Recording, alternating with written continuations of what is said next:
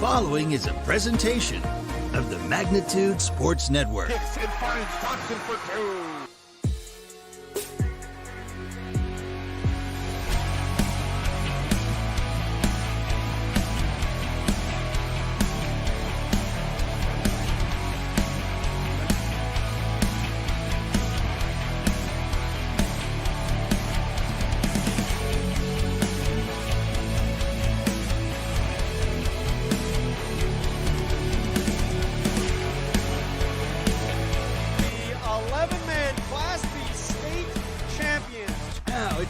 Time. Let's head up to the broadcast booth for the pregame show right now on Magnitude Sports. All right, welcome. We are live here at the Alaris Center in Grand Forks. Got MPFL Winter Showcase 2022, and that was right as we came on, that was the first play. You did not miss anything. An incomplete pass there to start things out. We're going to do a couple of quick changes here, that way because I didn't know what colors the teams are going to be, so give me a moment to update that.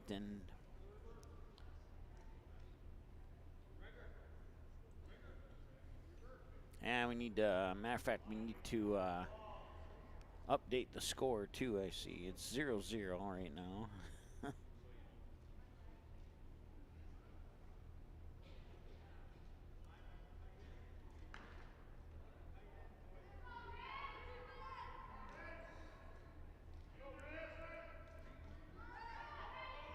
All right, stand by. I'll get that adjusted for you. On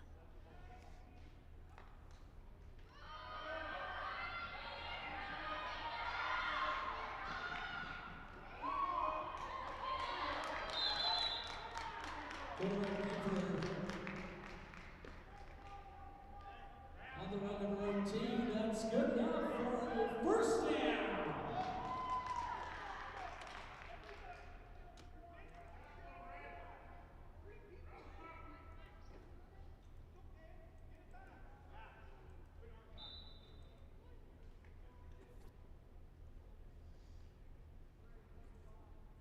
First and 10, ball at the 30-yard line.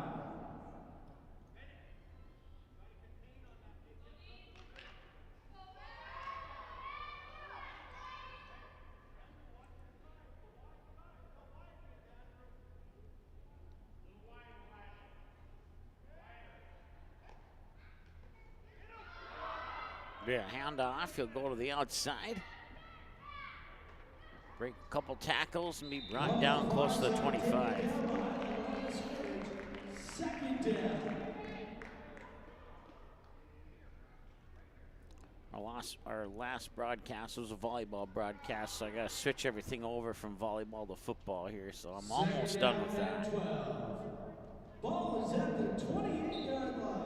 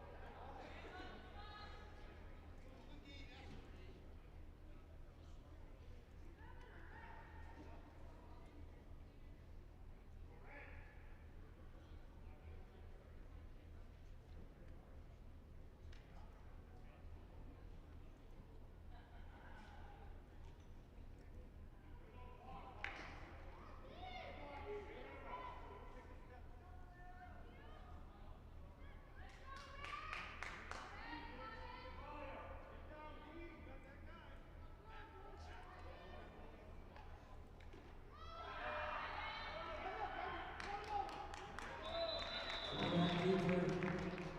Good for positive yardage. Seating has been a presentation of the Magnitude Sports Network. Don't forget to subscribe, click the bell, and visit our website at magnitudesn.com. Sorry about that. Hit the wrong button there. But save the stream from going offline. It should be ready to go now.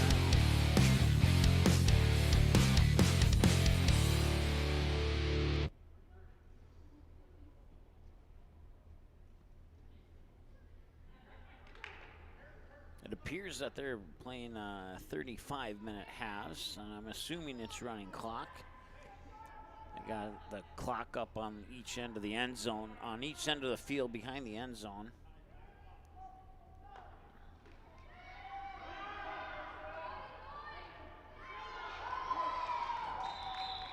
Quarterback keeper, positive yardage.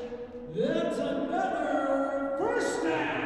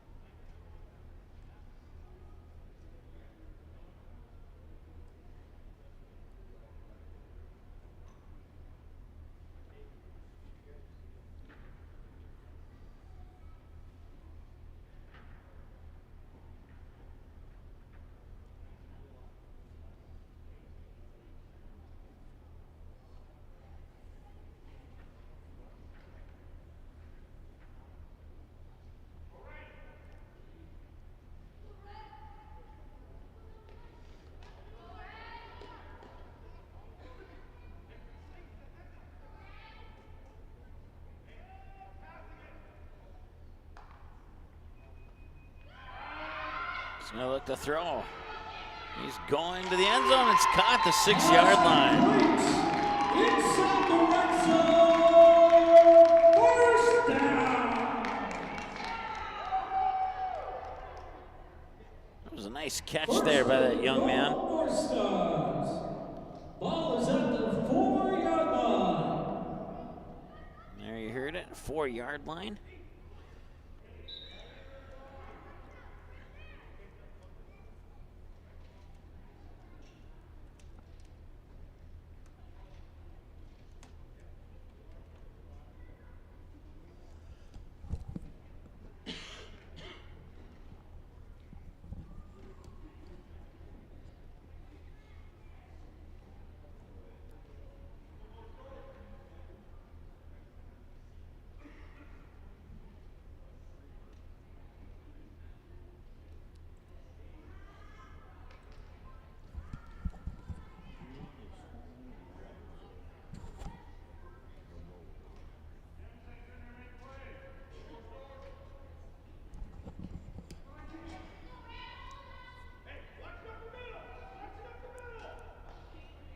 Looks like they got a 2-receiver set, and they're going to try and run the ball up the middle, and he's not going to get too far.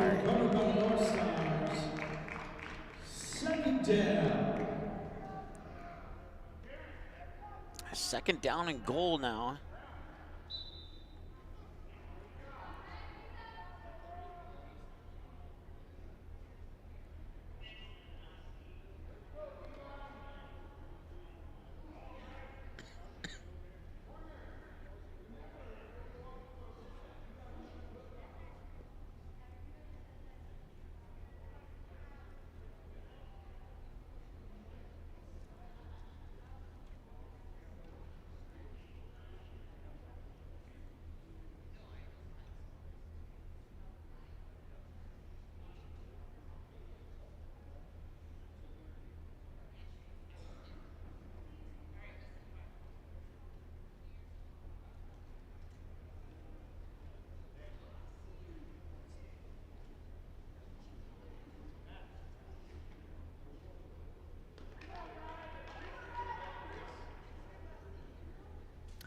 All right, they'll break the huddle, go up to the line of scrimmage. Looks like they put one receiver to the far near side here and to the right side. Now it looks like a 2-receiver set with an I formation. And he will try and break some, and he does break some tackles, but he's gonna end up losing about maybe a yard. Maybe he got back to the line of scrimmage. Brings up 3rd down.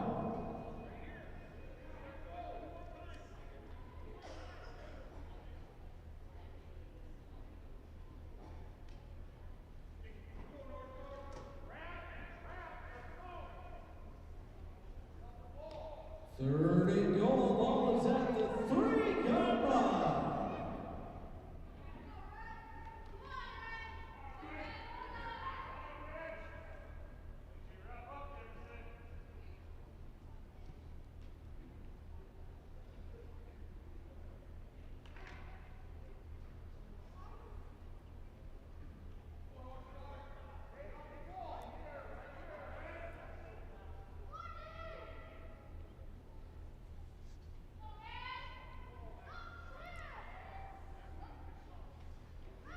And he'll roll. He'll look to pass, and now he'll keep it, and he'll lose a couple yards. Down at the 5-yard line. 4th down.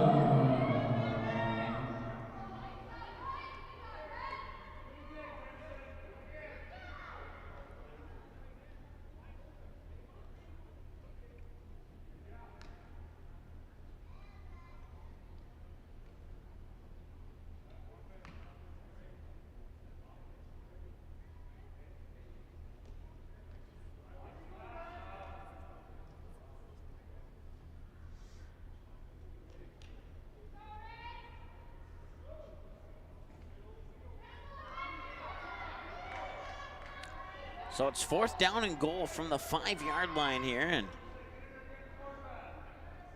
Teal looking to strike first here. And he's got a wide open man. The catch is made. He breaks the tackle. He's in the end zone for a touchdown.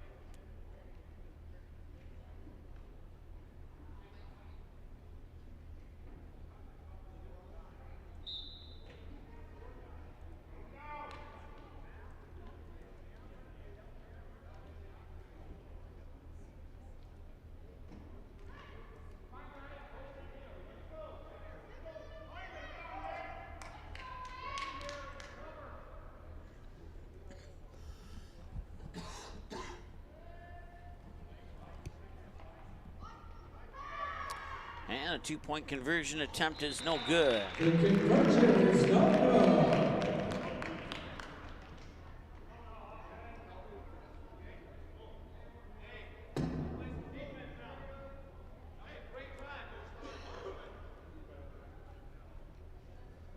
This ball will go over to the red team now.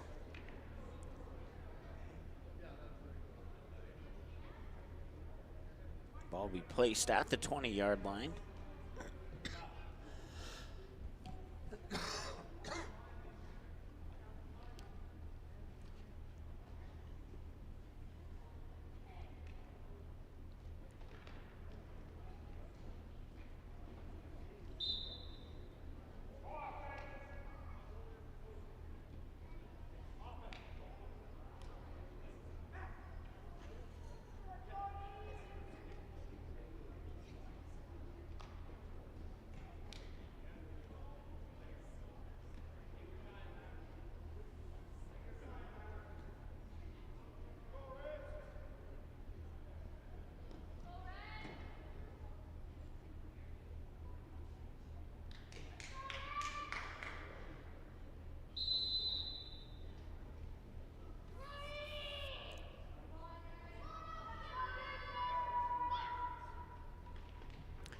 Roll out, nice completed pass, got the 21, now he's at the 31, the 35, 40, breaks loose, trips ahead to close to the 45-yard line. We'll see where they spot it.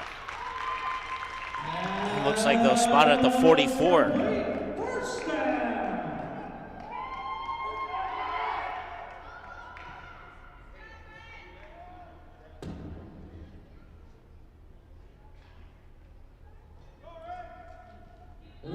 and 10, Devils Lake ball at the 44.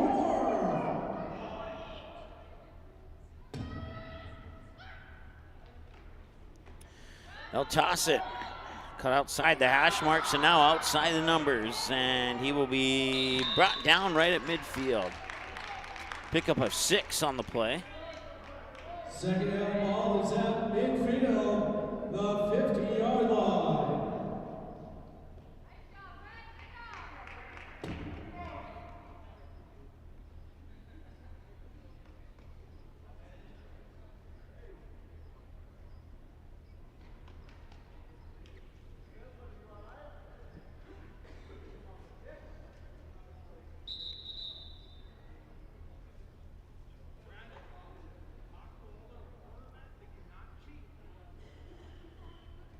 Looks like we have an official timeout here. Clock will continue to run.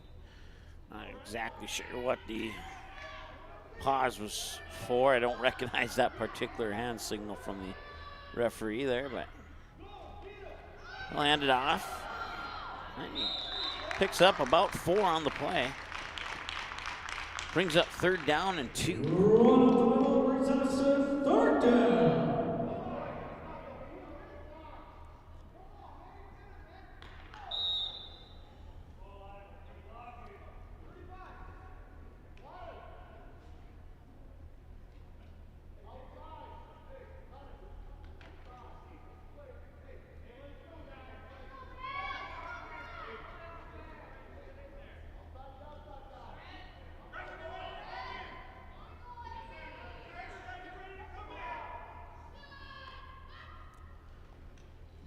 He'll roll out, looking to pass. Now he's going to tuck it in and run. Can he get to that 1st down marker? He's going to fight. He's going to stretch, and he may have gotten it.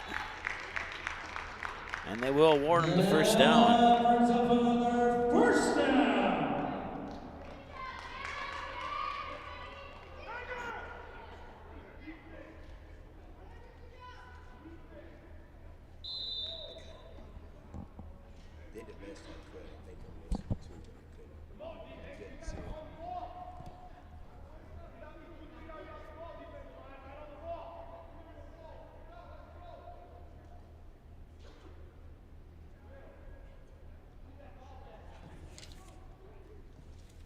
It's 1st and 10, Devils Lake ball at the 45-yard line.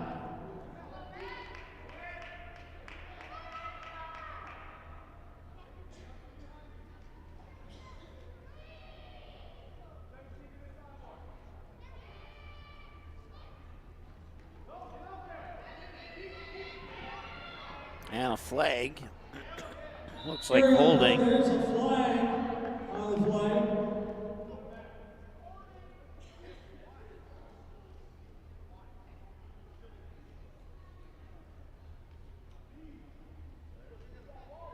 And it is indeed holding. Holding on Devils Lake is the call.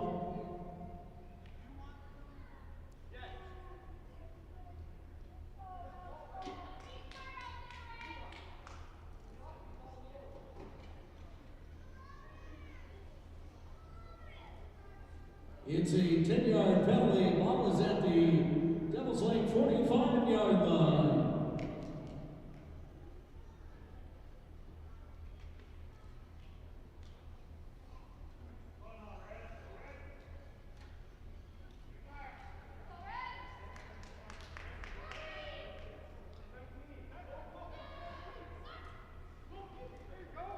And he's going to pass it near sideline. He's got him, man. Oh, and he dropped it. If he would have hung on to that, it would have been 6-6. There's no doubt about it. Nobody would have caught up to him. At least I don't think they would have. And that incomplete pass will result in a 2nd down and long. 2nd down and 20.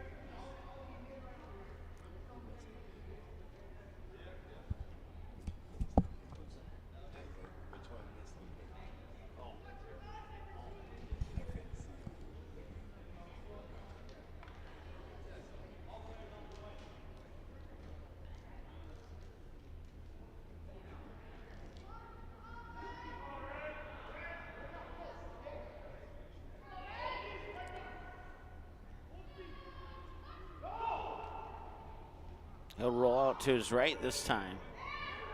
And the pass is intercepted. Still on his feet at the 45. Up to the 40, falls ahead inside the 40, close to the 38. It's intercepted by the North Stars.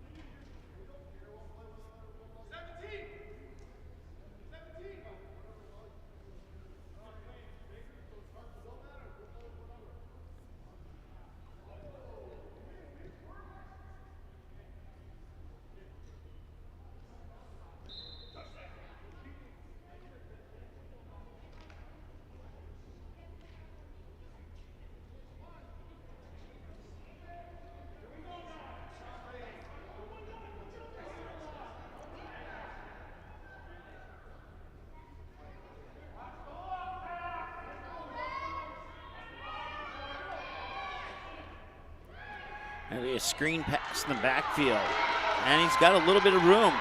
Can he get around the corner? Did he step out of bounds? That's the question. Where are they going to mark that at? Kind of looked like he stepped out of bounds back around the 18, but looks like they will spot it a little bit closer than I thought they would. Looks like it's going to be at about the 13-yard line.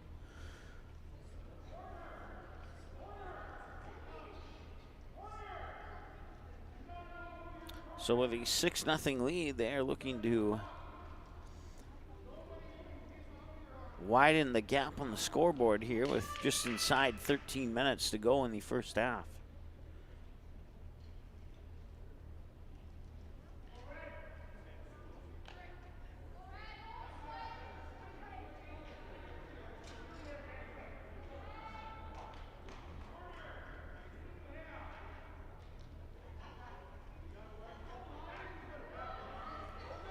Receiver to each side, 2 men in the backfield. Quarterback working out of the shotgun. He hands it off and a flag. Taken down behind the line of scrimmage, brings up second down.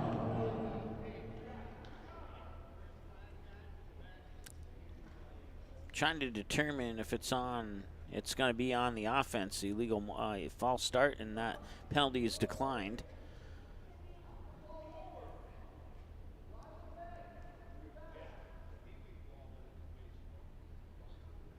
Or at least it was signaled that it was declined. Now the guy with the down markers moving backwards, so we'll see if maybe he misinformed us with the hand signals.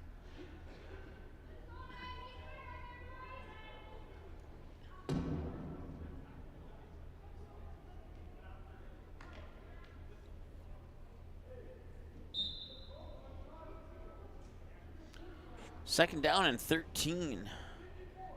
Have to get to the 3-yard line for a first down. And he'll pass over the middle, and it's caught. He breaks a tackle, slips inside the 10, down at the 8.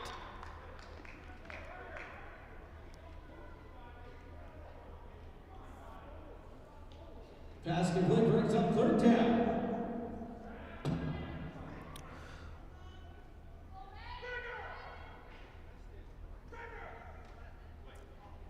Ball at the 8, 3rd and 6.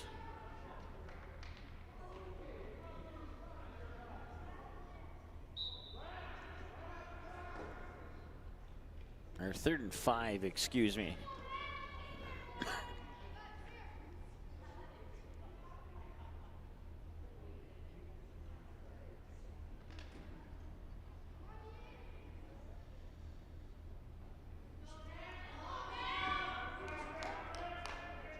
All right, so got two receivers near, one far, one man in the backfield. Shotgun snap and a screen pass, and the ball is caught. Cuts back inside, gets hit at the 5, and he's able to push his way into the 4-yard line. And that's going to be about a yard shy of the, well, it looks like they're going to award him the first down. No, it will not. It'll be 4th down and 1.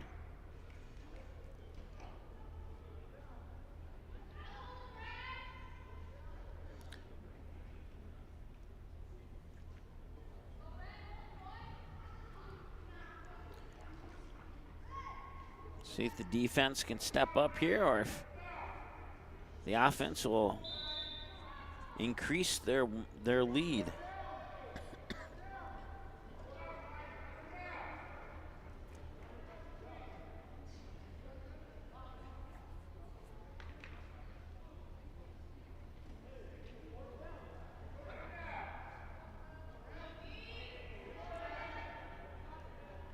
Fourth and 1.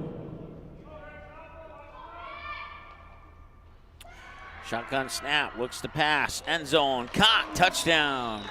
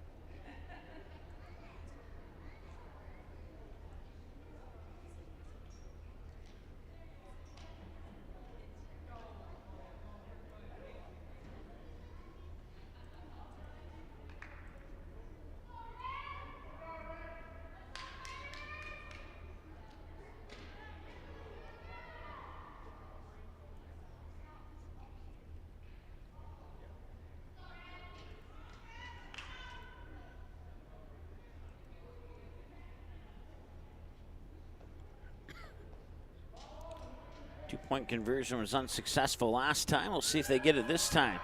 QB keeper to the outside and sheds one tackle, and he steps into the end zone, I thought. They're going to say no, he did not.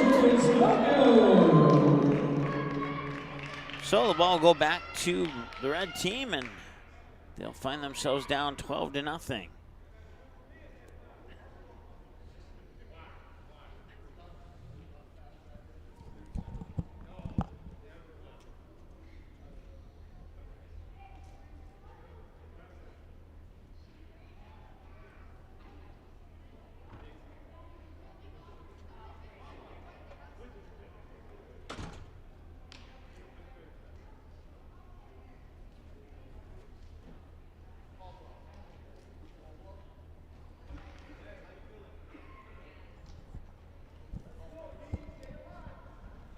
All right, 1st and 10 now here with inside 7 minutes to go. Ball placed at the 20. Trailing 12-0 here. We'll see if they can get on the scoreboard on this drive or not.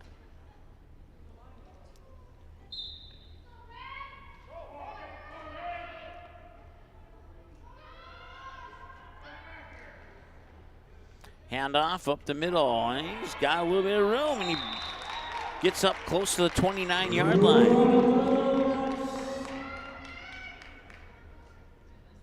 Second down.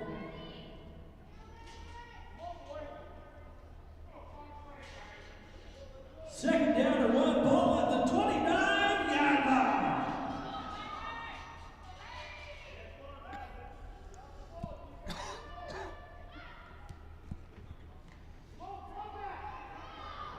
And that is a 1st down and more. He breaks another tackle, lost the ball, fumbled it. Looks like they got it back, though, right around the 44-yard line. It's another 1st down.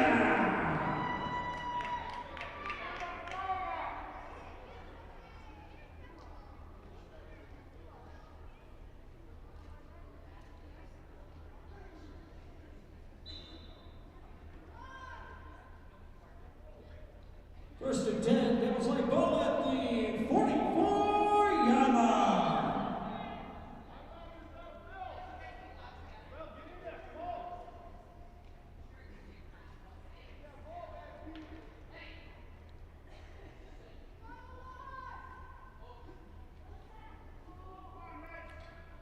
All right, they've had some nice plays on offense here, but they haven't been able to get down to the end zone. We'll see if they can do that in the next 5 minutes here.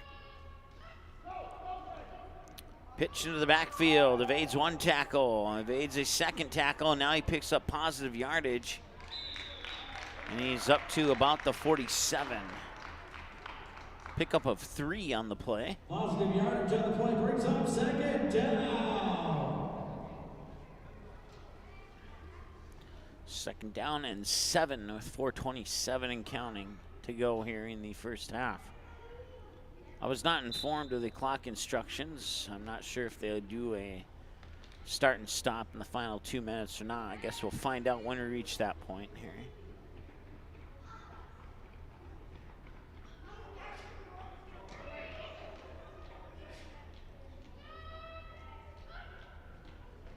And he'll hand it off right up the middle there, and he's close to the first down. See where they spot it. Looks like it's going to be short by about a yard. I think he might need to move that stick a little bit closer there.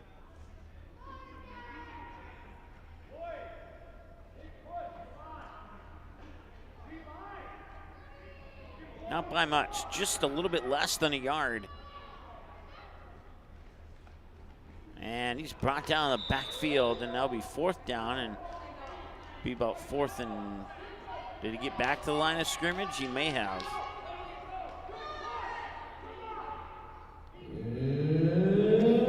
It's 4th down.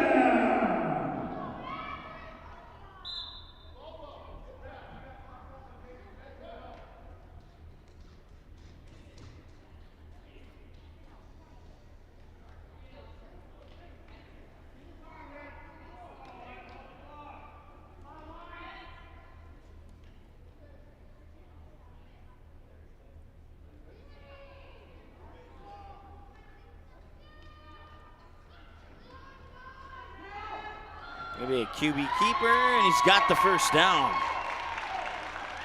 Ladies and gentlemen, that's the Devils Lake first down.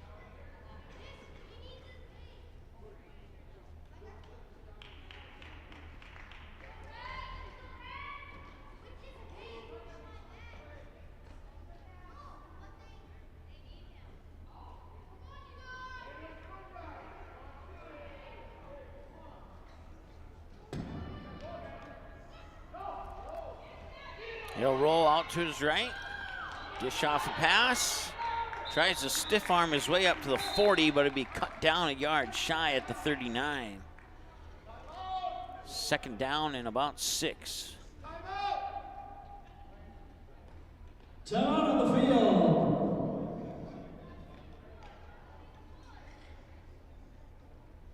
So the timeout will stop the clock with 1:07 to go here in the first.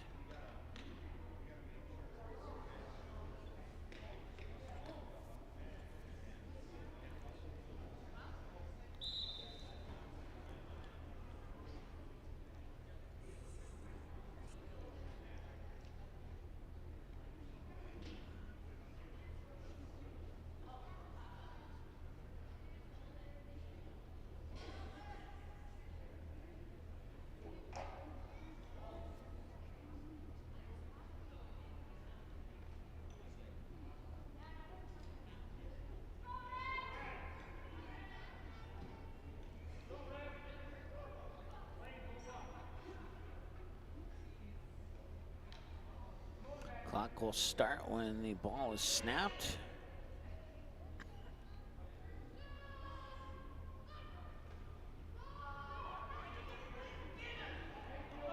Flag on the play, but the pass is caught. Flag was in the backfield. I have reason to believe it's against the offense.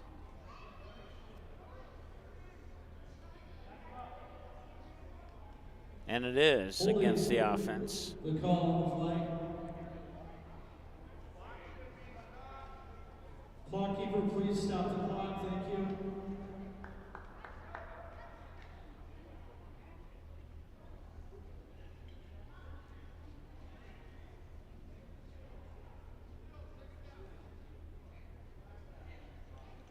It's second down.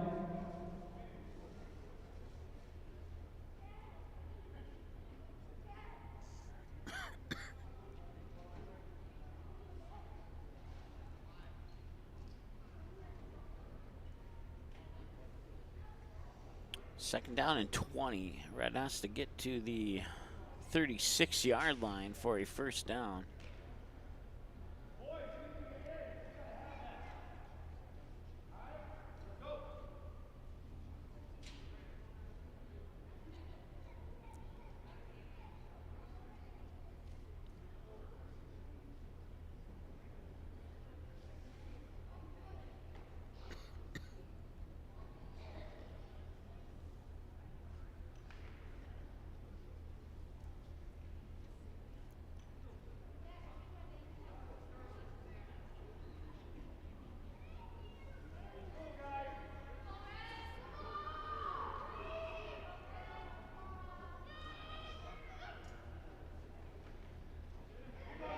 He'll roll out. Oh, and he gets hit as he was trying to throw, and it's a recovered fumble by the North Stars.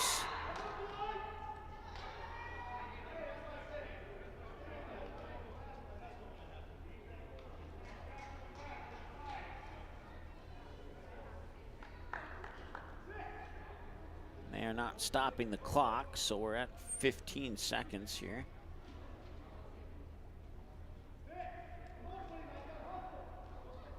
So a couple of penalties on red. Both of them were declined, and it'll be the North Stars ball. Ladies and gentlemen, that brings us to halftime.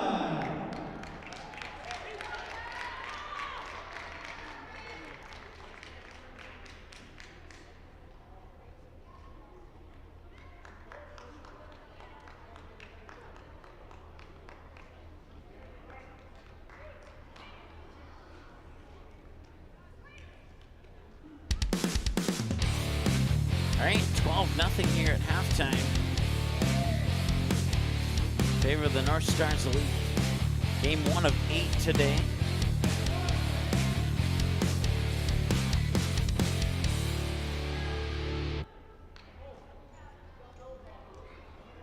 There'll be about a 5-minute intermission between the halves here, and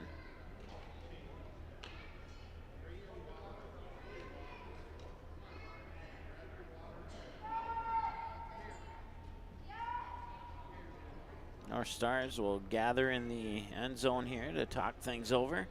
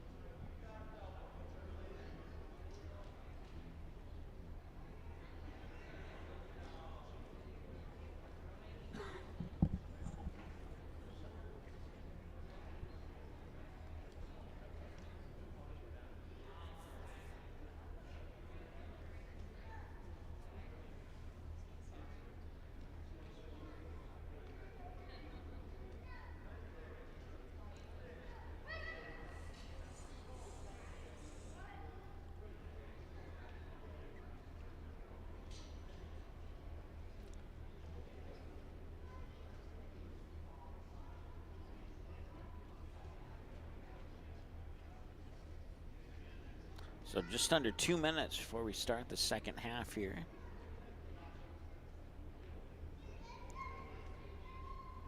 Game 1 of 8, halfway done with game 1, and 7.5 to go after this one.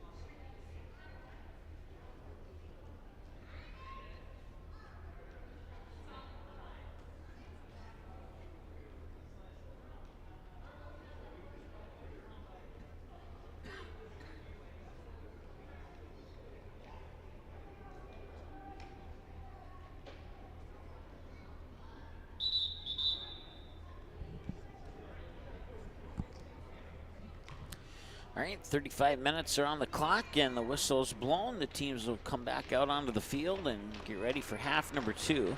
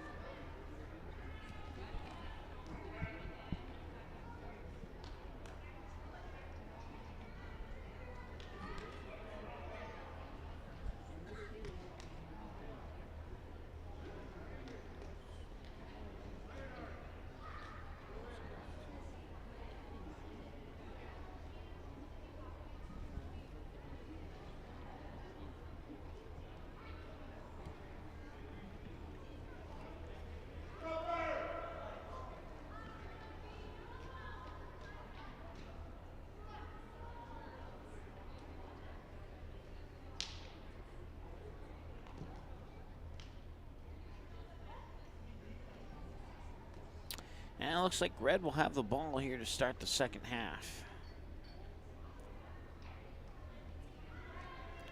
Once again, the 35-minute clock will start on the first snap, and there'll be a continuous clock up until at least the final 2 minutes of the half.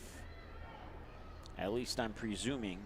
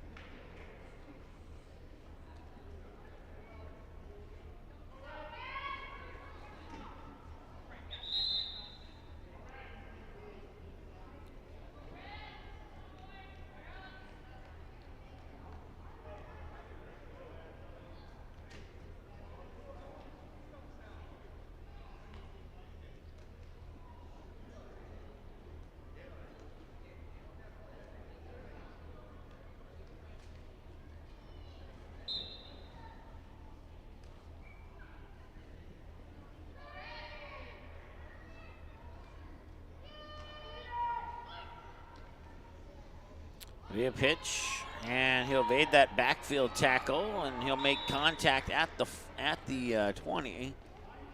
and push himself forward to about the 21. So a pickup of 1 on that play. Bring up 2nd down and 9. Gain of 2 on the play, 2nd down. I'm going to push the ball a little bit further ahead than they initially marked it. So it'll be 2nd and a hair over 8. Let's put it that way.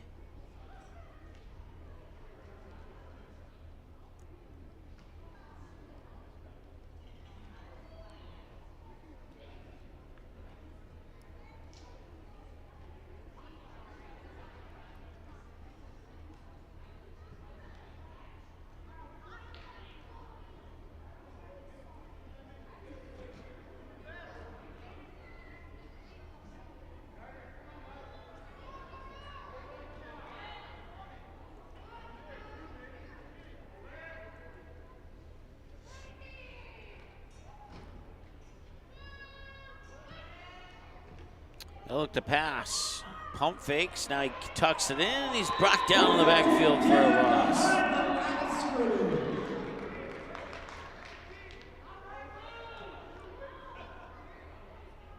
It is an approximate 10-yard loss as they'll mark the ball at the 12. They'll mark the ball at the 13. And it'll be 3rd down.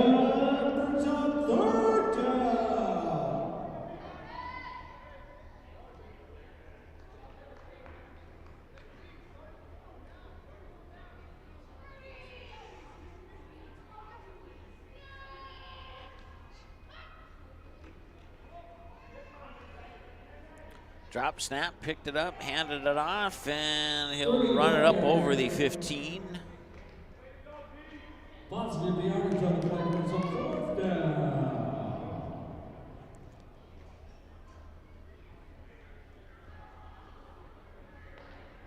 Timeout on the play. Reset the clock to 32 minutes, 40 seconds.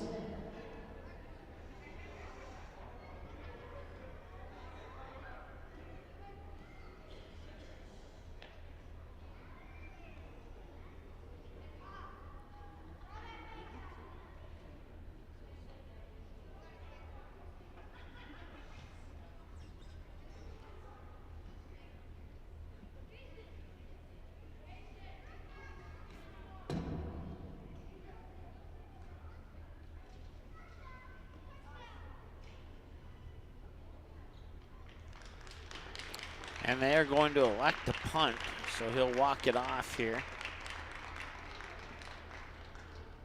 And I'll give the ball back to the North Stars.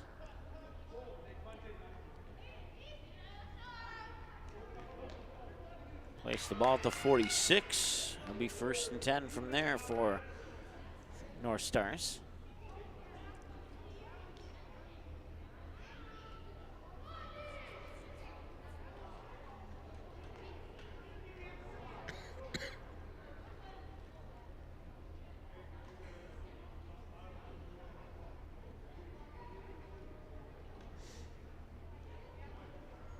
If you're just tuning in, the North Stars are in the teal green, kind of the football version of the San Jose Sharks. And Devil's Lake is in the red, kind of the football version of the Washington Capitals, if we're naming off hockey teams here. Or maybe with red and black, a more accurate team to identify would be the New Jersey Devils.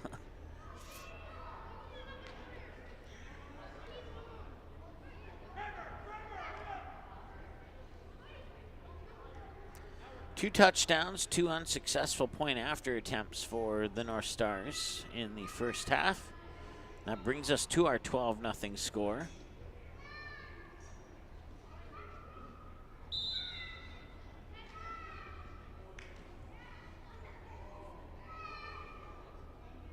Referee signaling for the clock operator to start the clock. But he's not doing it until now, so.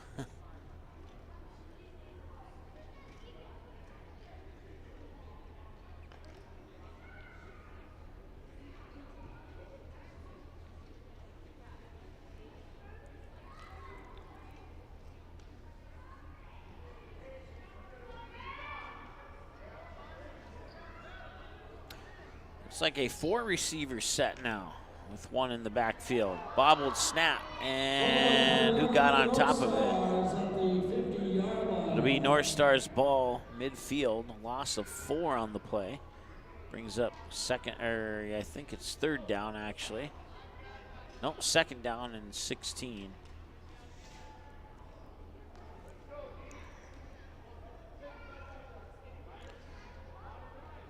Foul start is declined.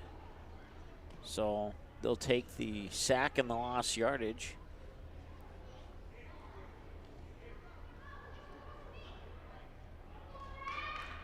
Although the false start would have put him back at the 49-yard line, the declined penalty allows North Stars to stay right at midfield. So,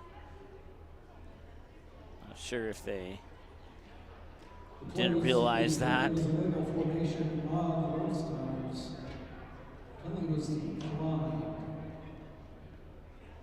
Brings up 2nd down.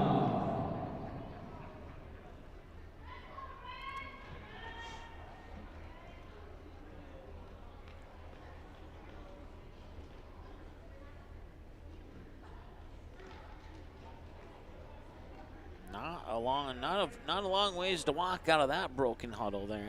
I think that's the closest I've seen a team huddle to the ball or to the line of scrimmage in all these events that I've ever been to for the last couple of years. And a whistle before the play starts. So be offside on the offense.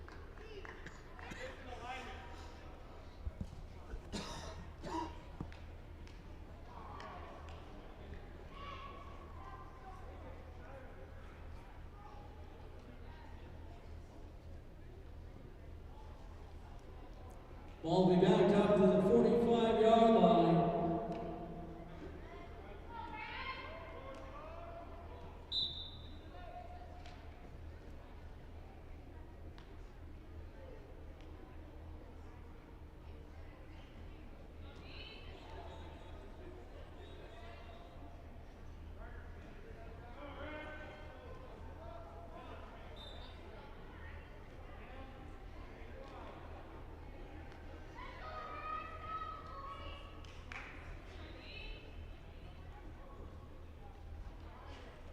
I say I had to, if I'm saying this incorrectly, I apologize, Patria, for chiming in on the YouTube chat. And a big gain there for the North Stars lead after a couple of penalties. They pick up a 1st down. That brings up a 1st down.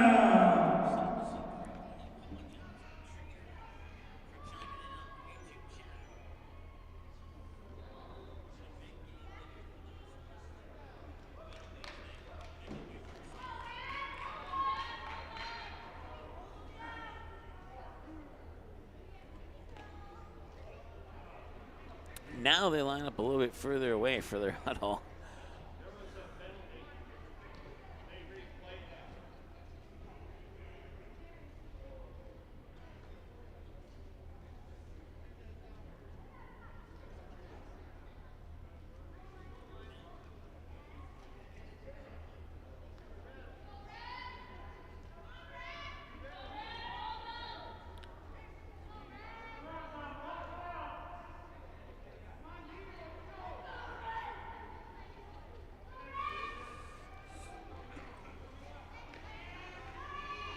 And he'll hand it off. A draw play. He cuts to the outside. And he'll be spun down right around the 27, 28-yard line. I meant to say 28, 29. It's enough for a 1st down. They will spot it at the 29-yard line.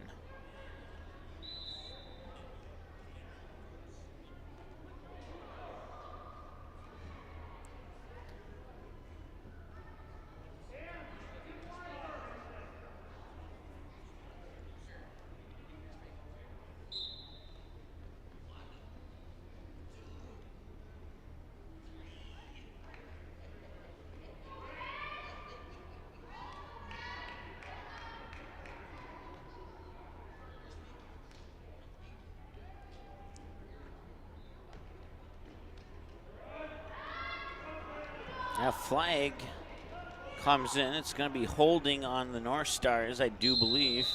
Run for positive yardage. There is a flag in the play. And that's exactly what it was. North Stars.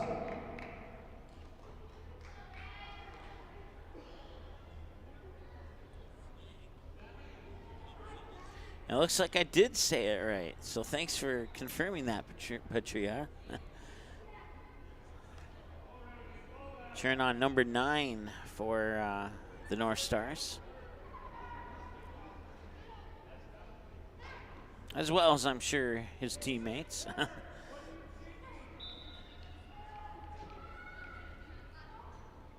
right now, number 9 and his teammates have a 12-0 lead here with a little over 25 minutes to play in the second half.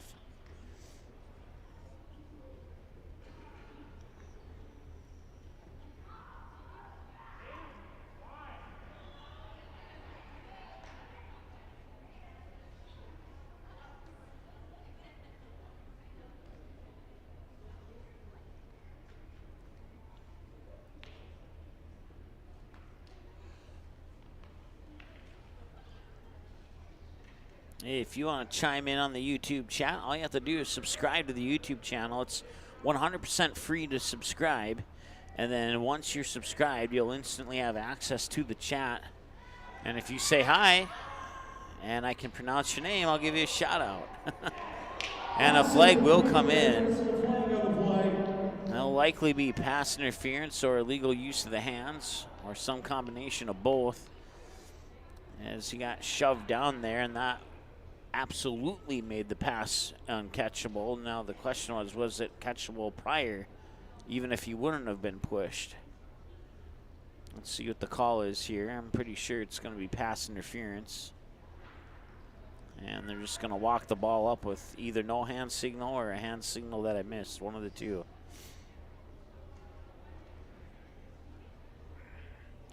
So move the ball up to the 26-yard line.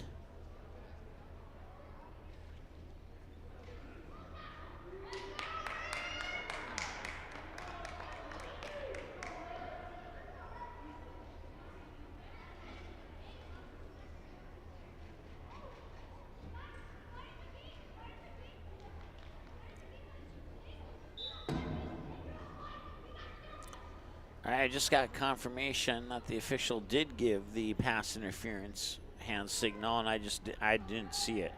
I was operating the camera and I totally missed the referee. So looking to pass, and oh, if he could have caught it, he could have maybe been into the end zone, but it'll drop incomplete. Bring up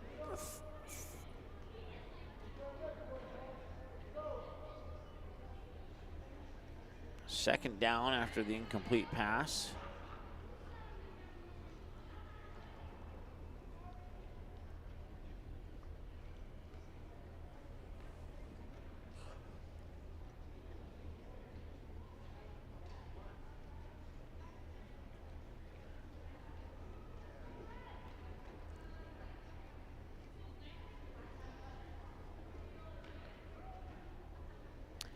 Devin, I believe it's the 3rd and 4th grade. I have it on my phone. I'll have to pull it up. It's the first game of the day, first of 8 games. And when the next opportunity provides itself here, I'll double check that. But I do believe it's the 3rd and 4th grade team. And with that incomplete pass, it is now 3rd down.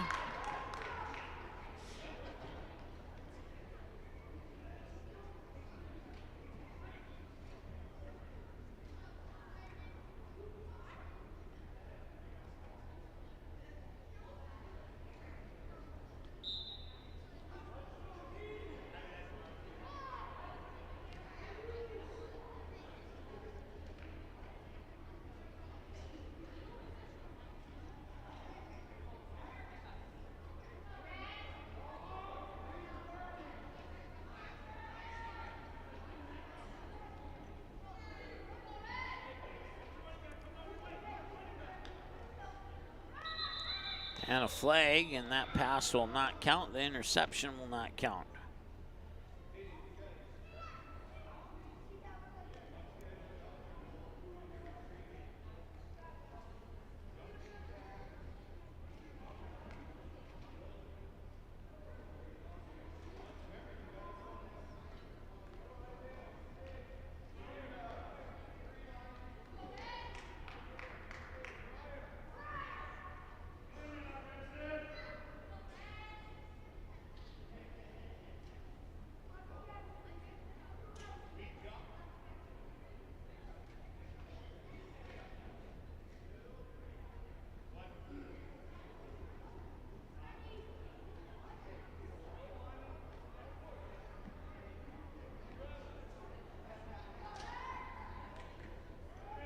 Oh, my apologies. I just pulled it up on the phone here. It is the 6th grade level.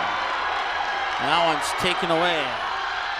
And coming down the sideline, he'll push his way over midfield down to the 46. And after the interception, Devils Lake will get the ball back. So it's the 6th grade game between North Stars Elite and Devils Lake, and then coming up at approximately 9:30 is the 5th grade game between the same two teams. And then at 11 o'clock, it'll be the 9U team. At 12:30, it'll be the 10U team. At 2 o'clock, it'll be the 11U team. At 3:30, it'll be the 12U team. At 5 o'clock, it'll be the 13U team. And then the final game of the day will feature at 6:30. Will feature the adult Mud Dogs taking on the Invaders, which would be interesting. We've always done youth here at MPFL, and now we get to do an adult game at 6:30 tonight. So.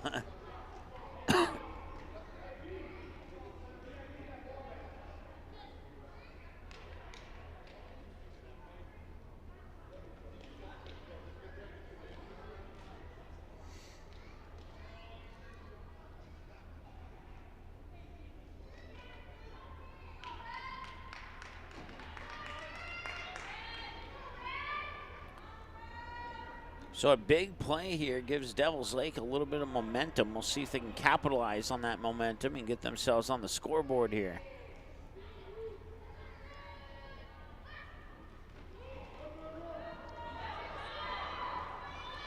And he finds some nice positive yardage there up close to the 36-yard line. And that is going to be very close to a first down. They're going to give it to him.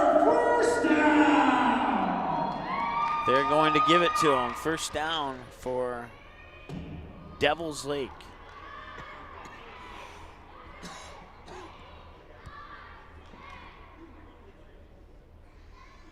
Devin says he'll be playing for the Mug Dogs later. I'll look forward to that.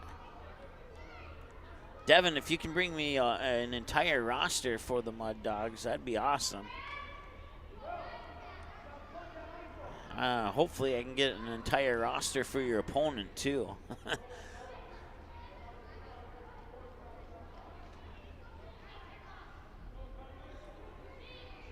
But it's not required.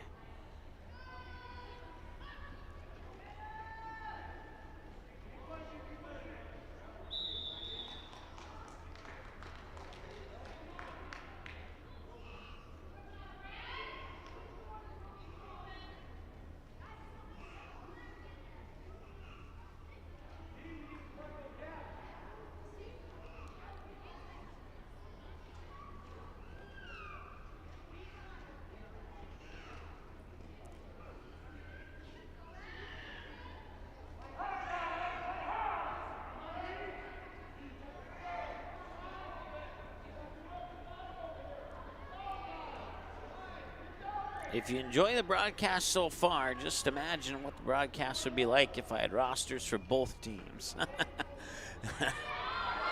Nice cutback. And he'll be brought down close to the 12. I'm sorry, close to the 17 is what I meant to say. Run from the break, brings up another Devils Lake first down.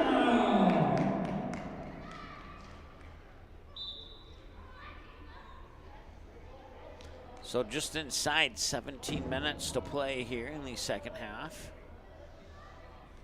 All the scoring occurring in the first half up to this point.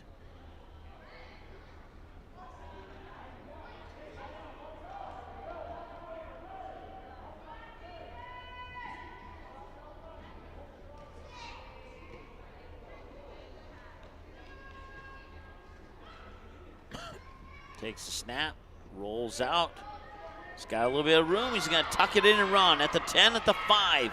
4, 3, 2, 1, touchdown.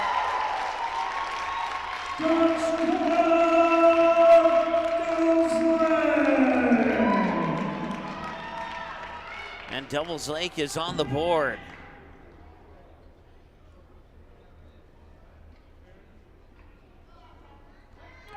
So now the 2-point conversion coming up here, and we'll see if they can get it or not.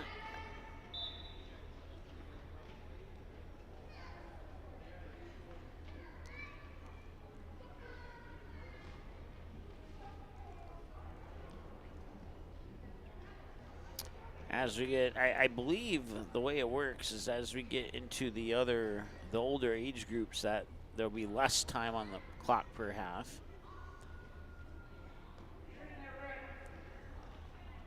But we'll have to play it by ear and see what they put up on the that board there. Point after attempt here. 2 points. If they can get it in, they'll hand it off. And no, he's going to be stopped. Forward progress will be stopped. And now all 3-point after attempts by both teams have all been unsuccessful. And the referees will walk the ball out to the 20-yard line, and they'll give the ball back to the North Stars. Once again, the North Stars in the teal green and Devils Lake in the red. If you're just tuning in, or if you've been watching for a while and wondering. So first down for North Stars Elite.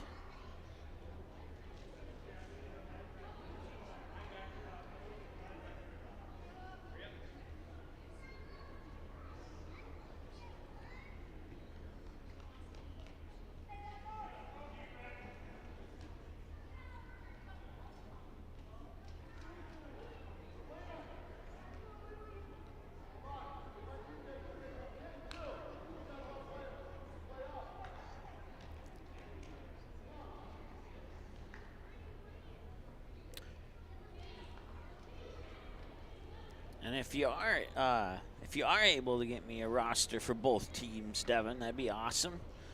Prefer numerical order with number, first name, last name, if at all possible. I don't need any other information unless you have it. If you have positions, I'll take positions, but I need at least those 3 things that I mentioned. So, and if you can't, you can't. No big worries about that. Screen pass, backfield, flag on the play, and he'll break a tackle, and he almost lost the ball, but then recollected it. And now his forward progress will be stopped at about the line of scrimmage, and maybe a yard lost, but let's see what the flag is.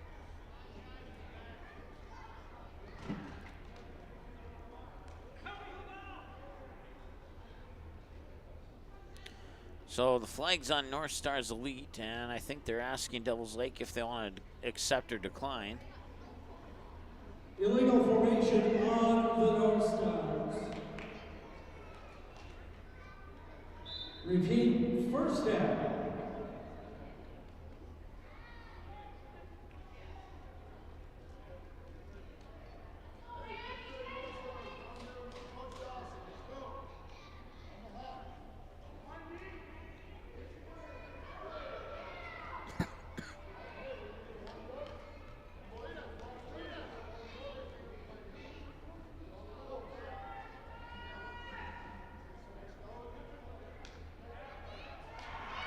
And he'll pass. And it's caught. And he's got a man to beat at the 40, cuts back inside, breaks through the tackle at the 20, at the 15, the 10, the 5, and another touchdown for the North Stars Elite.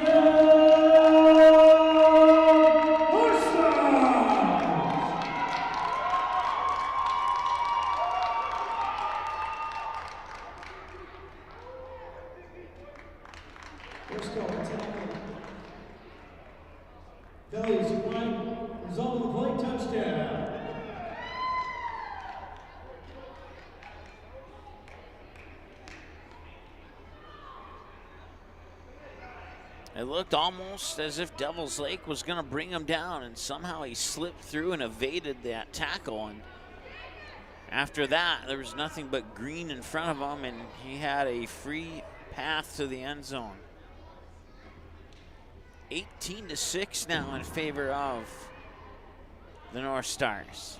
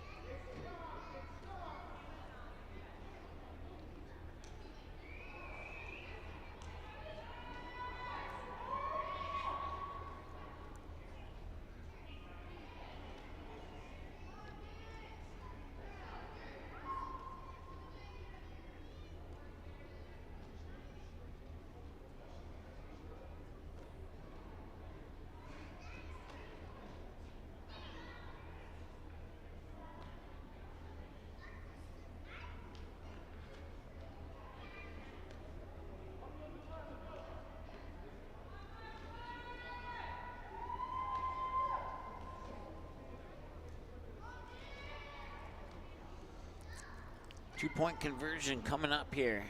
They have not succeeded on one yet, but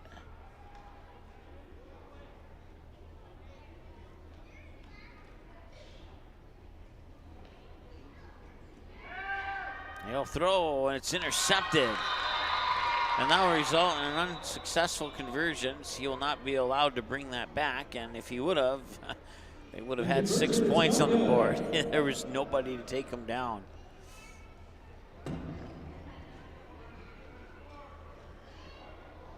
It's inside 10 minutes to go now here in the second half.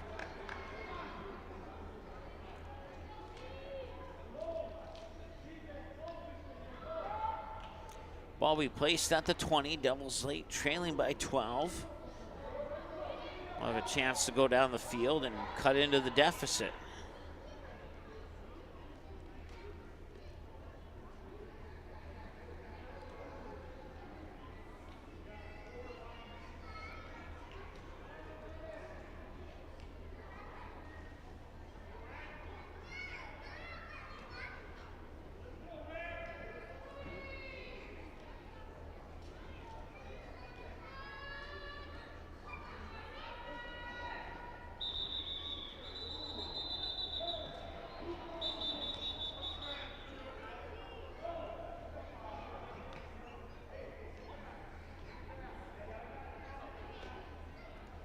And that is encroachment on the North Stars, or offside. It's pretty much the same thing.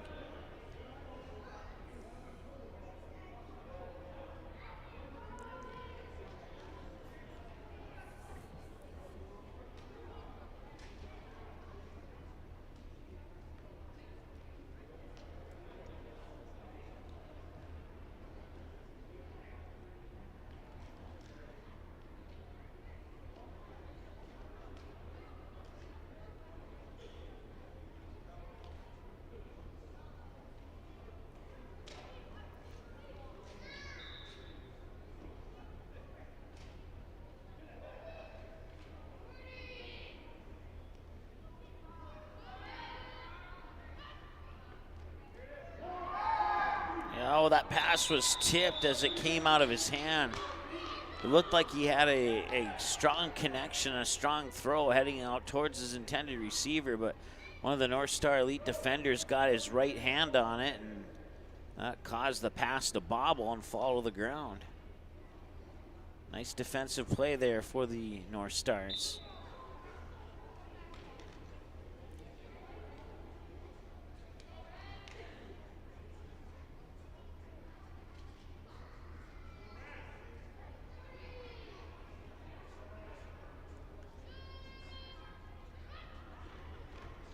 This time they'll hand it off, and he breaks through the line of scrimmage. Ooh. No. Don't see a flag, although it kind of looked like a horse collar tackle from my vantage point, but referees on the field are a little bit closer to the action than I am, so even though my camera would probably tell you that I'm gonna have about the same vantage point as them, but because I can really get in there if I need to. Ladies and gentlemen, that brings up another first down.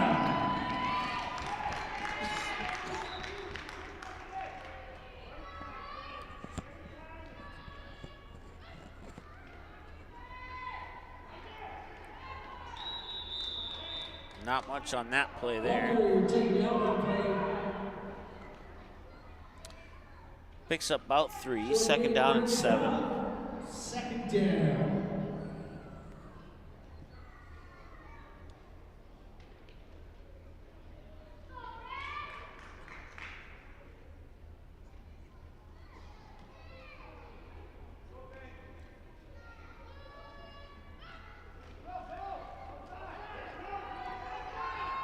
And he tries to weave his way through a hole, and he's able to pick up about 4 yards approximately. Yards on the play brings up.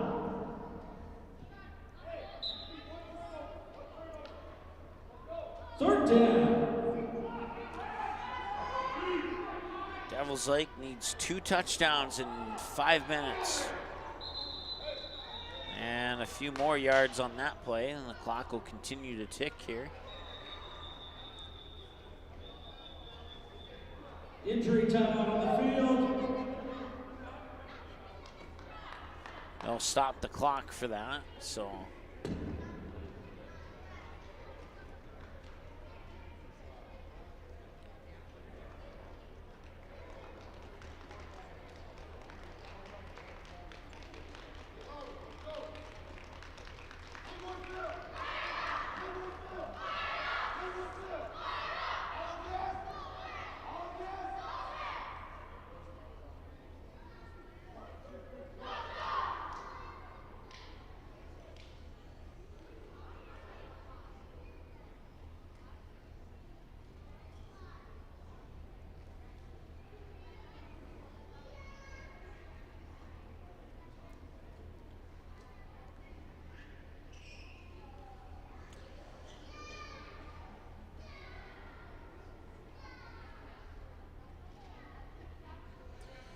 .24 here, and the next game scheduled to start at about 9:30.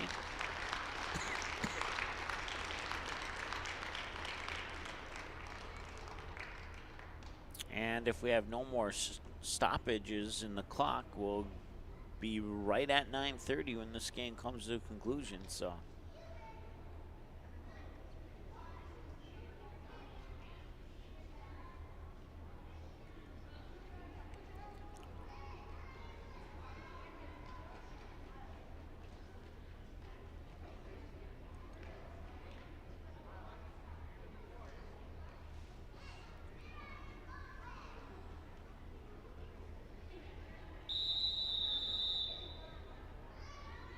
They'll restart the clock because they cracked the eggs on 5 minutes to go, so we'll just leave our clock stop until the one in the field here gets caught up. Once again, earlier they stopped the clock when they shouldn't have, and that's how we got ahead of them.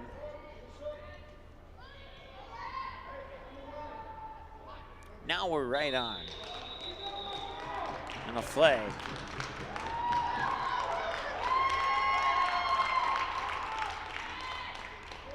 It's on North Stars Elite, so Devils Lake will get some free yardage.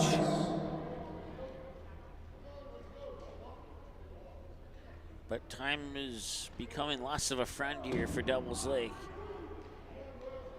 Need to come up with a couple big plays as quick as they can to try and get down the field here and cut the deficit down to 1 score and then find a way to get the ball back.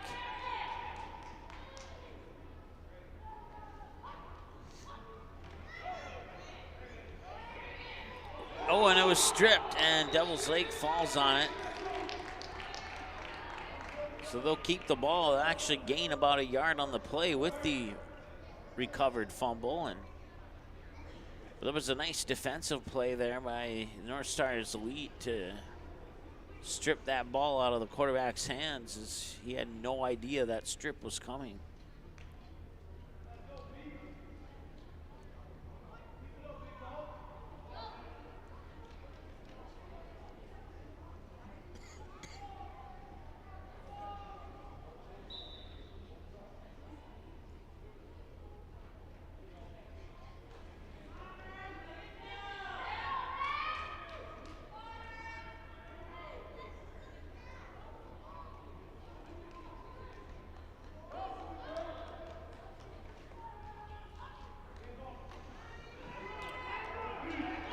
Looking to pass, he's pressured, he gets rid of it, and it was incomplete.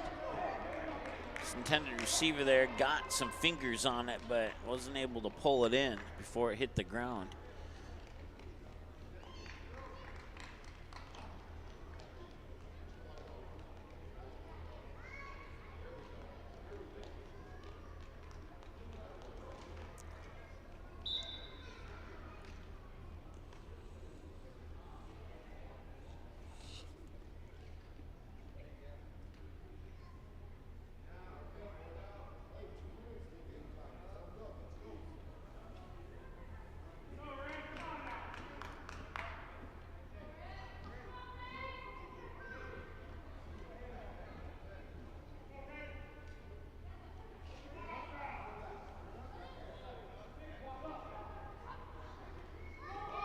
a bobbled snap, and it looks like the quarterback for Devils Lake got on top of that one right away. So,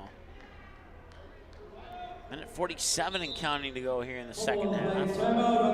And now they're going to call a timeout. So I'll stop the clock with a minute 44.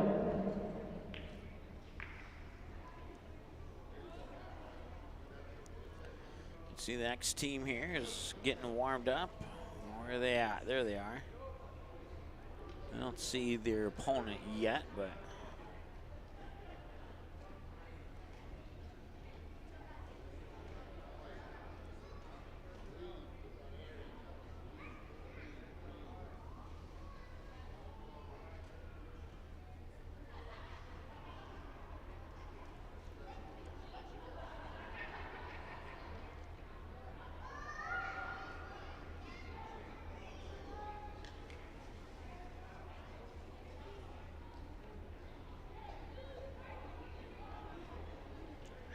it is 4th down and 9. Devils Lake has to get to the North Stars' elite 46-yard line for a first down.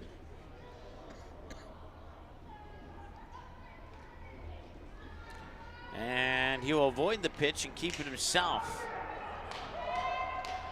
And that will be a turnover on downs.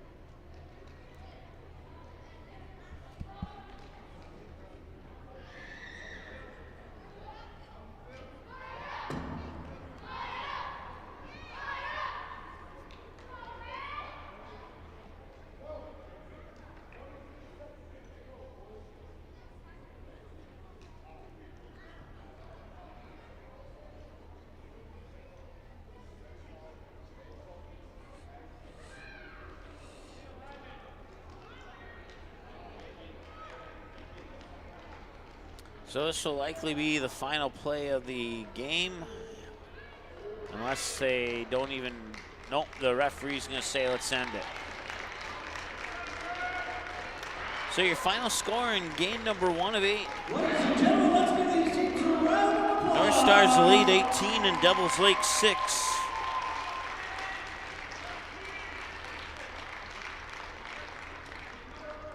Coming up next here at the O'Leary Center, it is our 5th grade game featuring the North Stars Elite and Devils Lake. Stick around. Thanks for joining us here at the O'Leary Center, home of the University of North Dakota.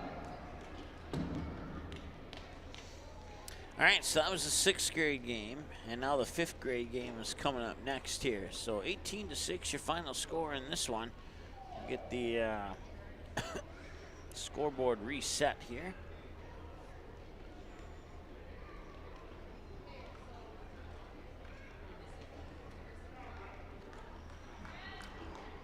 Put 35 minutes on the clock and get us to the first half.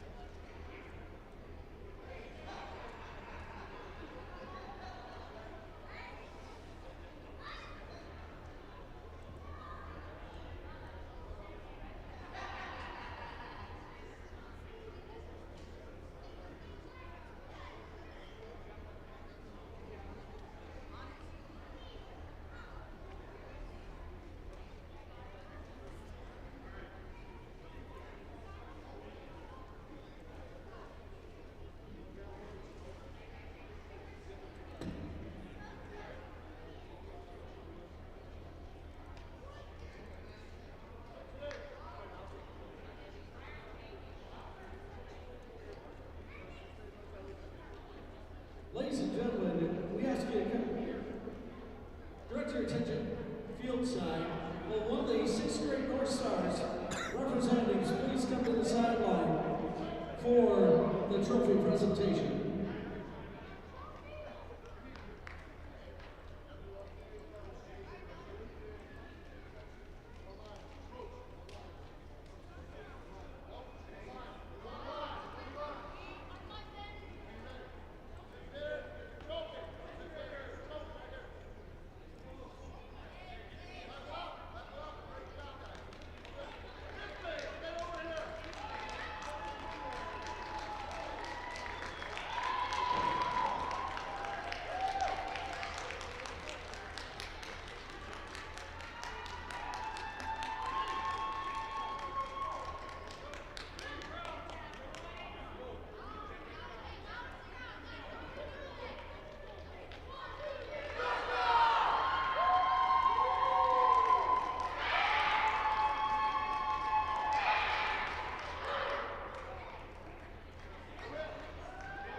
Ladies and gentlemen, we now ask you to please turn your attention to midfield for the point flip for today's 5th grade game.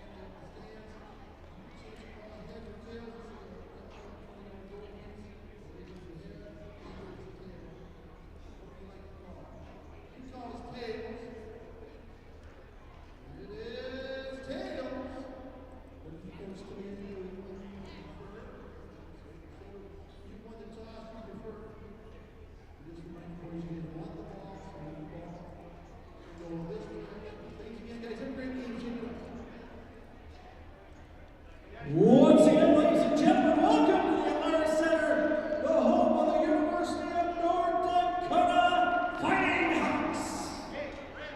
For today's game, this is a 5th grade game between the North Stars Elites and the Devil's Lake football team. Again, 35 minutes on the clock. We'll play 2 35-minute running time halves. We'll get underway here momentarily. Again, welcome to the beautiful Atlanta Center, the home of today's games and the home of the University of North Dakota Fighting Hawks.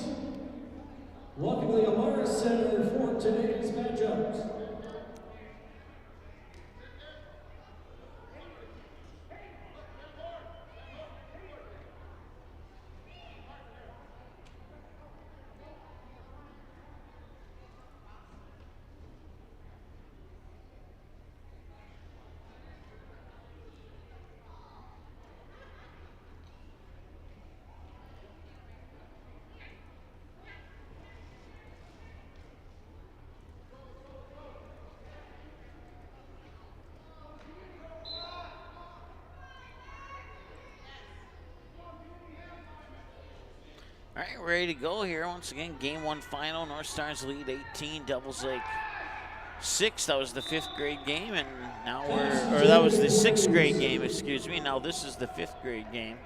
Same two teams, only difference is Devils Lake is in black instead of red this time around.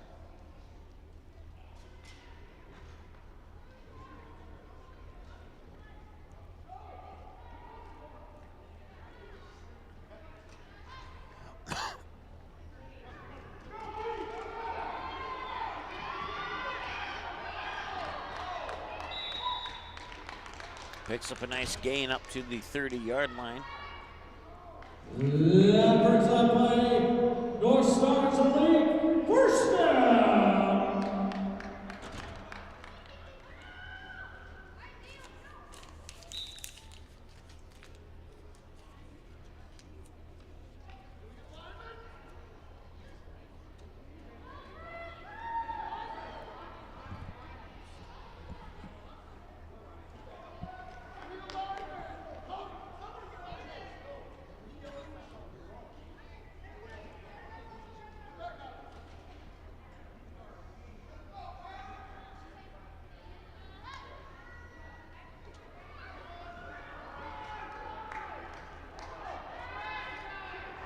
And somehow he stays on his feet. That was pretty impressive. Outside the numbers, down the near sideline at the 30. And now he will stiff arm his way inside the 25. Again on the play, that brings up on North Stars Elite, first down.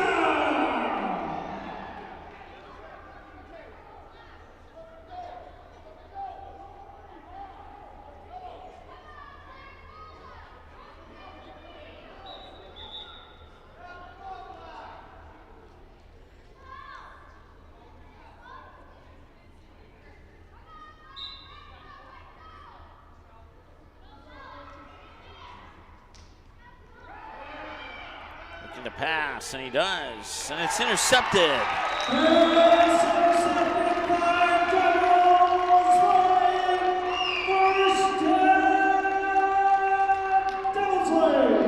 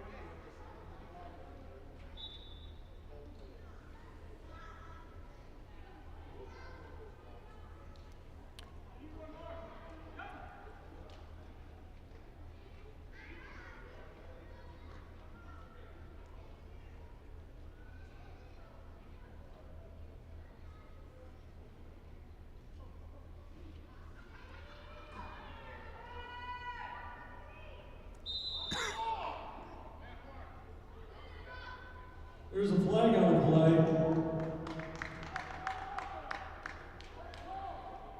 False start of the offense.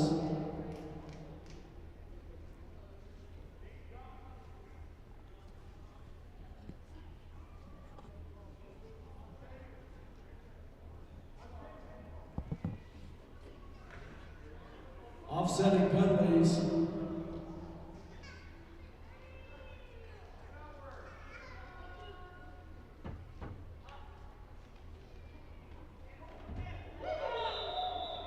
Quarterback sack on the play, brings up second down.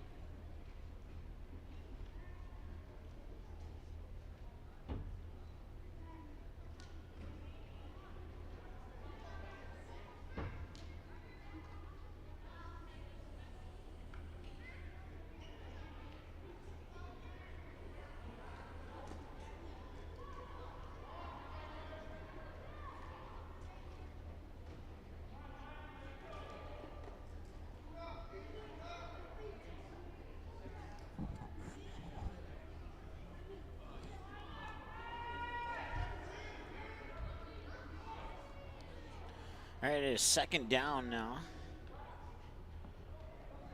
And the pass is caught. But he'll get maybe back to the line of scrimmage, and that's about it. Leopards up, third down.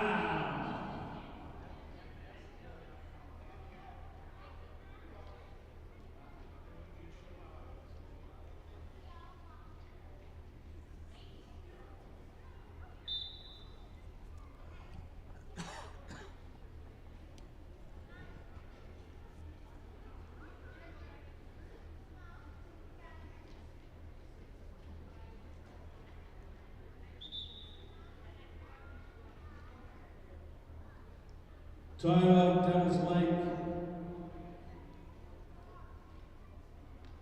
Clock continues for him.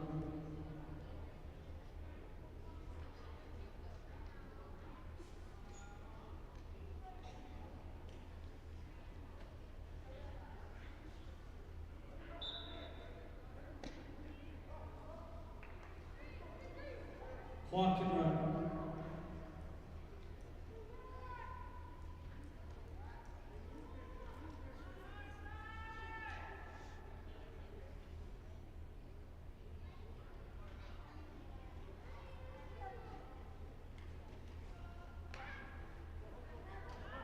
Hands it off, and he'll find himself on the ground behind the line of scrimmage.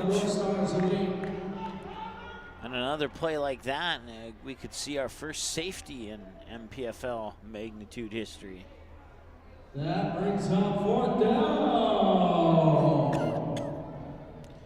And we will not see a safety as they'll walk off the punt. So North Stars Elite will get the ball. We'll see where they spot it at. Usually it's about a 35-yard punt, usually.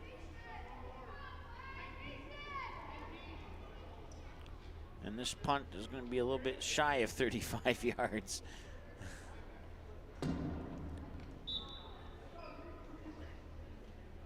"28-yard punt. Fair cut, no return. Sort of, in a way.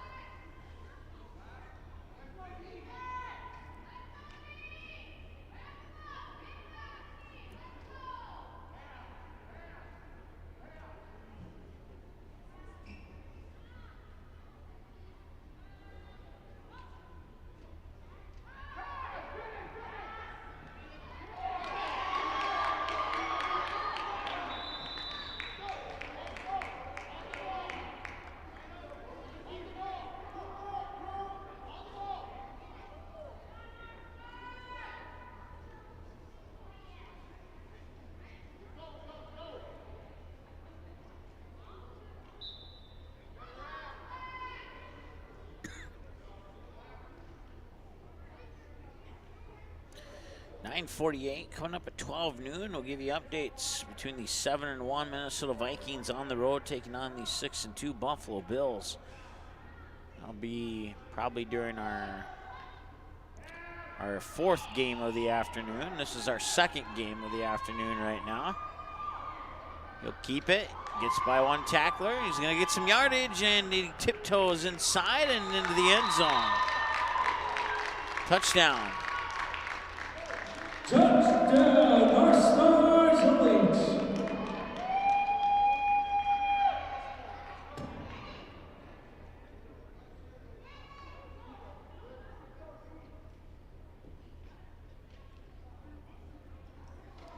So they'll line up for the point after attempt here.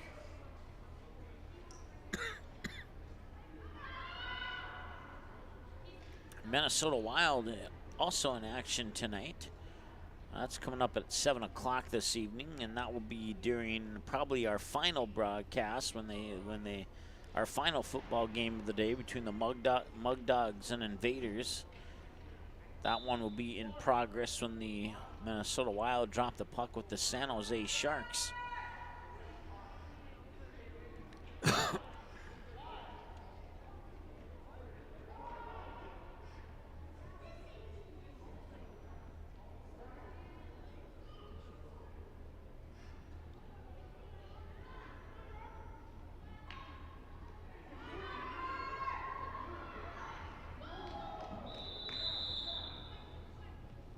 There is a flag on play. And then, last but not least, Minnesota Timberwolves. 5-8 on the year, on the road in Cleveland, taking on the Cavaliers, who are 8-4 on the season. The point after will be repeated. And that game is scheduled for a 5 p.m. tip-off between the Timberwolves and the Cavaliers. So we have the Vikings and Bills at noon, the Timberwolves at the Cavaliers at 5. And the only home game for those three Minnesota teams is the Minnesota Wild at 7 when they take on the San Jose Sharks. And he will scoot in for the 2-point conversion. So it's 8-0 now.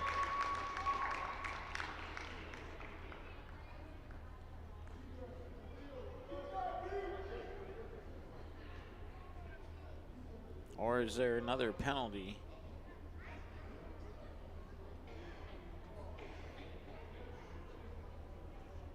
Nope, there isn't a penalty. It is 8-0 in favor of North Stars Elite.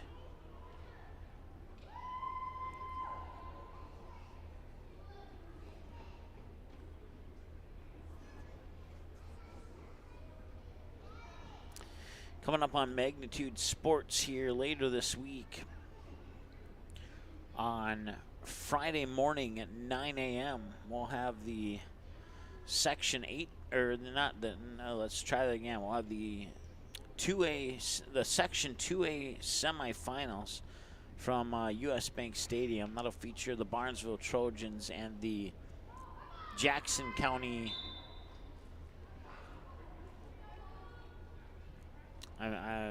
Huskies, I believe it is.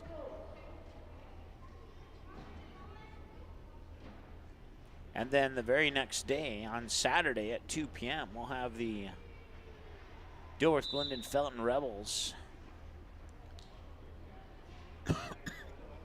taking on the Fairmont Cardinals. And that is a AAA semifinal, also at U.S. Bank Stadium. And then the winners of those two games will move on to the AA and the AAA state championship games, which will be held at U.S. Bank Stadium. And should Barnesville and or DGF win those games, we'll have both of them for you here, one and or both of them here on Magnitude Sports. We have another penalty here on Devil's Lake.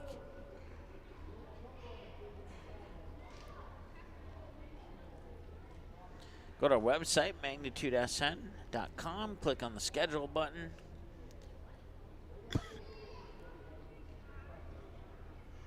And you can get everything you need to know.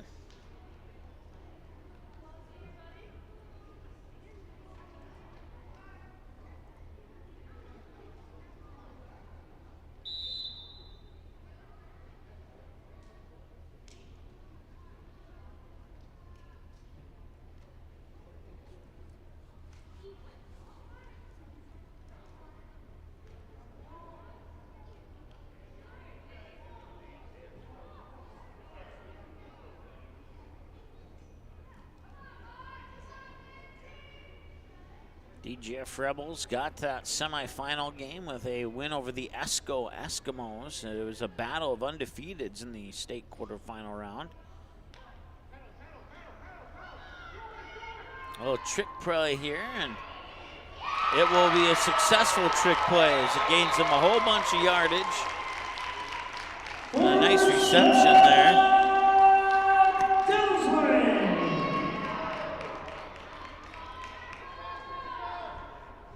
So Devils Lake down 8-0, looking to respond with a good drive of their own, and so far so good.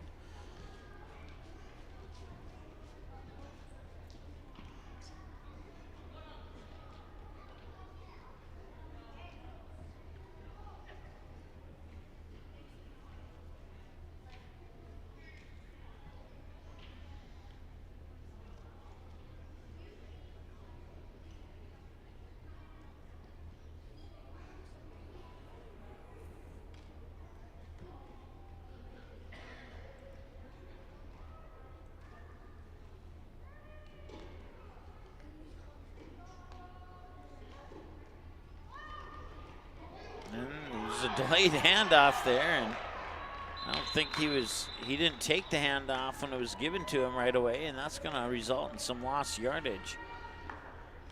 Second down, and see where they spot it.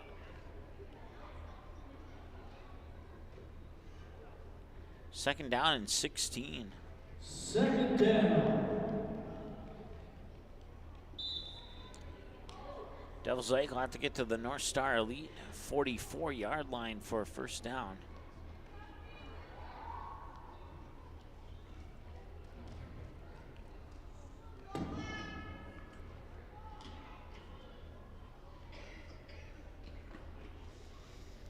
That DGF and ESCO game yesterday, can read all about it at our website, magnitudesn.com. It was a tale of two halves where both teams dominated the same half.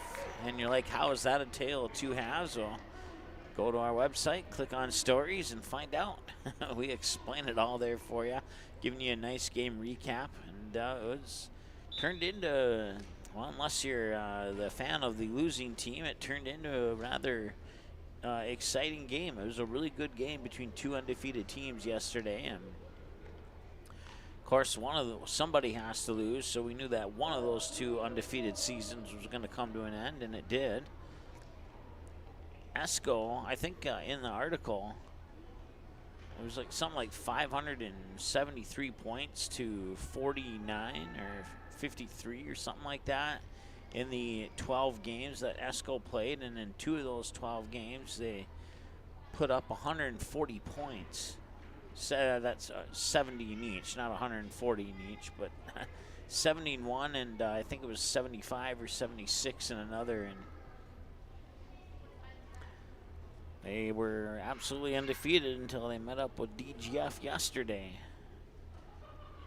DGF didn't quite have the dominating season that ESCO had, as DGF had a few more quality opponents, and they escaped with quite possibly what could have been the game of the year for the fall sports season when DGF took on Pequot Lakes at home. It was a game that I had the honor to broadcast, and I say honor because that was a phenomenal game.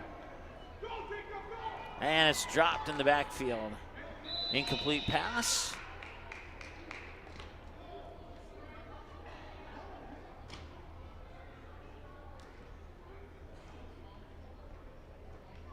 Fumble on the play, recovered by the North Stars Elite. First down. Oh, it must have been a backward pass. And if that was the case, it was indeed a fumble.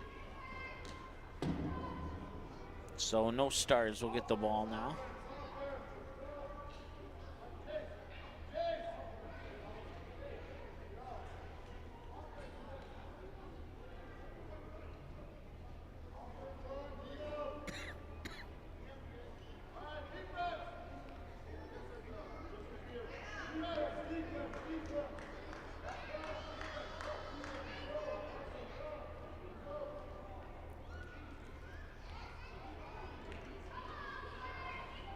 Upon further review of the play has been called an incomplete pass. Okay, so I was right the first time. It's fourth down, Devils Lake.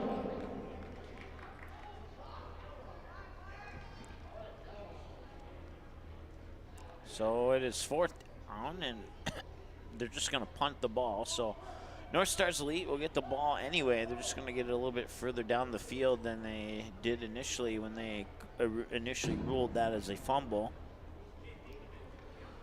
I called it as an incomplete pass on the play, but and then they eventually changed the call to agree with me.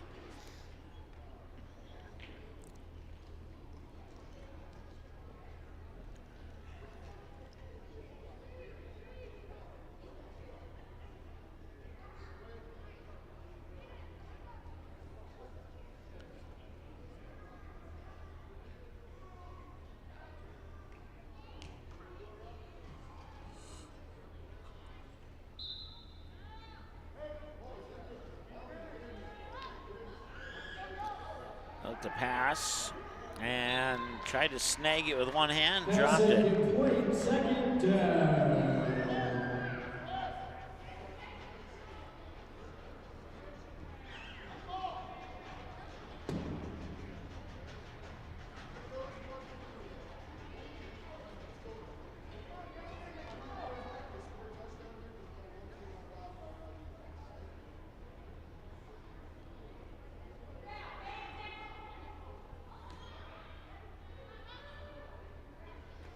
Oh, the pass again. And that time the pass is caught and then dropped. Incomplete pass. Brings up third down.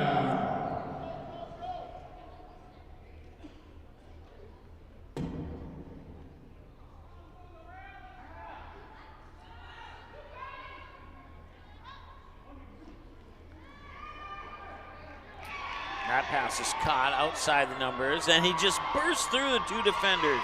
He's got one more. He might have a path to the end zone. He has one more man to beat. Can that man get him? He cannot. 10-5 touchdown, North Stars the lead. Touchdown, North Stars, elite!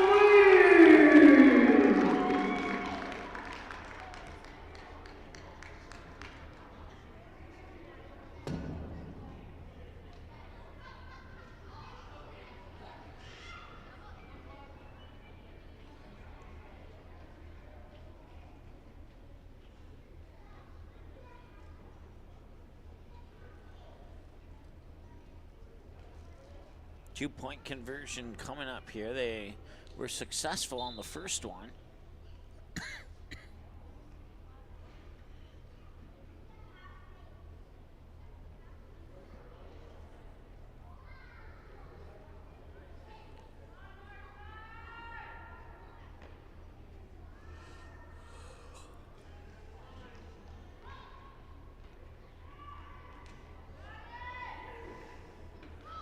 And he will get in. 2 points.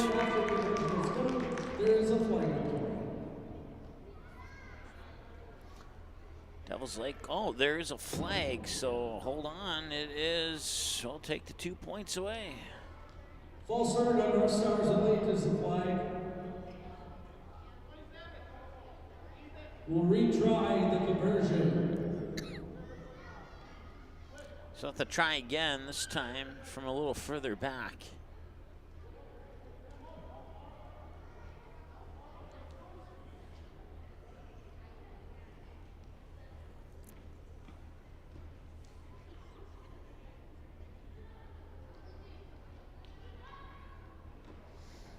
They'll look to pass this time. Pass is caught, and now he is brought down short of the end zone.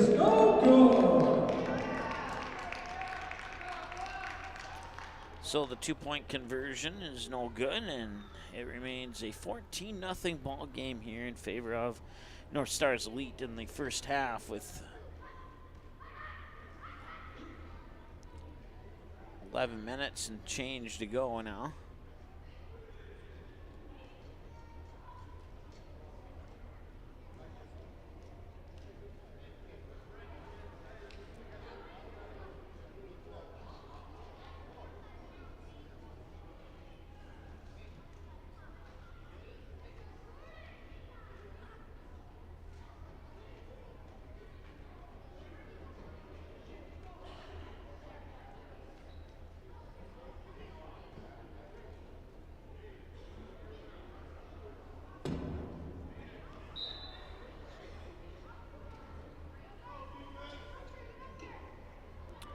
So ball will be placed at the 20-yard line. That's for Devils Lake. We'll take over on offense.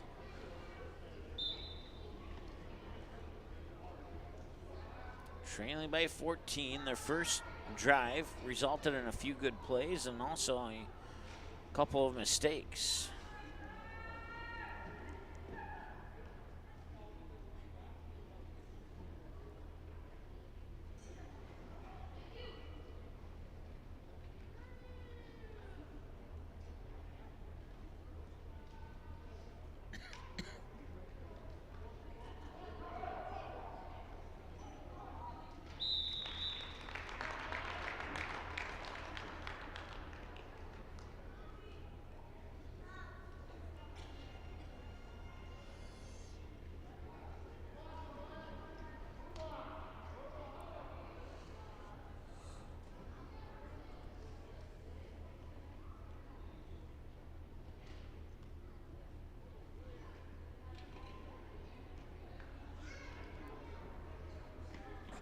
Second down and 7.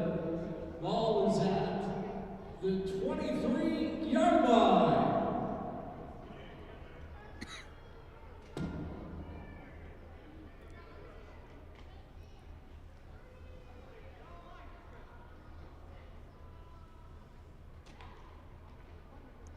Shotgun snap, delayed handoff in the backfield, and he's got a little bit of room, and he shifts through a couple would-be tacklers, cuts outside the numbers with one man to beat, and that one man will bring him down in about the 48-yard line. A great pickup there for Devil's Lake. Ladies and gentlemen, that brings up a first down.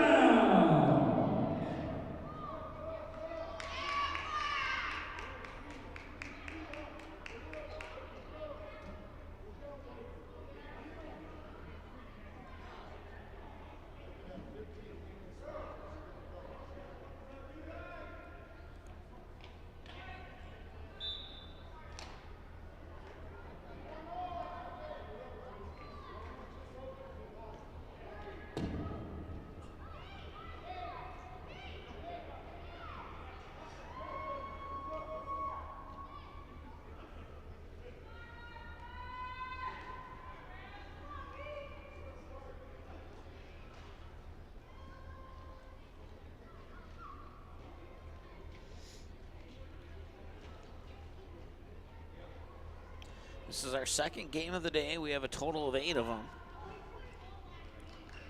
And they're all back-to-back with maybe a minute or two in between.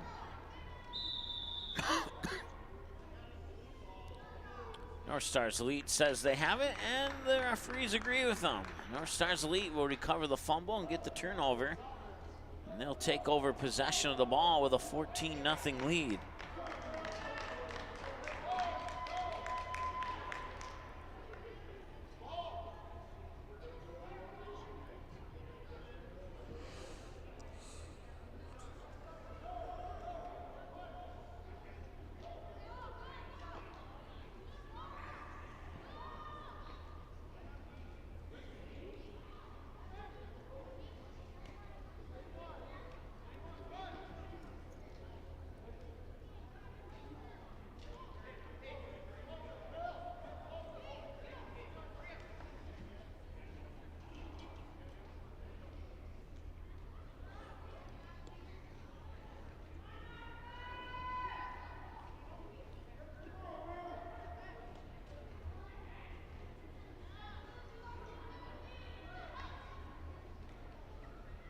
He looks, he's looking, and he does dump it off in the backfield, and he'll pick up about maybe 5 yards on that play. 6 minutes and change to go now.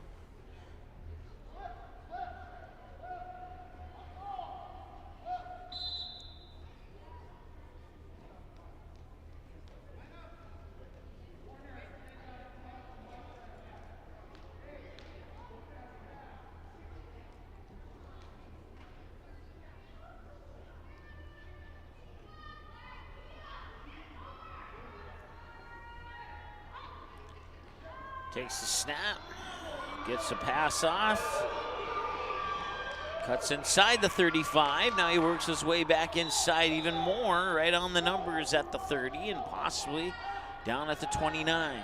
That's a North Stars Elite first down.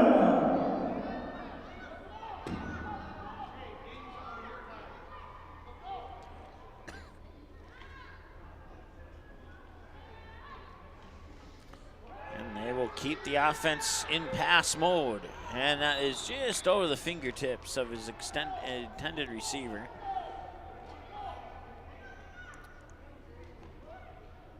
Five minutes plus to go.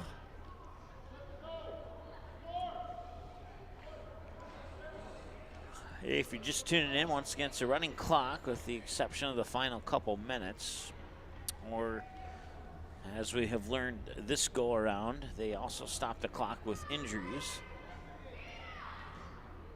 which is something I don't think they did in the past, but they're doing it today. So, And he is looking, and now he runs, and then he tries to dish it forward. That'll be an incomplete pass. Or will he be down before he got rid of the pass? Either way.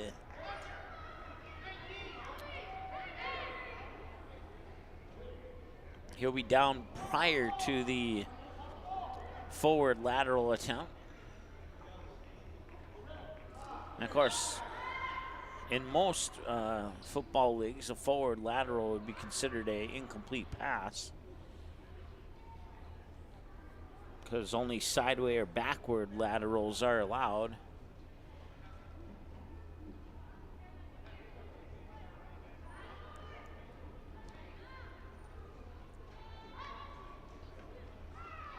Hands it off. He's going to go to the outside, and he gets outside the numbers, and at the 20, at the 10, and he will walk in for another touchdown. 20-0 in favor of North Stars Elite.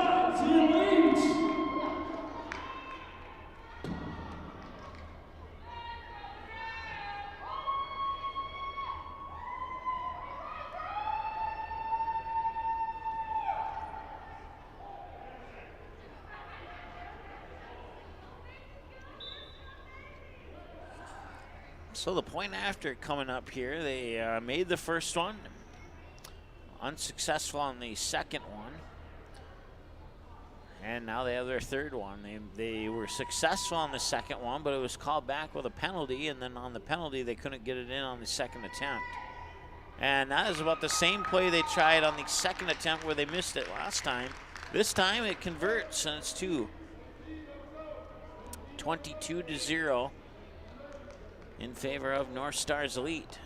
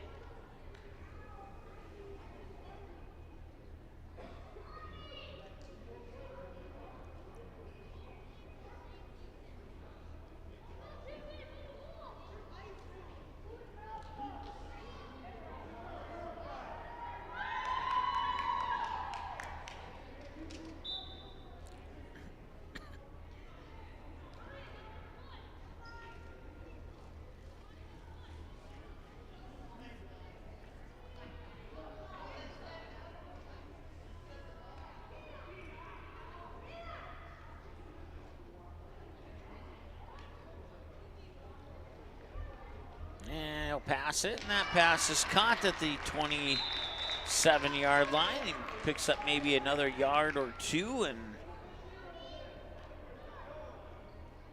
it's enough for a first down for Devils Lake. That brings up another Devils Lake first down.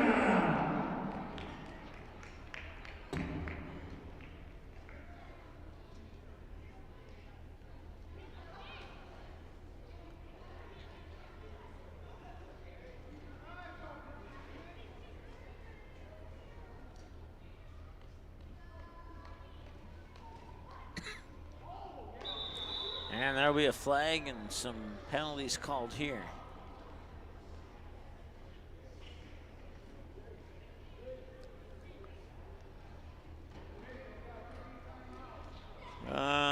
Let's see here. I'm not sure what that call was, as a defense cannot have a false start.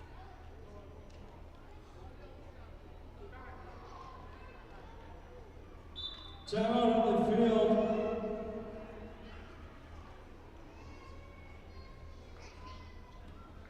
So the clock stops on the field here with about 9 seconds to go, and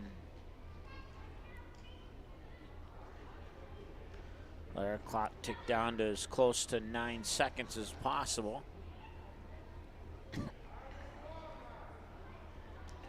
So this will likely be the final play of the first half.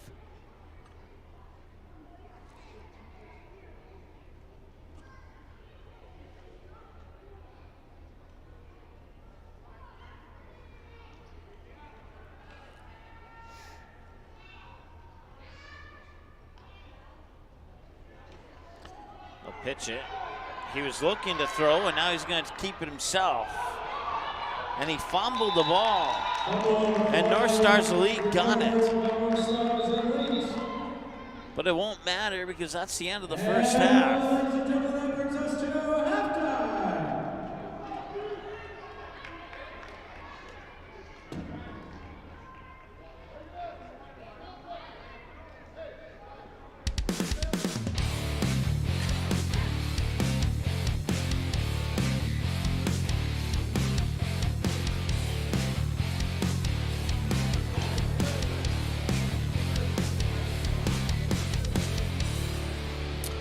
Once again, you can follow us on our social media pages there.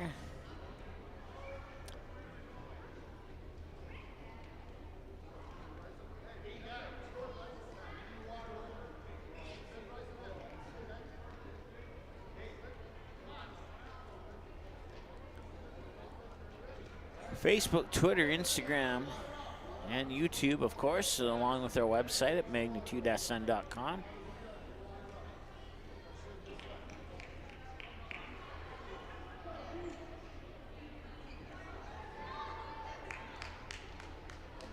A 5-minute halftime will be followed by a 35-minute second half. We'll take a short breather ourselves and bring you second half action in just a moment here.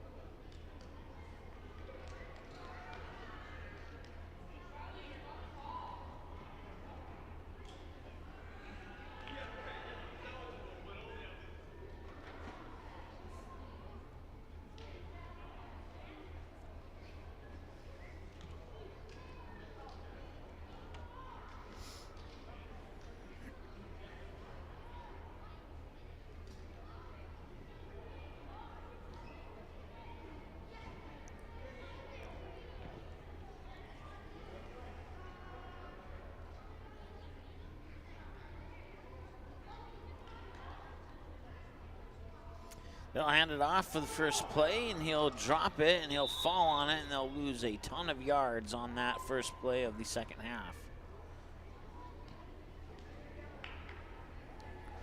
Second down and plenty to go here for Devils Lake.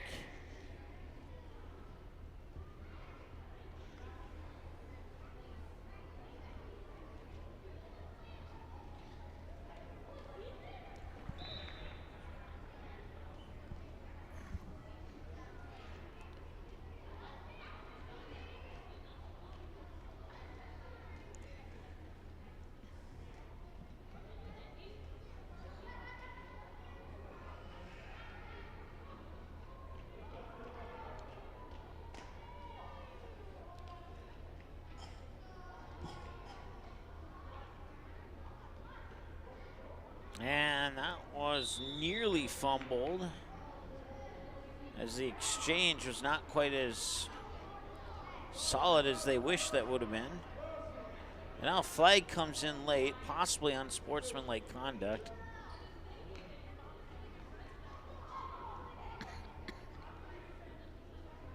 Yep, personal foul on North Stars Elite.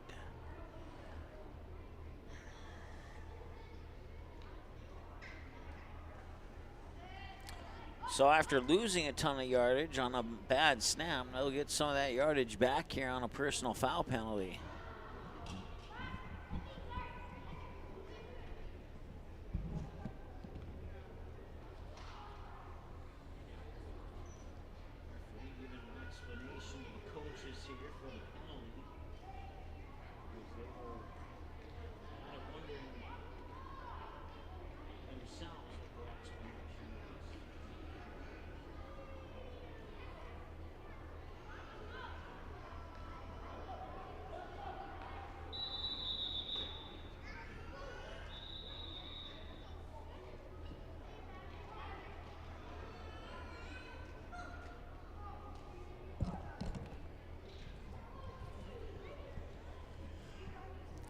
So back-to-back penalties now. So, like I said, after that bad snap where they lost a lot of yards, they get some of those yards back on a personal foul penalty. And now we have another personal foul penalty on North Stars Elite. And the North Star Elite coaching staff want an explanation on that first one. They are not asking for an explanation on the second one here, but man, now on a couple penalties, that bad snap by Devils Lake has not hurt them one bit. They've gotten pretty much half the field in free yardage due to back-to-back personal foul penalties. And that one will fall incomplete. Pass incomplete. Sets up second down and 10 now.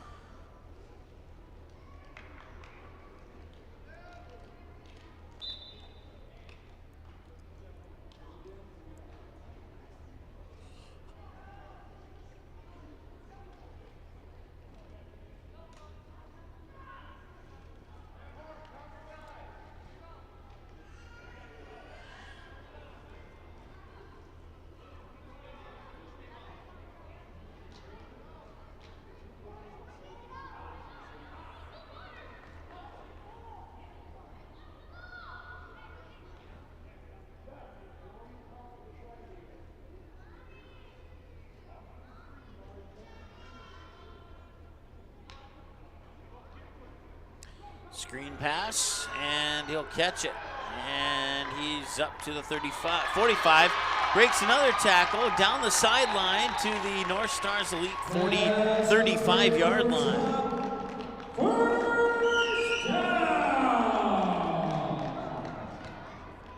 Pickup of about 31 yards on the play, depending on where they spot it.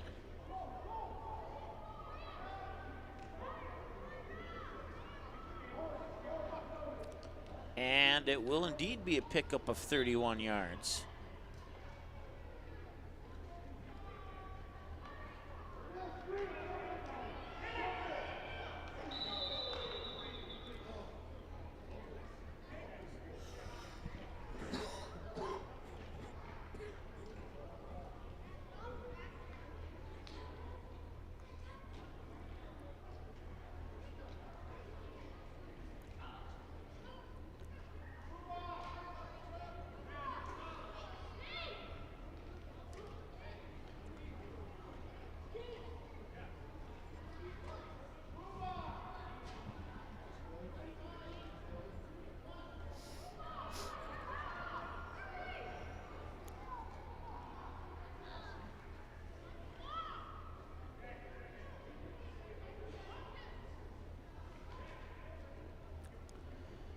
another pass. Now, nice defense there. He's able to get his hand in there and bat that pass down.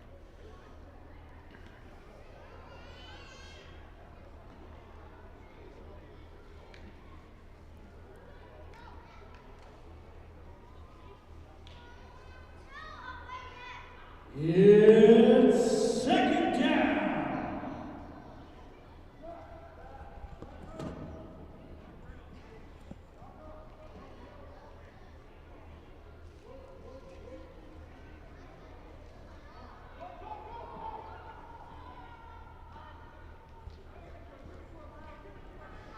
And a pass is incomplete.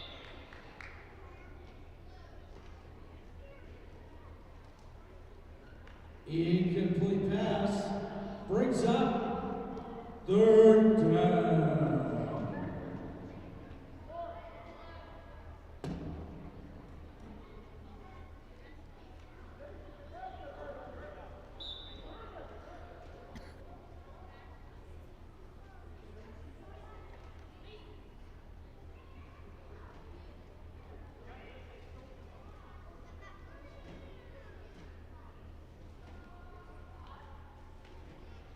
Handoff, and he will find a hole, and he'll cut up the middle, and he'll get himself up to about the 28-yard line.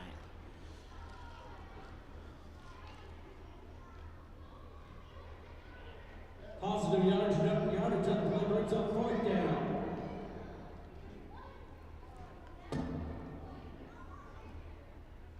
So it'll be 4th down and 4 here with the ball spotted at the 28.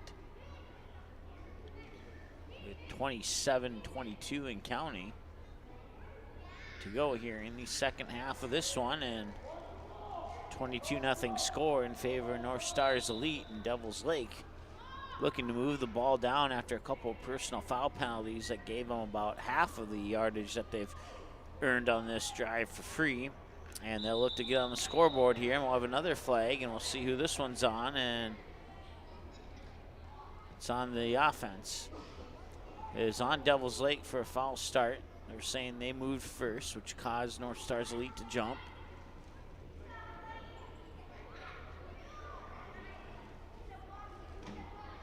Plays on Devils Lake.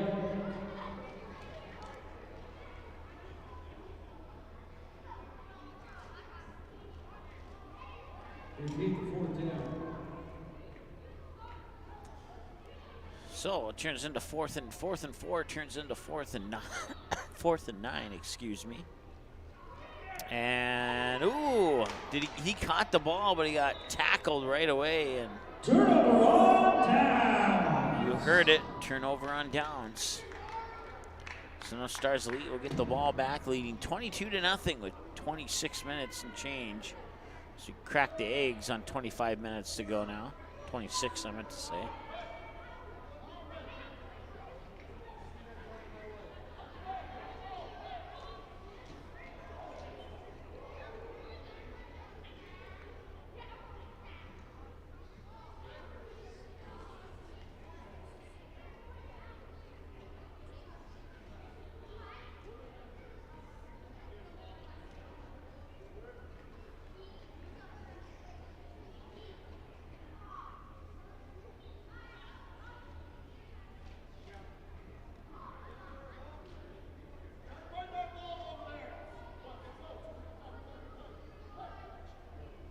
It'll be first down, North Stars Elite.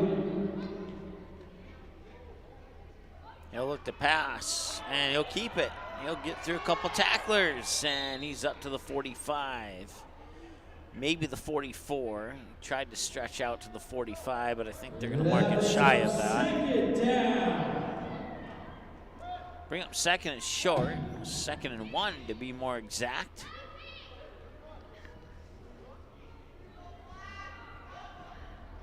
Coverage of today's MPFL Winter Showcase brought to you by JJ Kern Promotions. Look them up on Facebook. They'll help you out with any of your entertainment needs.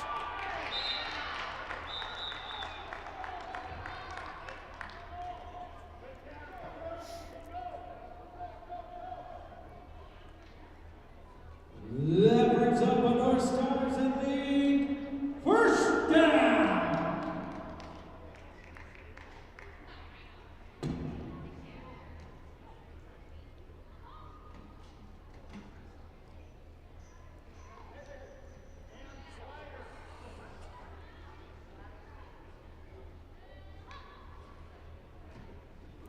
And another quick pass. That one's caught, and he will pick up some good yardage there on what should. Oh, and they're going to turn it over.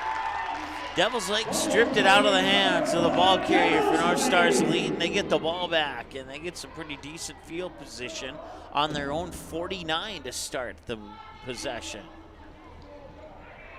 I did not see that coming. I was expecting him to run down the field and pick up a few more yards, but a nice job on defense there for Devils Lake to just strip the ball out of his hands, and he did go down the field for more yards. The problem is, by the time he got those more yardage, the other team had the ball already.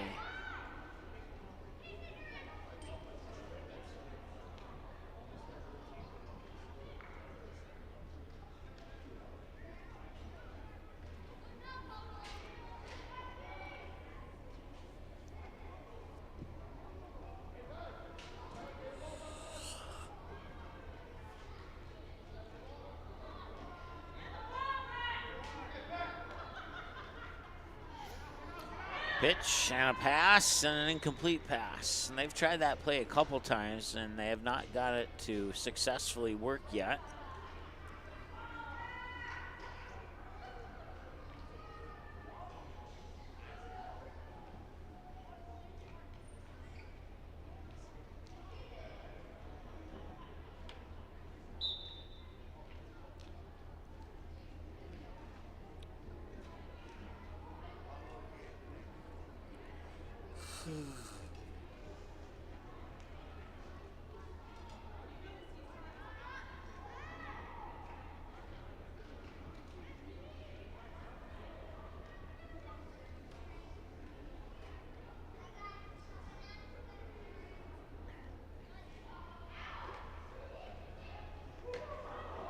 He'll look to pass, and he tried to pass it to his receiver who is already fallen down.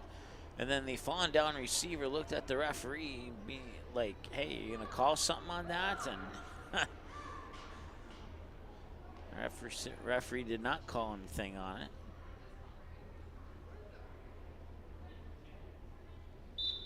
Second down and 10 now here or third down and 10, excuse me, for Devils Lake.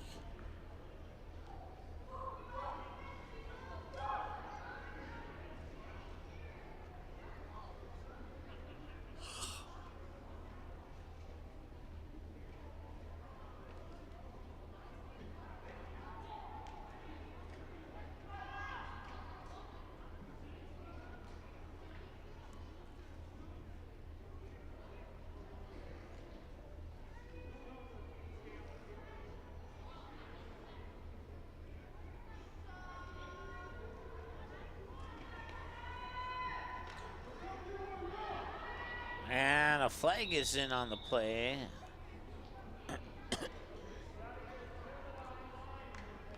And another foul start on Devils Lake. Pass incomplete. There's a flag on the play, encroachment on the offense.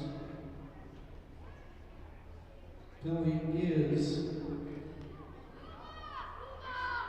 decline.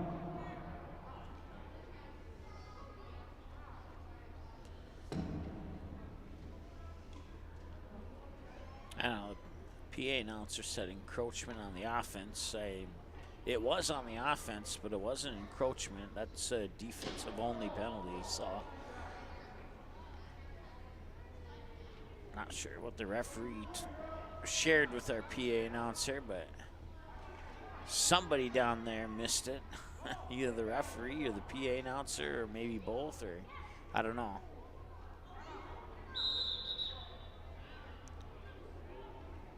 And a timeout will be taken by Devils Lake.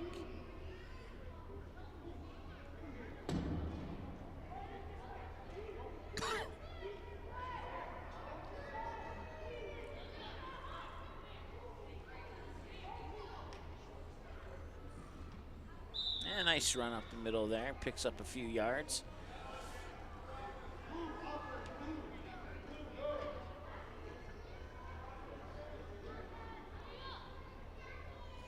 North Stars, they take over on the offense.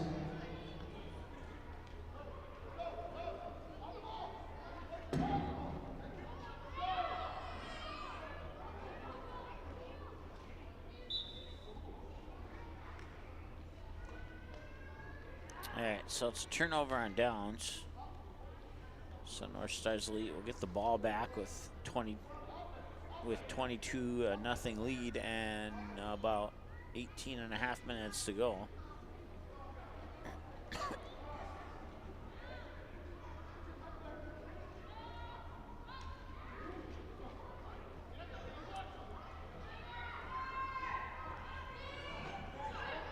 And a flag will come in, and what's the flag for? Looked like a stiff arm to me.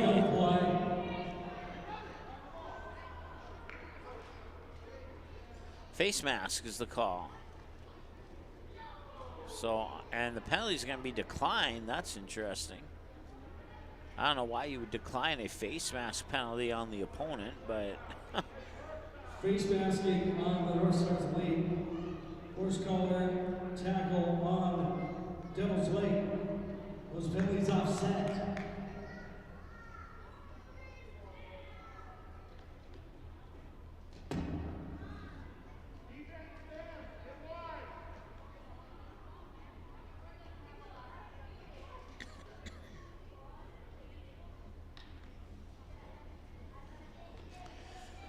Tria, thanks for chiming in again.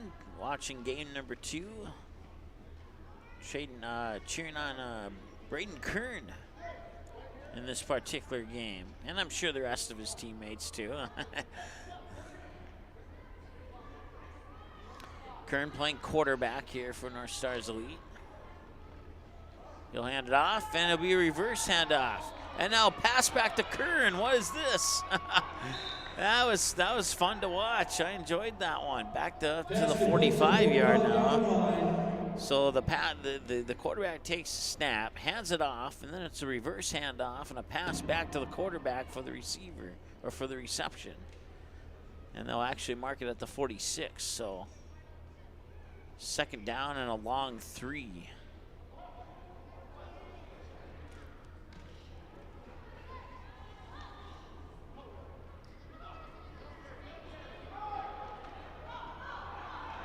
And he has a man to stiff arm and one more man to stiff arm. He's out of bounds. No flag on the play this time. Last time he stiffed armed a guy, he got called for a face mask. So he must have got it lower than the face mask this time.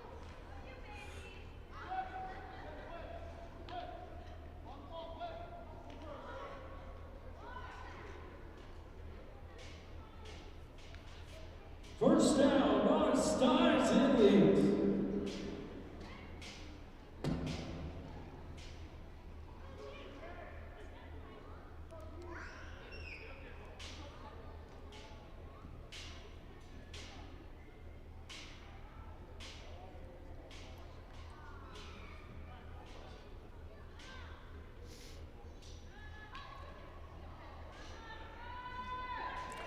Shotgun snap, he'll keep it, Now he'll throw it, and it is intercepted at the 2-yard line by Devil's Lake.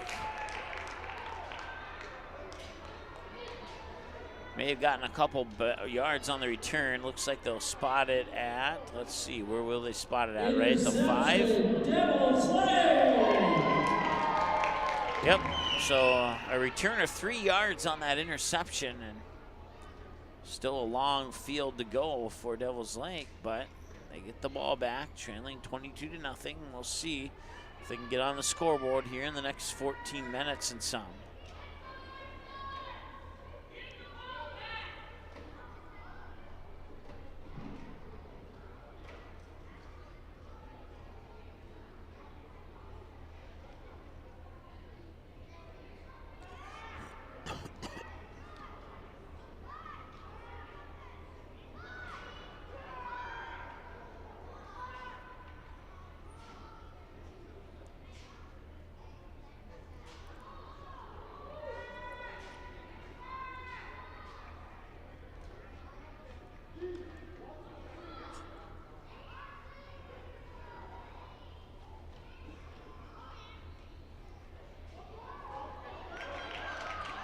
Nice move to pick up some yardage there. Brings it up 5 yards to the 10.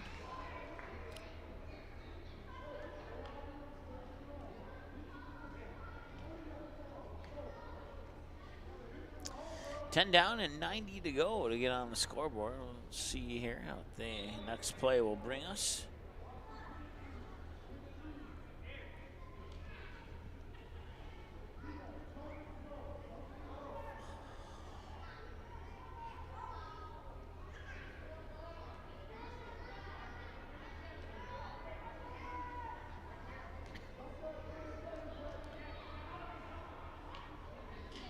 Snap, handoff in the backfield, and he's dropped in the backfield for a loss.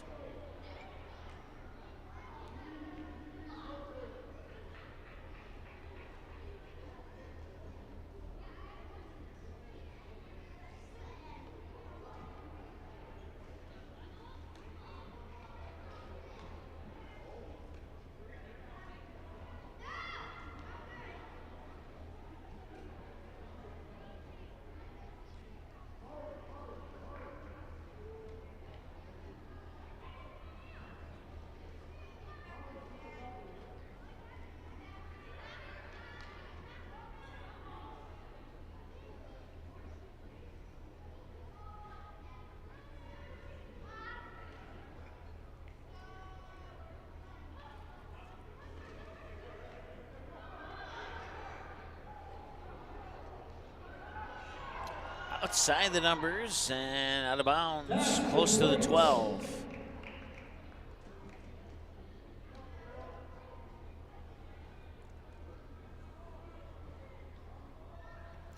That'll put him about 3 yards shy of the first down.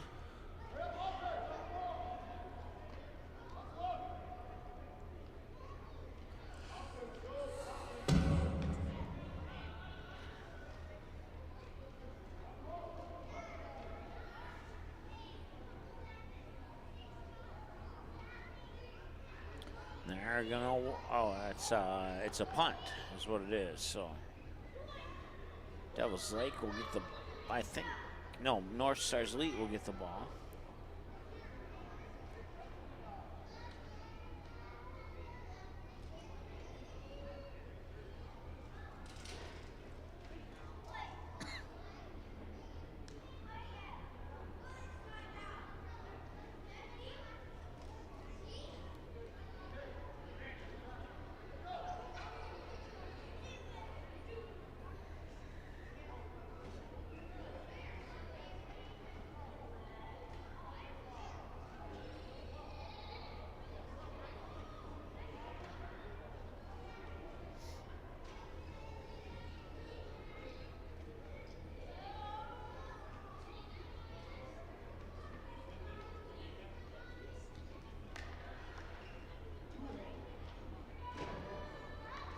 All right, so Devils Lake goes on defense. And they'll hand it off, and that's a nice start.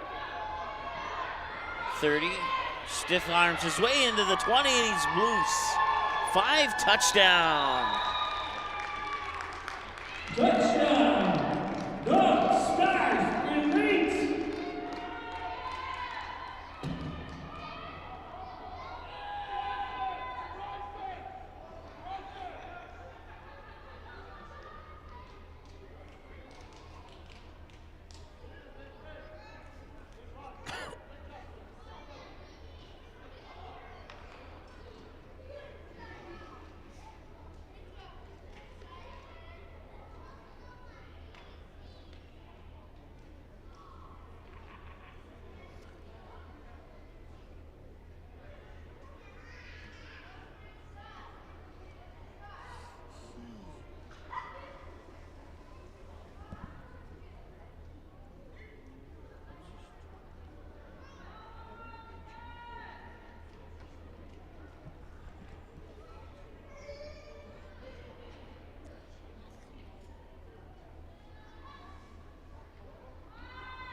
And they'll try and get 2 more, and they will not get 2 more. It will remain 28-0. So 4 touchdowns here for North Stars Elite. They're successful on the first 2 point-after attempts. They're unsuccessful on the most recent 2 point-after attempts.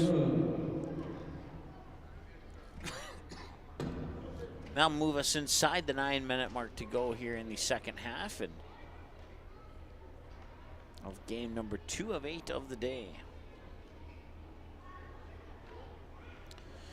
Coming up after this game here, we'll have the 9U game starting at approximately 11 o'clock, or in about 10 minutes from now. Ball will come out to the 20. That's where Devils Lake will take over.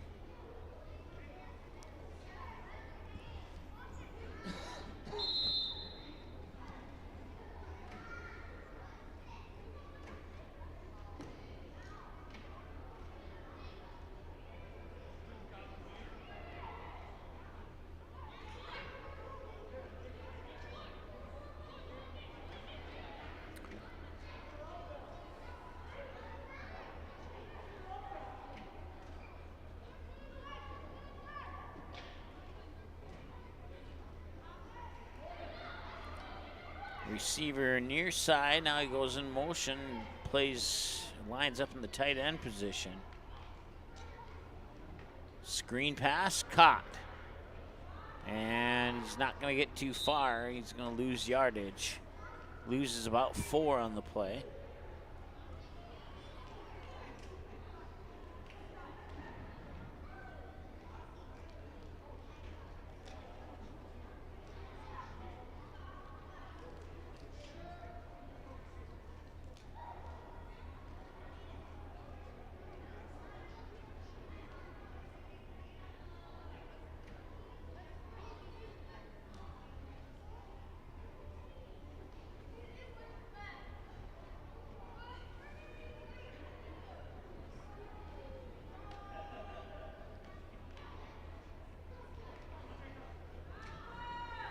And he'll duck through one tackle and get maybe back to the line of scrimmage. Looks like he picked up an extra yard in addition to that.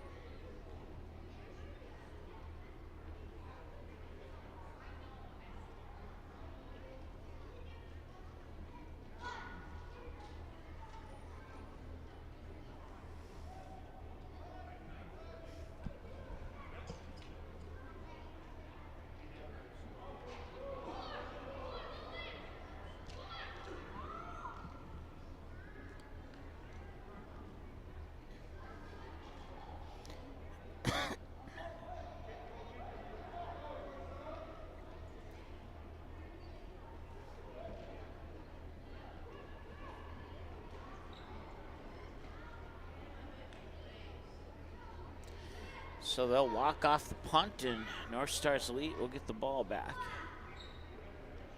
with a 28-0 lead.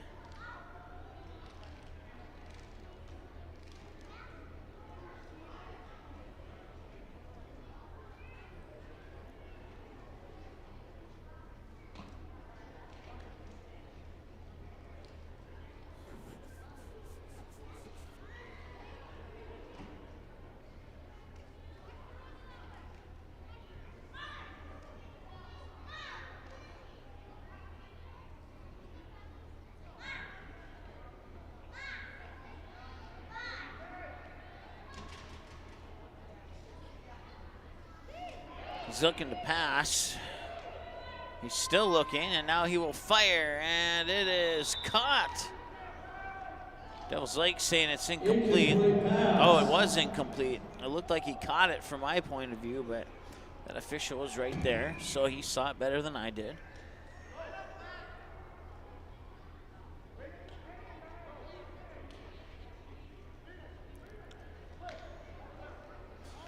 Next game scheduled to start at 11. This game scheduled to start with the current time at the clock at 10:59. So, or scheduled to stop, I should say, not start.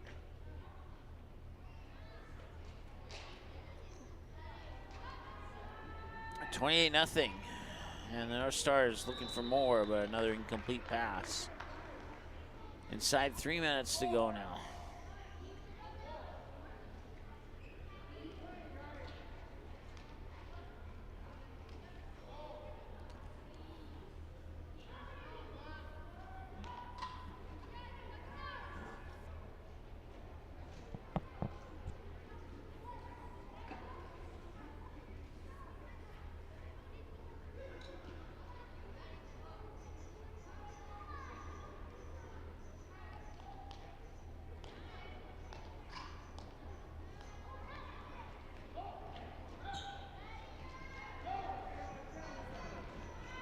Sorry about the camera there. Down the near sideline, still on his feet. And he'll take it in for another touchdown.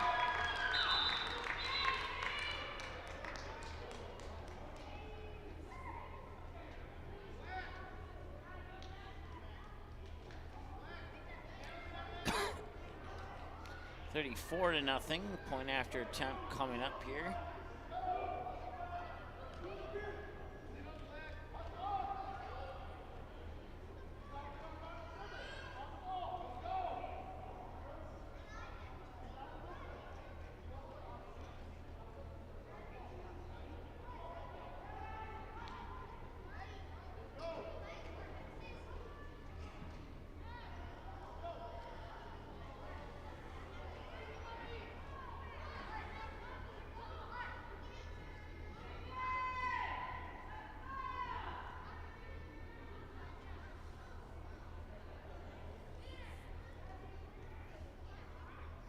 All right, so no touchdown. Take the touchdown off the board.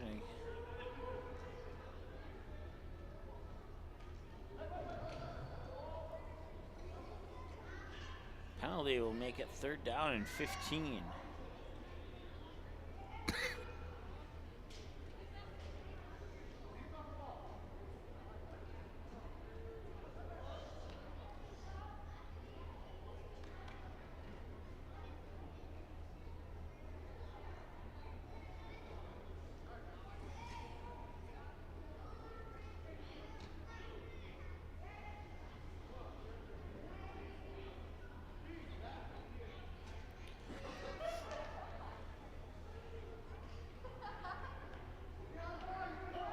Snap, and he'll just take it and run.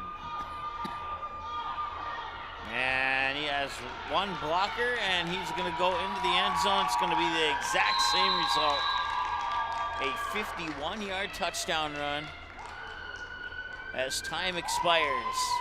And that'll be your final score. There will be no two-point conversion. 34-0 in favor of the North Stars Elite.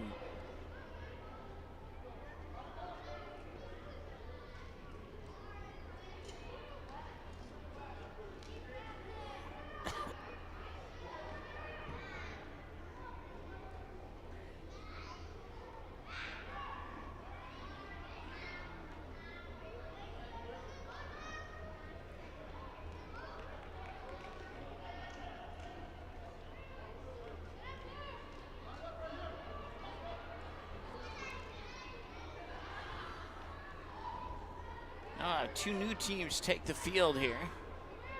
It'll be our 9U game.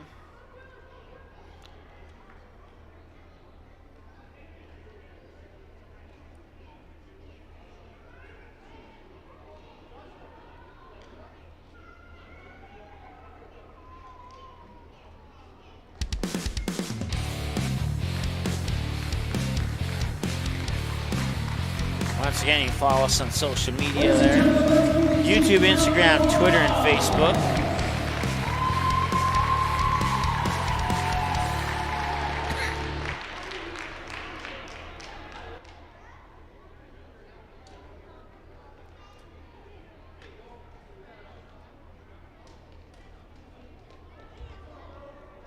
If we could have a representative of the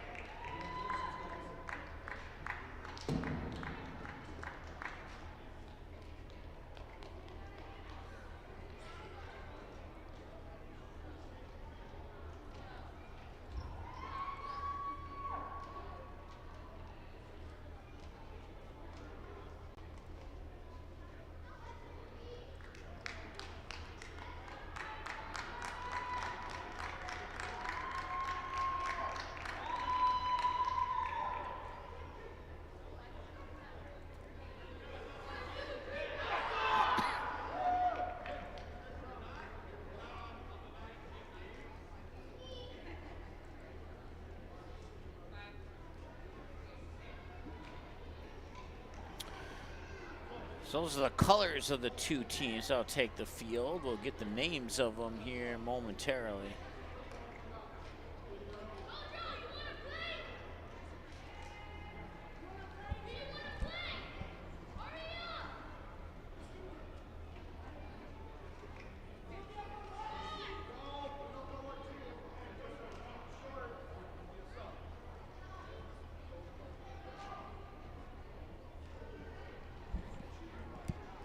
So we'll take a short break here, and then we'll be back with our third game of the day. 2 down and 6 to go here on Magnitude Sports from the Alaris Center in Grand Forks.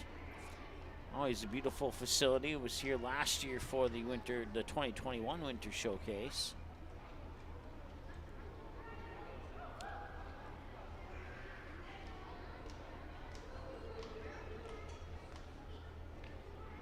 Let's see here. We're going to be primarily black with green, and then the other team will be green with white. So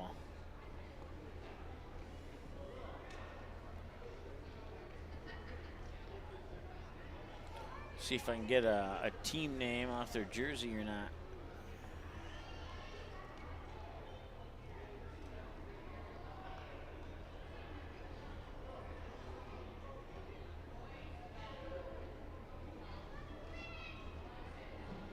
That's as close as I can get zoomed in. I still can't quite get the team name off their jersey, so.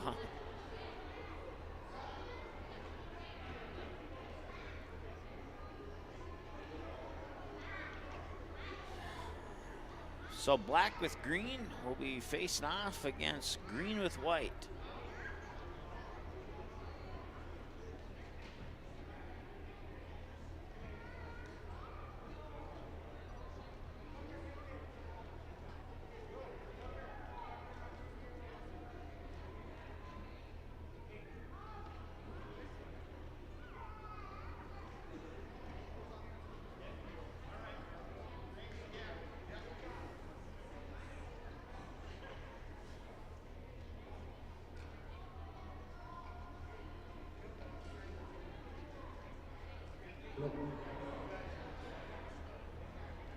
we get a round of applause for all of the Devils Lake football players,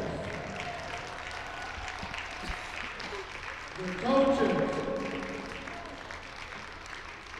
Most importantly, they wouldn't be here if it wasn't for the parents.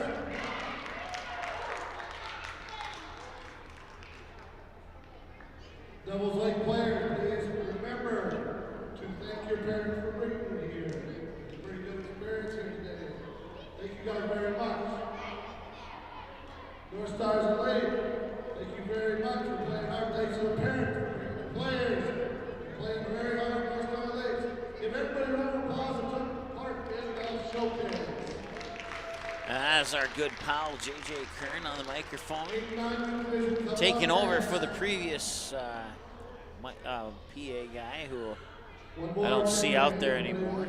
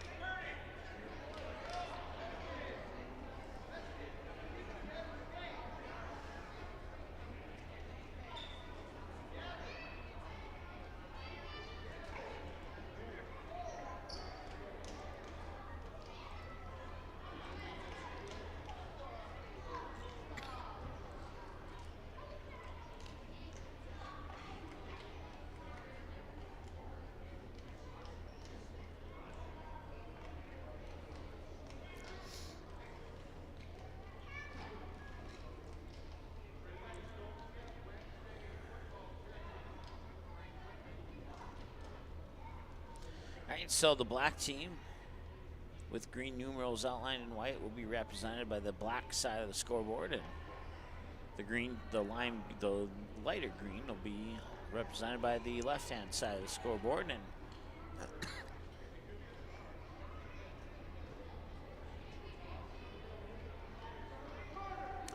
once again, this is a 9U game.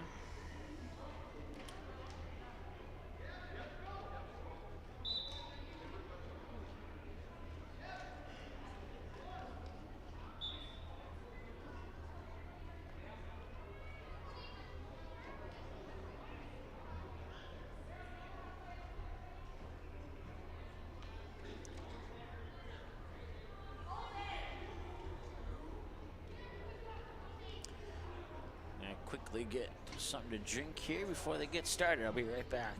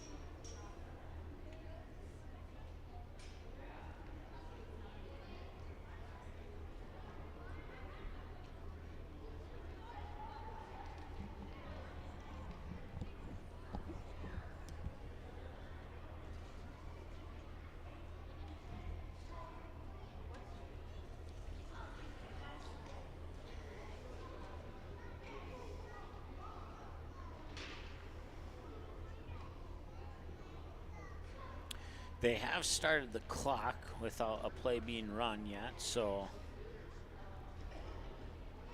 at least I don't think a play has been run yet.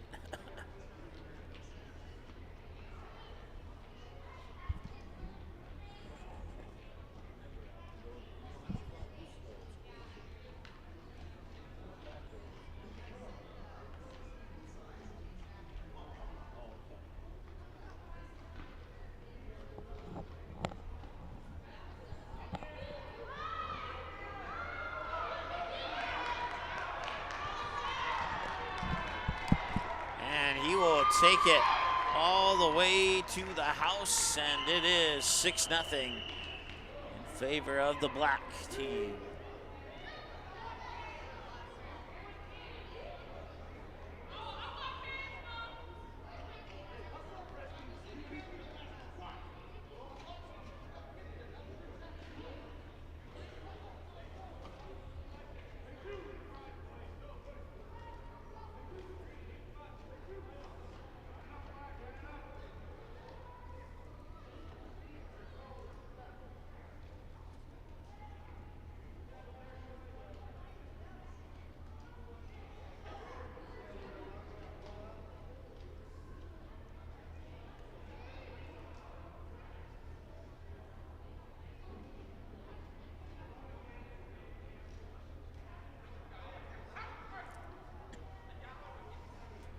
Two-point conversion, and it is going to be short.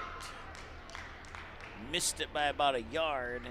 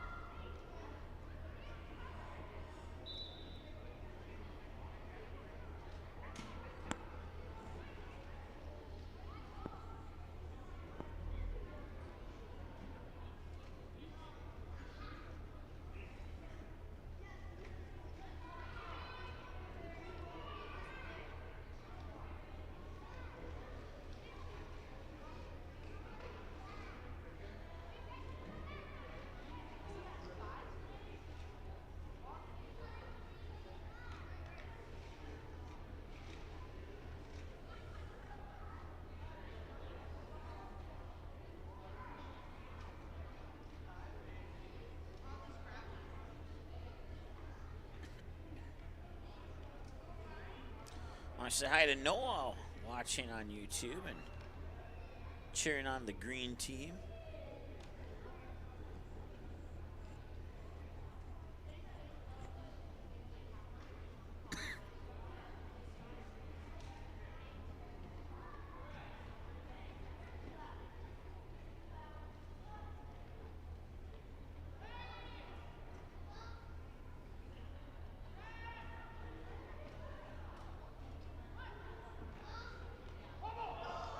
And it's a fumble, and he'll fall on it. They'll maintain possession, but lose a couple yards. And Patria, thanks for tuning in to game number 3. And up to this point, to the best of my knowledge, she's our #1 viewer.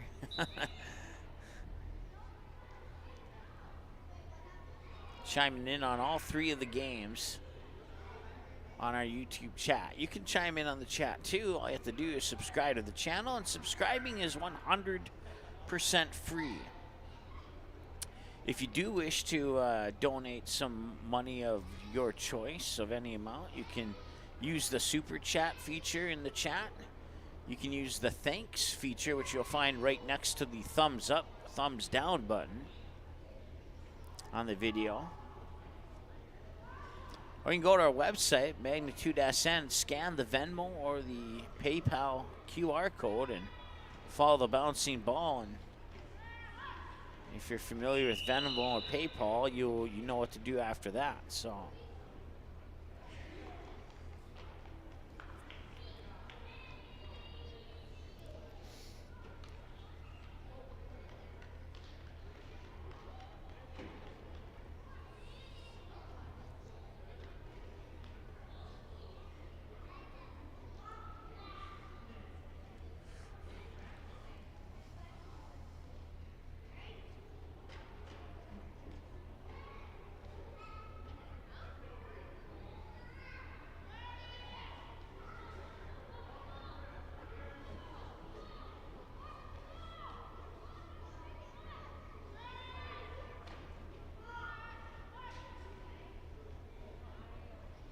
he'll run to the outside, and he'll get dropped for a loss. Inside the 5, he'll bring up 4th down. And we'll see if they elect to punt here or not. I would presume they will, but we'll see.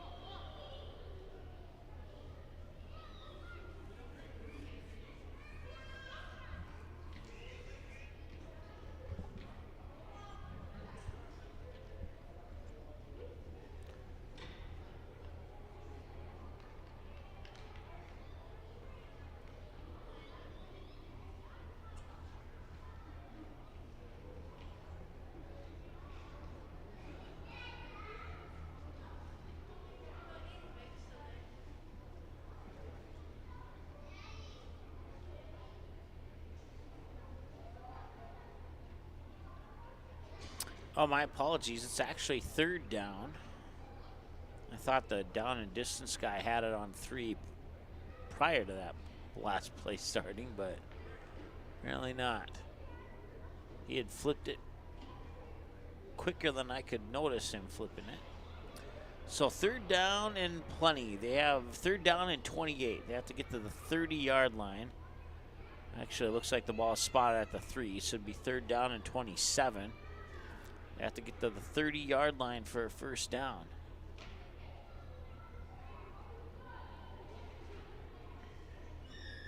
They'll go to a 4-receiver set with 3 to the near side and 1 to the far side.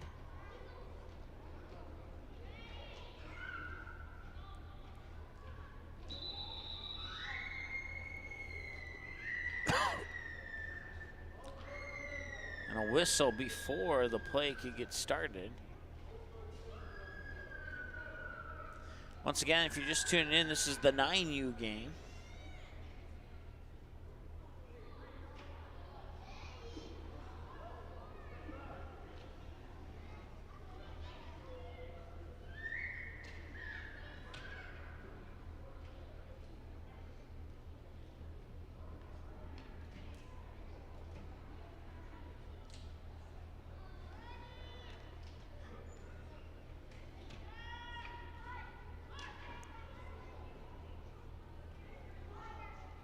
And it's picked off. No tackle.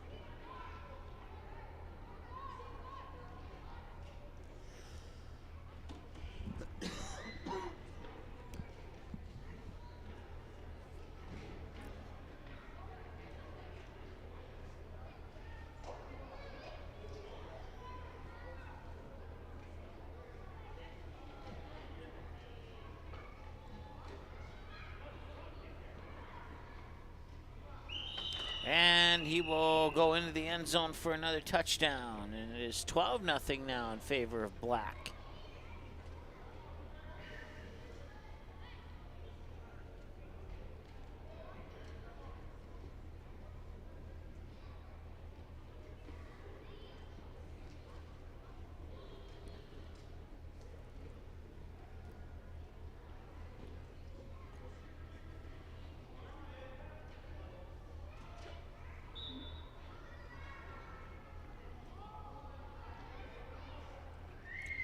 Point after attempt coming up here.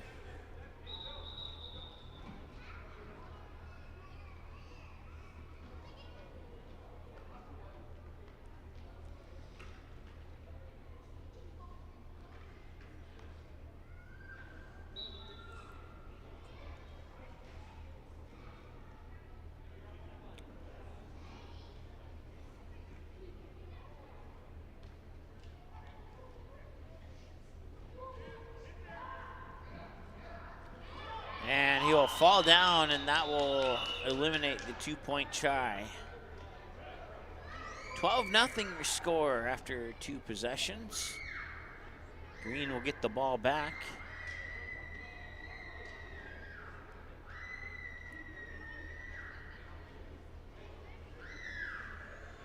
.23 minutes and change to go.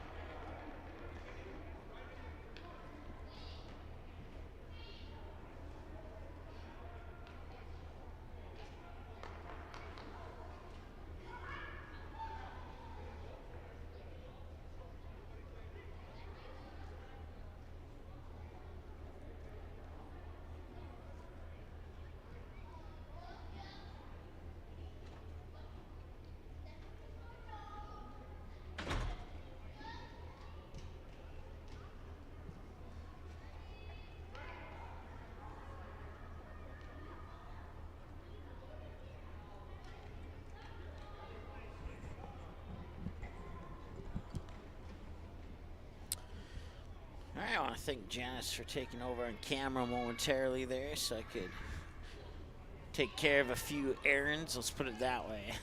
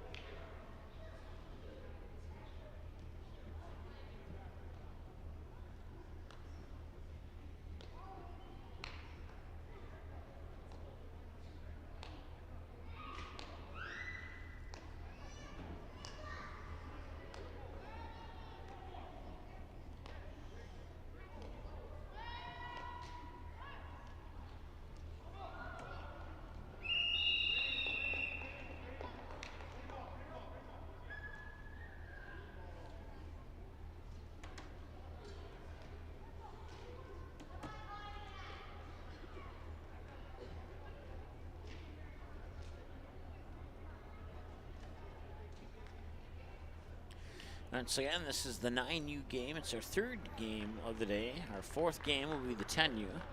Our fifth game will be the 11U. The sixth game will be the 12U. The seventh game will be the 13U. And then the eighth game will be the adult game between the Mud Dogs and the Invaders. And been doing MPFL football for a couple of years now, and it's the first opportunity I've had to do an adult game with MPFL. So I'm personally looking forward to that one, and not that I'm not looking forward to any of the other games, but I'm looking forward to that one, and hopefully we can bring you a good broadcast on that one.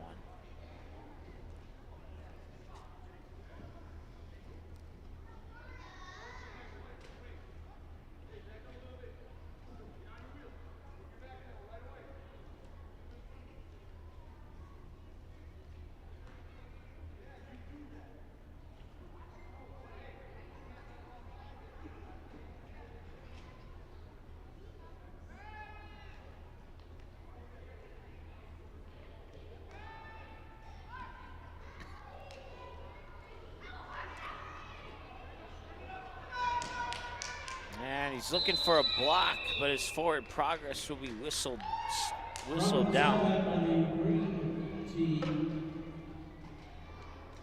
Well, it's good to know that I'm not the only one who doesn't have a name for the team, so.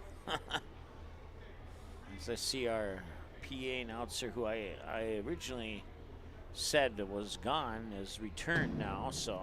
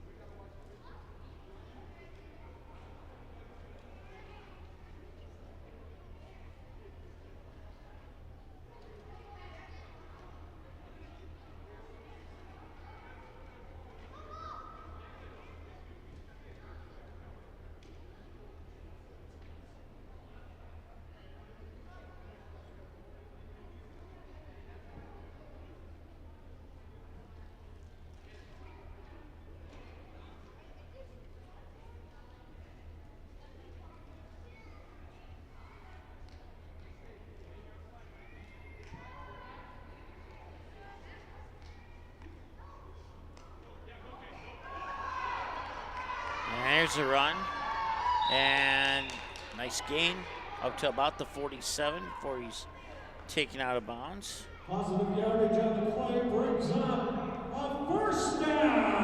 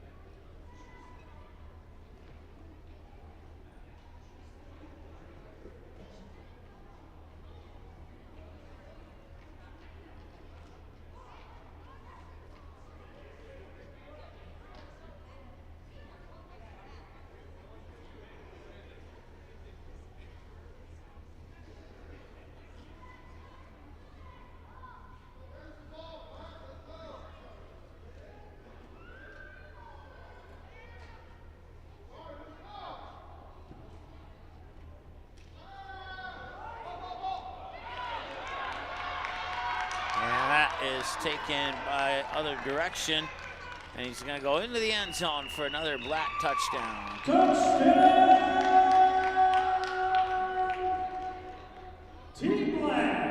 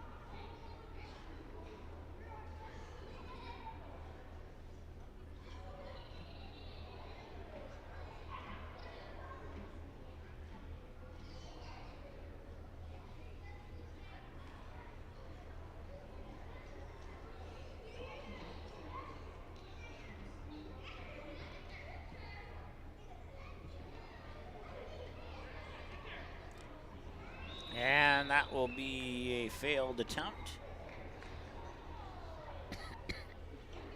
So bring the ball out to the 20, and Team Green will take over.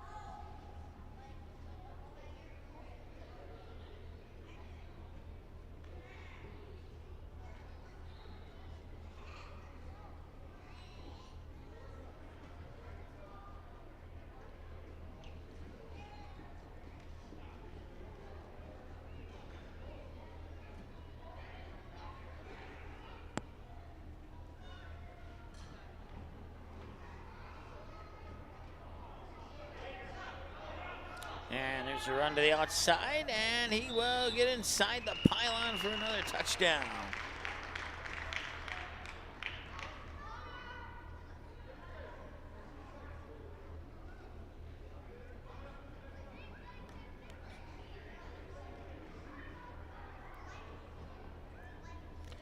And they now lead 24-0 with a point after attempt coming up.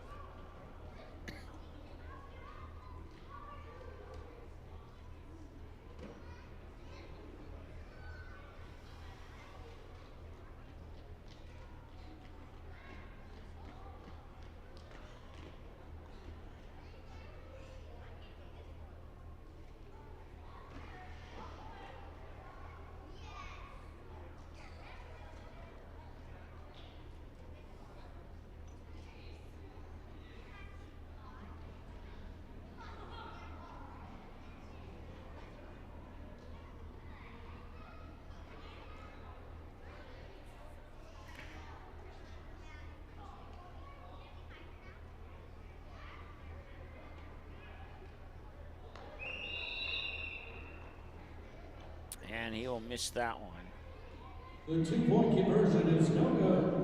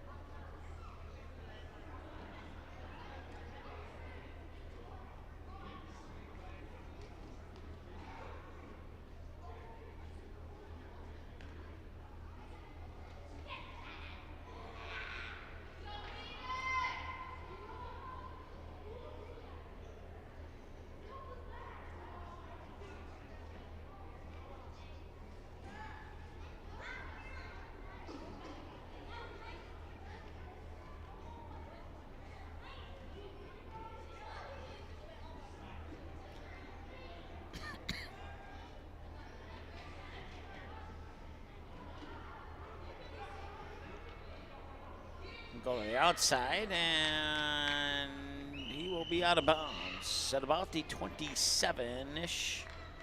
That's exactly where they'll spot it, the 27-yard line.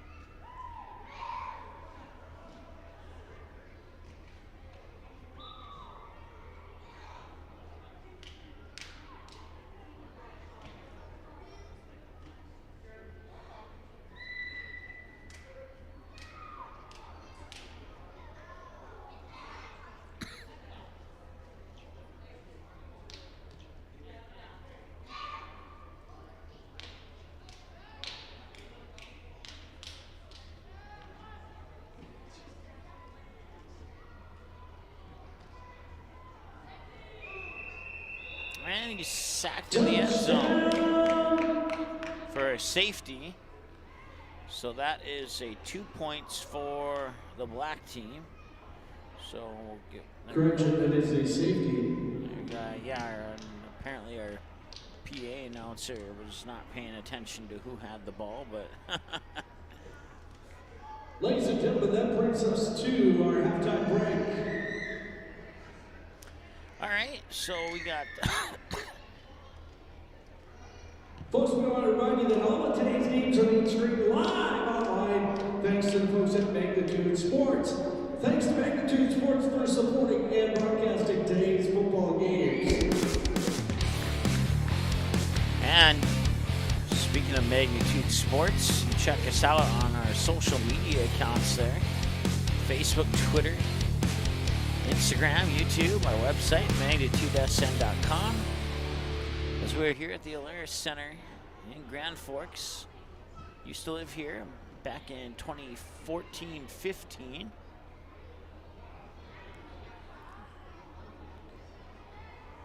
And there's a couple places that I miss, but and maybe a couple people that I miss. But other than that, everything's all good.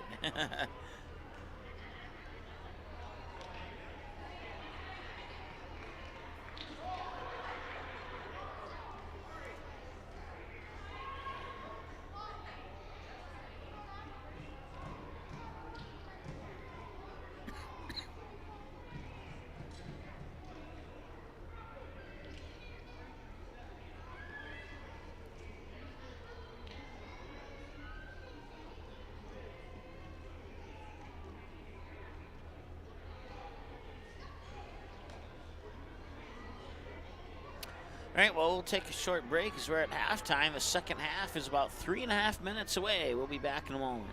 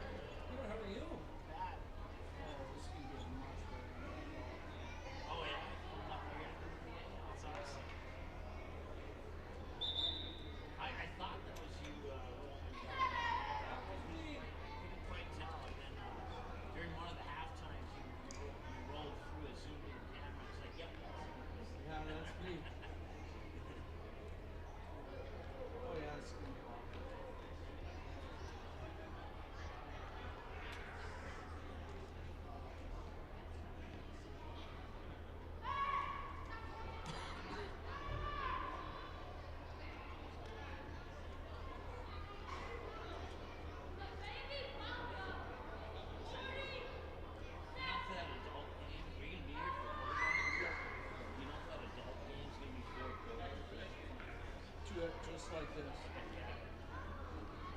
Are you doing play-by-play for any of it? If they give you Oh, yeah.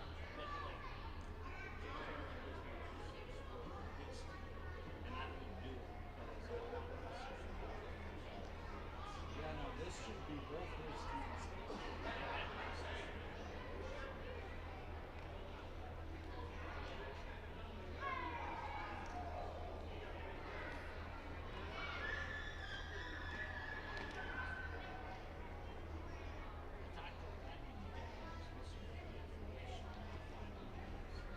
Yeah.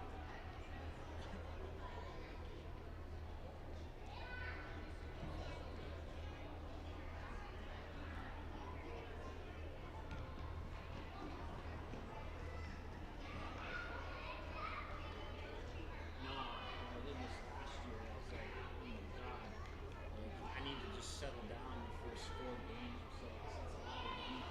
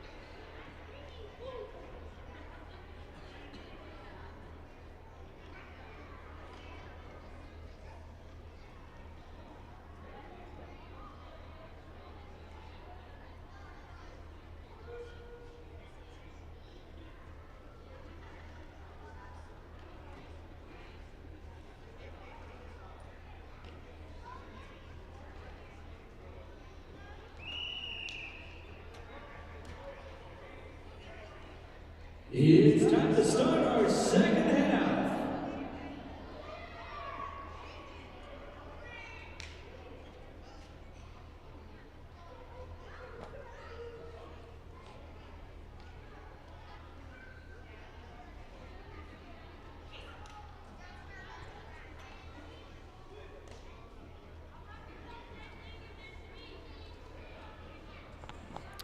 All right, we're ready to go for half number 2 here of the third of 8 games today. This is the 9U game between Team Green and Team Black. And right now, Team Black with a comfortable 26-0 lead.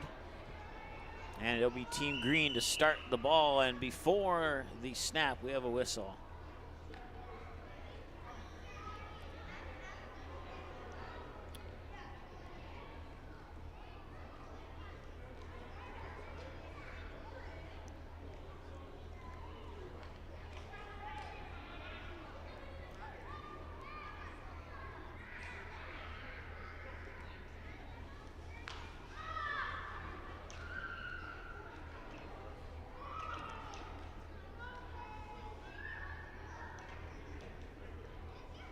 And a short loss on the play.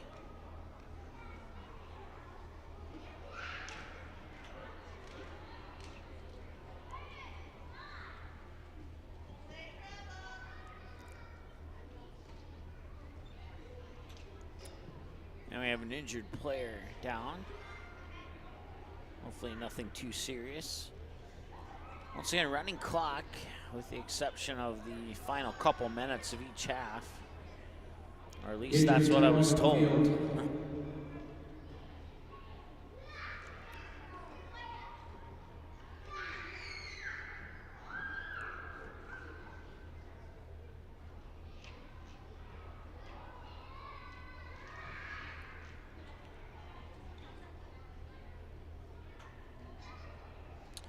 Tria says, let's go. Number 7 on the black team. I don't have a roster, so I'm not sure what number 7's name is, but once again, tuning in for all of the games so far. Certainly appreciate that.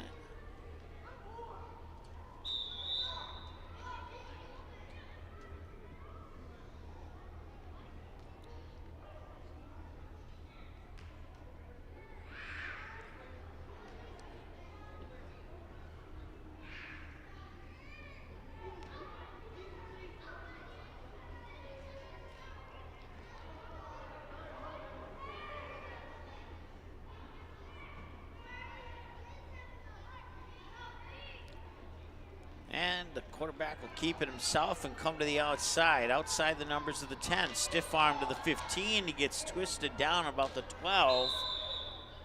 Nice pickup.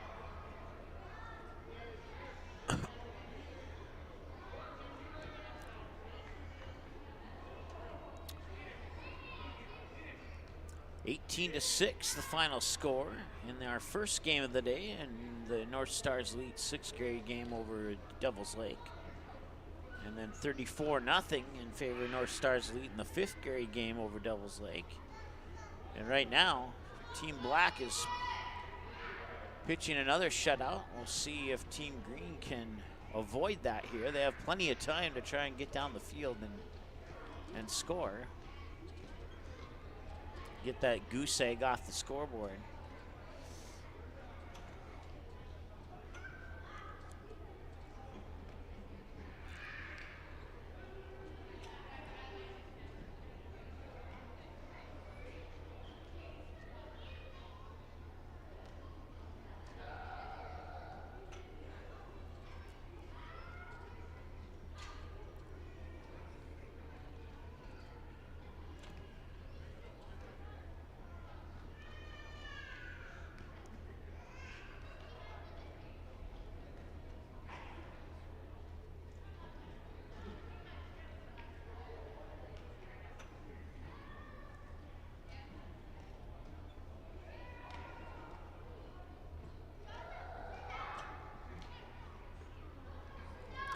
They'll look to pass. Now he'll tuck it in and run.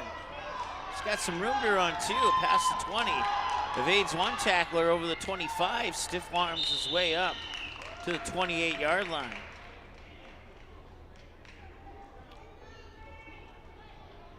And a pair of nice runs there by number 4 on 2 of the last 3 plays.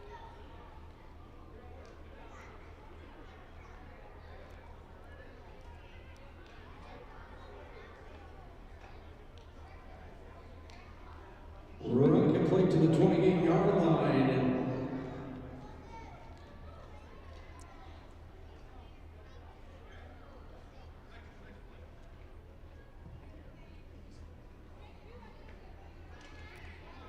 So again, we're in the second half of game number 3.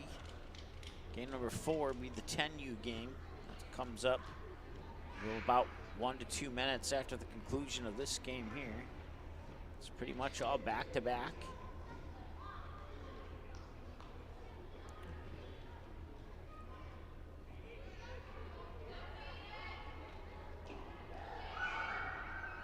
Quarterback will get instructions from his coach and go into the shotgun formation here with one man to each side. He'll hand it off, and there's a big hole. He picks up a good 7 or 8 yards on that one, depending on where they spot it.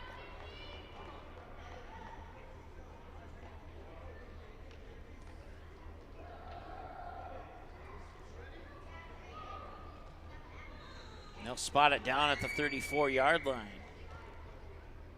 So a pickup of 6 officially.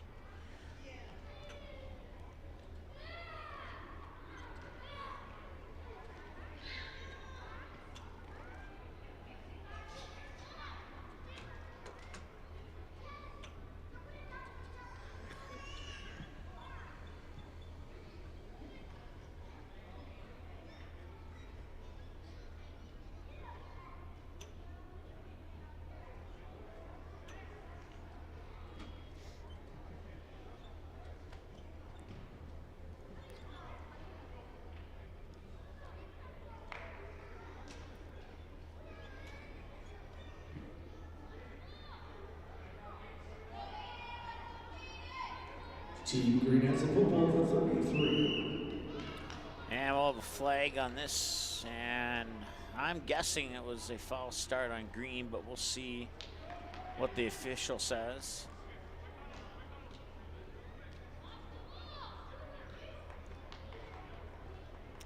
No, it'll be encroachment on Black, actually.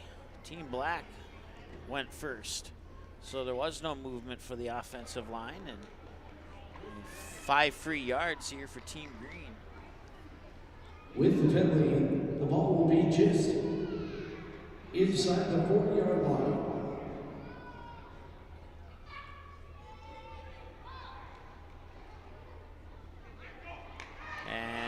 get outside. Stiff arm one would-be tackler, and he's pushed out at the 45.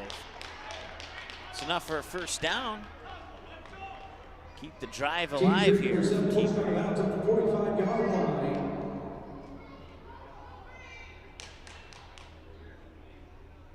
Now actually give him an extra yard on that. Looked like he was pushed out the 45, but they'll spot the ball at the 46-yard line.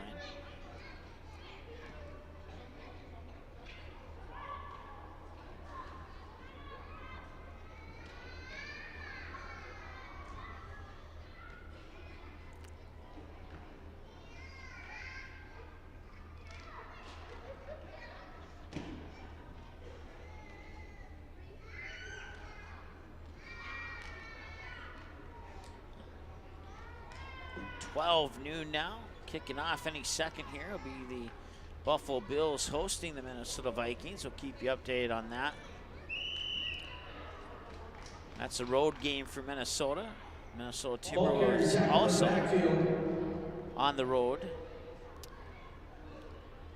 They will be in Cleveland, taking on the Cleveland Cavaliers.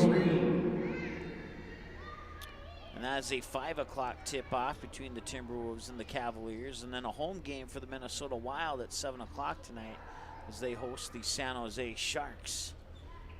So we'll give you updates on the Vikings-Bills. We'll give you updates on the Timberwolves and Cavaliers. And we'll be off the air before the Wild-Sharks game goes final. But we might have a few updates from that game during our final game of the day today here from the Alaris Center in Grand Forks.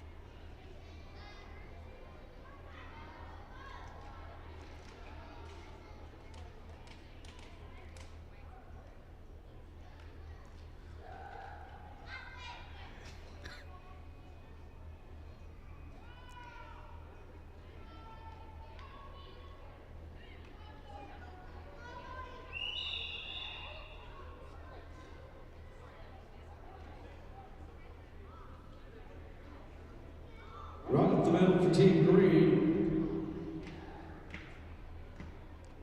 Gain of about 3 on the play. It'll be third down, ball at the 44-yard line.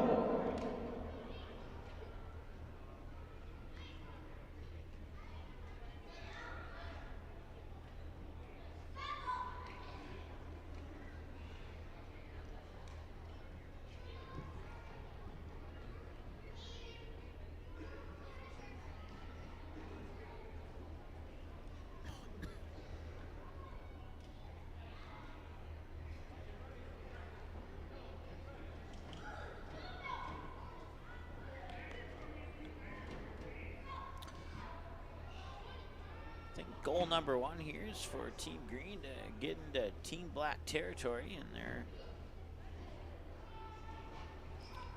right now about 6 yards shy of doing that. They're looking to pass, pressure in the backfield. He evades the tackler, rolls out to his right, but he'll be dropped at the 35-yard line. Taking out Team Green at the 35-yard line. And that'll bring up a 4th down.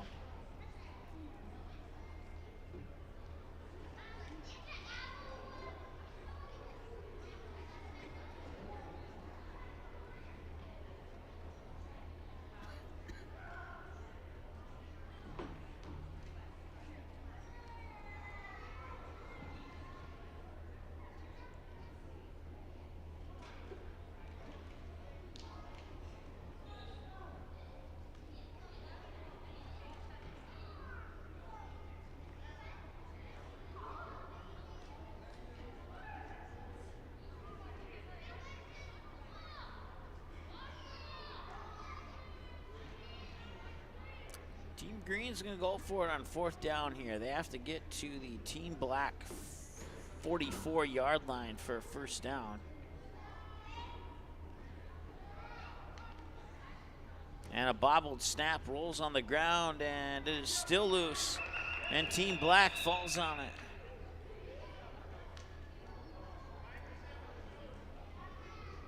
So instead of a turnover on downs, it'll be a lost fumble, and Team Black gets the ball either way. With 22 minutes and change to go here. Ball is at the 37-yard line.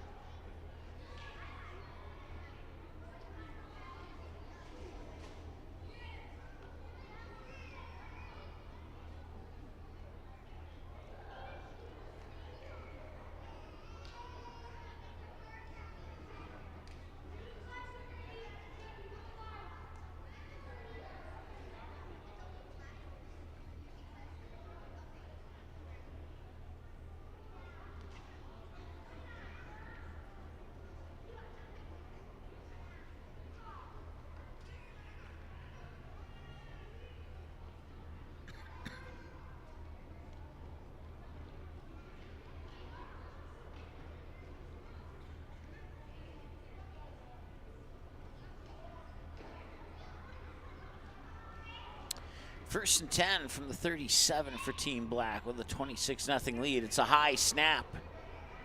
And let's see who got it. Team Green recovered.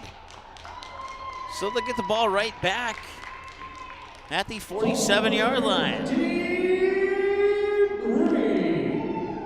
First and 10 from the 47, which is right where Team Black started that play from. I take that back. They were actually on the 37, so they gain about 10 yards on the fumble recovery and put themselves on a 53-yard field. 20 minutes and change to go here in the second half of game 3 of 8.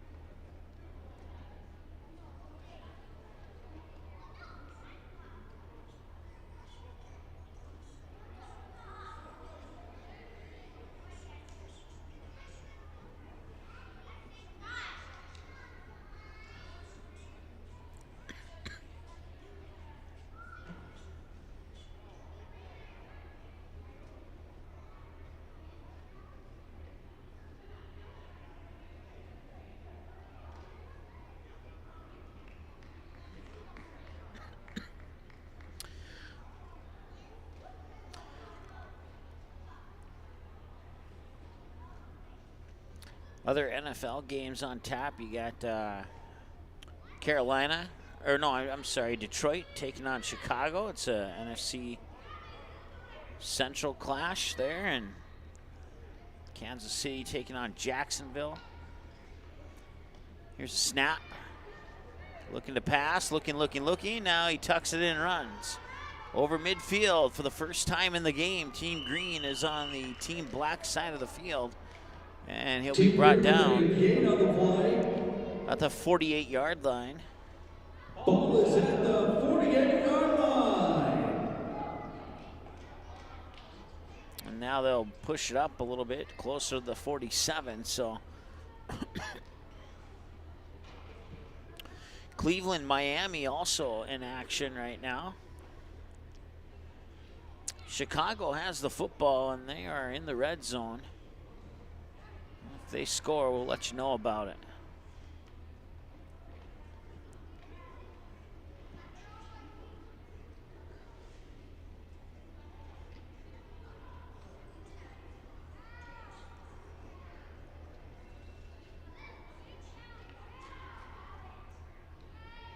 And Cleveland has just struck first in their game against the Miami Dolphins. They lead 6-0 on a 2-yard touchdown pass.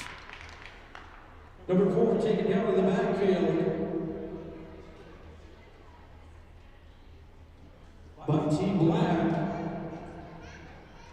Ball is placed at the 46-yard line.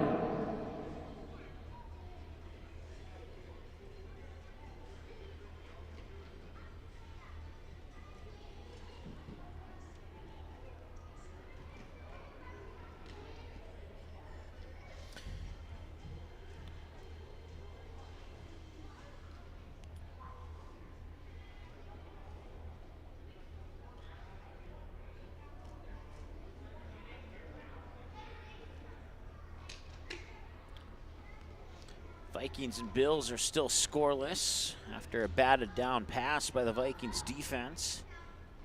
Here's a field goal attempt coming up for Chicago now. It's a 33-yard attempt. Kick is up, and it is right down the middle. Splits the uprights. 3-0 Bears over the Lions with 10:39 to go in the first quarter.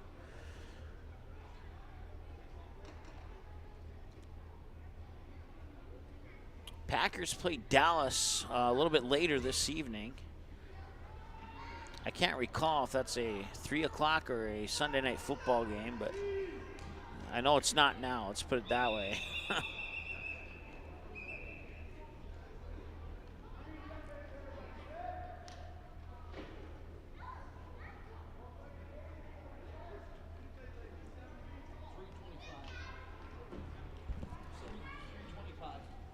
It is a 3 o'clock, 3:25 game, so just was informed by a PA announcer.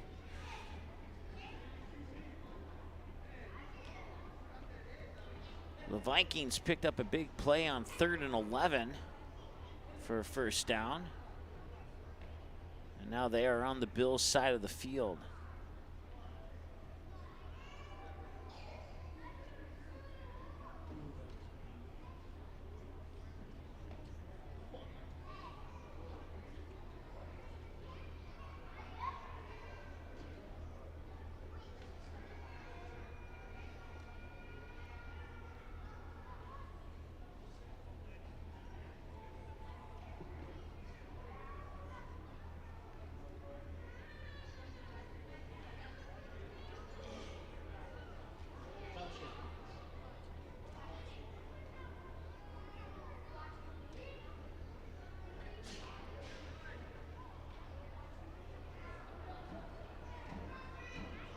And there's a pass, and it's incomplete, just about a yard over his intended receiver.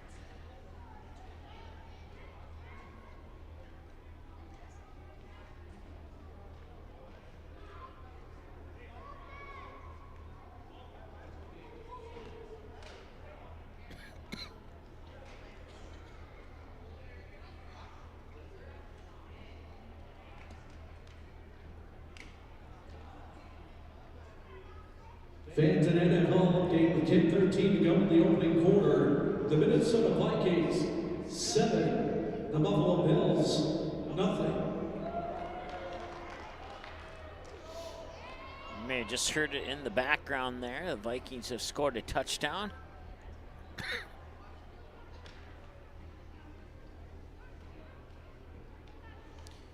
Cousins to Jefferson on a 22-yard strike on 3rd and 3, and that makes it 6-0 with a point after attempt on the horizon here.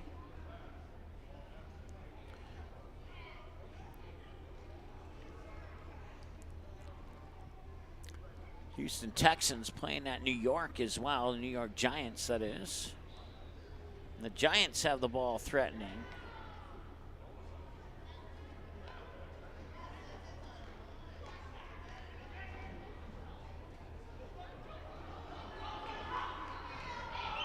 And that will be a horse collar tackle more than likely. Ball carrier gets to the 36-yard line.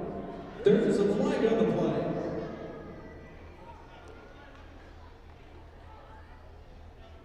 As the defender kind of grabbed the front of his jersey to drag him down, and it was right around the neck area on the front.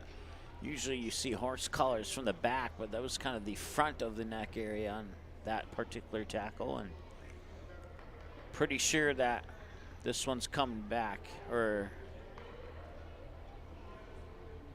not coming back, but well, maybe it was on the offense. It certainly looked like a horse collar tackle on team green to me, but from my vantage point up here with our cameras. The battle ball is on Team Black's 48-yard line.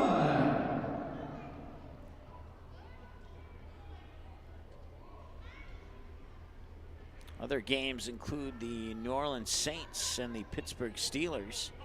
11 minutes to go in the first quarter, scoreless in that one.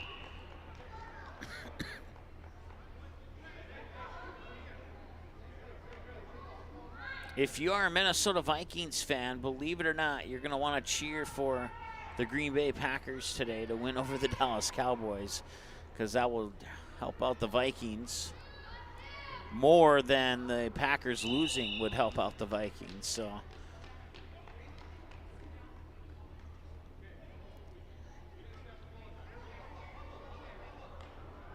there's a flag on the play.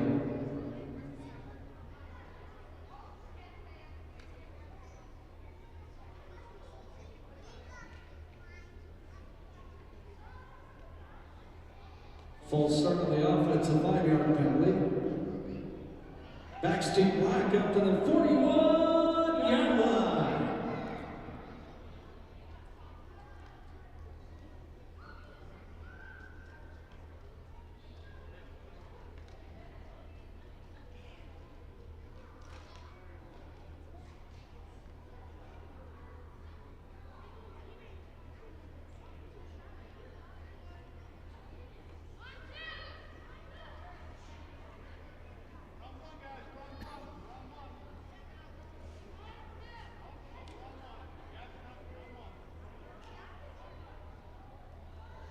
all right, Team Black has the ball, 2nd down and forever. 2nd and 29 to be precise. They have to get to the Team Green 30-yard line for a 1st down. And in the backfield, he'll evade 2 tackles, cut to the outside, and now he's got some room to run. He has 1 man to beat. And that 1 man's going to almost strip him of the football. Not quite. He certainly made the attempt.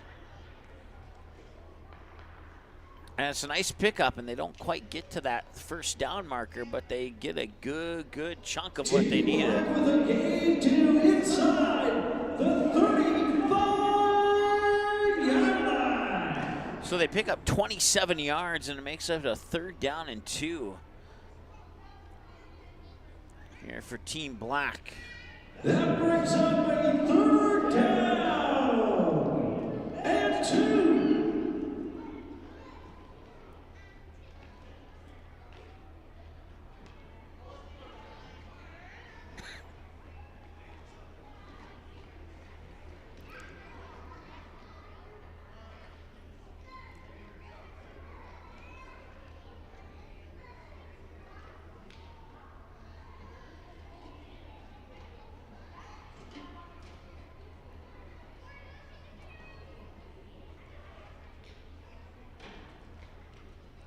Third and 2.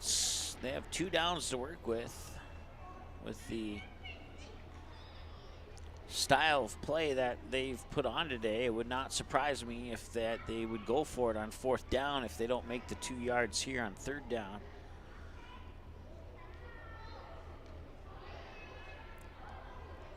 Snap, delayed handoff, and boom, everybody's right there, and they're not going to gain anything. They're going to be pushed back.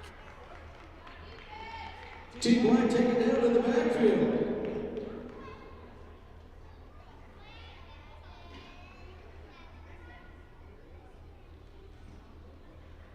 Fourth down and 5. They'll spot the ball right at the 35. It's 4th down and 5. Ball is at the 35-yard line.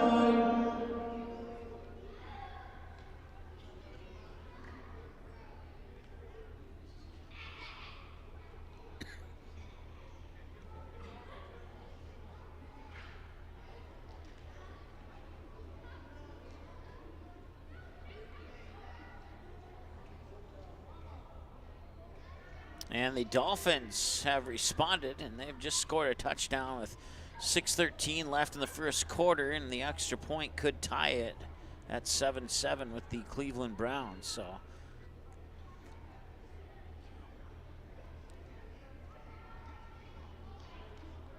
Fans at NFL update with 8:10 to go in the opening quarter. It's Minnesota 7, Buffalo 7.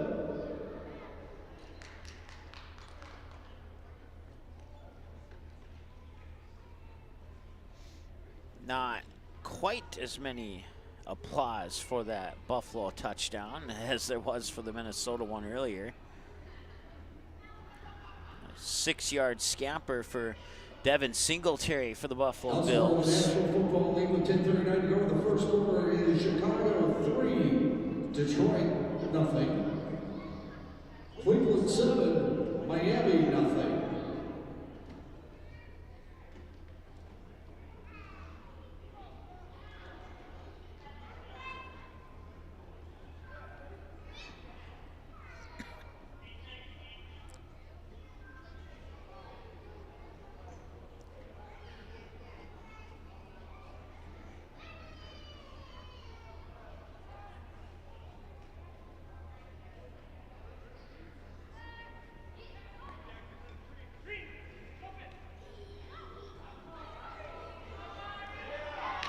And he's loose down the near sideline, and he's stripped of the ball.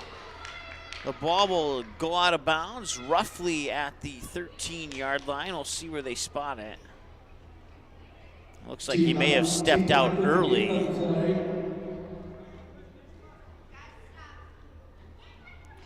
So he was stripped of the ball at about the 13. I'm thinking he may have stepped out of bounds closer to the 17. We'll see where they spot it. Ball is spotted at the 17-yard line. And that is exactly the case. He did step out of bounds early.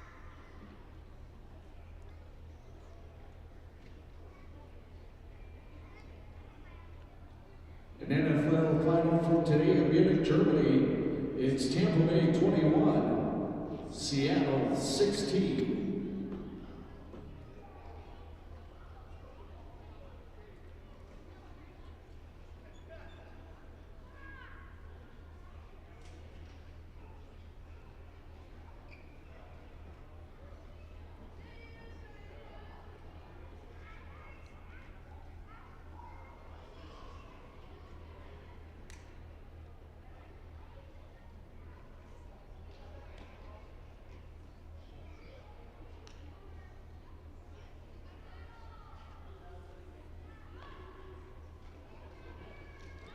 And he will escape the pressure, and he probably picks up about about back to their line of scrimmage. That's thought for a moment he may have picked up one, but not quite that far.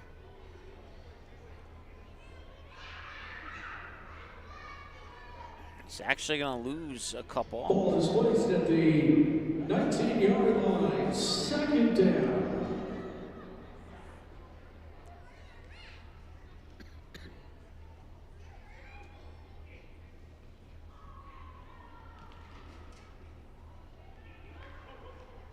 Snap and immediate pass. Well covered and nearly picked off, but through the fingertips of the defender. Pass incomplete. Team green on the coverage.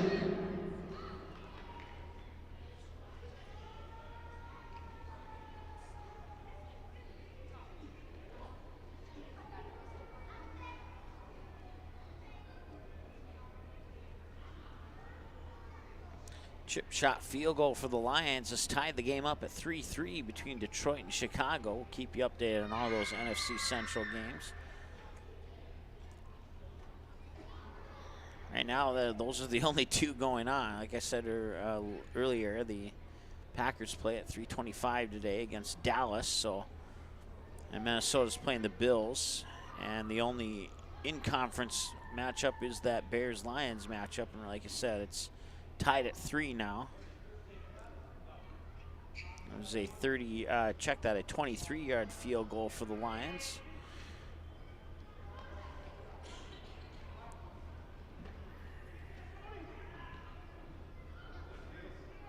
Also coming up at 5:30 today, the tip-off between the Minnesota Timberwolves are on the road today against the Cleveland Cavaliers. Brings up fourth down. Ball is marked at the 14-yard line.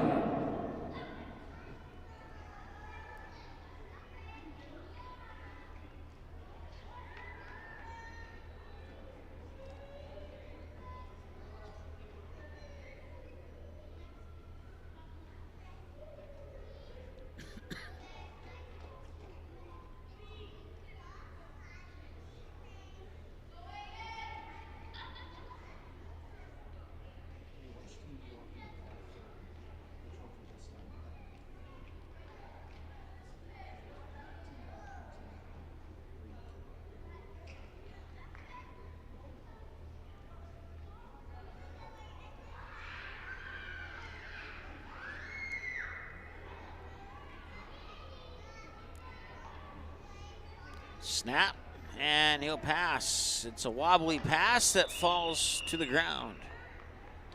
A little bit overshot his receiver and thankfully undershot the defender.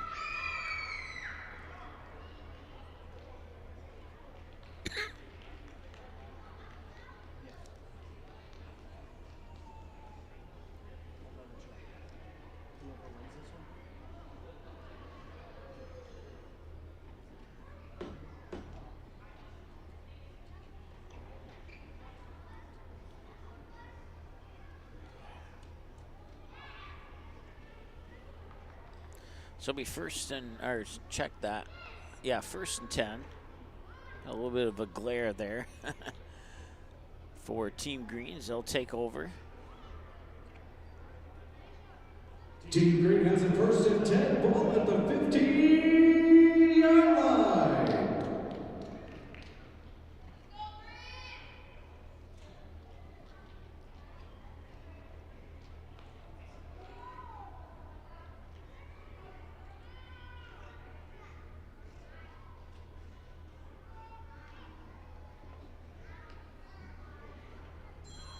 And the ball's loose, and it is going to be recovered by Team Black.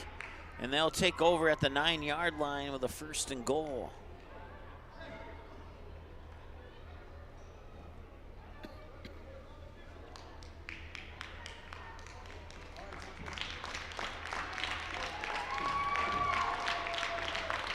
And that'll do it. Final score in game number 3.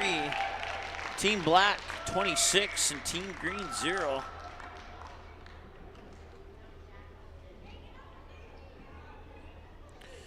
At the conclusion of the handshake, ladies and gentlemen, we ask that both teams please line up on the 50-yard line for the trophy presentation.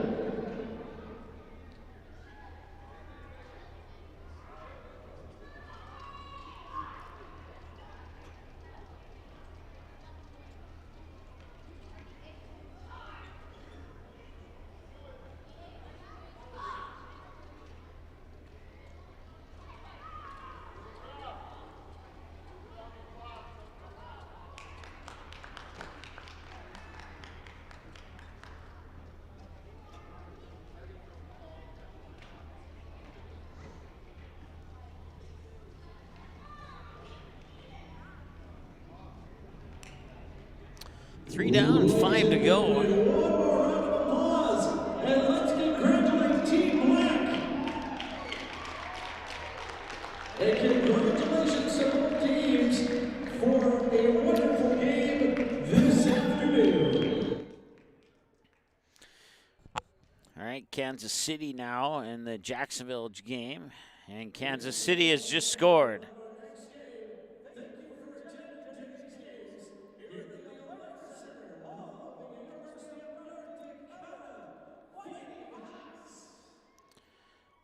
So the Kansas City Chiefs now have a 6-0 lead over the Jacksonville Jaguars.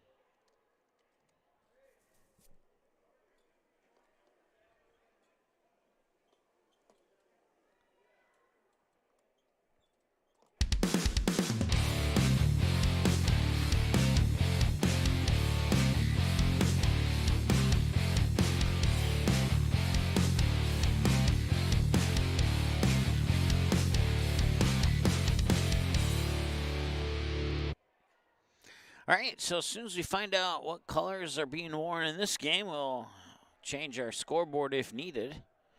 As we move into game number 4, the 10U game. We thank you for tuning in, regardless of which team you're cheering for.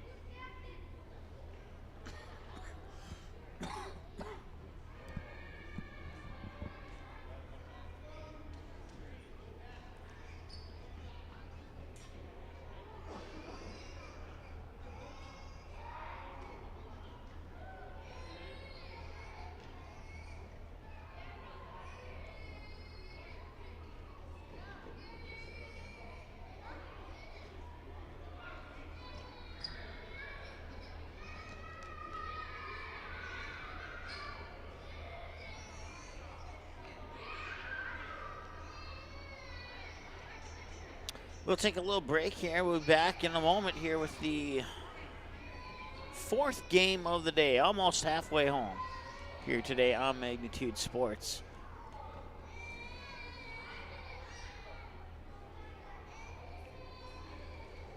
Keep you updated on that Vikings-Bills game.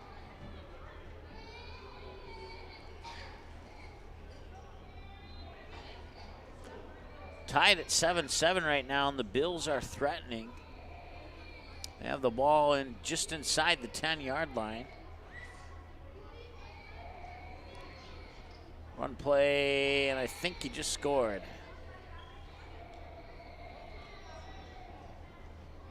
Still waiting for the official signal. Checking to see if he was out of bounds or not. And he was out of bounds. He was out of bounds at about the 2-yard line. So no score for Buffalo at the moment.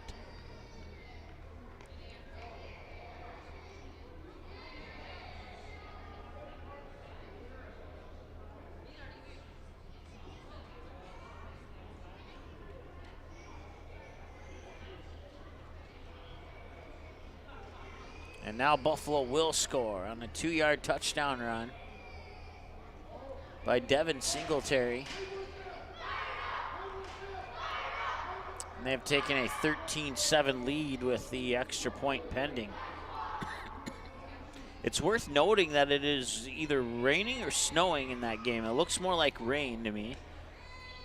But it could be right that right spot where it could be either one. If it's a little bit cooler, it's snow, but it's a little too warm yet, so it's falling as water droplets instead. But weather conditions are not perfect for that game. Let's put it that way.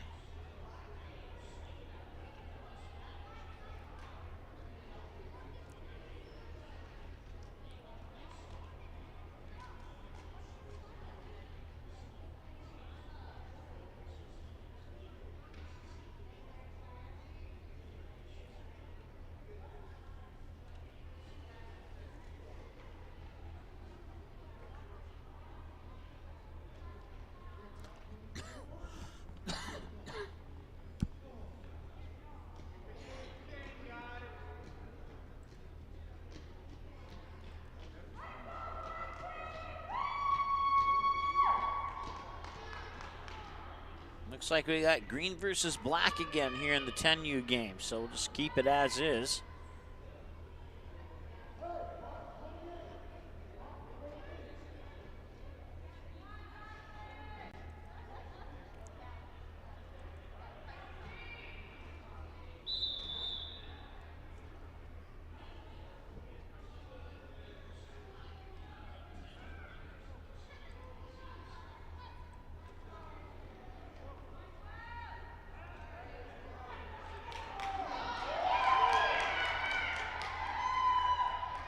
And all the way up to the 50-yard line on the first play of the game.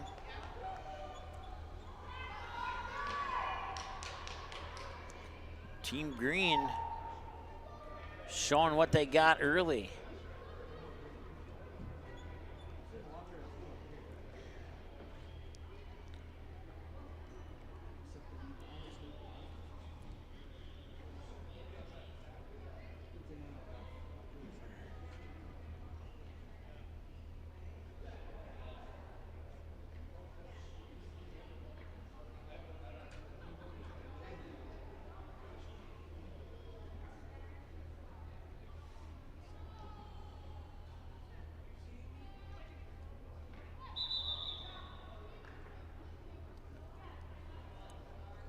There's a flag on the play.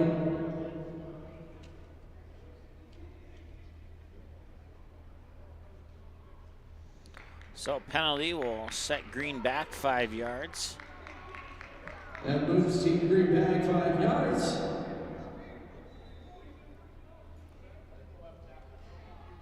To just inside the 45-yard line. Bad snap. He picks up, falls on it on the 40. It's a loss of 4 on the play. Loss of 4 there. It's green ball. Ball is at the 40-yard line.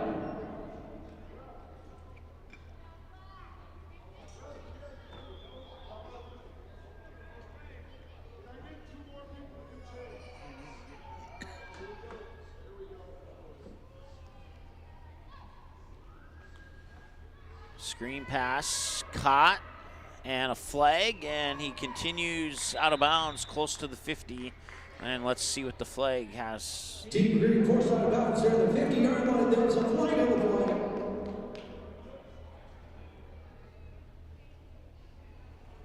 play. It appears to be against Team Green. I still haven't seen the official call though.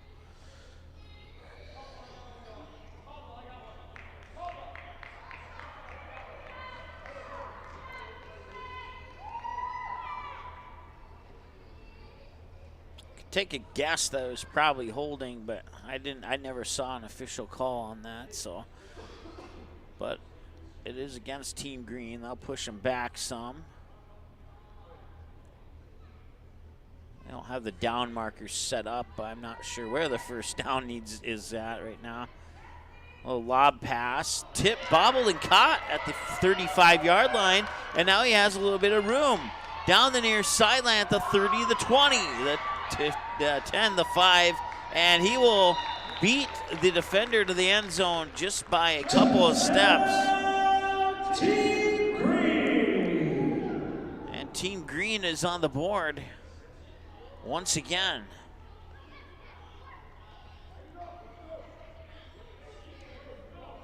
$6-0 is our first score of the game here for Team Green in the 10U game.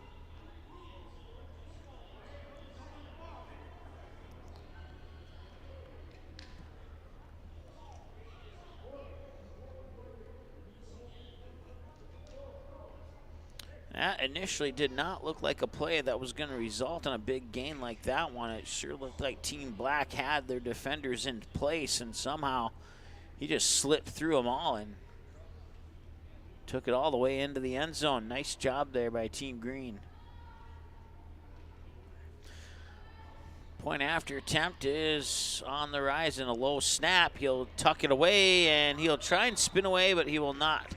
And the two-point conversion will be unsuccessful. No good, but there is a flag on the play. We'll see if the flag gives Team Green another crack at this or not. It could.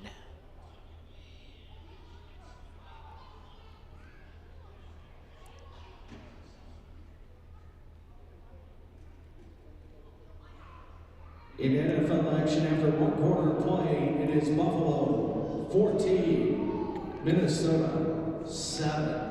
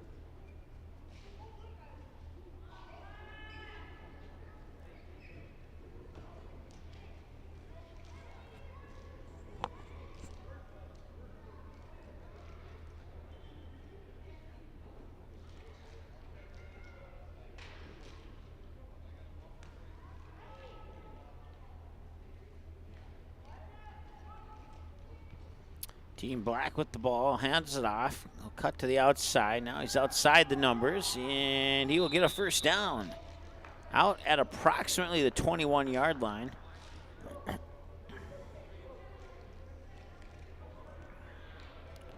Looks like the ref's not going to be as generous. He's going to spot it at the 20. But either way, it's enough for the first down, so. Team Black going to carry that. Brings up first down.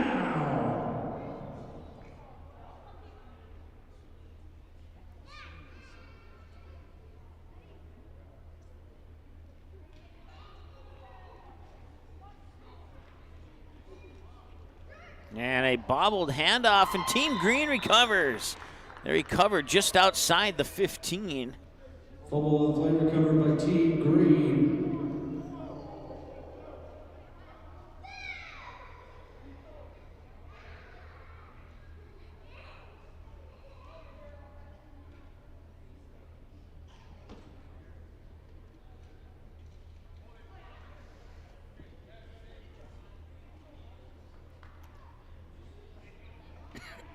So that's first and 10, ball at the 15-yard line. 14 Green.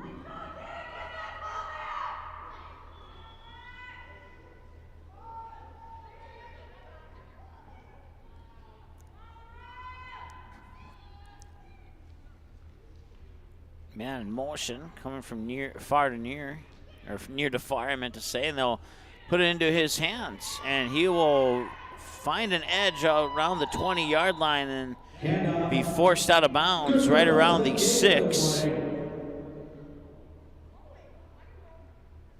And that should be just shy of a first down by about a yard or two.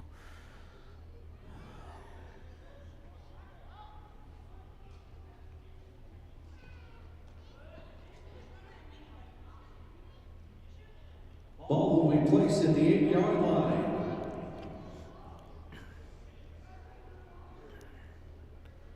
So it's second down and 2, I do believe.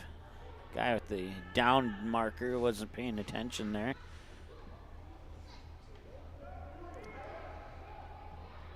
And just needs a little bit more room, and he got it in. Touchdown, Team Green. It's now 12-0 in favor of Team Green.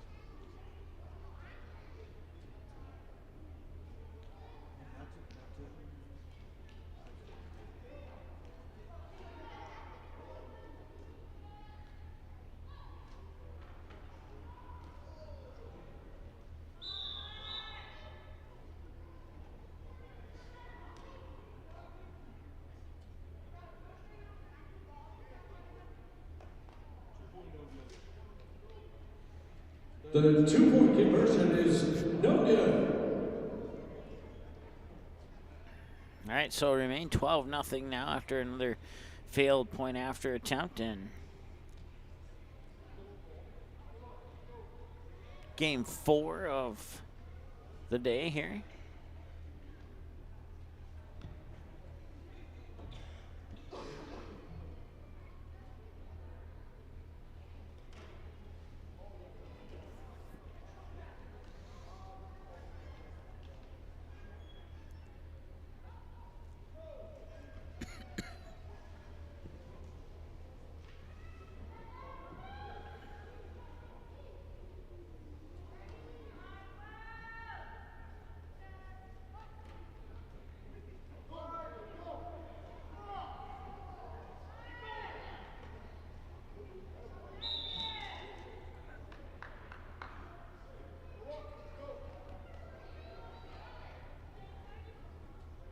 Team Black gains positive yardage on the play.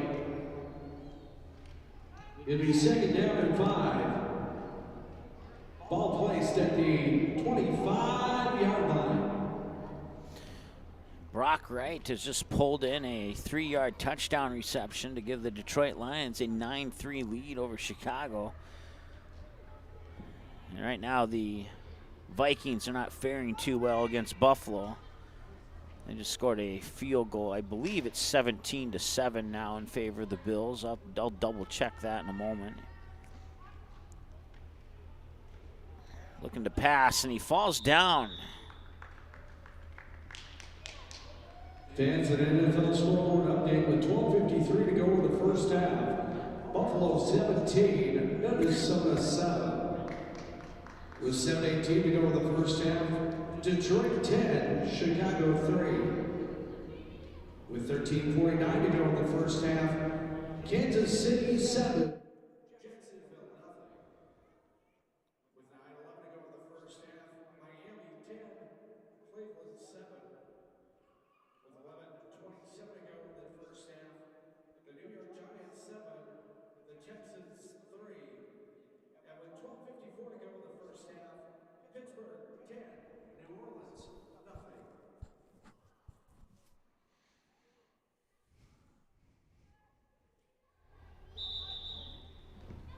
Yeah, flag before the whistle on that one.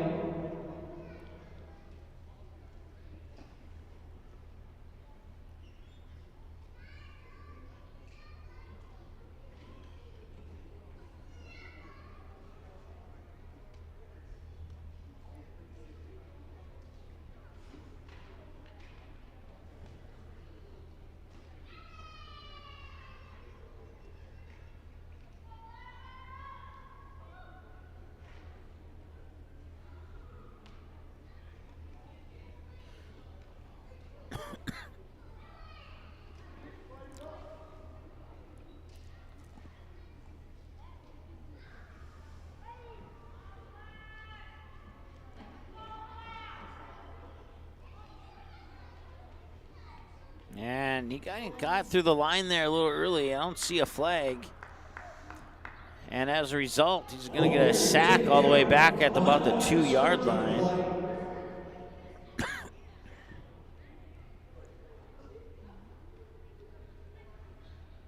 The ball will be spotted at the 7-yard line.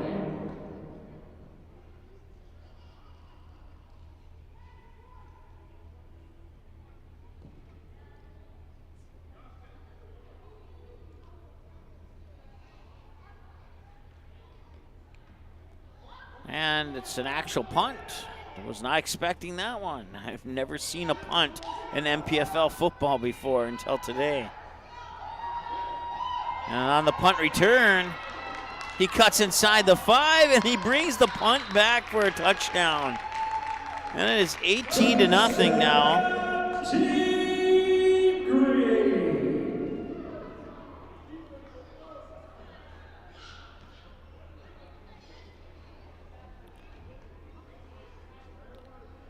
In 2 years, we have our first punt return for a touchdown. That was an actual punt. Usually they just walk the ball off about 35 yards on a punt, but they decided to actually punt it, which I kind of enjoyed seeing that.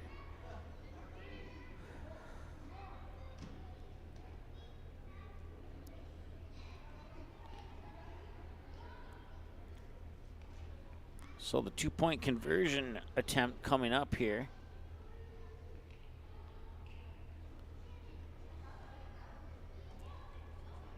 And a little screen pass, caught. Can he get around the defender? No, he'll be dragged down short of the end zone, and it'll remain 18-0 with 18 minutes and 40-some seconds to go here in the first half of game number 4 of the day here.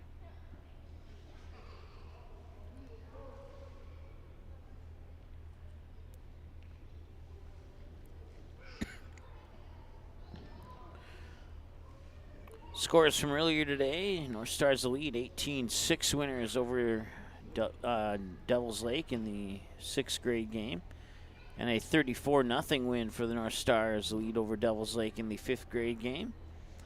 In the 9U game, it was Team Black with a 26-0 win over Team Green, and right now Team Green leads 18-0 here in the 10U game.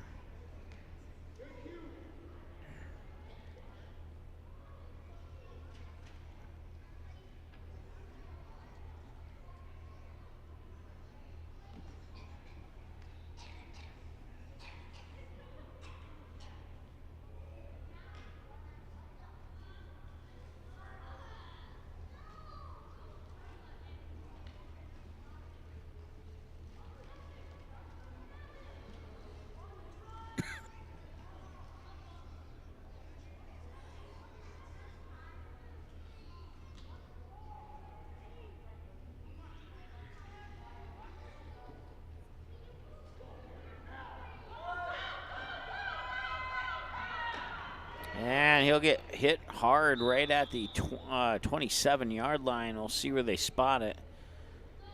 Looks like the guy who delivered the hit was a little shaken up as well.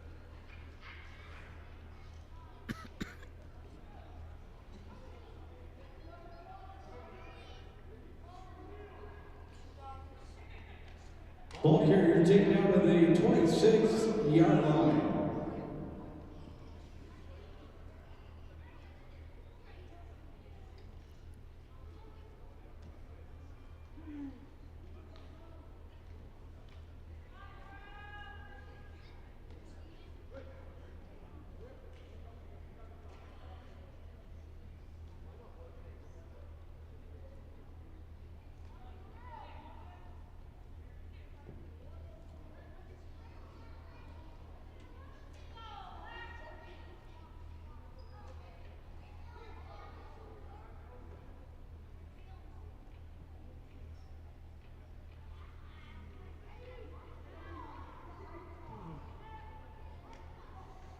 Shotgun snap and an immediate handoff. He'll take off to his right, and he'll evade one tackle. Now he cuts back inside and cannot evade the next one. His forward progress will be stopped at about the 28-yard line.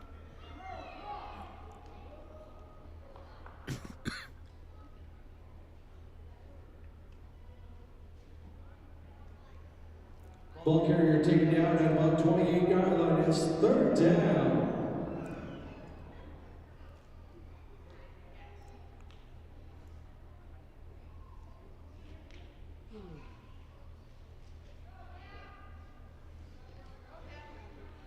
Third down and 2 here for Team Black. Still looking to get on the scoreboard here with 15 minutes and change to go in the first half of game number 4. And a bad snap. He'll fall on it.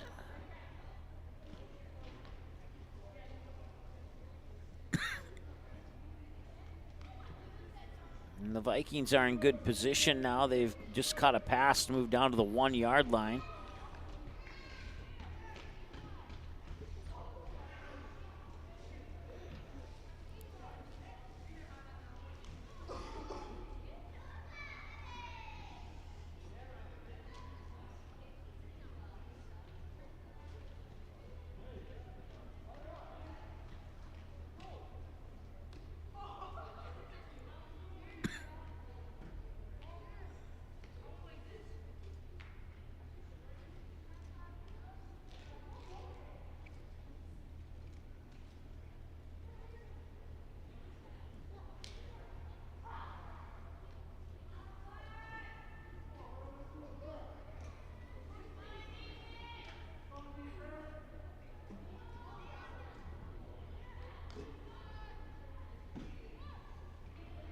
Snapping the handoff and a near strip, and now he goes up the middle and he'll get taken down by the ankles. Forward progress comes to an end at about the 49. We'll see if they push him back or not.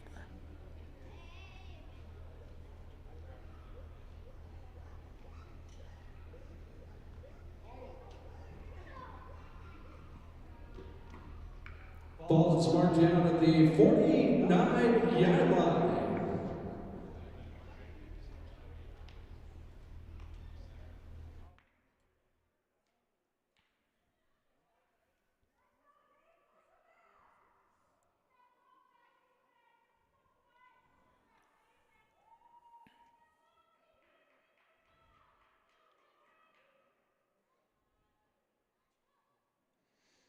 Snap and another pass that's caught. He's got a little bit of space and he gets pushed out of bounds at about the 43.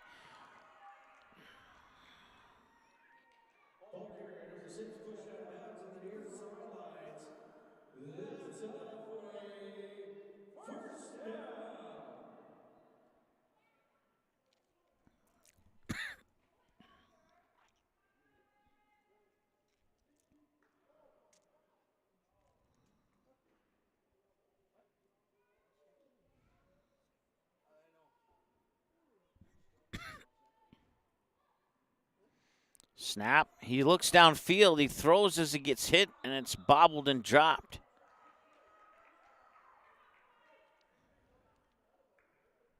Pass is incomplete.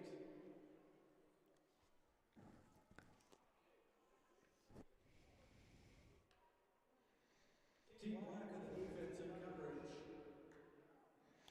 The Vikings just got a field goal. It's now 17-10. We said 12 to go in the first half. It's Buffalo 17, Minnesota 10.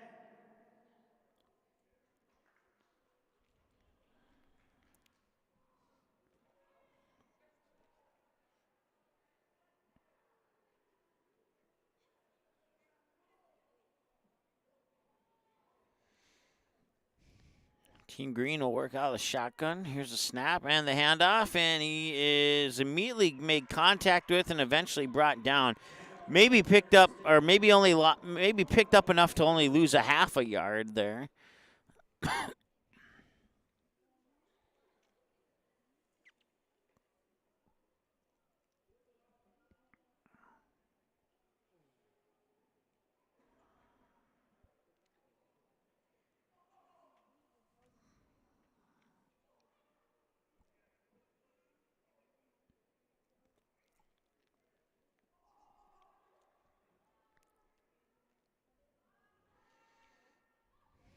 10 minutes and change to go. Another pass, and it's caught. He'll cut back inside. He'll try and power his way through a couple defenders, and he gets flattened at the 36.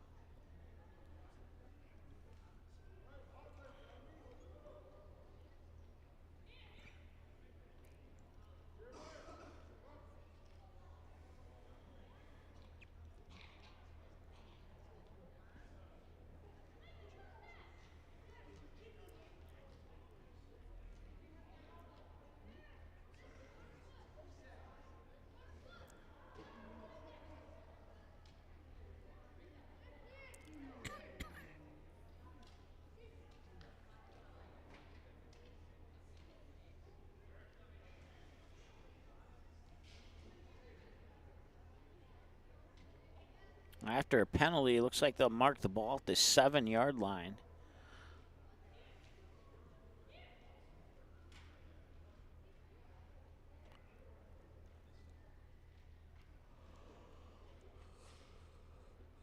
Ball is placed at the 7-yard line.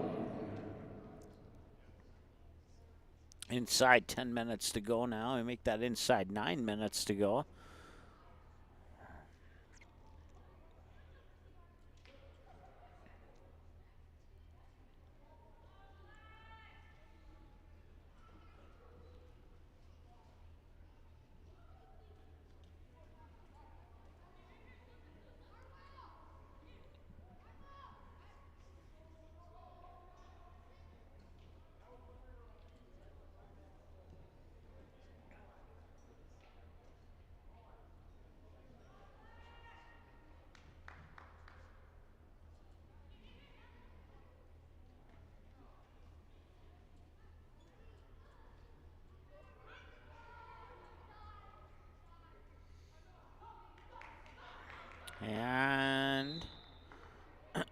He'll pick up about 2.5 on that one. Bring it up to at least the 9, maybe the 10. We'll see where they spot it.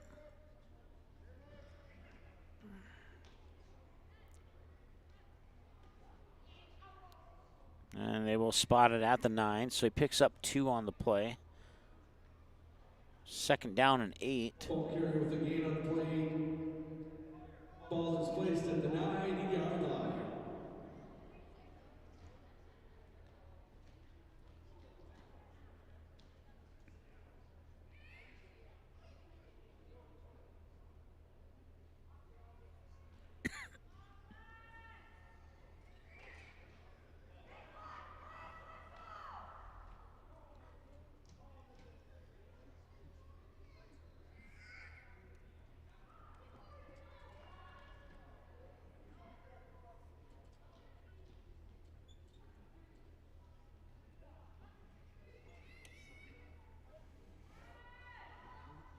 And he'll try and keep it, try to go to the outside, and he gets through a tackle, and the flag comes in, and I have to imagine that might be a face mask. Gains a yard or 2. There is a flag on the play. Certainly looked like a face mask from up here.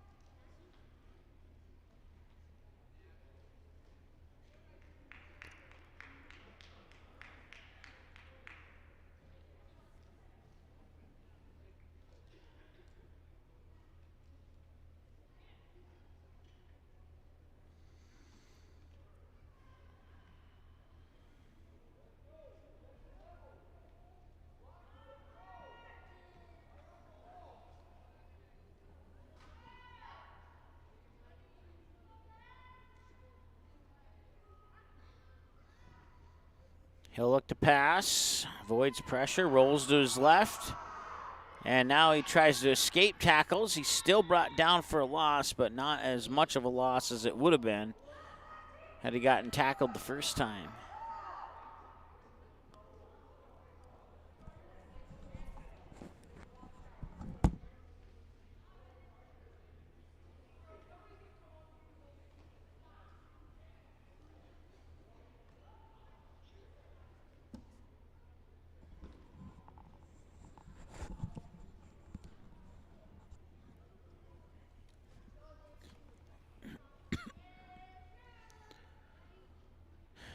As we sneak inside, 5 minutes to go now in the first half. He'll roll out to his right this time.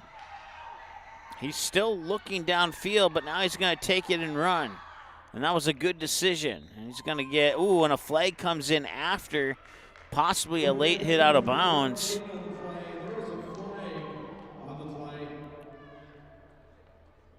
We'll see if that flag gives them the extra yardage they need for a first down or not. And it is on team green, so it should be a first down. And it will be. So team black will have a first down as they will spot the ball at the 46-yard line.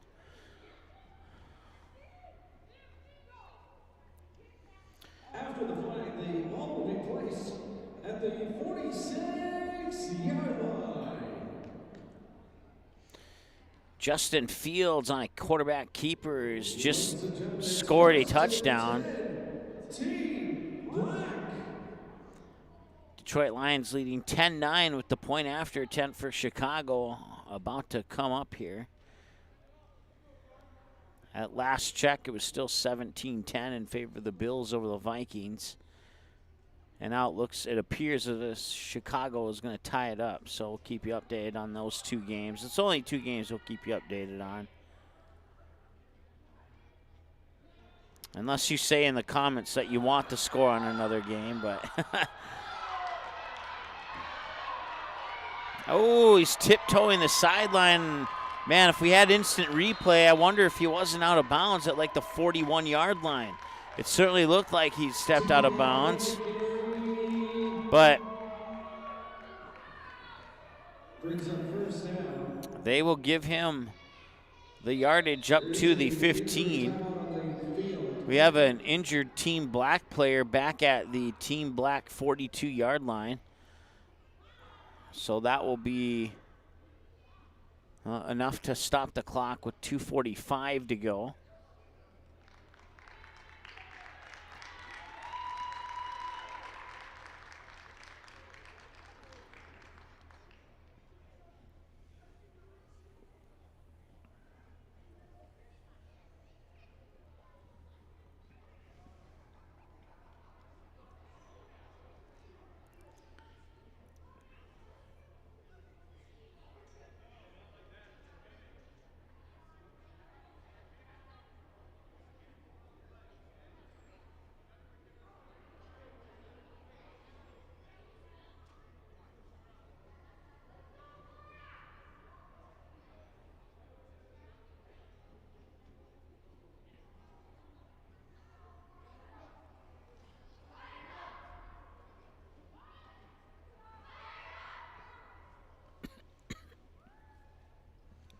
It'll be first and 10 at Team Black. Ball is at the 15-yard line.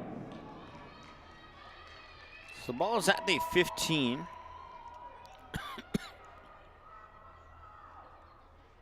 As they start the clock prior to the snap, which they keep changing when they start and stop the clock, so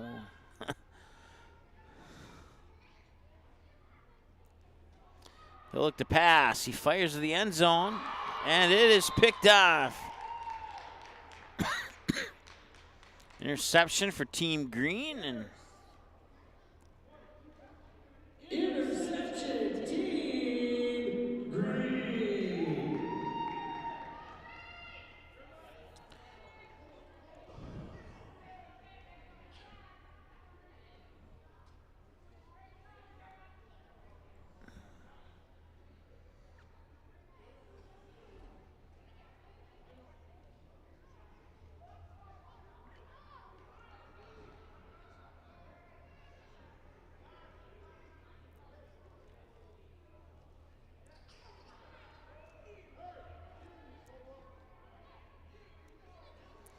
he'll look to pass. He'll get that pass completed. Caught at the 20, and a defender falls down. Now he's at the 30 as a result, and he spins his way, and I think he stepped out of bounds close to the 37.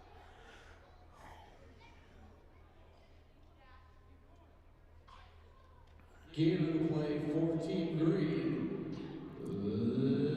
It brings up another first down.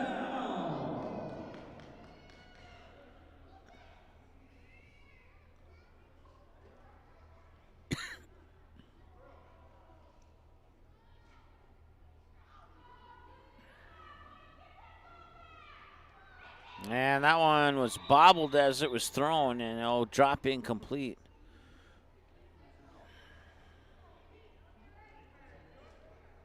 And we might have one more play here, and that will probably be the end of the first half.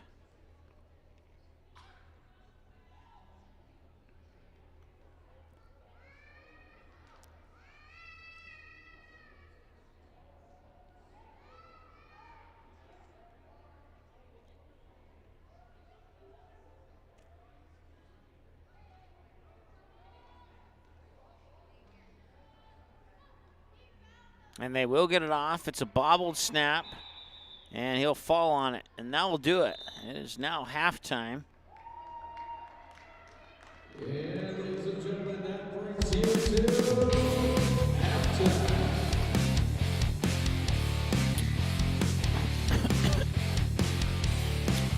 Team Green in front halfway through game number 4, and we are halfway through our day. Half done, half to go.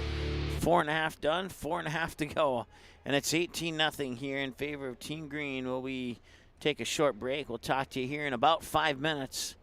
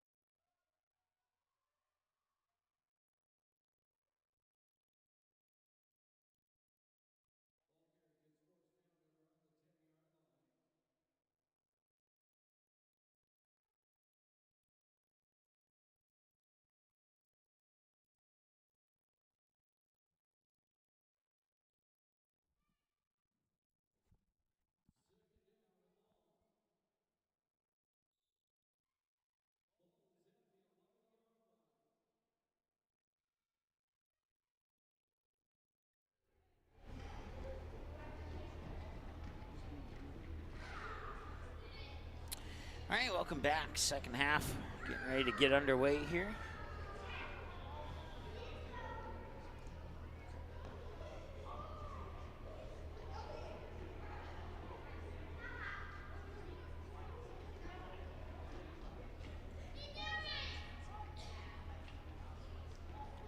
No pass, and he's got his man, and he almost caught it, but not quite. It slipped through. He had it right in the numbers, but it slipped through his arms and down to the ground and incomplete.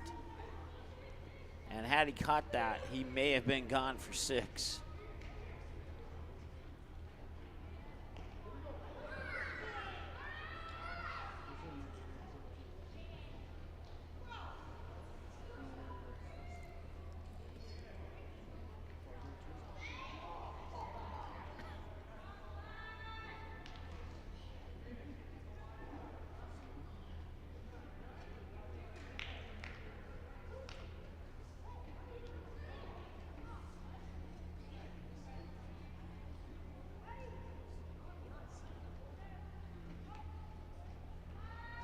Handed off, and he's going the wrong way. He's got him in a little bit of trouble, and he's down at about the 3-yard line.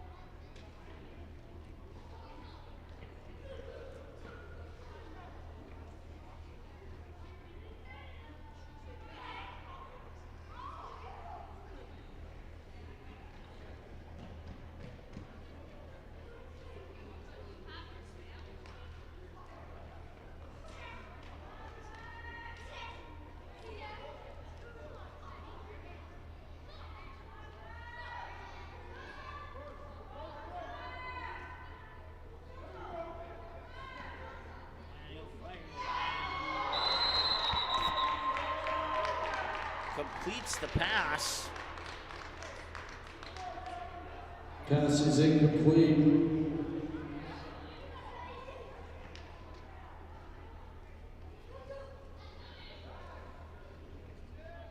Ruling it an incomplete pass, pardon me.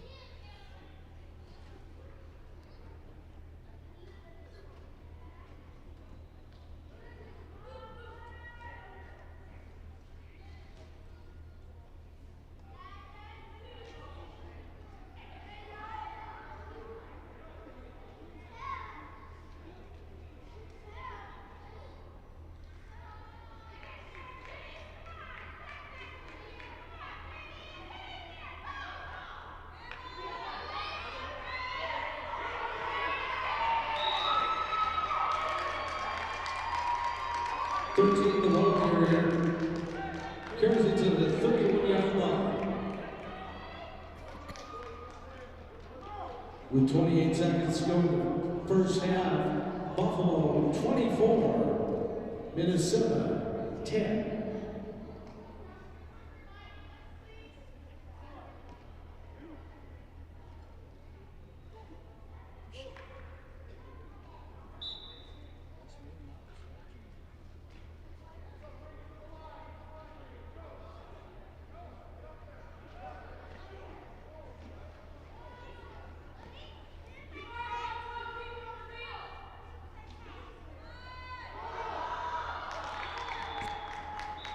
Not much on that play there. Fumble on the play.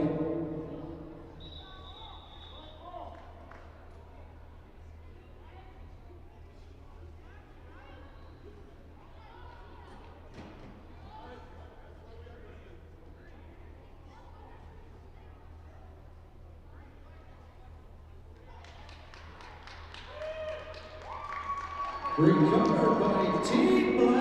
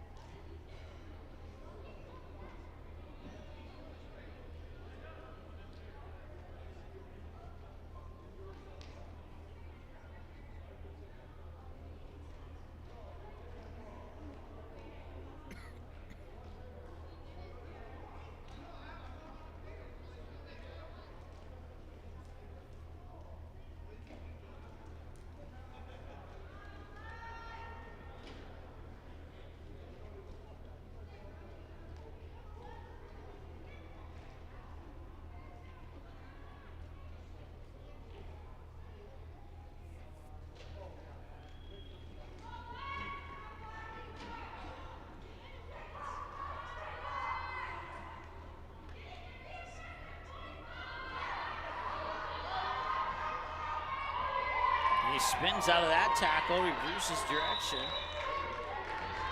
Pulls it up to about the 43. Ball carrier moves forward to approximately the 43-yard line.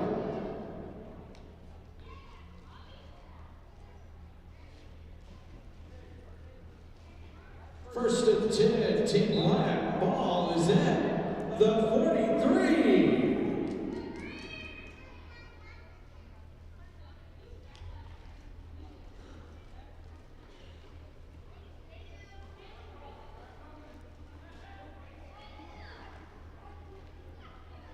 Another handoff. And a couple of yards.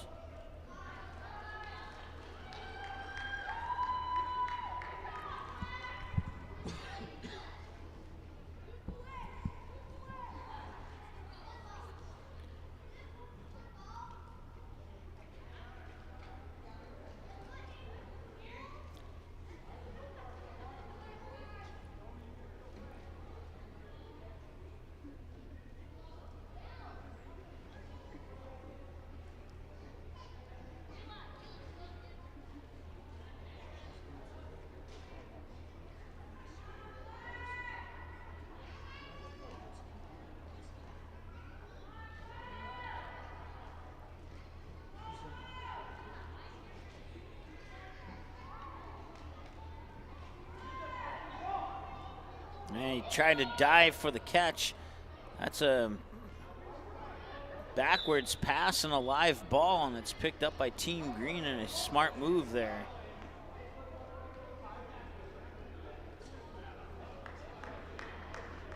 Yeah, so that should be a fumble recovery for Team Green. So that pass never went forward.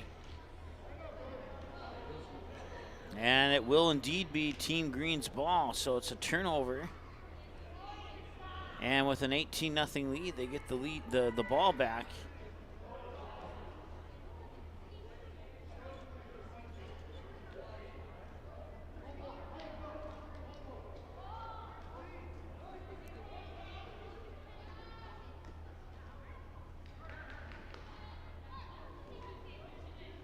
Handoff up the middle, finds a seam, and he punches himself to the outside.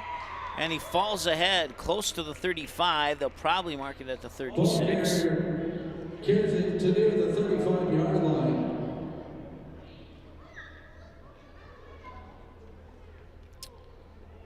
And I'm finally, just as I thought, I was finally starting to figure out these referees' spots. Brings up second and short.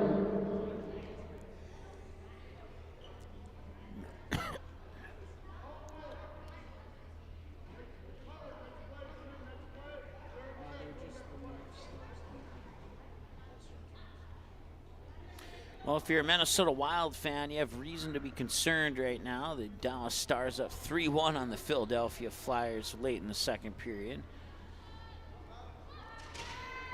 Dallas Stars in a three-way tie with the Winnipeg Jets and Colorado Avalanche for first place in the division right now. And the Wild kind of sitting in the middle there amongst teams that probably shouldn't be as high as they are, like the Arizona Coyotes and Chicago Blackhawks. And then you got the St. Louis Blues at the bottom of the division, and they probably shouldn't be there, but it's a good thing that for all those fans, all those teams' fan bases, that it's still early in the season. So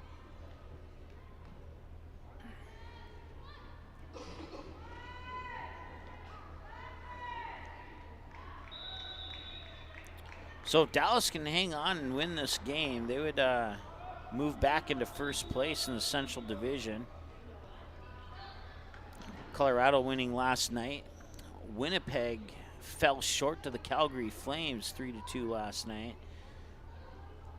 So that set up that three-way tie, and now Dallas has a chance to take it back solo if they can hang on to this lead.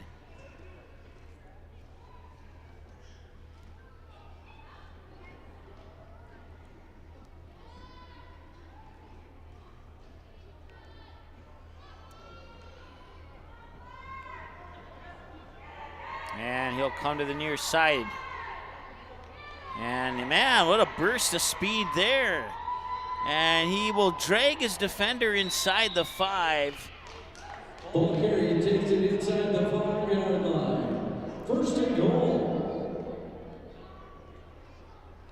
See if they'll spot it at the 3, it looks like.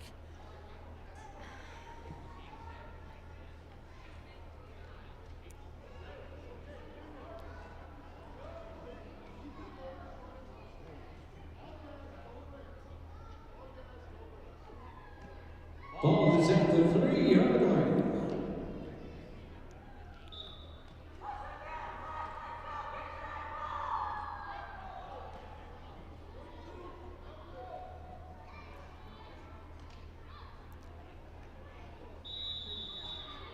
And nothing there. But a negative yardage play.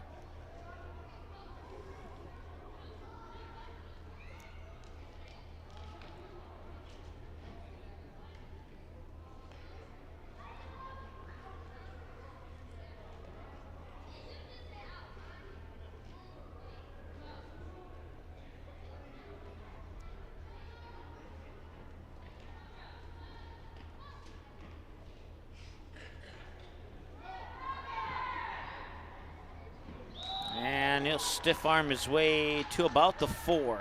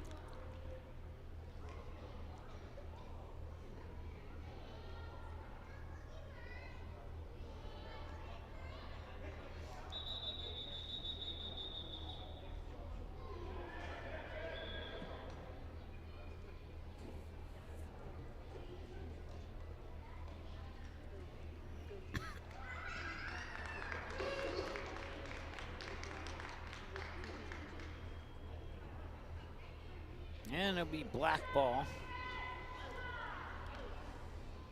I'm sorry. It's team green ball. My apologies.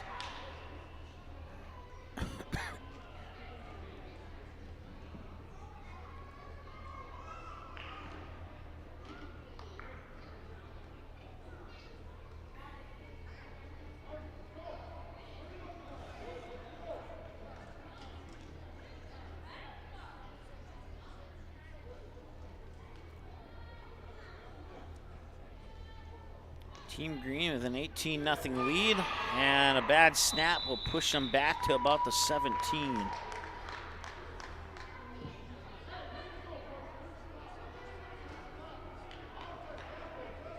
Team Green taken down by line of scrimmage.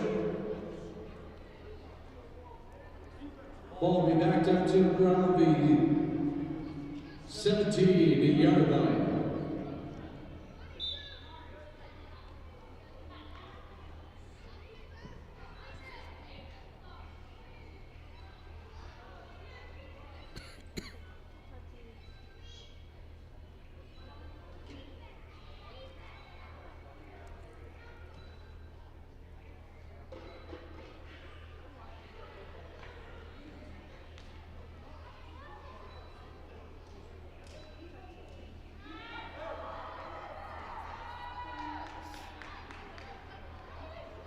And nice pass, but just a little too much on that one. I mean, he had the spin and everything. Incomplete pass.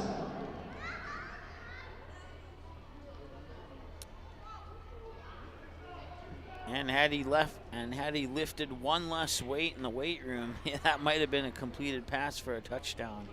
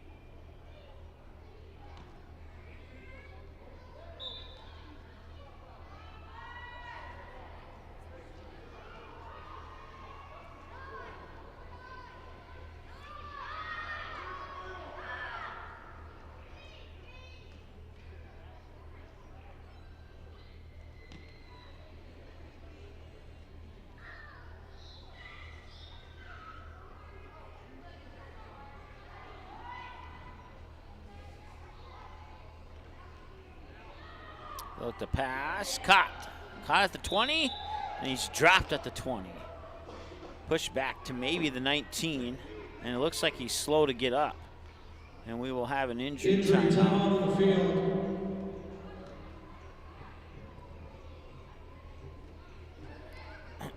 So I'll stop the clock on the field with 16:29 to go here in the second. 11, 12, and 13U games will be the next three, and then we'll wrap it up with the Mud Dogs taking on the Invaders. That'll be an adult football game. That one's scheduled to start right around 6:30.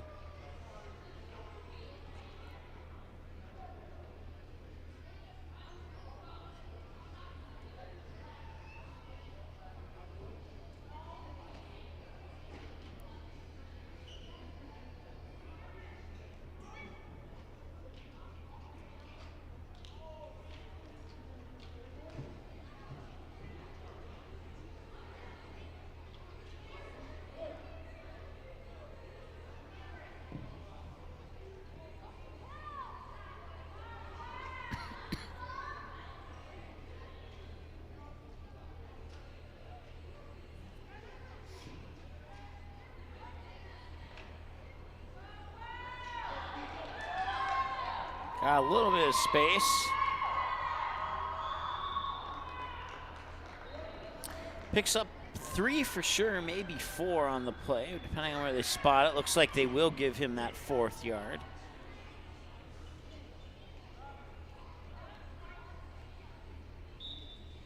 So bring up a 3rd down and 3 to go.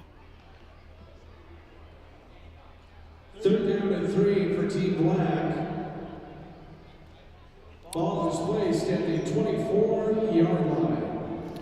Just inside 16 minutes to go here in the second half of game number 4. Now put 4 in the books and 4 to go.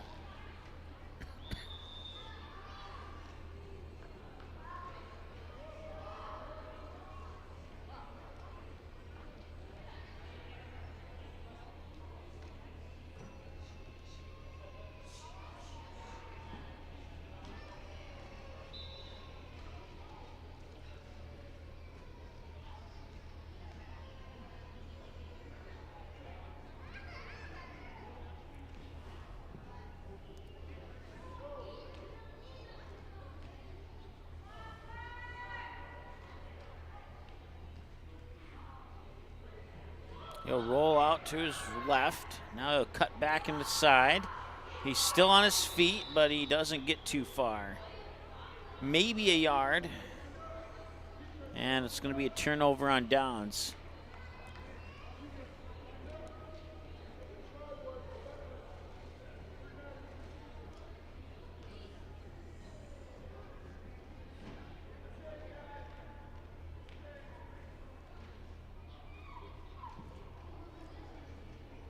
It'll be first and 10, Team Green.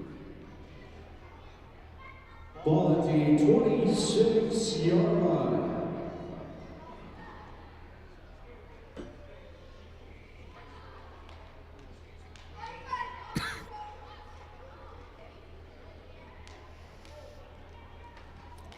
Well, second period has come to an end in Philadelphia, and it's 3-1 in favor of the Dallas Stars over the Philadelphia Flyers. So one more period of hockey to go to see if the Flyers can get 2 or more.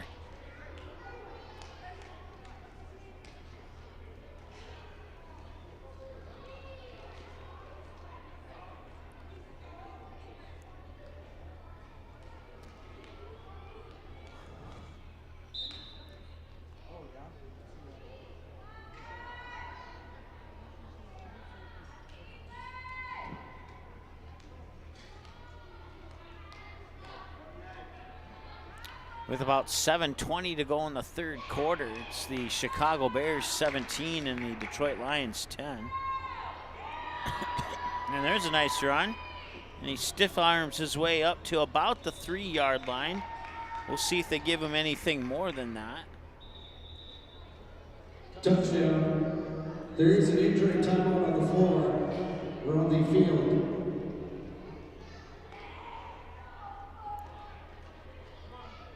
Clockkeeper, please reset the clock to 13 minutes, 3 seconds. 13 minutes, 3 seconds.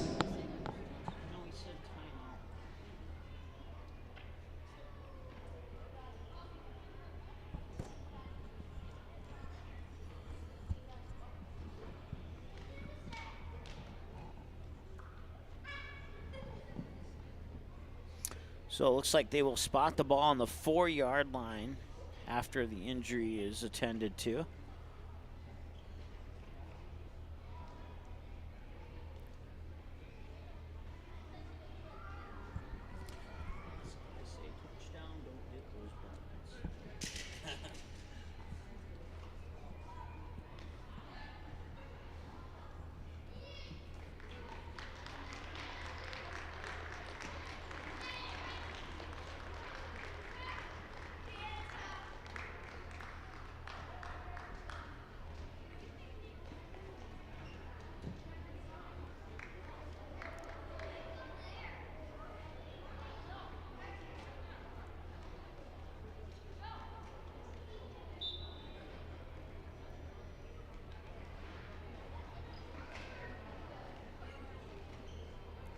All right, so Team Green will have the ball.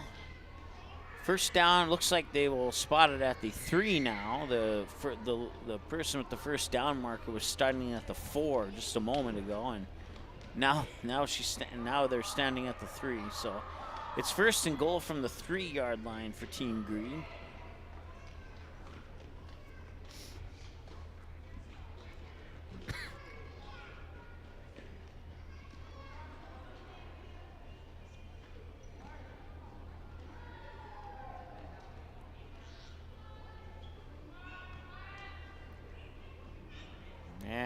That is knocked down. Almost intercepted, but good defense nonetheless.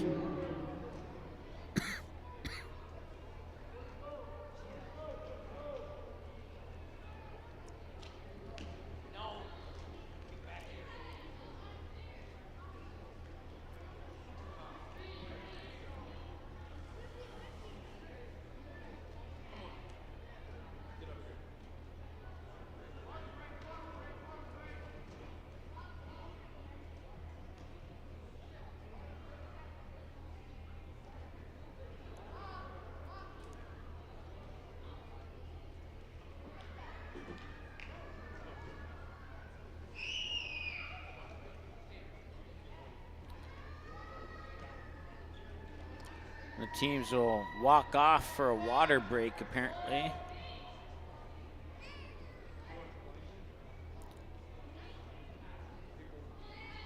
Yep, and that's exactly what it is the official just motioned to agree with me. So I'll stop the clock with 11:20 to go. And we'll take a short pause ourselves.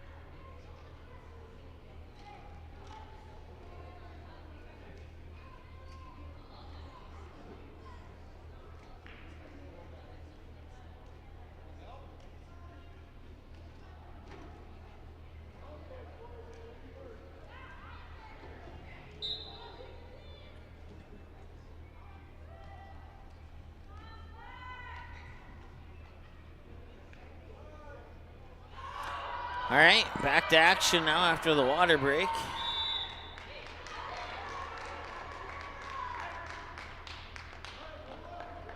So we crack the eggs on 11 minutes to go here.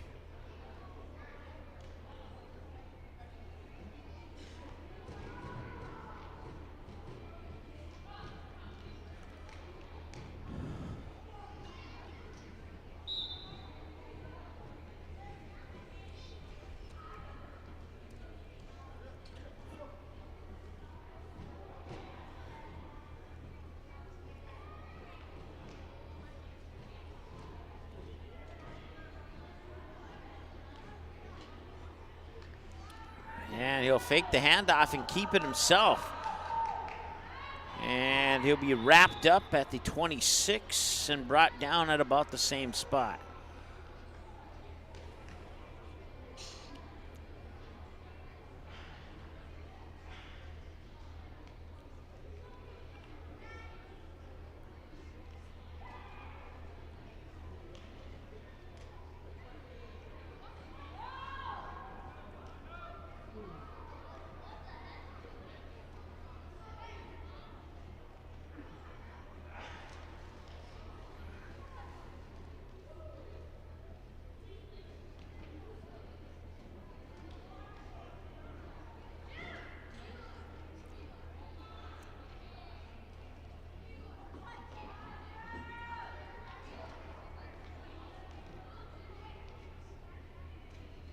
Another handoff, breaks one tackle, and he cannot escape the second one.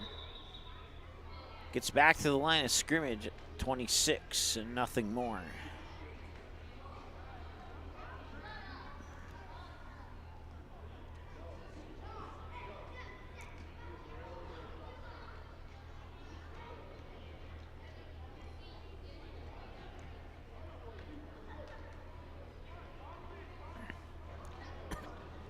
Don't forget, you can check all the upcoming broadcast schedules at magnitudesn.com. Click on the schedule button.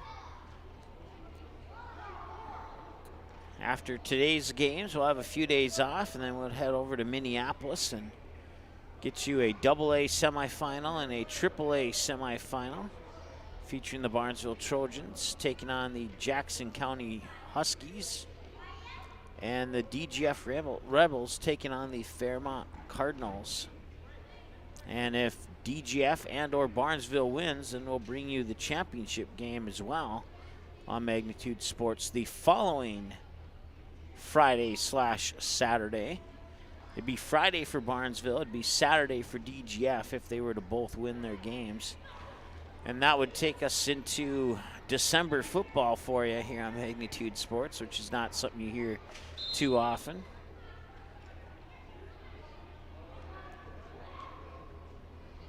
And if that does happen, we'll actually have a football-basketball doubleheader for you here on Magnitude Sports if that does happen, because our first basketball game will be December, I'm drawing a blank, December 3rd, I think, or December 4th.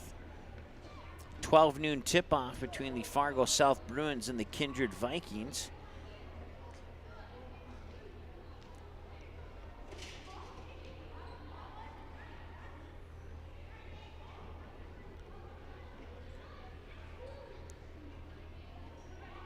Of course, we broadcasted some of these MPFL games from Minneapolis as well.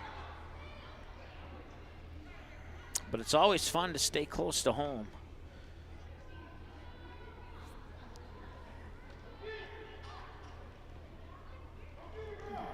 Especially when you have a rental car and your primary vehicle's in the shop. He'll get twisted and turned and pulled out of bounds at about the 46. Team Black territory. That's another first down.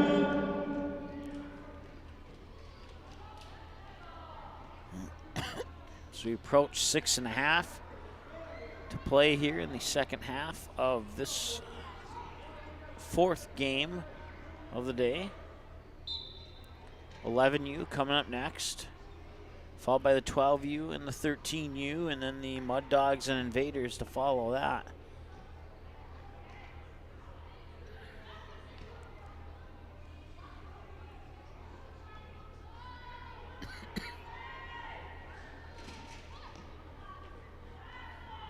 Take the snap, and he's going to try and find a seam, and he'll get shoestring tackled at about the 45, and I think his cleat went up into the neck or just below the helmet.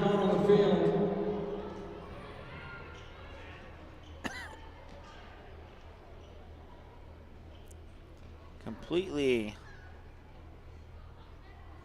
unintentional there, but sometimes you're in the wrong place at the wrong time on a tackle, and that cleat comes up and punctures you in the neck, and you have to fall down and catch your breath a little bit. And that's exactly what happened there. He just had to catch his breath a little bit as he'll walk off on his own power, and that's awesome.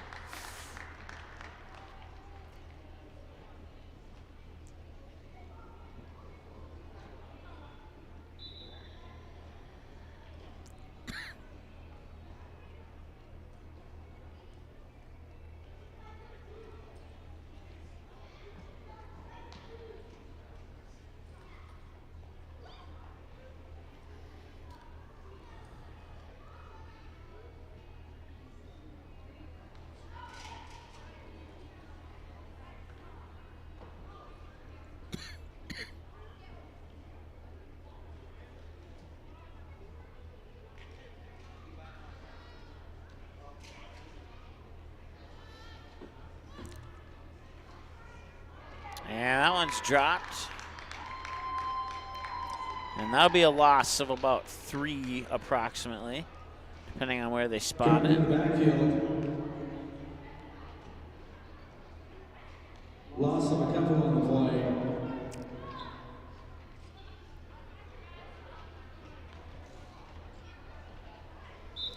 And then as soon as our football season and end of football season invades the start of our basketball season,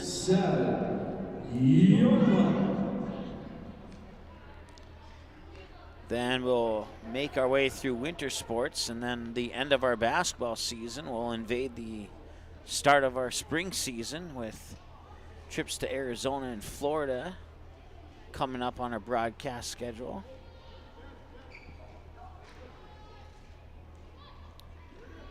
Count a couple trips to Iowa, at least one, if not two, to Nebraska.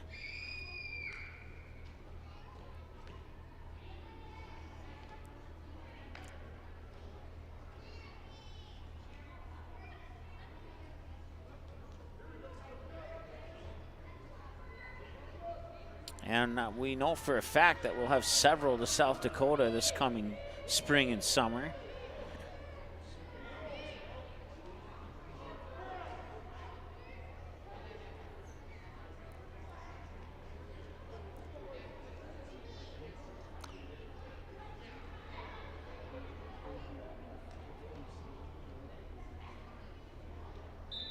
They'll walk off a punt.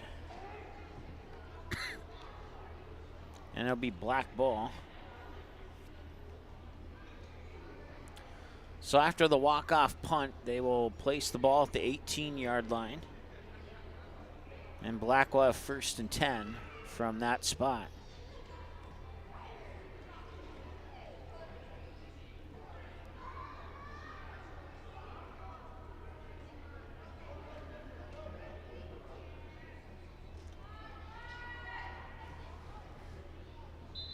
And a flag, and that will prevent that play from going any further than it does.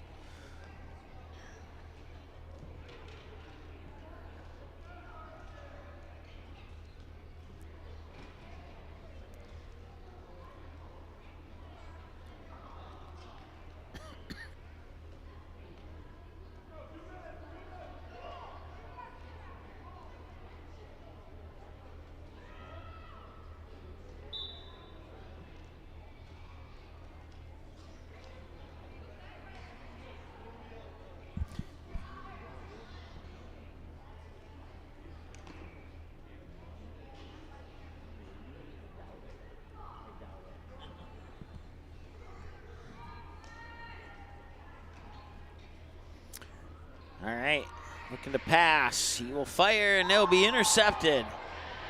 And there will be a flag on the play. He'll take the interception into the end zone, but not confidently, and that leads me to believe there might be a penalty on Team Green here, and that is exactly the case. It's a face mask on Team Green. Now, did it happen before or after the interception is the question. We'll see how they sort this one out.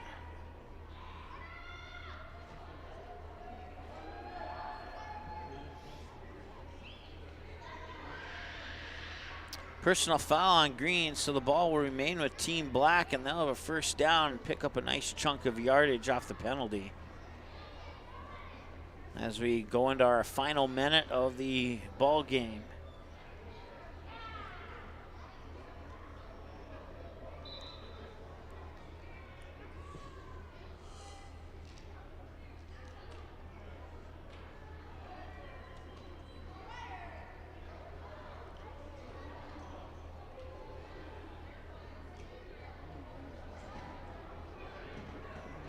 Handoff around the edge, and we pushed out of bounds for a yard loss. Bring up 2nd down and 11. Brings up 2nd down.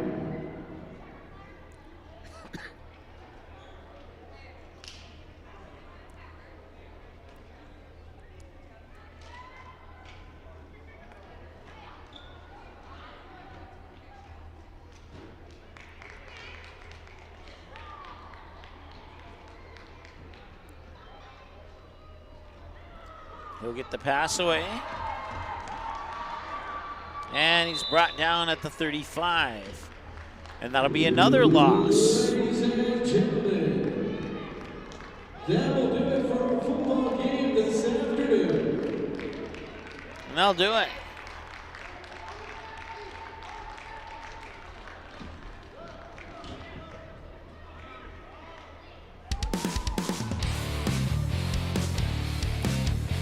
Get our scoreboard reset for the next game here.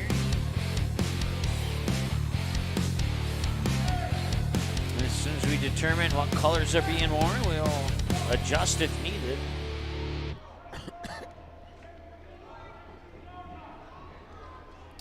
So your final score in that one, 18-0 in favor of Team Green. If we can have the players line up on the 50-yard line. Congratulations, Team Green, winners of this game. Fans, we have more football to come this afternoon live at the Alara Center. We hope you stick around for the rest of our games. If you cannot, please go to youtube.com and search Magnitude Sports. Magnitude Sports will have coverage of all of our games throughout the day here at the Alara Center, home of the University of North Dakota Fighting Hawks.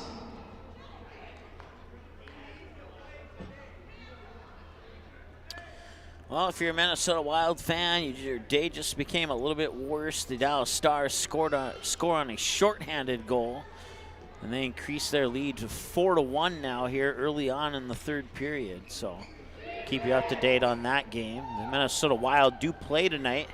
They'll drop the puck at 7 o'clock against the San Jose Sharks. That's a game we might be able to bring you one or two updates on before we conclude our broadcast here at the Alara Center. But 18:53 and counting to go in the third, and Philadelphia needs at least 3 to tie or 4 to take the lead, assuming Dallas doesn't score again in the third period. And once again, Dallas is playing to retake first place in the Central Division. Right now they're in a three-way tie with the Winnipeg Jets and the Colorado Avalanche, all with 17 points.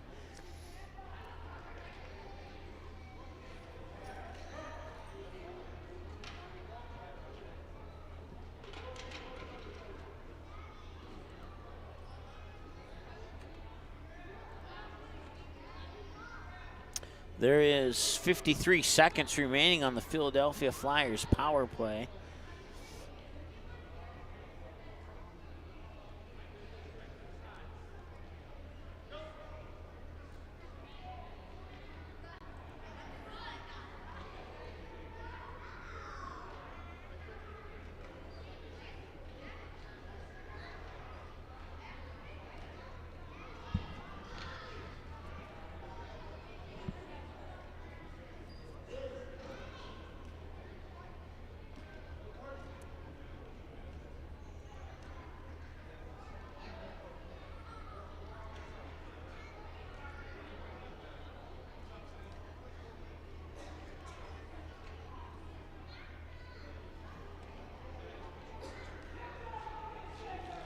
Looks like we got green and black again, so that makes it easy for us.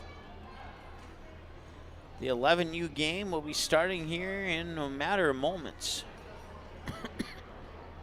10 seconds remain on that Flyers power play against Dallas. Once again, they trail 4-1 with 17 and change to go in the third period.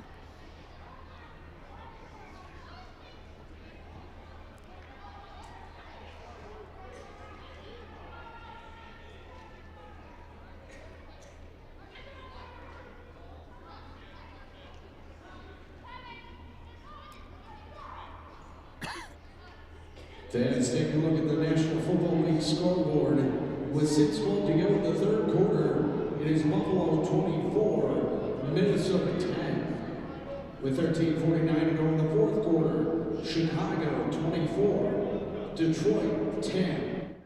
With 13:12 to go in the third quarter, Denver 10, Tennessee 7. With 5:46 to go in the third quarter, Kansas City 20, Jacksonville 10. With 44 seconds to go in the third quarter, Miami 24, Cleveland 10. With 5:16 to go in the third quarter, the New York Giants 14,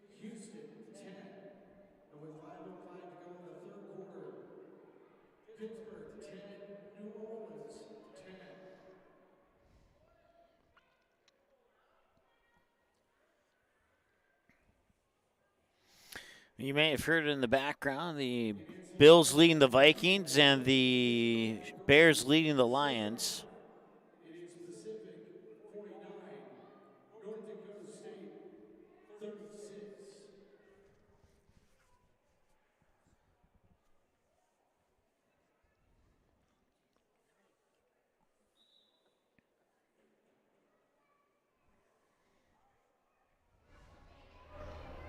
And in the National Hockey League with 16:09 to go in the third period, Dallas 4, Philadelphia 1.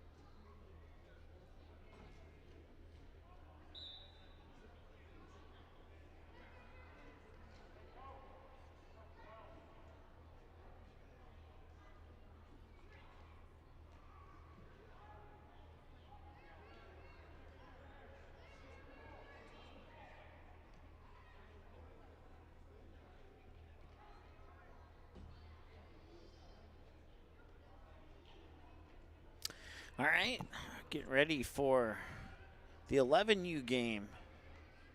18-0 in the 10U game in favor of Team Green, and Team Green gets an immediate sack on the first play of the game. And not sure if, I think there's a flag on the play too.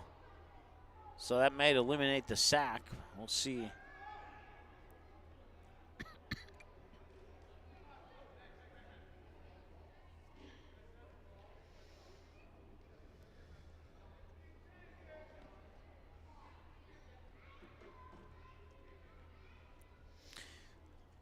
Once again, it's 4-1 Dallas over Philly with about 15.5 to go in the third.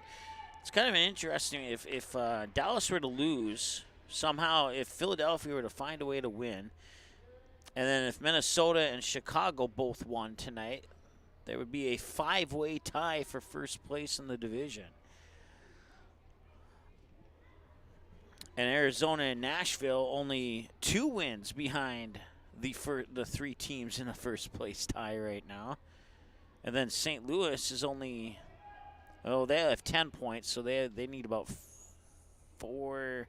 They need 5 wins to crawl up into first place, assuming that all the other teams would lose until they got their 5 wins. But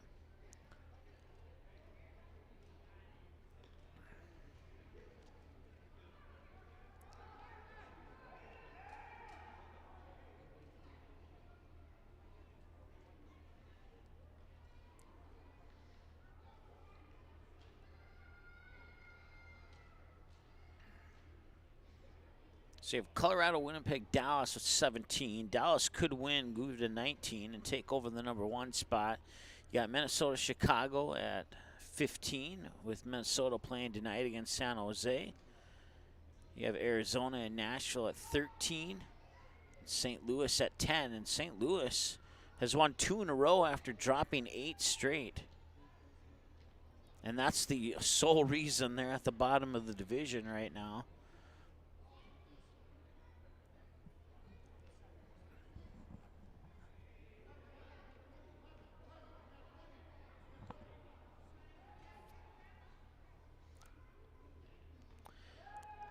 And he'll look to pass, and it is not going to be completed. Pass is incomplete.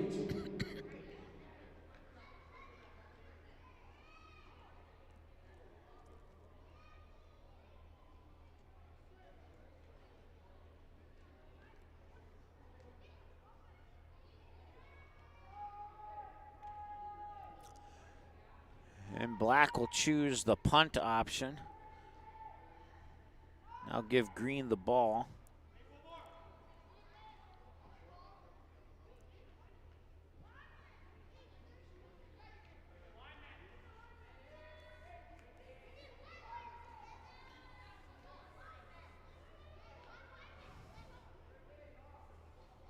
St. Louis with a chance to play spoilers. They have, like I said, they're at the bottom of the division right now, and they get Colorado, who will likely be number 2 in the division if Dallas can hang on and win over Philadelphia, in progress right now.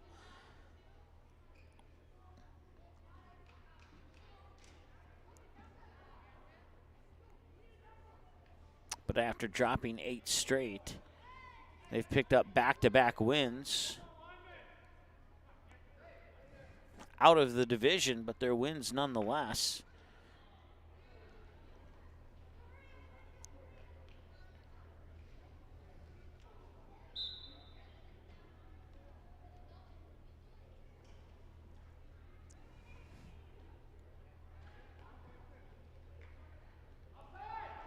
If you're not familiar with the Dallas Stars, they look almost identical to the jerseys that Team Green is wearing.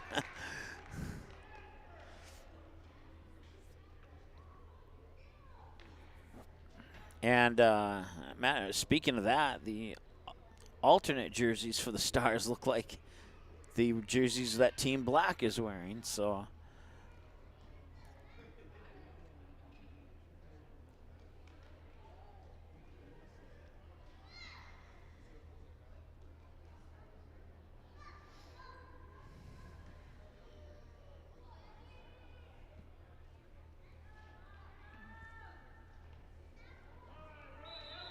and not much there. Matter of fact, a loss.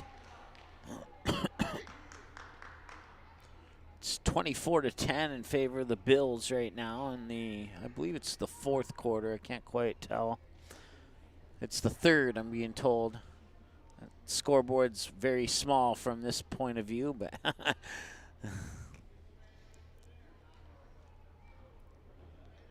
at last check, Chicago had a lead over Detroit. That game doesn't matter too much, as you'd like to see the Vikings pull out a win if possible. And then the Lions and Bears are at the bottom 2, so it doesn't really matter who wins that game. Kind of have mixed feelings. You'd like to see Dallas womp up on Green Bay, but on the opposite side, you'd like to see Green Bay lose that game as well. There's a touchdown for Team Green, and they strike first.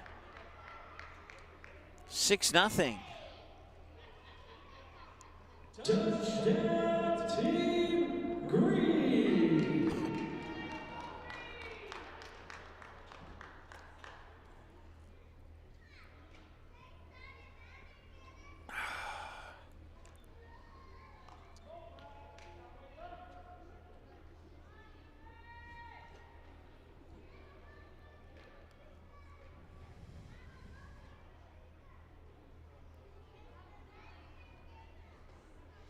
So they'll line up, get ready for the point after. We've only seen a couple of these make it into the end zone today through the first 4 games. See if the 11U team can punch one in. They'll look to pass, and oh, it's going to be overthrown. And incomplete. So another failed point after attempt. Bring the ball out, I believe, to the 20 or maybe the 15. Forget where they bring it out for the 11U games.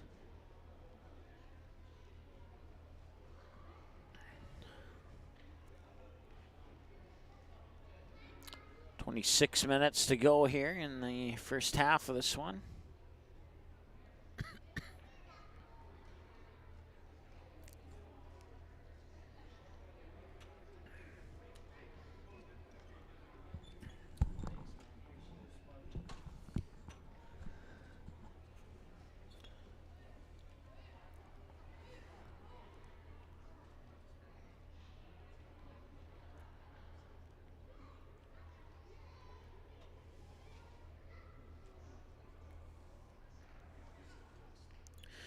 Update, still 4-1 with about 11 minutes to go in the Dallas-Philadelphia game. It's 27-10 now as the Bills have tacked on a field goal with about just shy of 2 minutes left in the third quarter on that one.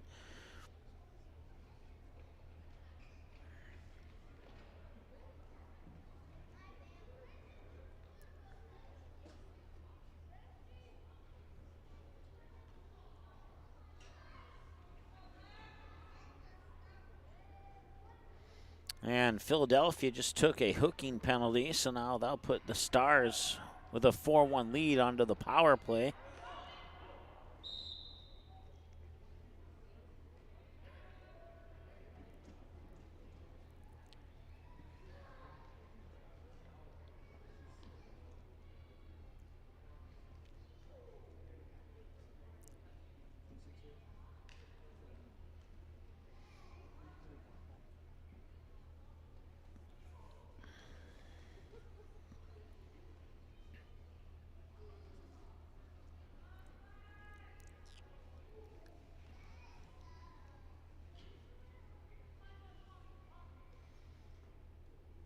Vikings get a big run play here, and they might, if he has enough speed, he might score.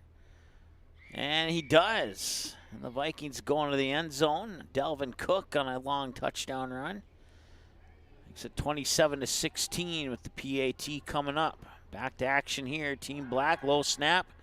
And fires over the middle and almost had that. He had the pass on target there, but his receiver wasn't able to haul it in. He dropped the pass. And they'll bring up a, I don't know what down, because the down marker person isn't out there right now. Or if they are, I don't see them. Okay, my worst fears have just been confirmed. There is nobody out there with a down marker right now. Extra point is good. It's 27-17. The Vikings are within 10 of the Bills with a quarter and a minute to go.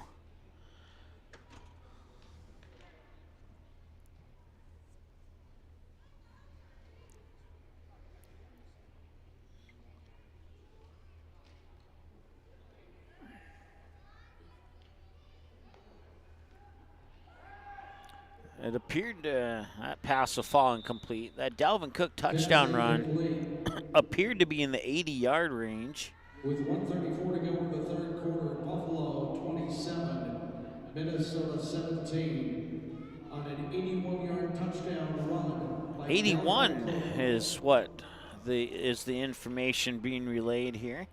So 81 yards for Dalvin Cook.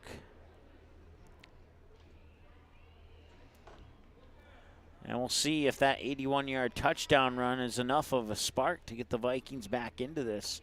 Still a quarter of football to play. They've been used to one-possession games. Right now it's a two-possession game. Of course, on the flip side, you have Case Keenum and Stephon Diggs for the Bills. A couple of former teammates on the Vikings who pulled off a fantastic miracle win over the New Orleans Saints a handful of years ago.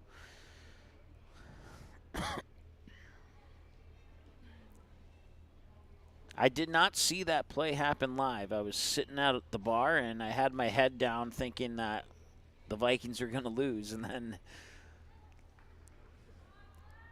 I only saw the replay of that, so.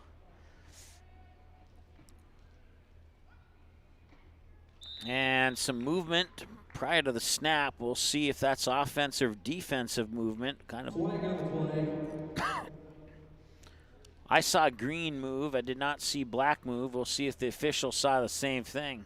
No, he saw the black team move first.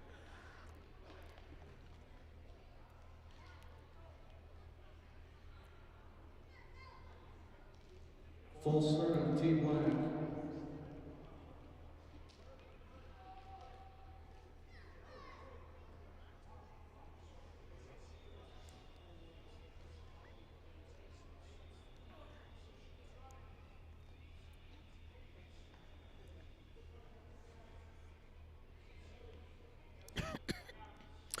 And it looks to be, I'm looking for an interesting word to use there.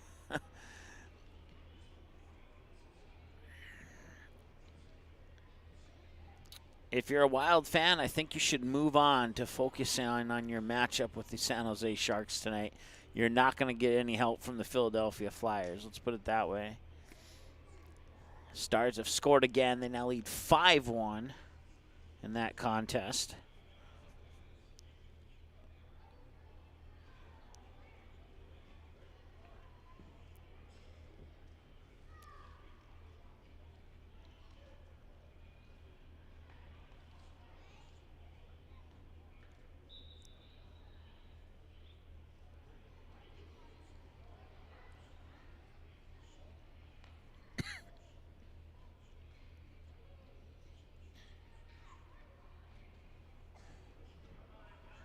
Ooh, there's a face mask, and there's no flag, but that was 100% hand in the face mask, and the refs did not see it.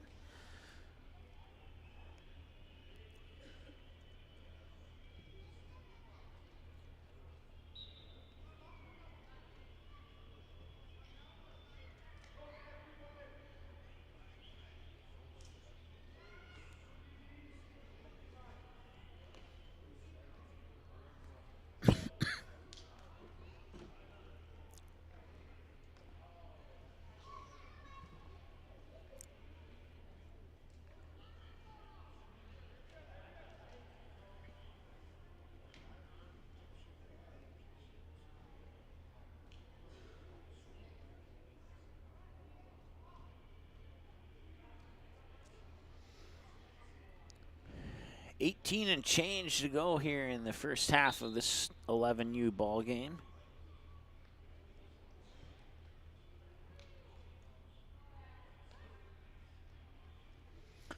It's an 11U ball snap will go to number 11.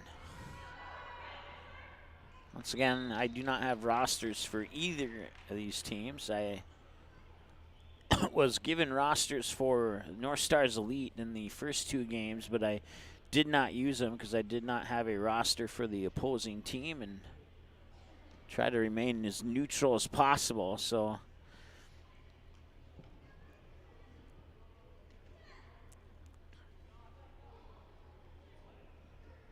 I appreciate a few of you chiming in on the chat, telling me who's in what jersey, but like I said, if I don't have rosters for both teams, I'm just not going to do it.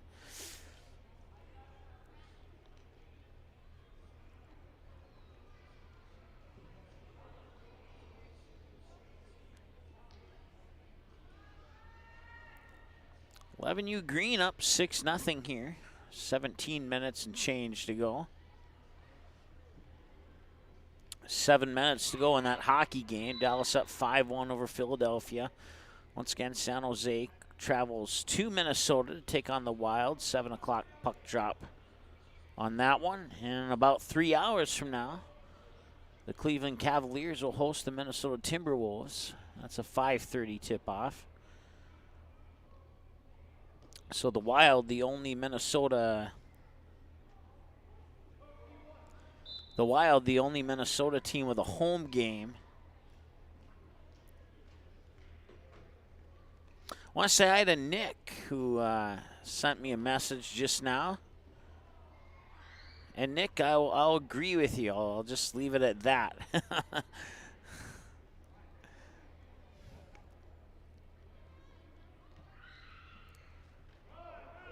There's a handoff and picks up a nice chunk of yardage there, falling just shy of the 35. Number 11.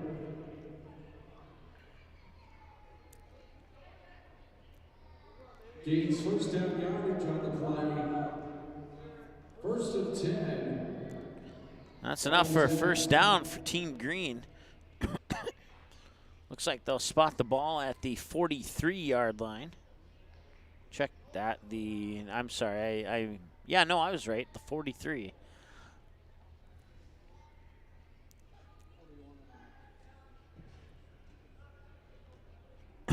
Ball is inside the 42-yard line.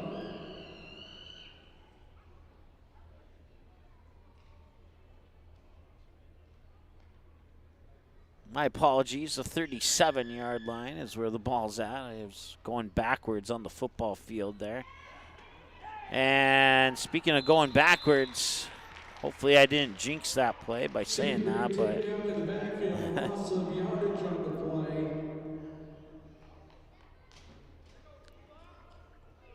looks like they'll spot this at the 46.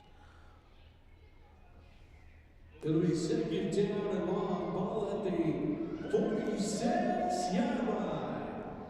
The fourth quarter has just started in Buffalo. Once again, the Bills with a 10-point advantage right now over the Vikings, 27-17.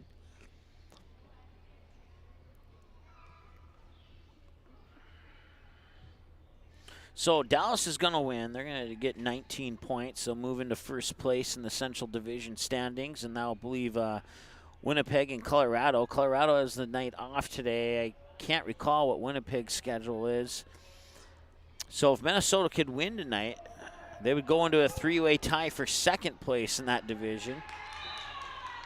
If Chicago also wins tonight, there'd be a four-way tie for second in the Central Division. There's a lot of, there's not a whole lot of separation in that division right now.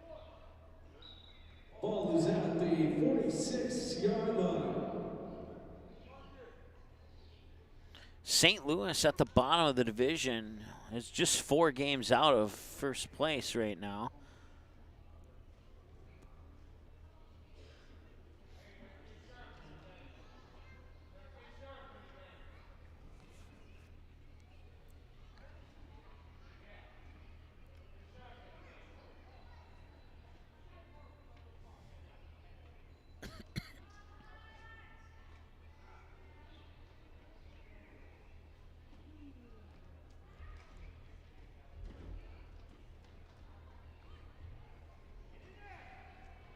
And a little shuffle pass, falling complete. It skipped off the turf into his hands. Pass incomplete. Brings up fourth down.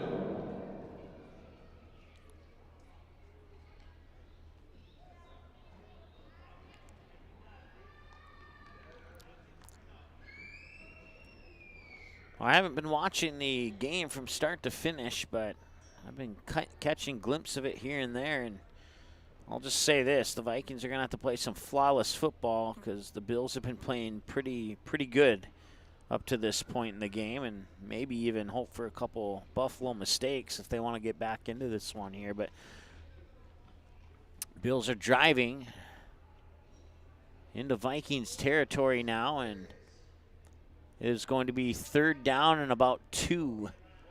So the Vikings defense is going to have to step up and stop them on this play here. And if they can do so, they'd get the ball back with maybe about 12 or just shy of 12 minutes to go in the fourth quarter. They need 2 possessions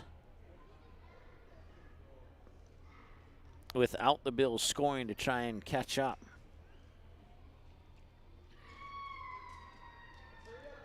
So actually 3rd and 3, and they just got the first down. I'm not saying that's the end of the game, but it sure isn't a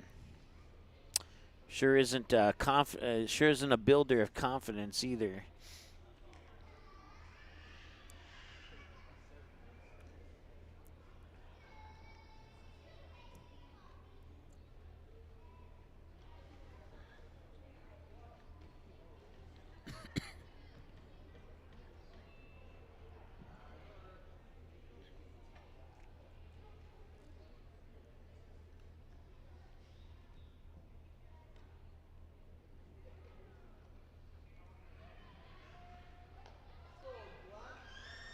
So snap.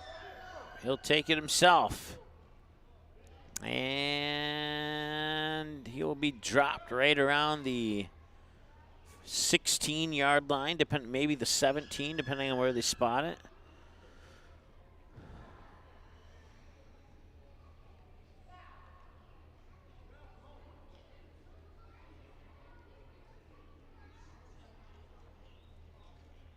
On the side of Chris and Allison who chimed in on the YouTube chat. Thanks so much for tuning in. Appreciate it. Here we got about 10, just inside 10.5 to go in the first half of the 11U game. It's game 5 of 8 of the day. So we have the 12U, the 13U to follow, and then we'll have a feature presentation to wrap it up. And then an adult MPFL game between the Invaders and the, forget the other team's name, the Mud Dogs. I should have remembered that too. It's to cover a baseball team in the summer called the Dirt Dogs, so that makes sense. Fall, winter, mud, and in the spring, summer, dirt. Nice pickup there, close to the 30-yard line.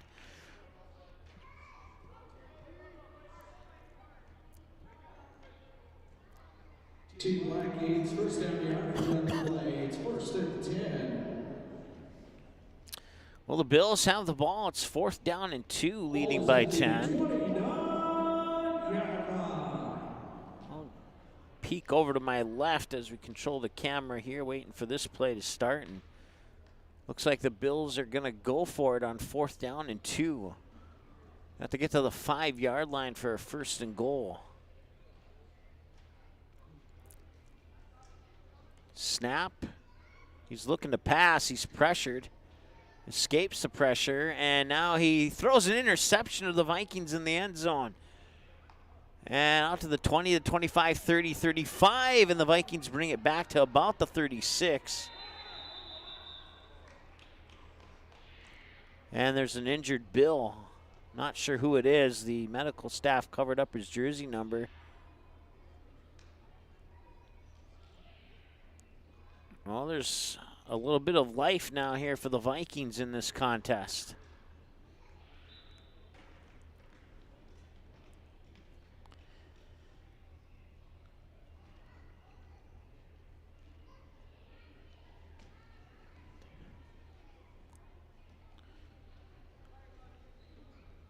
Of course, the Minnesota State High School League State Football Tournament is happening over the next couple of weekends, and we'll be at the home of the Vikings for 2 games on Friday and Saturday. 9 a.m. kickoff on Friday, Barnesville and Jackson County Central. And the winner of that will go to the AA state title game. And then the next day at 2 p.m., ooh, hard hit, and the ball comes loose. And they'll struggle for it. Black had it, Green took it away, and then kind of exchanged possession on 2 other occasions, and we'll see who comes away with it. It looks like Black's going to maintain possession.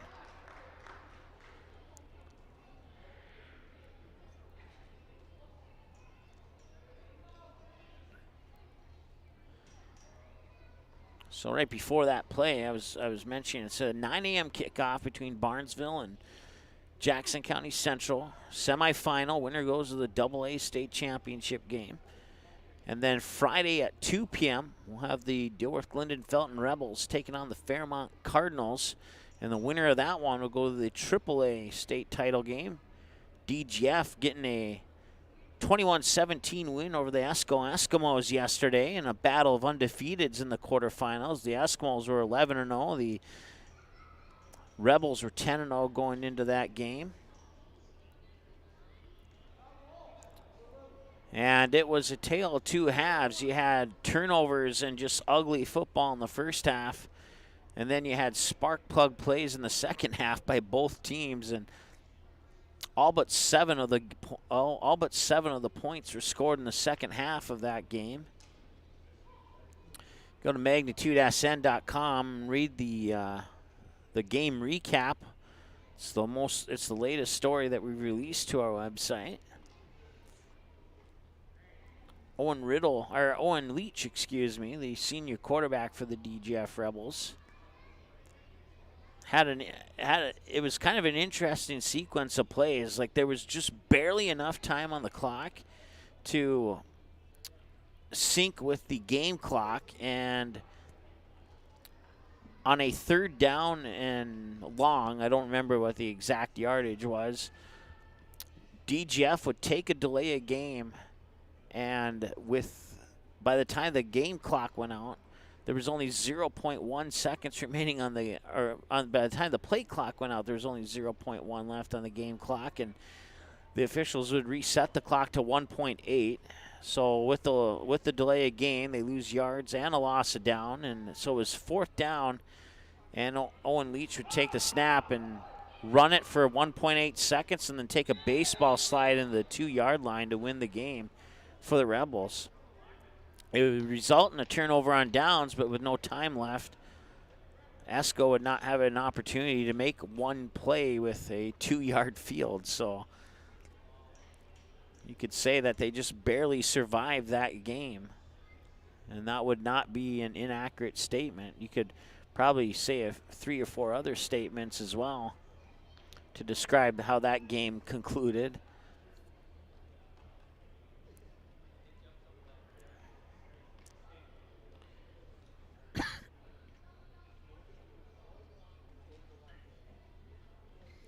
Well, the Vikings find themselves staring down at 4th down. Cousins still on the field. About 9:20, 4th and 1. So it's manageable. 9:20 and counting to go in the 4th quarter. Here we got 4 minutes exactly to go in the first half.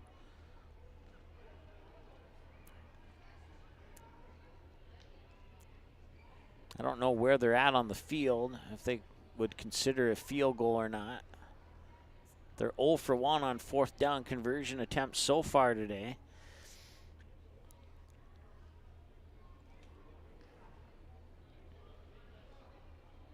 Now a timeout is used. Now stop the clock with 9:02 to go. And we got a timeout ourselves here between these two teams.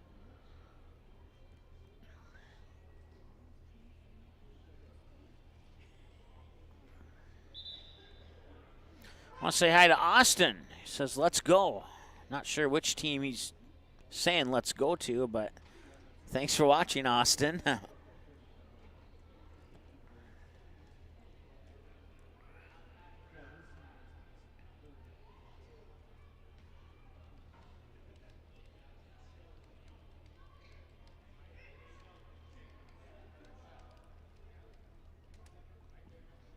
If you chime in on the chat, I will give you a shout out. You can count on that.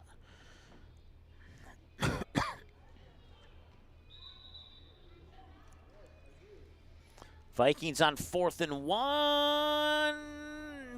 I think he got it. We'll see where they spot it. And they do award him the first down. So the Vikings survive and extend their drive. Looking to pass here over the middle and incomplete.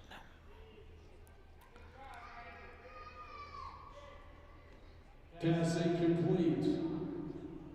Brings up 3rd down. 1st and 10 for the Vikings. They are at their own 45, it looks like. Cousins sends a pass incomplete. 2nd down and 10 for the Vikings. There is 8:15 to go in the 4th quarter on that game. It's final now. The Philadelphia Flyers fall to the Dallas Stars 5-1.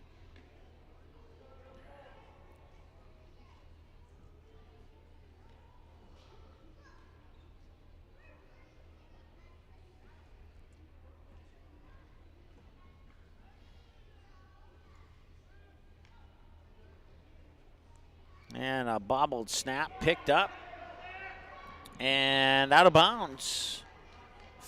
Right between the 44 and 45 yard line.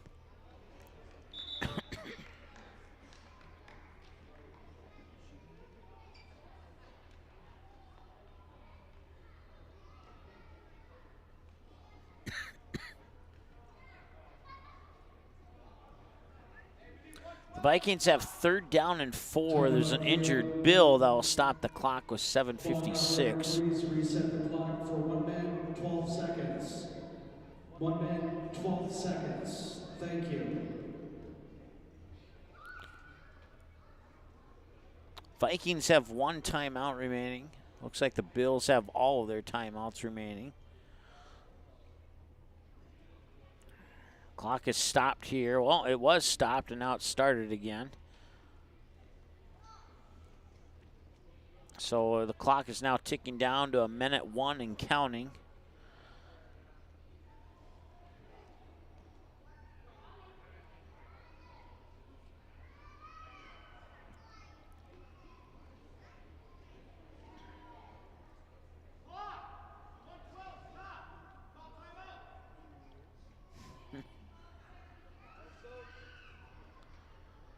And I don't know if they're going to get another play off here or not. Time's winding down. They might get 1 play.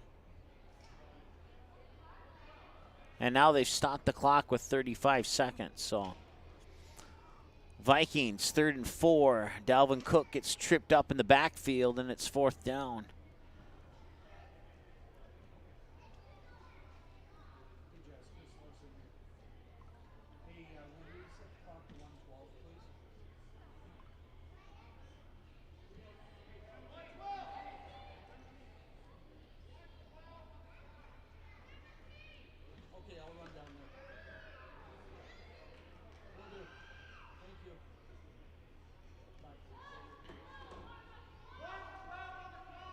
Clock operator, please reset the clock to 1 minute, 12 seconds.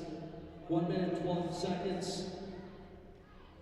The clock will start on the official. All right, so they did reset the clock to 1:12, and looks like the former Detroit Lion just gave the Vikings a 1st down.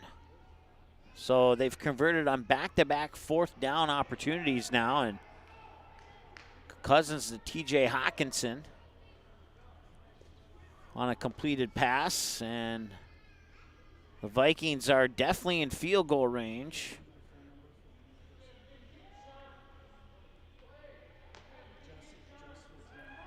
And here is a pass, and that is caught or intercepted. It's intercepted. Team Green will take the ball away with 1 minute exactly to go, and the clock continues to tick. And now they'll stop the clock with 57 seconds to go. And we apologize that our crowd mic picked up that F-bomb. I'd like to go over there and give them a piece of my mind, but that's the risk you take with live sporting events. So please accept our apologies on behalf of that individual and who was not happy with the referee or whatever it was he wasn't happy with.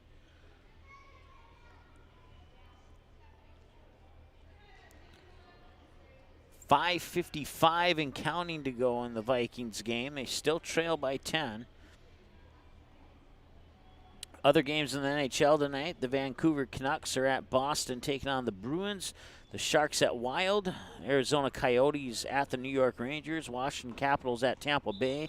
And the Winnipeg Jets do indeed have a game tonight. They'll be in Seattle taking on the Kraken. So if you're a Wild fan, you'll be keeping your eyes on that Jets-Kraken game and the Coyotes-Rangers game, as well as your own game. And, ooh, the Vikings, that's Kirk Cousins taking it inside the 5. That was a run of at least 20 yards for sure. And Cousins takes it into at least the 4, maybe the 3. We'll see where they spot it. So now the Vikings knocking on the door here.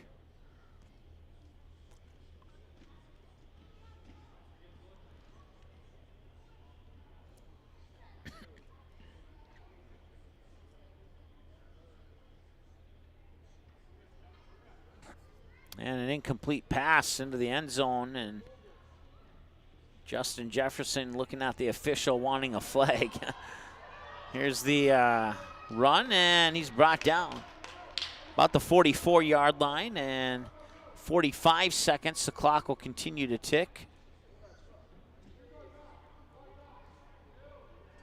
Now looking at the replay, I don't think it was pass interference. I think that was clean defense. So 2nd and goal for the Vikings now. Cousins under center, puts a man in motion. Hands it off, up the middle, Vikings touchdown. 27-23. C.J. Ham with the rushing touchdown for the Vikings. And now the clock will tick down to 0. A timeout's called by Green, so they're going to reset the clock to something. Please reset the game clock to 3 seconds. Please reset the game clock to 3 seconds. 3 seconds. Okay, I would have been cool with 35, but we'll let our clock tick down to 3. So an extra point is up, and it is no good. How about that? It hit the right upright, and that's typical Vikings football for you. Fourth quarter, Buffalo 27, Minnesota 23. So now the Vikings need to get the ball back and score a touchdown. The field goal will not tie it. They're going to have to go for the win if they get the ball back, and we'll keep you updated on that. This could be the final play of the half, and a bad snap. And it will be the final play of the half. I don't see any flags, and we're done. We're done with half number 1. Ladies and gentlemen, that'll complete our first half. We'll go to the second half. And when we come back with the second half, we'll let you know what's happened in that Vikings game.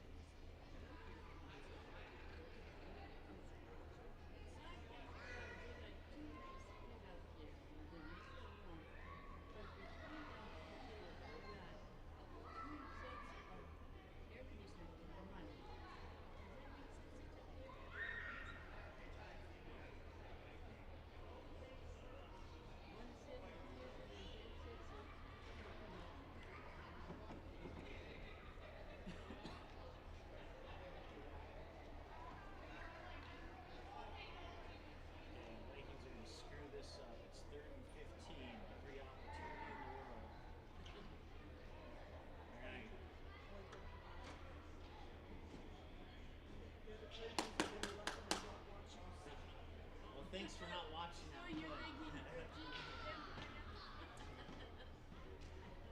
Well, the only time I've watched the game was before the game. Oh, no, that's the only one. That was the only one, yeah. I wasn't home and I was away. So I watched it. I'm like, Fix that real fast. Got the scoreboard guy figured out. Nice. We ain't gonna screw that up anymore.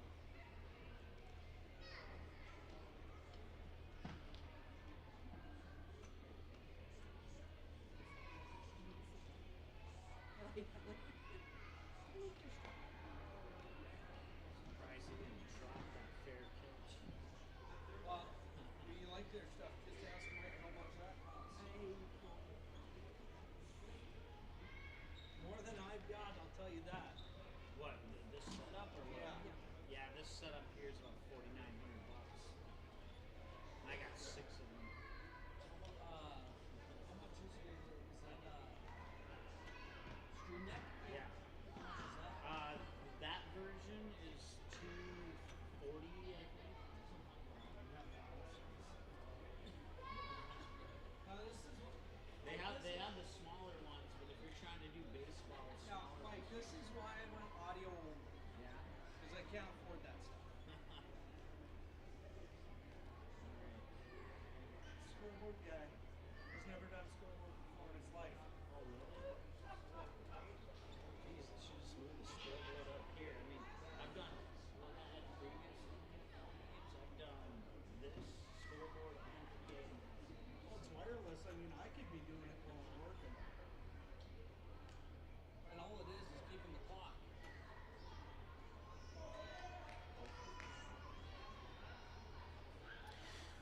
All right, welcome back. Second half, about to get started here. I believe the clock will start now, apparently. Okay. The Vikings have the ball again. They are down by 4, and they just threw a pass to Adam Thielen. Let's see where are they at on the field. I'll tell you in a moment. Vikings on their own 35 at the moment, so they got a ways to go. Field goal's not going to do it, and Cousins is going to get sacked.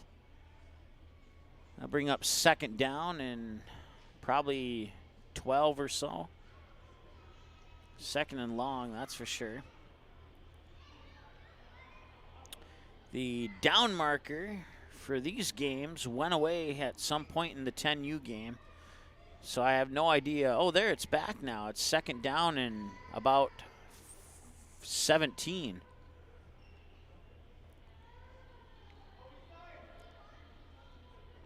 Second and 17 for Team Green.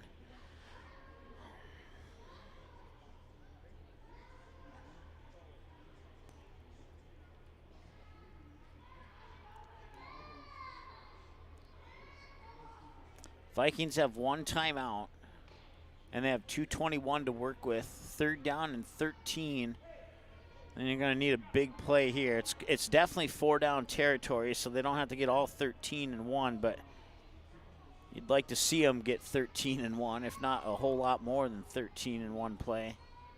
If you haven't figured it out, I do like the Vikings, and I'm very concerned right now.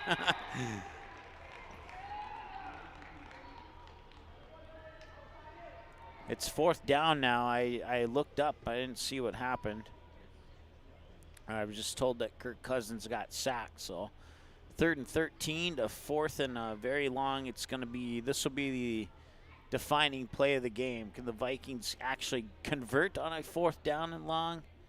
Or will they screw it up again like they normally do? They probably will screw it up.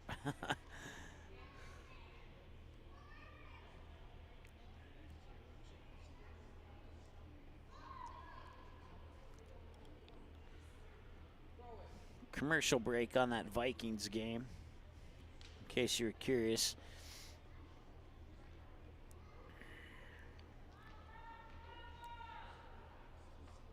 They say there's 2 types of Vikings fans: bandwagon fans and all-in fans. And I say there's 3 types. There's all-in and unrealistic, and there's all-in and realistic.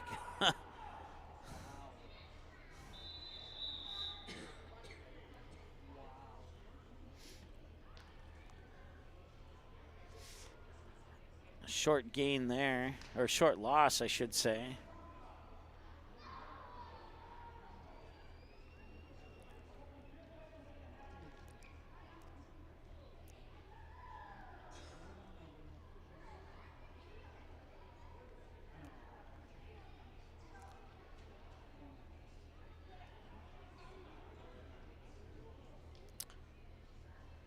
This here has been a defensive battle. It remains 6-0 in favor of Green. That was scored early in the first half.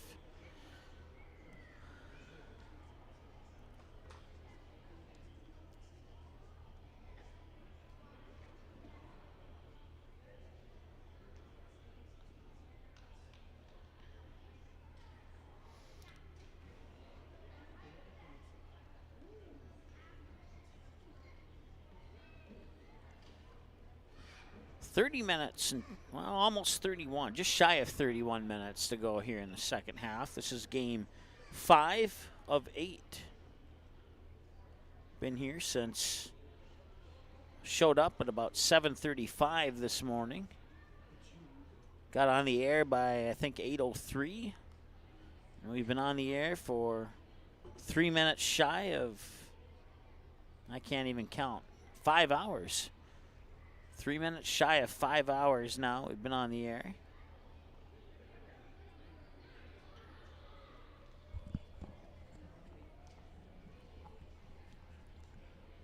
And who knows how much longer to go. Back to the Vikings game. It's 4th down and 18. Cousins drops back to pass. He fires, and Jefferson caught the ball. Holy smokes. Awesome.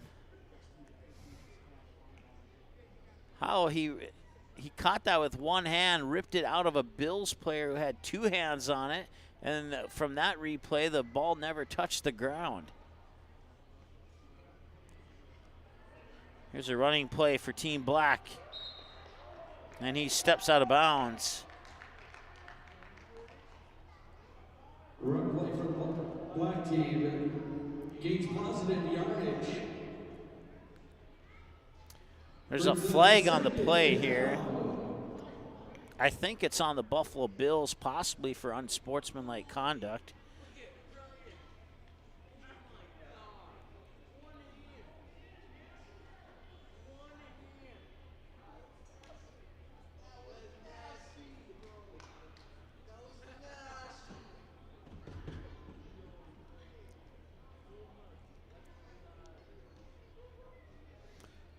They keep showing the play. Oh, yeah, that's definitely on the Bills right there.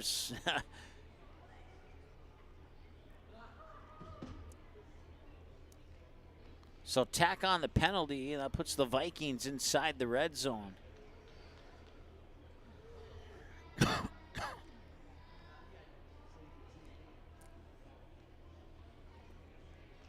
First and 10 from about the 16-yard line for Minnesota. Cousins back to pass. He fires over the middle, and it's caught at the 4-yard line by Jefferson, and he got tumbleweed by 3 Buffalo Bills defenders.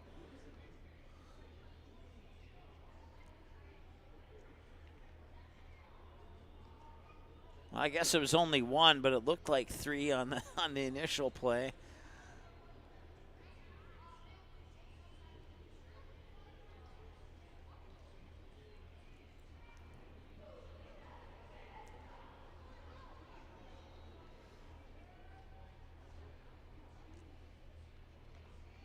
And it's, overran that pass a little bit there. Pass incomplete.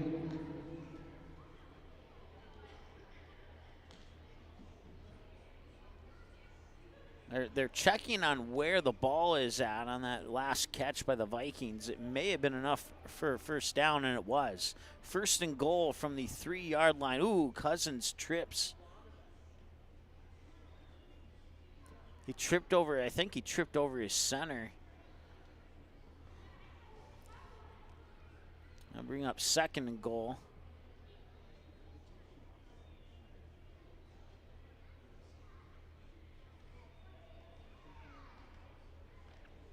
He actually tripped over his guard. One man to the right of the, oh no, it was the center. Now on that replay, it definitely was the center that he tripped over.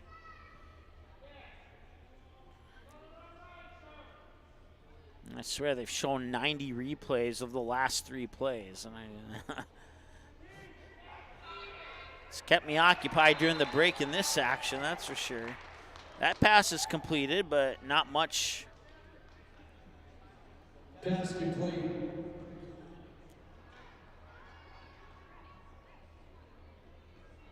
Cousins will work out of the shotgun.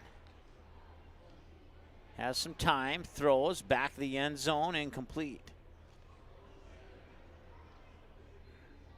That brings up 3rd and goal.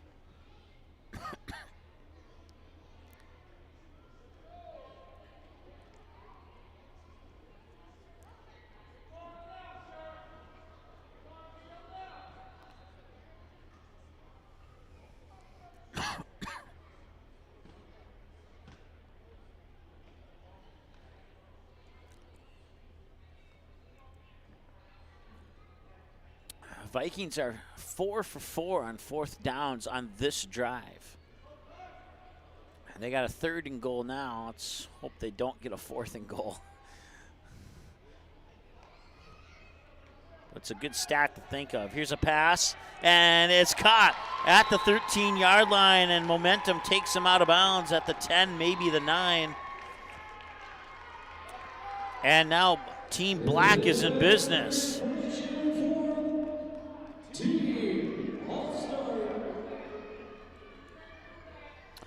They're going to mark the ball at the, looks like at the 10.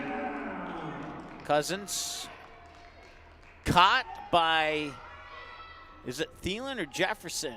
It's Jefferson, and they're saying he scored a touchdown. Wasn't sure if he was taken down at the 1-yard line or if he made it into the end zone, but the officials say he made it into the end zone, and that gives the Vikings a 2-point lead at 29-27 with 54 seconds to go. They can go for the extra point, and they're going to look at it again. And, yeah, I think that was the right call. I think the ball was in before his knee hit the ground. Maybe this replay is a better view of it. Maybe not. I don't know. They might look at that and put the ball at the 1 on a 4th and goal. Back to black and green here. More on that in a moment.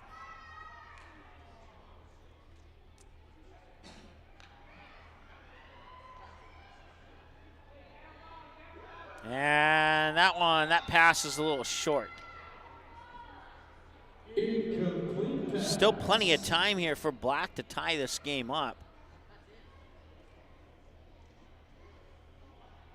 So Jefferson caught the ball, and his knee is down, and the ball's at about the half-yard line. So I'm guessing that this is going to be overruled, and there'll be no touchdown. Yep, call is reversed. So the Vikings will have 4th and goal from about the 1-yard line.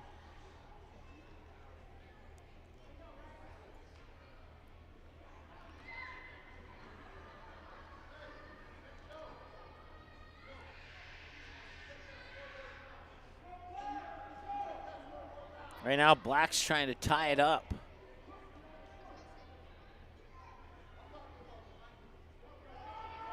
Pitch, runs to the outside, trying to get around the numbers, and he does get around a tackler at the 5, 4, 3, 2, 1.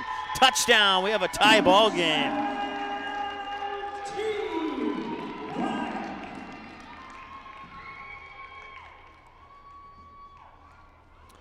Fourth and goal for the Vikings. Cousins completes the pass. It's bobbled. There's a flag on the play. The Vikings may get a lucky break on that one. Had he caught that ball, he would have been in for the touchdown. And then if that, the penalty was on the Bills. They could have declined the penalty and taken the touchdown. But so it's probably going to be like a half a distance to the goal, which is not very much. Yeah, it's definitely on the Bills. So a chance for Team Black to take the lead here on the 2-point conversion.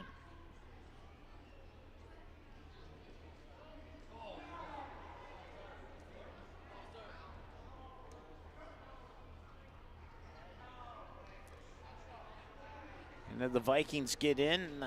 Vikings say they did.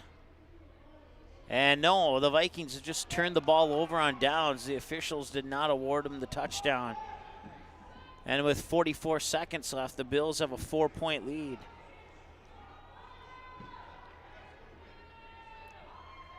That's a bummer.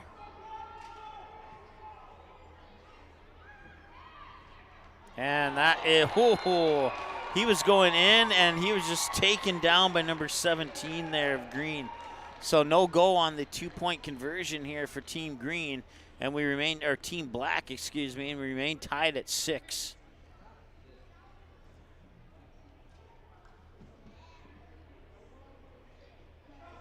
Yeah, they're looking at the replay on that Vikings. I don't think there's enough there to overturn it. There's too many people in the way. There's no way you can see where the ball is at.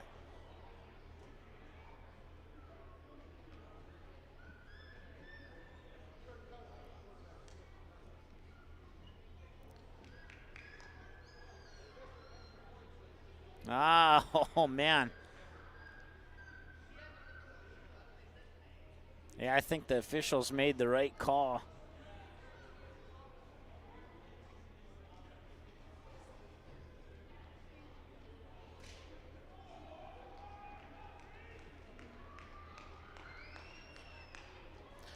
So the Vikings are going to, well, it is under a booth review, but it appears, in my opinion, that they're going to suffer their second loss of the season here.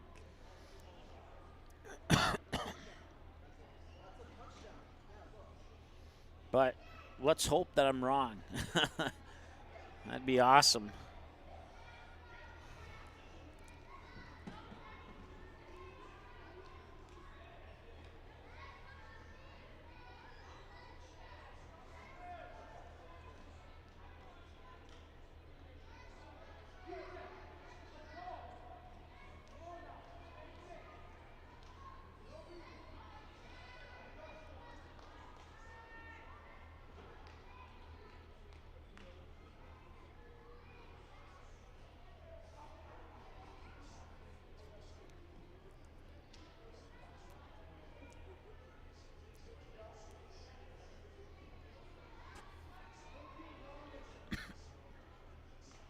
All right, the call is coming from the official, and it is a turnover on downs. Buffalo will get the ball back on their own 1-yard line. And there's a flag on this run here, so that one might be coming back. Flag is back near the 28-yard line.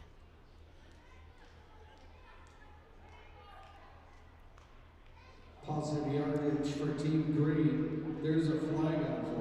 It's holding on Team Green. Holding against Team Green. So the Vikings will try and get a safety here on the Bills.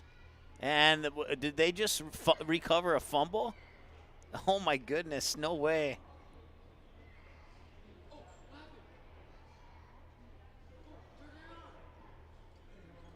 They recovered a fumble in the end zone. The Vikings have scored a touchdown. 37 seconds to go.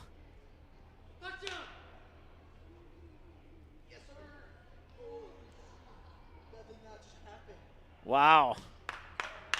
That's pretty impressive there. So now the Vikings got to make a decision if they go for the extra point and make it a 3-point game. And then they could tie, Bills could tie with a field goal or win with a touchdown. Or if they go for the 2-point conversion, make it a 4-point game, and that forces the Bills to score a touchdown. But then if they miss it, then a field goal would win it for the Bills. So something tells me this is going to be under review too, just because every other play was. So for the second time, a Vikings touchdown is under review.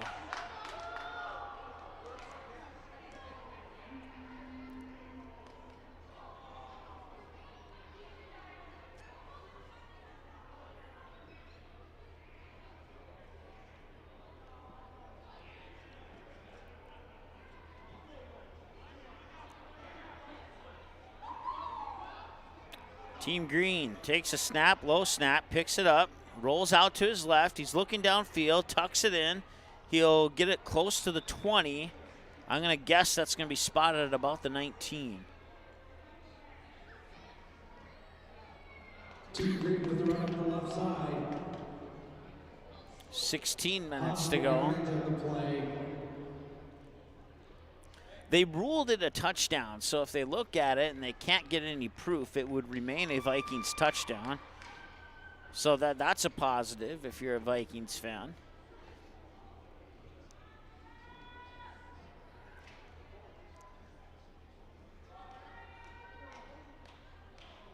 And it is under a scoring review. I don't know what the difference is between a booth review and a scoring review, but I would assume they both come from the booth.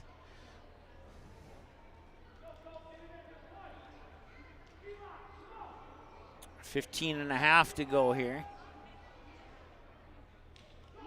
Nice snap. Evades one tackler, evades two, spins and falls forward, picks up about 3 or 4 on that play. Nicely done. Positive gain on the play by number 11 for Team Green. Brings up third down. Third down and looks like third down and 9 approximately. Unless the down marker person's not standing in the right place again.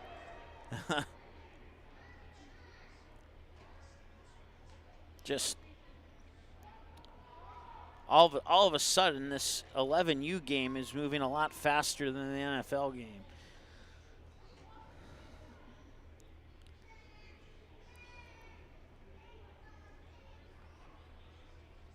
The call stands. The Vikings get the touchdown. They lead by 2 with a point after attempt coming up here. Talk about wow on that one.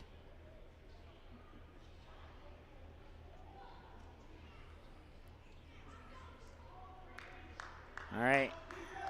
Joseph lines up for the kick.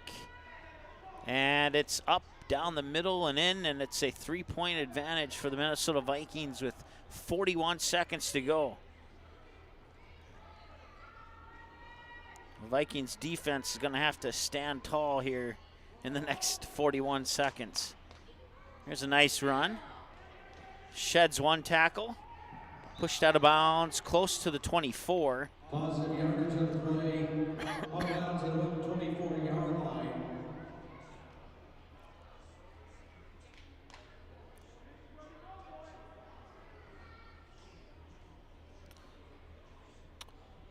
So on 4th and goal, Vikings Kirk Cousins on a QB sneak is called short of the goal line. And on the very next play, they recover a Buffalo Bills fumble in the end zone for a touchdown. In Buffalo, it is Minnesota 30, Buffalo 27. May have heard it in the background there, the cheers to that announcement. 41 seconds in the game, and the Vikings are kicking off, and they kick it deep. That'll be taken at the 4-yard line. The Bills will bring it out. And he'll be shoved out of bounds close to the 10. So 1st and goal from the 90-yard line for the Buffalo Bills.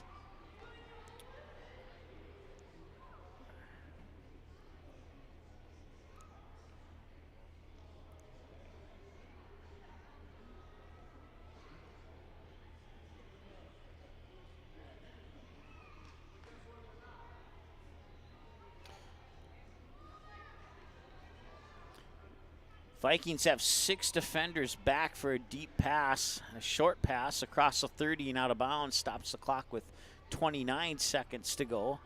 The Bills have no timeouts. The Vikings have 1.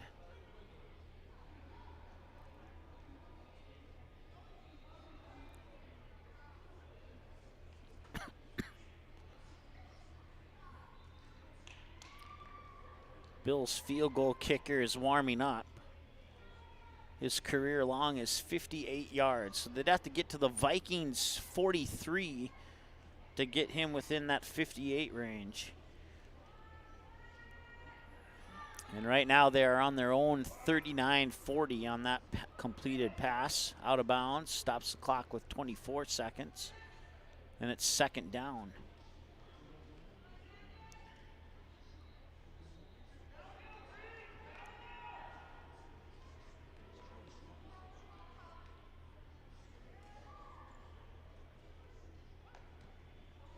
Low snap, takes it off the hop, and he runs. And he shimmies his way back inside, evades a tackle, comes outside, sheds another tackle, sheds another one, steps out of bounds right around the 30, 37 or 36, right in that general vicinity.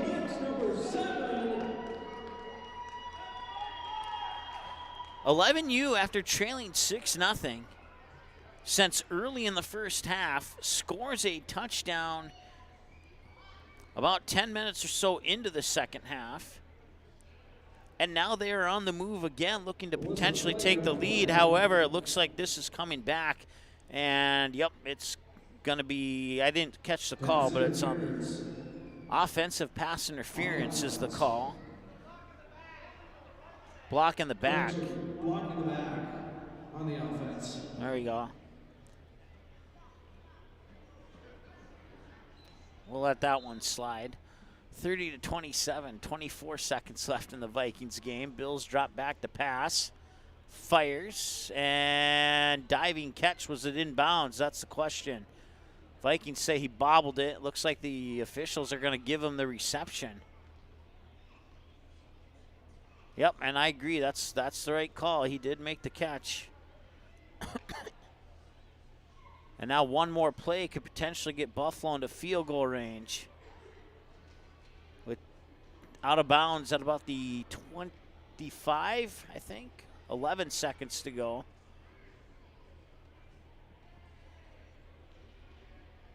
It's first down and 10.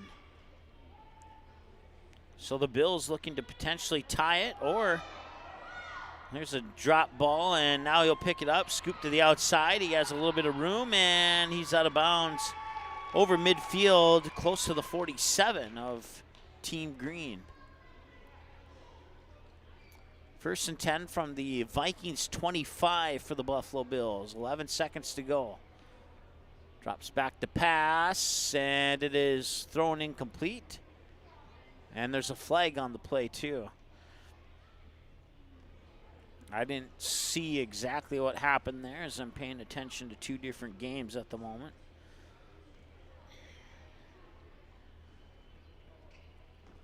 It's on the Vikings.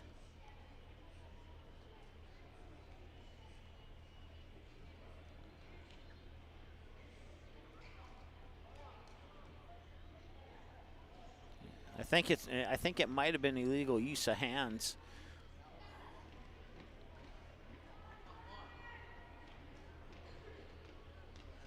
Well, I have to say one thing here. Based on the replays in that Vikings game, the officials have not made a wrong call when it matters the most. They've made all the right calls, and now a 29-yard field goal attempt from the left hash. Kick is up, and it is good. And we have a tie game with 2 seconds to go. 30-30. And unless the Vikings return the kick for a touchdown, game's likely going to go into overtime. The other thing that could happen is they could kick it deep and out of the end zone, but that would give the Vikings one play. So I think the best thing to do here is a squid kick and put it in the middle of the field and just make sure that you get yourself to overtime if you're a Buffalo Bills fan.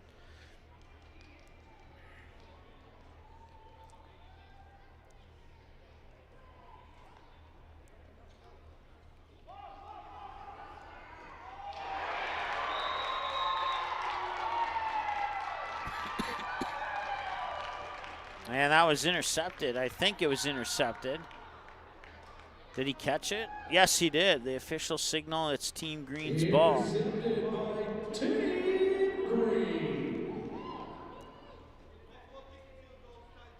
All right, Buffalo set up for the kickoff, and they will kick it deep. And they'll kick it into the end zone, so the Vikings will get the ball at the 25. And they'll have to see if they want to chance a 75-yard pass play.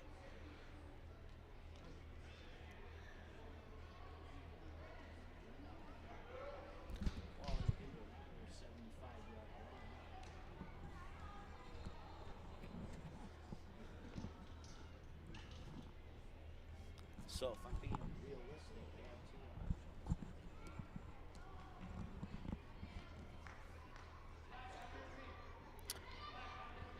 just inside 6 minutes to go here, and we're knotted up at 6. How about that? Tied at 6 here, tied at 30 on the Vikings game.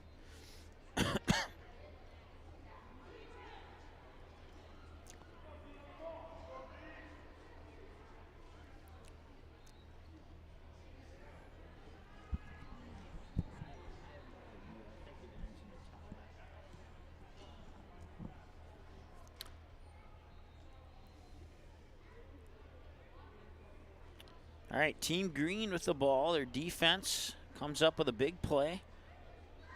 And now we'll have a flag.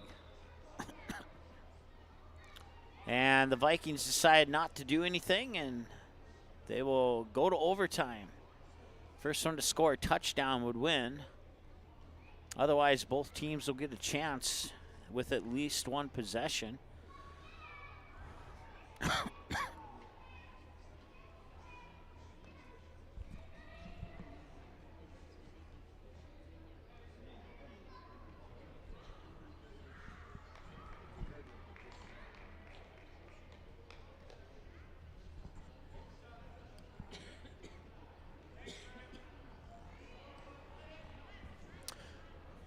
All right, 4:27 and counting. Team Green, screen pass, backfield, sheds a tackle, tries to stiff arm his way through 2 more. He collects an extra couple yards on the attempt.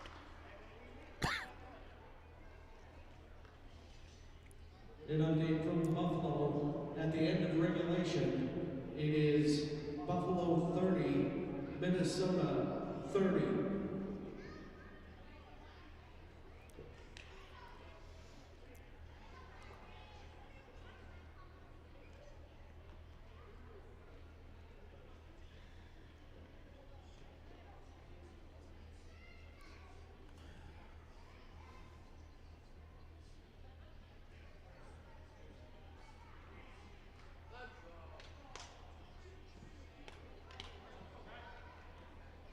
I don't know, if I was the Vikings, I would have went for that 75-yard pass play and try and win it.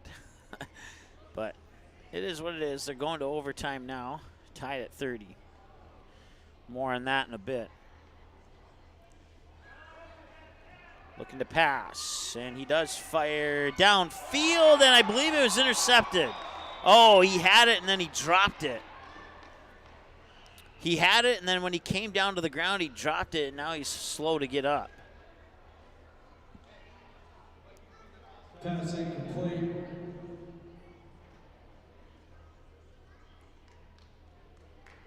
And he'll hop up quickly, and they will keep the clock running, I guess.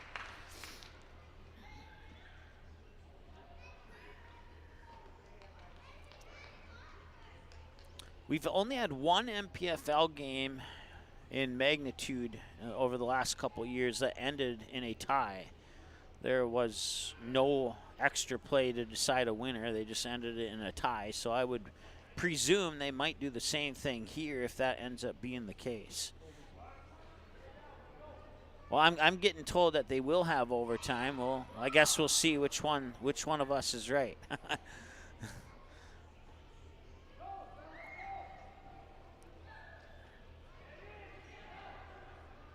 And he's going to keep it, and he'll move it up to about the 48.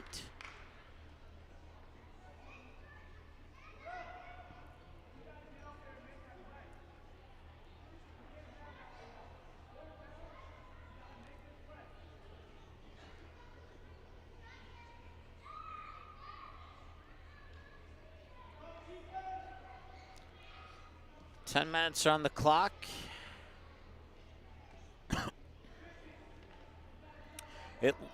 I think the Vikings are going to get the ball, and yep, Bills will kick off to the Vikings, and overtime is underway. And that, I think it went in through. I think it went through the end zone, so it's a touchback.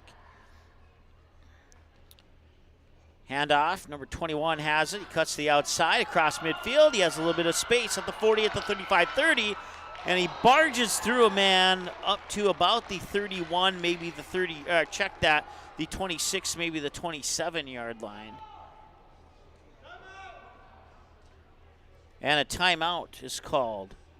So I'll stop the clock with 57 seconds to go. Timeout on the field. Vikings have the ball on their own 24. They'll hand it off. Dalvin Cook, I think that's Cook anyway, and he's going to be close to a first down. Yes, it is Dalvin Cook. I know it's Dalvin Cook because whenever I see his jersey number, I think of Brett Favre, so.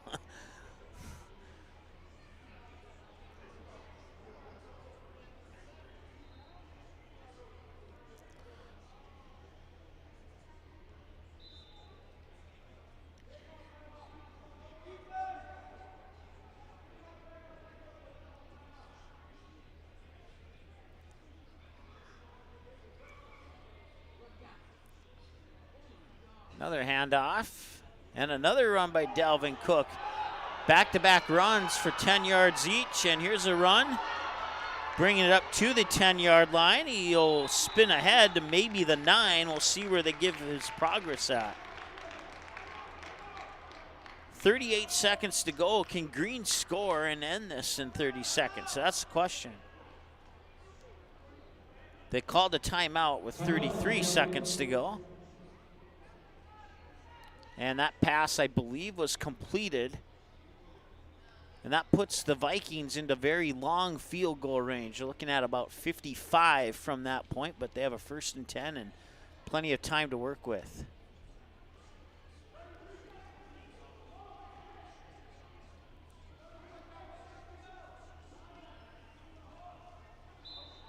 Yeah, he got both feet in bounds, so that's a completed pass. Vikings driving on the Bills side of the field.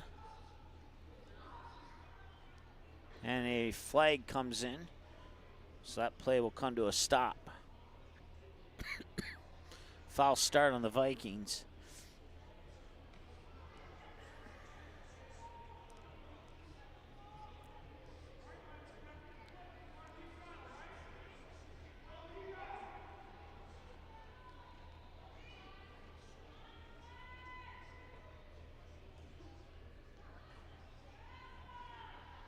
He'll look to pass. He will pass it, and it is caught at the 4-yard line. Or was it? I hear somebody yelling timeout, but they haven't granted it yet. Green's going to try and hurry up here. They got 9 seconds. And it's a fumble. And Black recovers with no time left on the clock. Recovered by Team Black.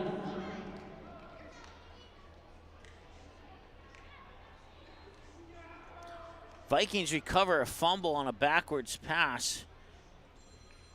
It's 2nd down and 22 as a result. And it pushes them way out of field goal range and back on their own side of the field. And now a flag has been thrown. I believe it's pass interference on the Bills, but Ladies and gentlemen, this game will end in a tie. so Team G and Team B, green and black.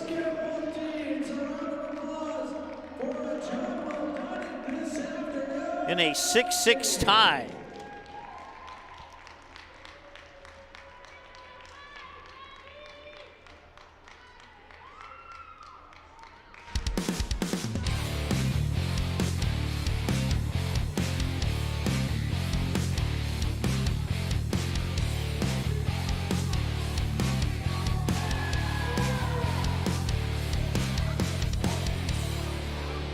5 down and 3 to go on the games here at the Alaris Center.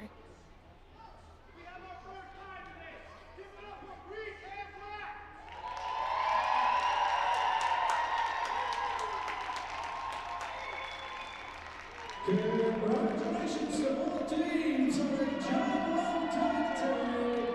Once again, let's give a round of applause for Team Green and Team Black. They put on a good game here today. Black almost pulled it out. Green almost pulled it out. They both had opportunities to win it, but every drive would stall. Vikings looking for a chance to win. 2nd down and 10 on an incomplete pass. Pass interference penalty pushed them back on the Buffalo Bills side of the field.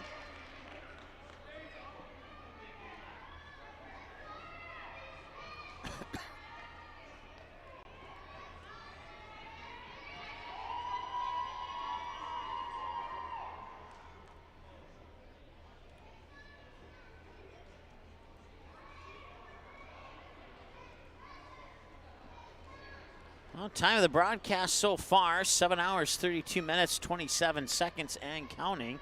And we still got 3 more football games to bring to you here from the Alaris Center in Grand Forks.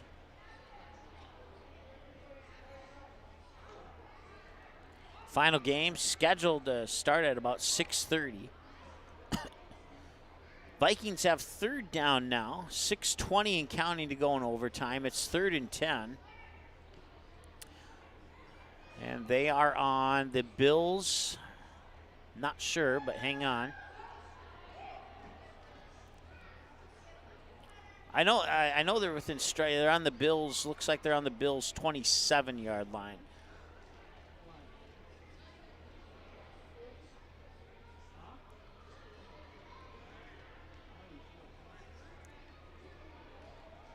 So the 12U team will take the field next. Vikings call a timeout.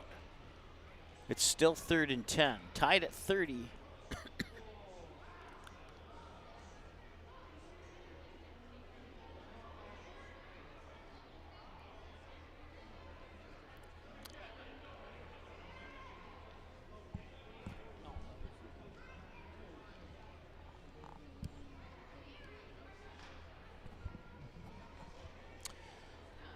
Win or lose for the Vikings, I really want to hear Paul Allen's call on those 4th quarter plays.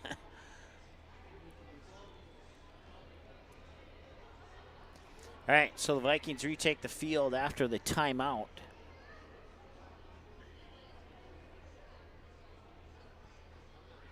Third down and 10 from the 27. Cousins drops back to pass. He fires towards the end zone. It's bobbled and dropped out of bounds. Well, actually, no. Jefferson caught it, but I think he caught it out of bounds. Oh, he did catch it in bounds. It's 1st and goal for the Vikings. Okay, yep, no, that's right. He looks like he did catch it in bounds. I thought it was bobbled and incomplete. Wow. 1 foot, 2 foot, and that's a completed pass. And the Buffalo Bills quarterback is on the bench praying in his coat right now. And they got it off just before the play clock hit 0. Delvin Cook brought down at the 5. It'll be 2nd and goal.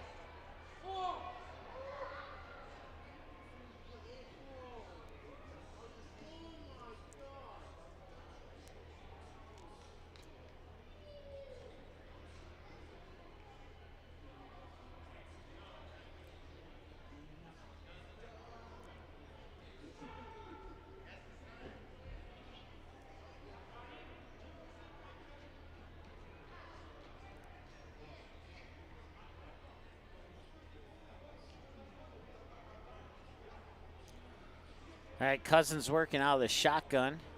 Takes a snap. 3-step drop, and he's sacked.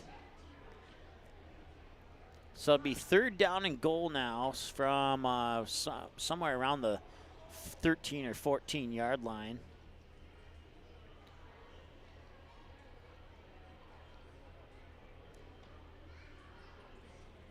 That's going to be more like the 16-yard line.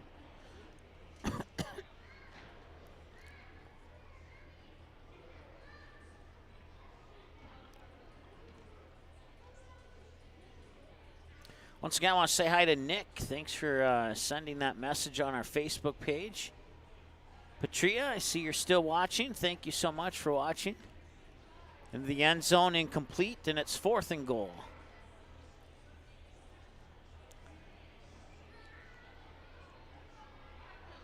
Looks like we'll have green and black once again for the 12U game, so that's cool.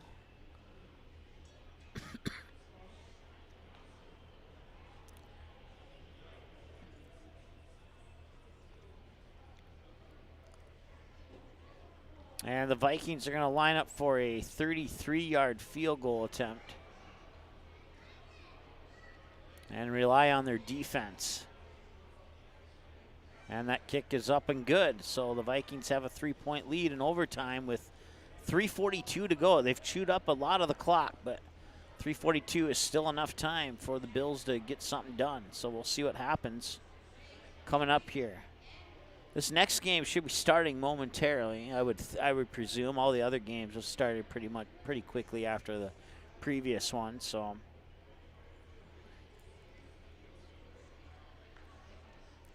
still got a couple hours before the tip-off of the Cavaliers and Timberwolves. If anybody in Minnesota, North Dakota cares about the Timberwolves right now, but I'm assuming there's a couple that do.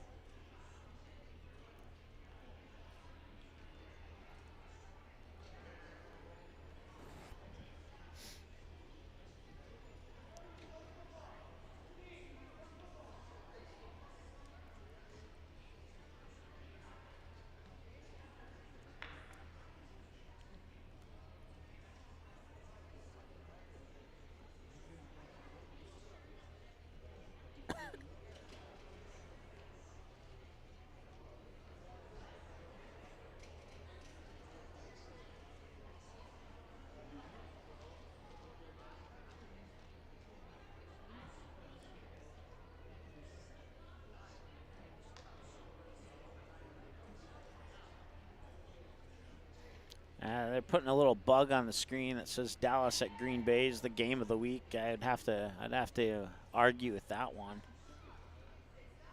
Say that this game right here is probably the game of the week.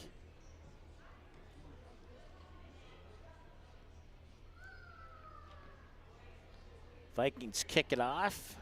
Bills will take it at the 2-yard line and bring it out. Up to the 20-25 and knocked out of bounds close to the 26. 1st and 10 with 3:35 to go in overtime, I believe is what it says.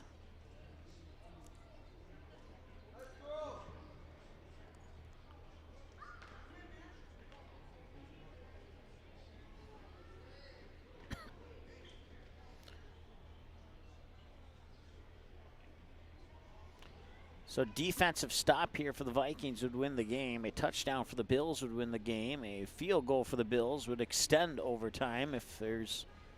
And Allen's taken off for a big run, and he gets up to the 45-yard line.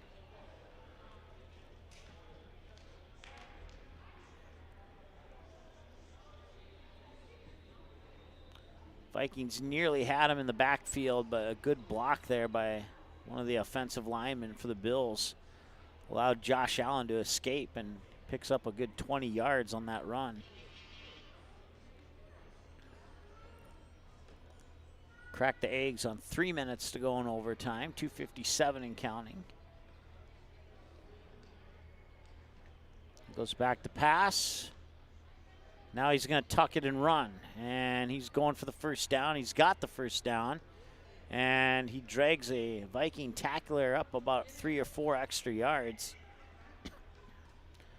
And now the Bills are within field goal range, but they're going to be looking for more than a field goal, I bet.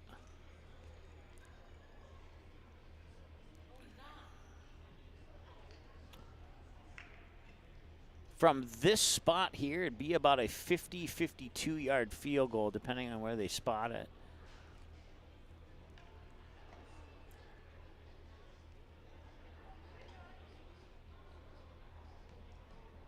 Short pass is caught.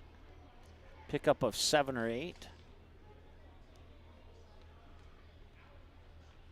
And now clock is stopped with 2 minutes to go in overtime.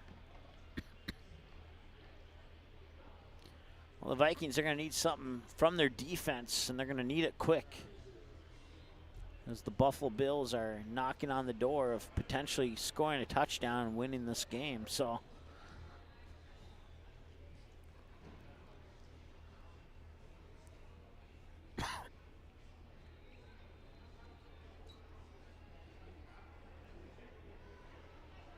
we will have green and black once again for the 12U game. And looks like we're ready to go here in this 12U game. So 35 minutes are on the clock.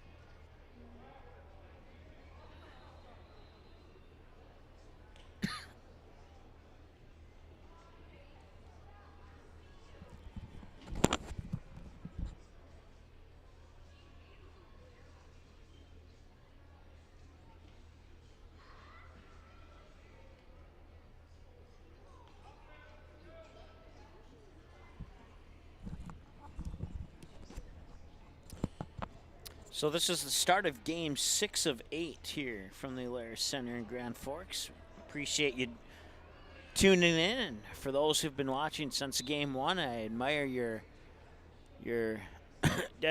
excuse me, I admire your dedication.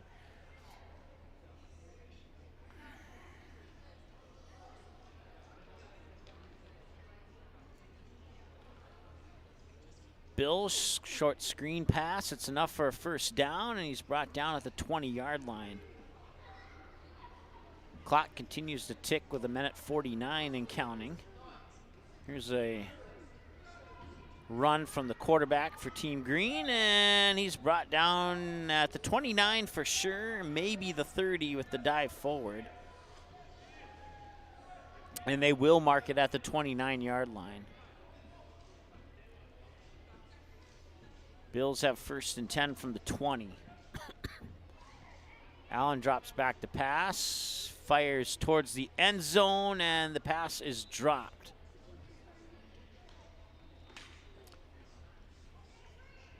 Here's another pass, and that pass is also dropped.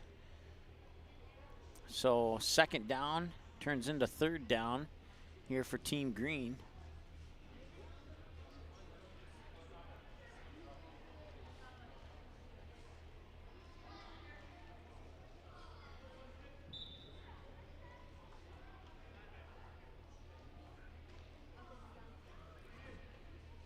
Second and 10, 1:19 with the incomplete pass. Allen drops back to pass again. He's looking at the end zone, and it is intercepted. And the Vikings are going to win the game 33-30 in overtime.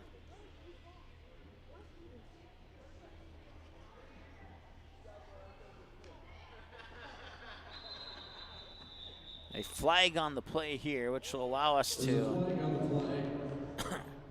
Peterson got the interception for the Vikings, and that will end the game. Allen dropped back for a pass. In overtime, Minnesota 33, Buffalo 30.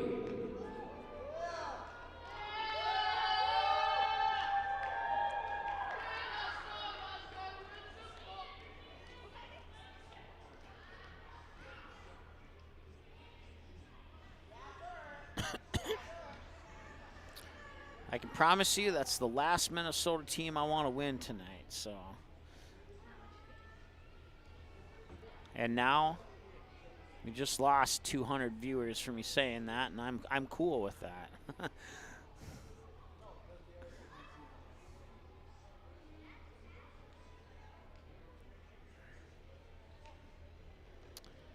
Takes a snap. He'll roll out to his right. Outside the numbers to the 30 and out of bounds at about the 32. If they spot it where I think I saw his foot at, Oh, they're going to give him an extra yard. That's generous of the referees. He was out of bounds at the 32, but they're going to spot it at the 33.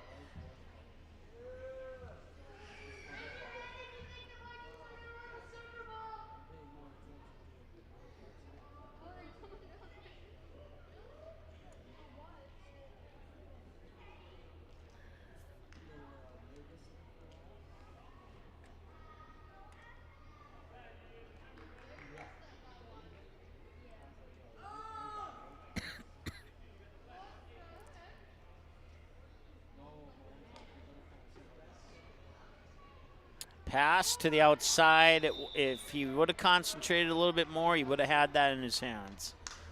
Just a tough break there for that young man.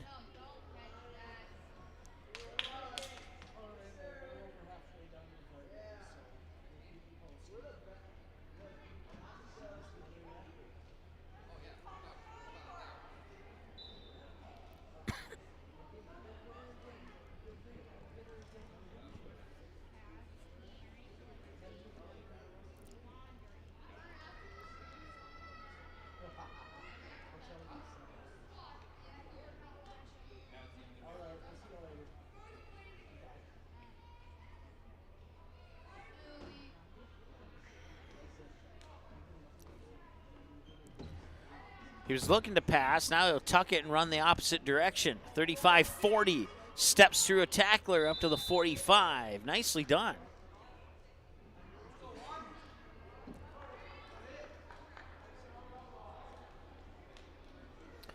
Dallas and Green Bay are now joined in progress. There's a minute left in the first quarter, and I don't care who wins that game.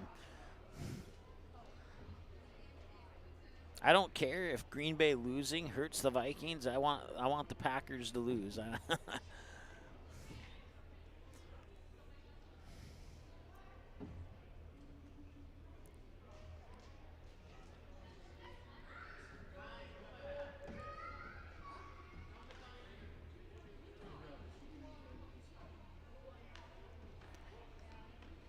Ooh, he's got to throw it quick. He gets hit as he throws. And are they going to rule that incomplete? Yes, they are. Not sure if I agree with that, but we'll let it go.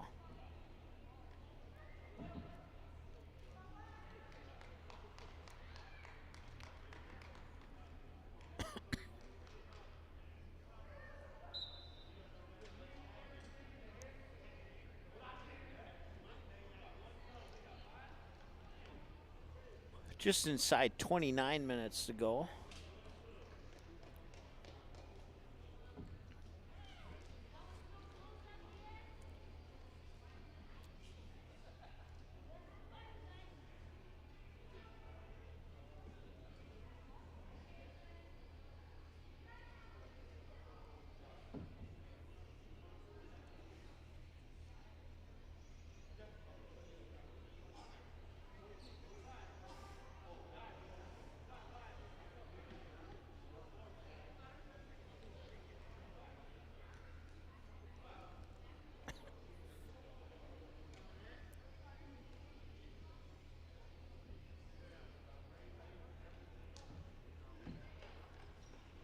And a handoff, and he'll find a seam, and he'll spin his way up to the 48-yard line.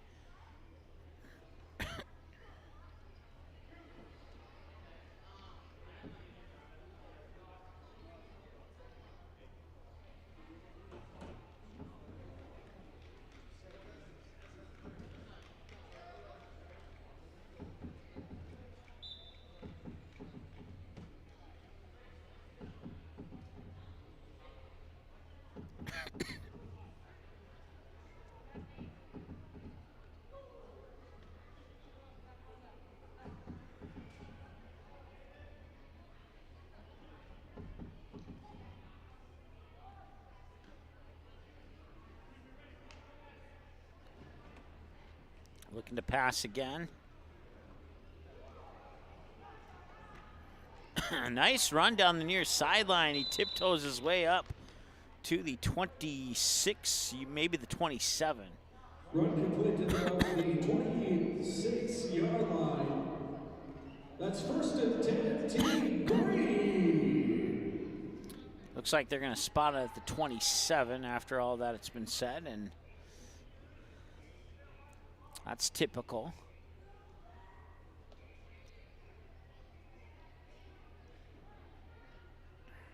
If I was a referee, players would hate me. I would not give them that extra yard 9 times out of 10. You want to win a game, you got to earn it.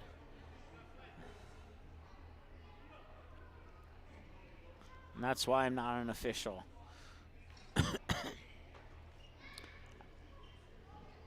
Pass is incomplete.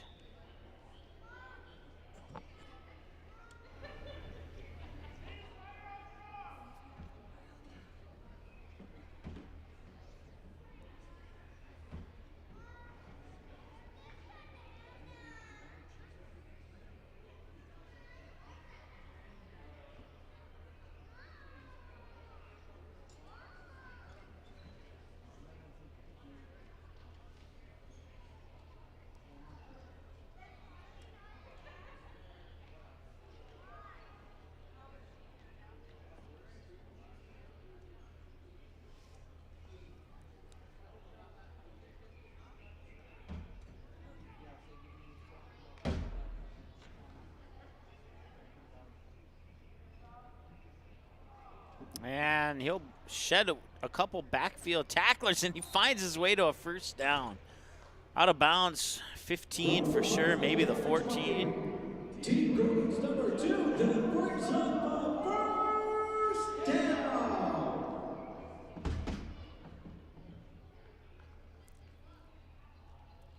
They'll mark the ball at the 15, 1st and 10. For Team Green, looking to strike first as we are already a little over 10 minutes into this first half. Still looking for our first score.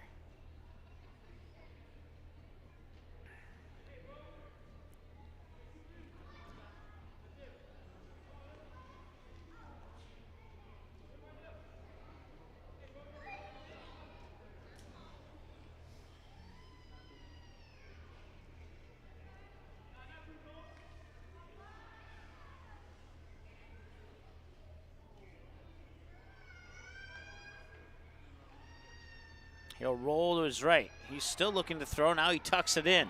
He's at the 10. Stiff arms his way to the 8. Cuts back inside and brought down at the 5. Nice pickup.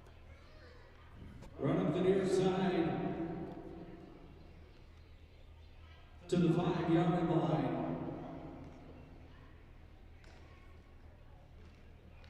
First and goal at the 5. Team Green.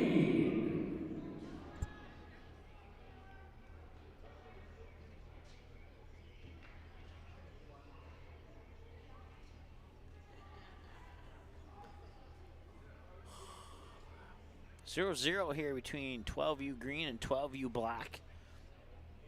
It's game 6 of 8 of the day. We'll have 13U following this one, and then we'll conclude our coverage with the Mud Dogs and Invaders. That pass dropped. Pass incomplete. Brings up 2nd down from the 5-yard line.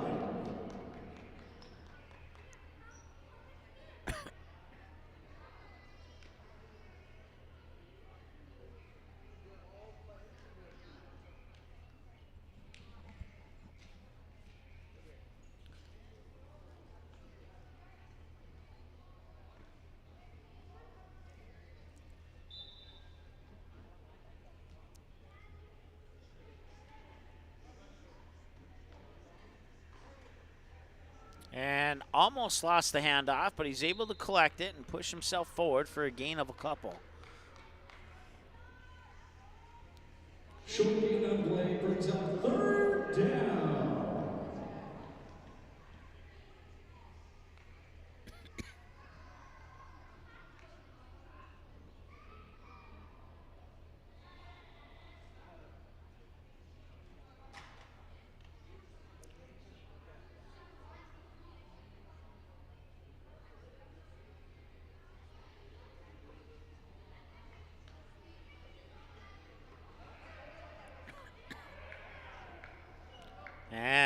He'll be dragged down the backfield now. So he almost lost the back of his jersey. Ball carrier taken down in the backfield. Brings up 4th down, ball at the 8-yard line.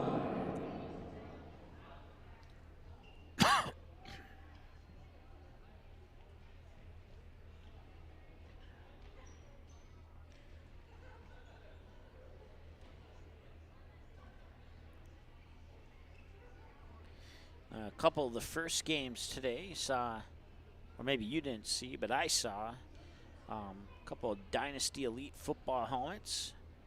And that was our first trip to the brand new turf field at Fargo Davies High School earlier this summer. Matter of fact, there was supposed to be an MPFL game that day, but it got canceled. I can't remember what the reason for the cancellation was, so that worked out well. We didn't have any conflicts.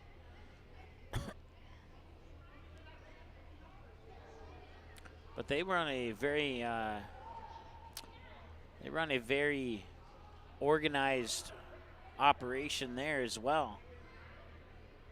And this one's been pretty solid itself. And that one's going to be incomplete. I believe he scooped it up off the turf, and yep, that is exactly the case.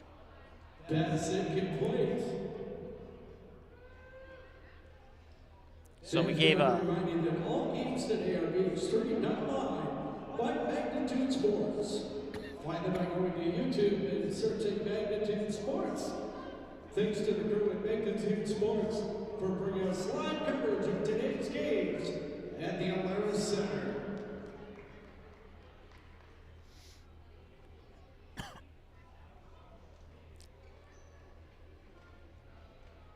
Of course, back on that broadcast, we talked about one of the phenom running backs, King Taylor.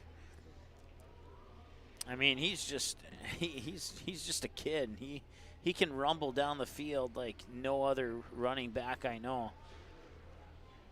And so we did a little crossover with the MPFL during that broadcast when King Taylor had the ball, and fair is fair, so we give a little plug back to Dynasty Elite during this broadcast here. And I was not paid to do that, so, or not paid to give the plug, I should say. But now both organizations are even. And now from this point forward, I'd have to be paid to say something.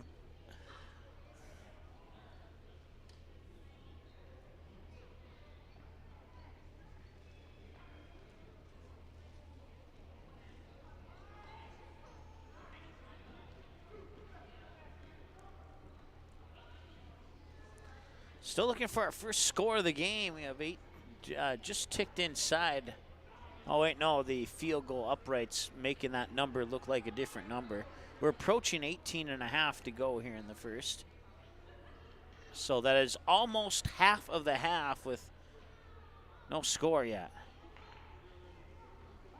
And Black will have the ball, and they'll try and get it out of their own end zone, but it'll fall incomplete.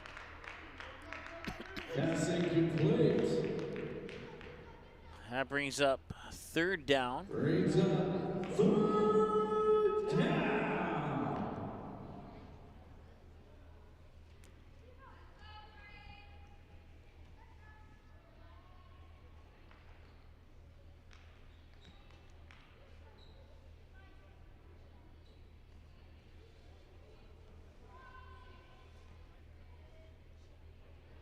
Of course, if you didn't already know, you can find us on Facebook, facebook.com/MagnitudeSN. That's the exact same handle for our Twitter. That one's popped up in the air, and lucky for Black that wasn't intercepted. So Magnitude SN on Facebook and Twitter. Magnitude Sports on YouTube and Instagram. And then MagnitudeSN.com for our website.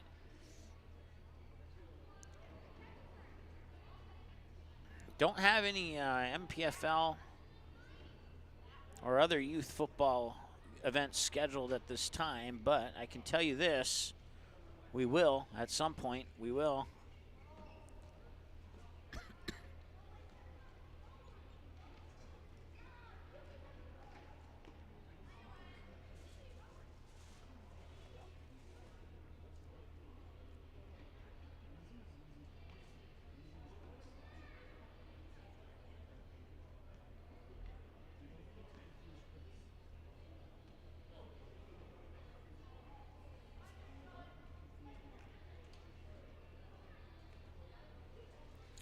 mean, and today we saw our first punt, like an actual physical punt in MPFL since I've been around it anyway.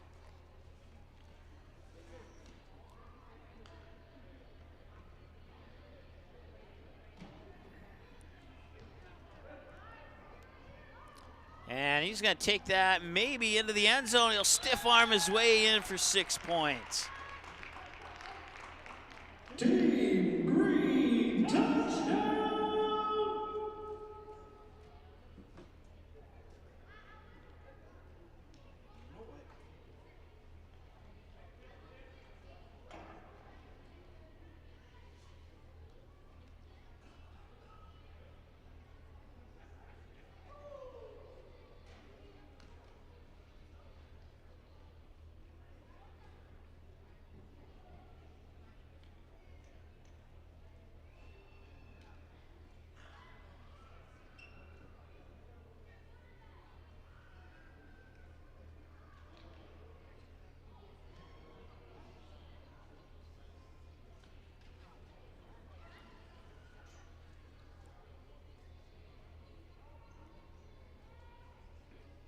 So the point after attempt, we've only seen, I think, 1 or 2 of these be successful today.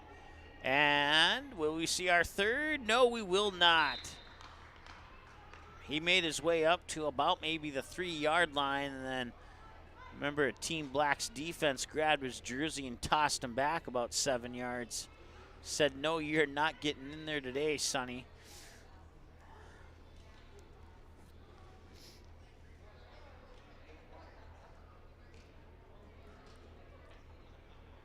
I want to say hi to Nick once again, as I did get your follow-up message, and thank you so much for your kind words as well.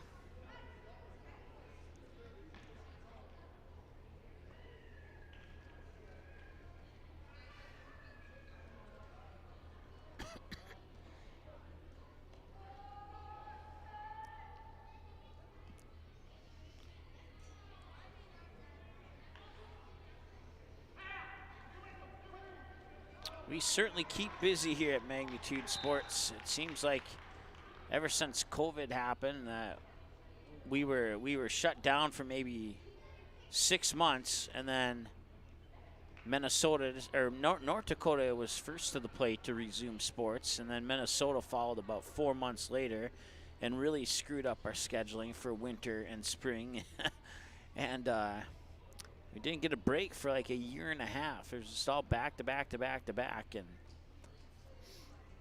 you mix in the MPFL with that, and some other events and high school graduations and band and choir concerts and proms. We've done it all,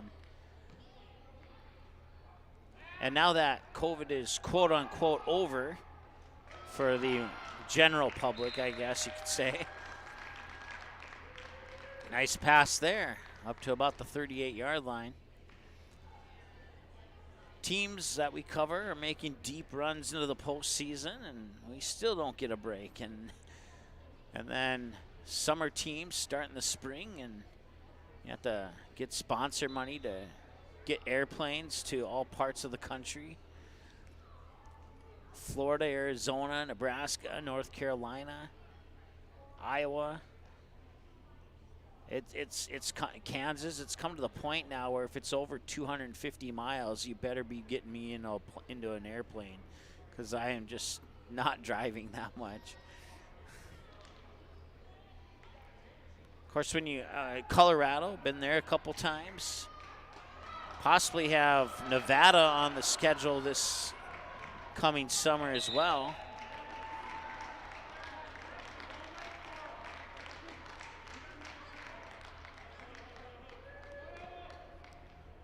And thanks to our sponsors, we are able to make that happen, because that is not cheap.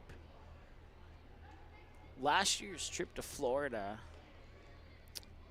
for planes, hotels, rental cars, paying staff back home in North Dakota and Minnesota to do the games I couldn't do because I was doing games in another state. That cost us a little over $17,000 to accomplish that. And once like I said, no sponsors, that does not get accomplished because that's not money I have in my back pocket. So if you've sponsored or currently sponsor, thank you so much. That one's batted down and nearly intercepted.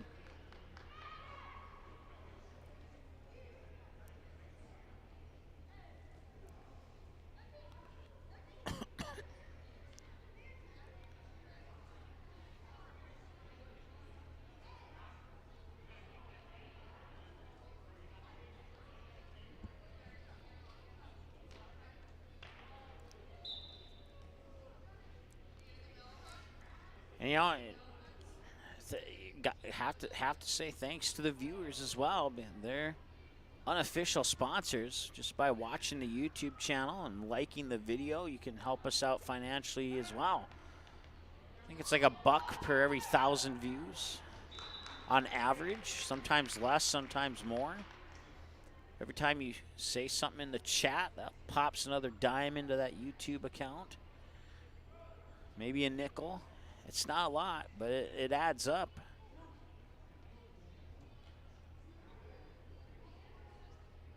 And that certainly has helped as well. Could almost consider YouTube a sponsor, but I don't, because the money comes from YouTube via the viewers. So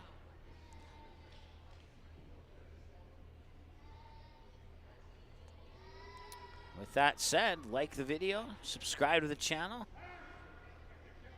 and watch some more videos on Magnitude Sports. You click that bell for alerts, and our YouTube channel will keep track of what you watch, and it'll alert you to when we do similar or the same in the future. You can click all, personalized, or none. And that personalized button is rather interesting. I encourage you to try it out, just see what happens.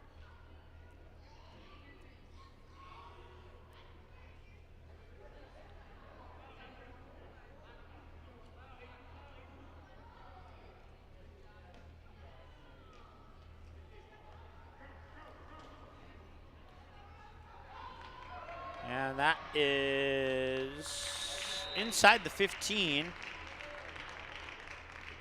He'll tumble forward to at least the 14, but maybe they'll give him 1 or 2 extra. No, they will not. They'll back it up to the 16, so.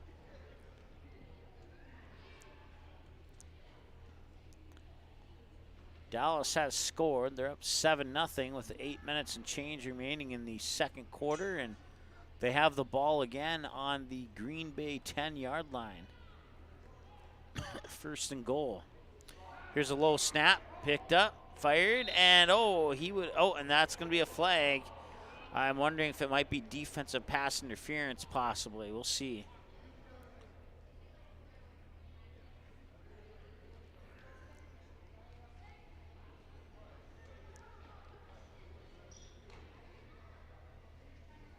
And that's exactly what it is.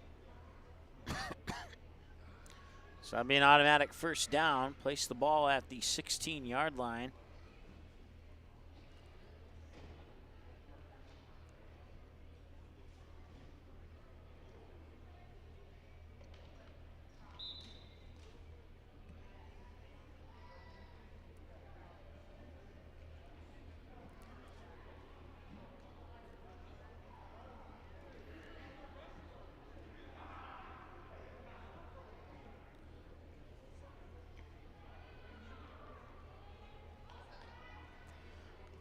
Take the pass, fire it, and it's intercepted at the 2-yard line. He'll come back to the 15 to the 20 and out of bounds at about the 22.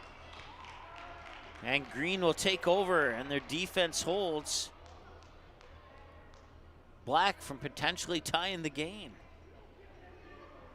They put together a very good drive on that series there. Interception by Team Green. The defense steps up.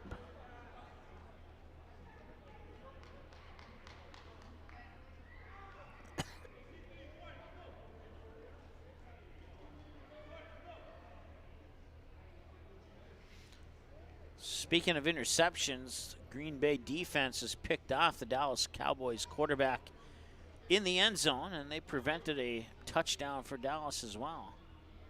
So almost similar plays here on Magnitude and on NBC or whatever the heck we're watching, CBS. I know it's not ESPN, I can tell you that much. Maybe it's Fox, I have no idea. It's Fox, yeah. Fox has the NFC games, so, or at least most of them.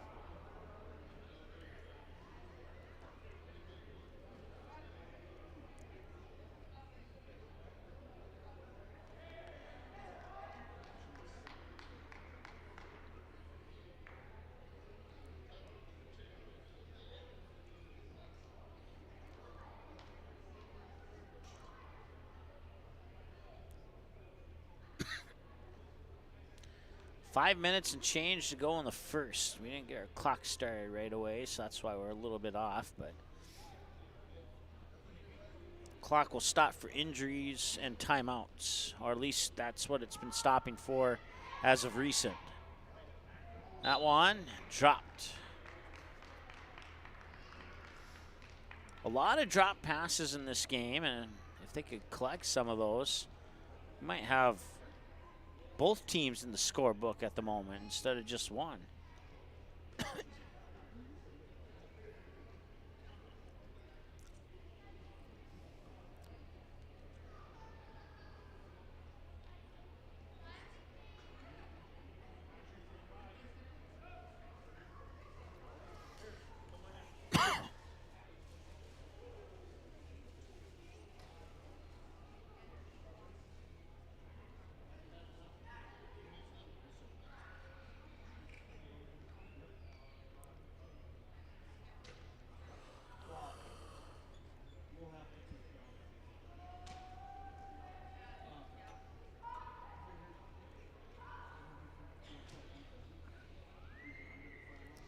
All right, so Team Green moves to offense. Snap, pass, and dropped again. And once again, if they can just work on that part of the game, they would have plenty of yards and plenty of points.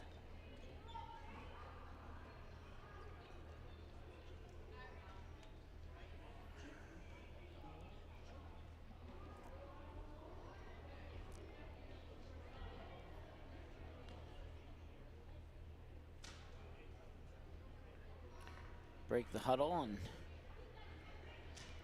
step up for the next play here. Third down, 3rd and 10. After 2 incomplete passes, and now that one's completed.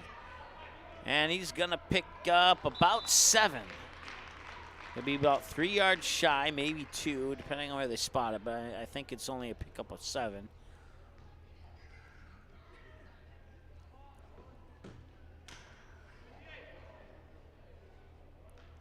Inside 3 minutes to go here in the first half now. Take about a 5-minute break before the second half starts. And in that 5 minutes, I'm gonna go take a walk and stretch my arms and my leg and my neck. So they'll walk off the punt here. And Black will get the ball back.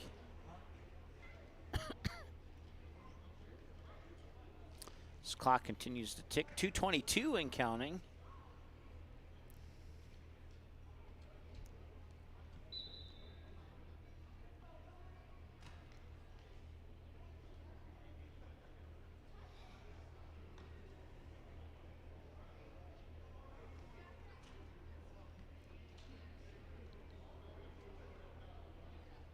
So when our clock gets to 3:28, that would be the end of the first half, so.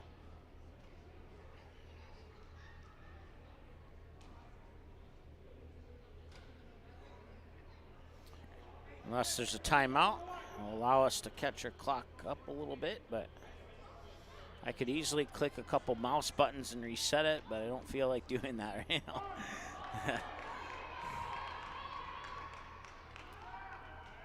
Trying to get out of the backfield, but he's going to lose a yard for sure. Make that 2. He'll lose 2, will be 2nd and 12.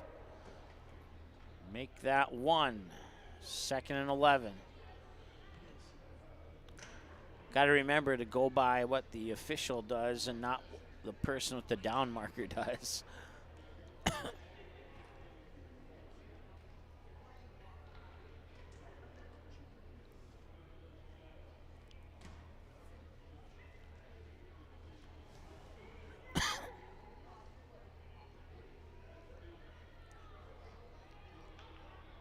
High snap is over the quarterback's head. He'll pick it up at the 28-yard line. And now he'll try and run it forward, and he will get some, for lack of better wording, positive yardage, but it still results in a loss. It could have been a lot worse.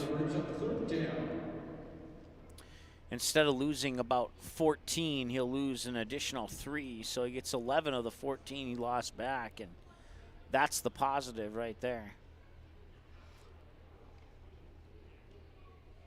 And that's going to do it here. We got about 12 seconds left in the first half. They're not breaking the huddle, and no, they're going to call a timeout with about 3 seconds. So Black will get one more play here in the second half.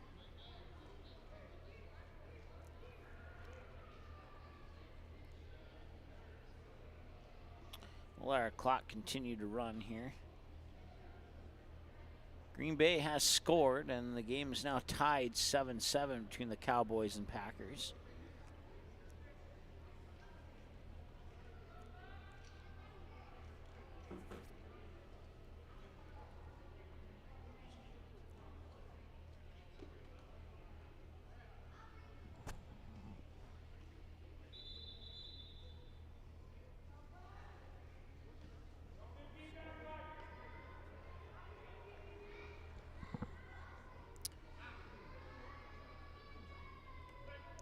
In other NFC North action, the Detroit Lions knock off the Bears by a digit. 31-30 was the final.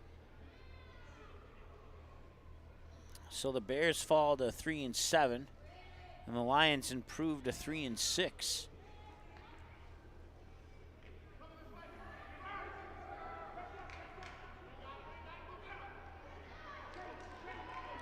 Now he's got a little room. He might be able to get some positive yardage here. Spins out of a would-be tackler, and he's still on his feet near midfield.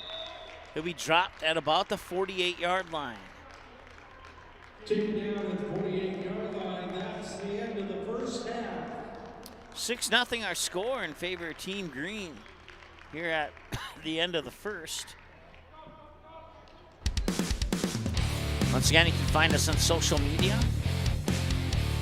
Facebook, Twitter, MagnitudeSN, Instagram, YouTube, Magnitude Sports, and the website, MagnitudeSN.com.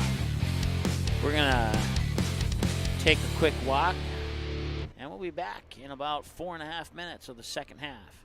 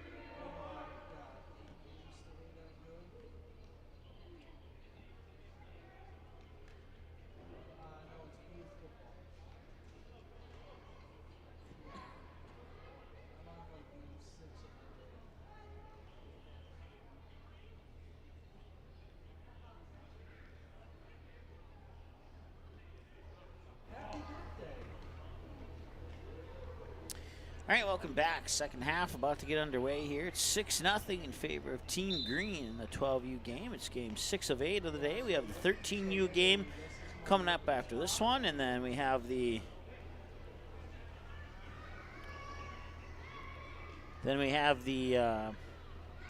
adult game between the Mud Dogs and Invaders coming up. And for the 10 people who've given this video a thumbs up, thank you so much.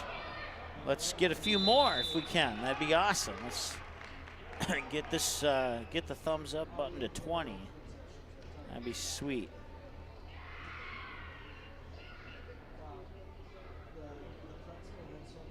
There's 44 people watching right now, so 34 of them have not hit the thumbs up button. Let's get this up to 44 likes.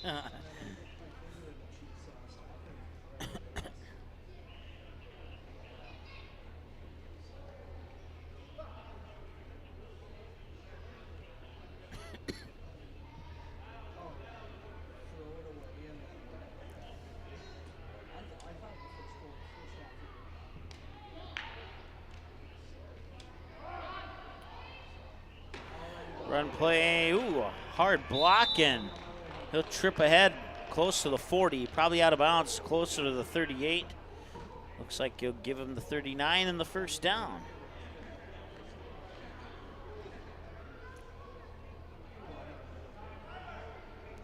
So Team Black trailing 6-0. The 11U game ended in a 6-6 tie.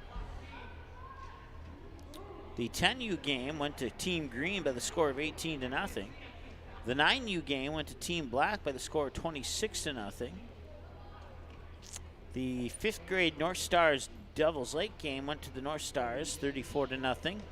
And the 6th grade game between the North Stars and Devils Lake went to the North Stars by the score of 18-6.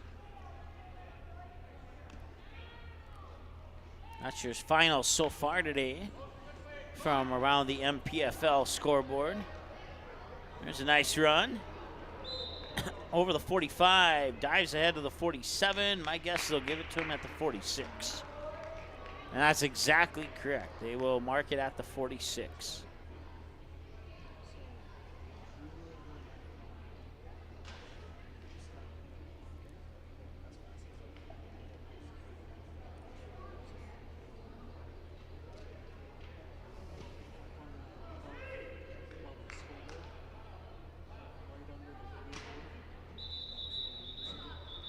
And a whistle before the play could get started. Some equipment on the field that they had to pick up. Gave it back to one of the players.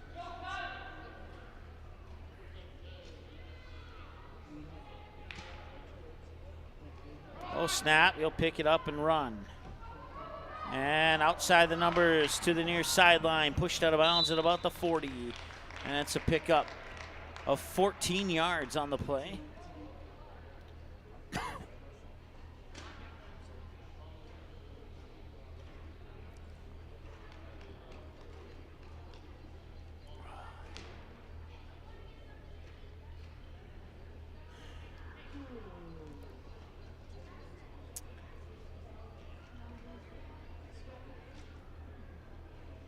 Time of the broadcast, 18 or not, I wish it was 18 hours. Not 8 hours, 29 minutes, 50 some odd seconds. And if only Eric Tianson was here, he could break his own record. Of course, he had that crazy 14-inning baseball game down in Omaha, Nebraska that went 4 hours on the dot. That's the longest baseball game that I think the longest one I ever did was slightly over 3 hours. Matter of fact, last summer, it was the Post 400 Astros taking on Rutgers. And that game ended in a 13-13 tie in 6 innings after 3 hours. At the 38-yard line. First and 10, Team Black. Got a lot of sun on that particular game.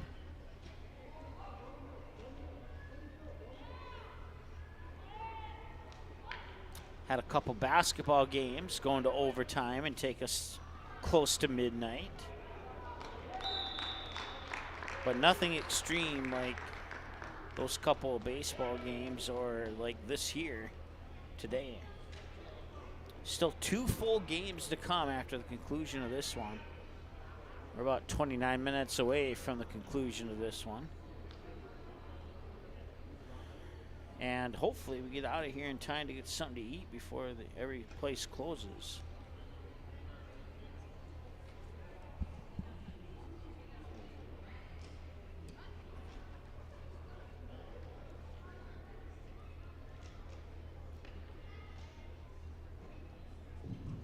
They do not allow outside food or beverages to come in here. I thought about ordering Uber Eats, but with only 5 minutes between games, I cannot, or between halves, and like maybe 2 minutes between games, I cannot get anywhere to grab something to eat, and I can't bring something with me because they don't allow it. Unless I could sneak it in somehow, but I don't really want to do that and risk the privileges I have of being up here in the Midcoast Sports press box.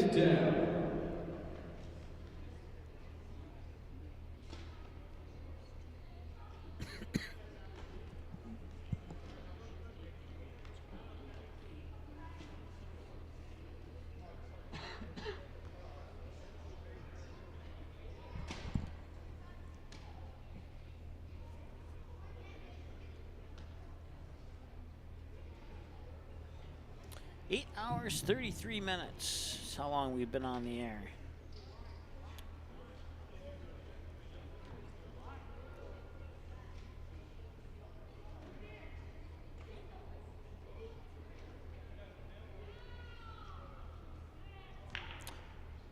All right. So 7 of the 34 that I asked to like the video have liked it. So thank you. Like I said, each like, each thumbs up, each chat, it all results in a penny here and a nickel there. So if you don't actually want to give us money, you can actually just click like. And that is the equivalent of giving us money. So is at the 33-yard line for Team Black.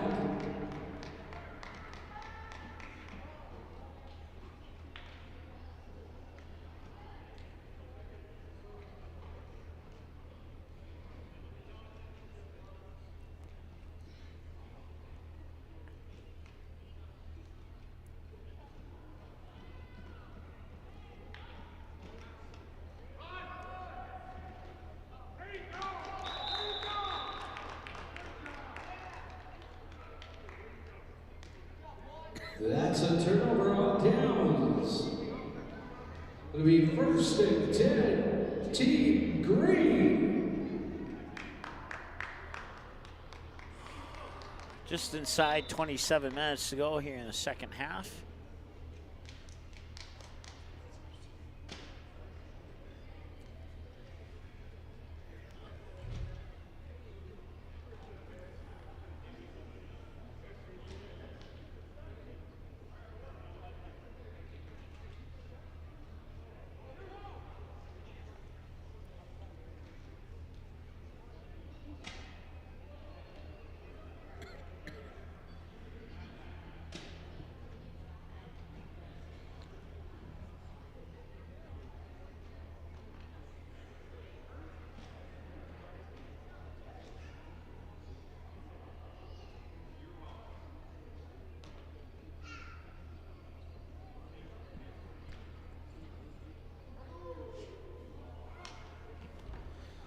Green will take the snap, hand it off. Big hole up the middle, and he finds it easily, and he falls ahead to about the 42. Big game for Team Green on that play.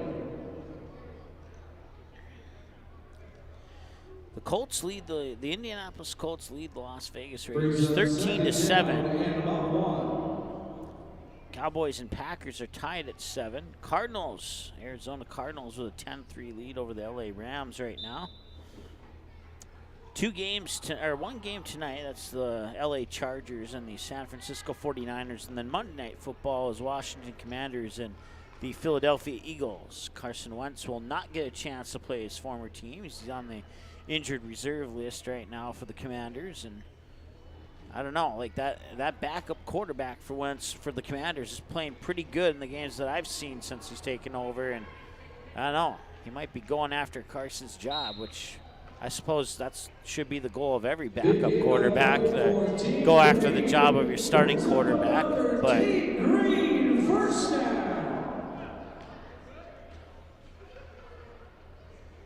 of course, the Vikings won today, 33-30 in overtime. So they go to 8-1 on the season.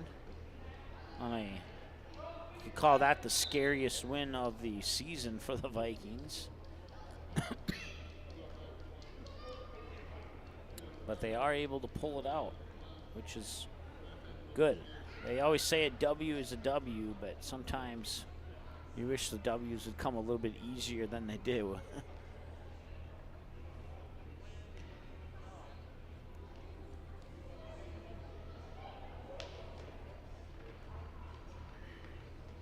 And if you plan to go watch, that one's a little bit overthrown. If you plan to go watch the highlights of that game, I would suggest just watching the game, because the highlights were 3 times longer than the game was.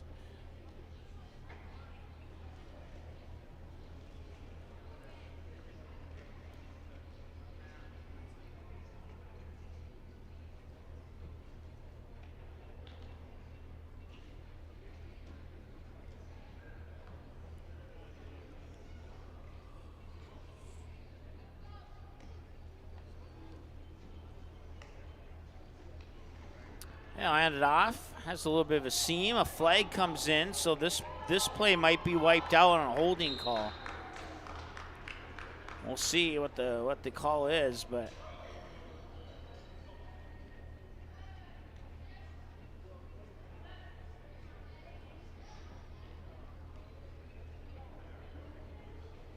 and that's exactly what happened. So take that run out of the stat books if you're keeping stats, and chalk it up as a penalty and pushes them back 10 yards.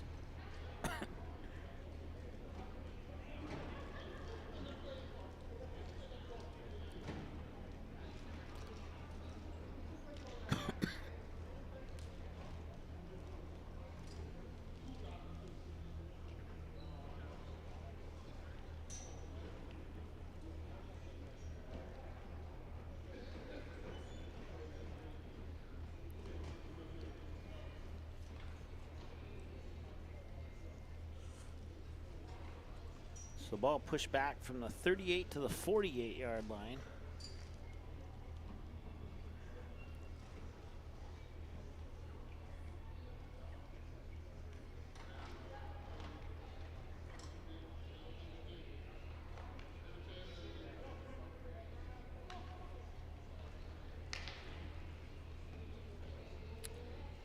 Oh, and he dropped it.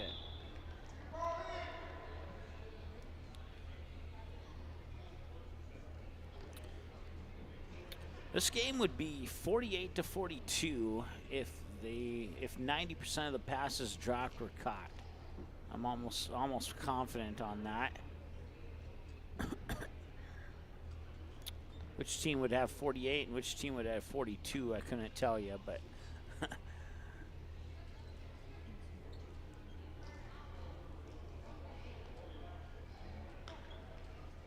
third down and about 20-ish. And he's scrambling. And he is back to the original line of scrimmage, still on his feet, falls ahead for a first down. So on 3rd and 20-ish, he picks up about 22-ish and gets the first down. Or are they going to mark it short? It looks like they might be marking it short. Certainly looked like from up here that he got the first down, but they're calling it 4th and 1. No, not sure if I agree with that spot. I'm pretty sure he got an extra 2 yards, but maybe he stepped out of bounds and I didn't see it. So we'll see if Black's defense can hold here, as it appears that Team Green's going to go for it.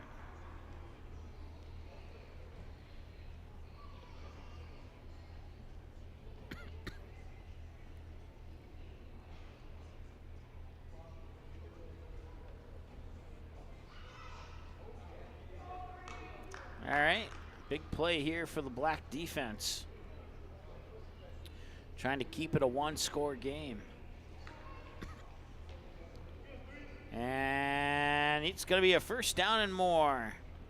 Up across the 20 and close to the 15. We'll see where they spot it.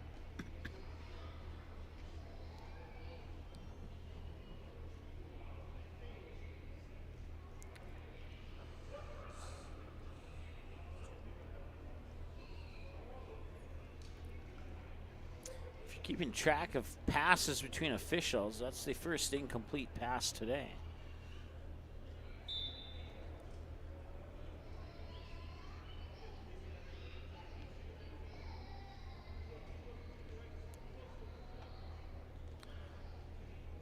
About a minute 48 before halftime. Packers knocking on the door with a 7-7 game. Have 2nd and 5, it looks like, from about the 12-yard line. Nice pick up there for Team Green. Picks up 3 yards. Should be 2nd and 7. Green Bay just scored, and it's 13-7 with the point after pending. So Green Bay has the lead, and rumor has it, as hard as it is for you to accept it, that a Packers win would help the Vikings.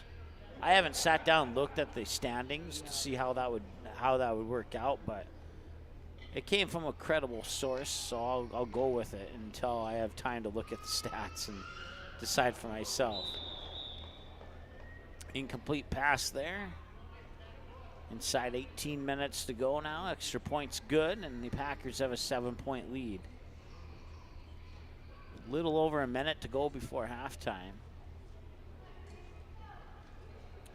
Or I should say a little under 2 minutes, a minute 42, depending on how you want to look at it.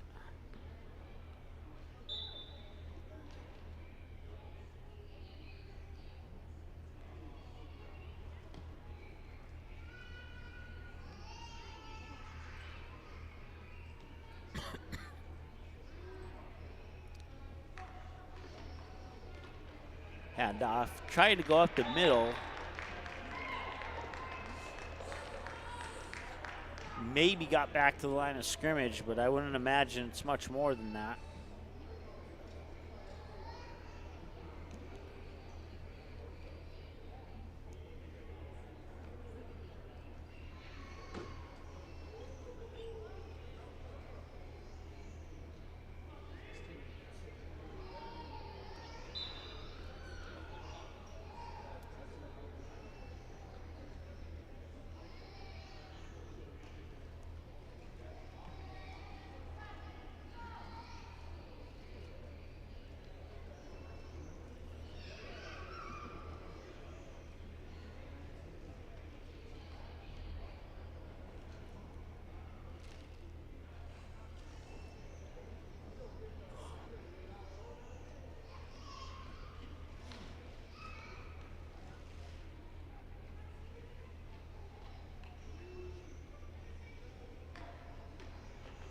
Snap, rolls to his right, and he gets taken down, but a flag's going to come in. That is a 99% chance that's a horse collar tackle, and that's exactly what he's calling.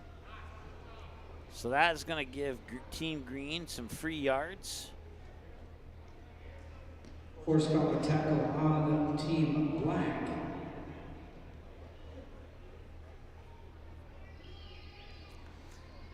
That was obvious from way up here. There's no doubt about it. And that flag came instantly after seeing it, too.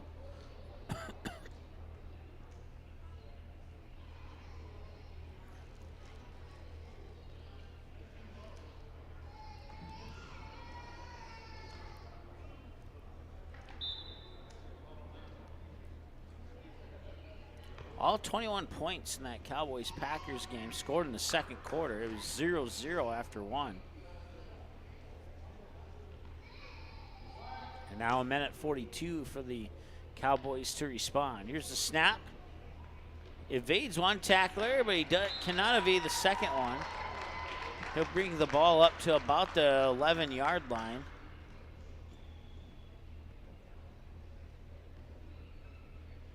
And it'll be second down. Second and goal, I think.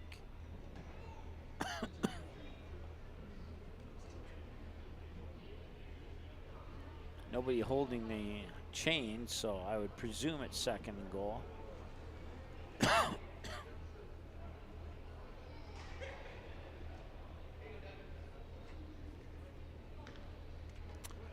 Snap, and he'll pass. Screen pass in the backfield's caught at the 5-yard line. He's pushed out of bounds, maybe at the 6. We'll see where they spot it.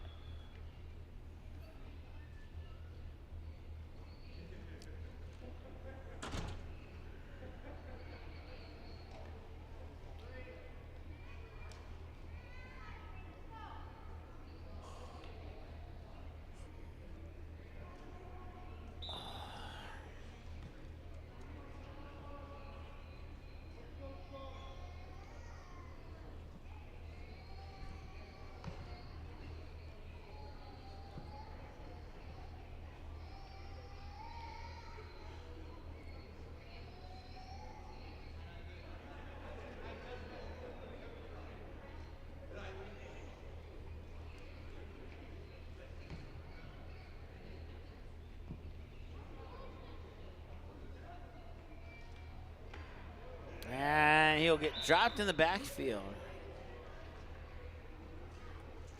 So QB sack results in a 4th down for Team Green. And if I zoomed out far enough, you could probably say, well, that's the Fighting Hawks playing on the Fighting Hawks field. But then you zoom in and you realize, oh, no, that's not a college team.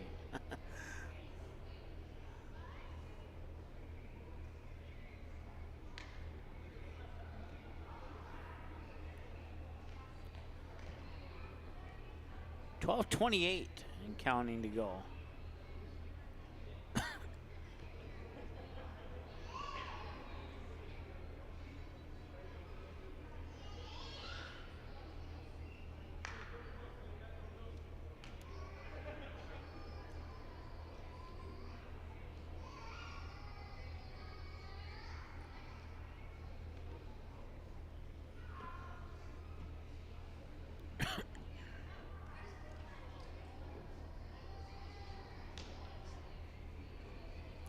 All right, here we go, 4th down. Needs end zone or bust here for Team Green.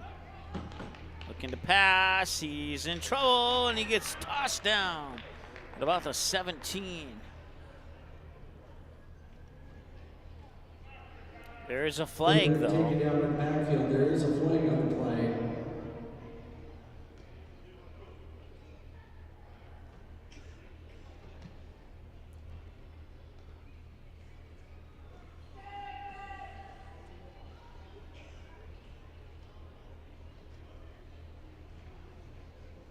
It's a face mask on Team Black, and that'll be an automatic 1st down for Team Green. That means a face mask against Team Black.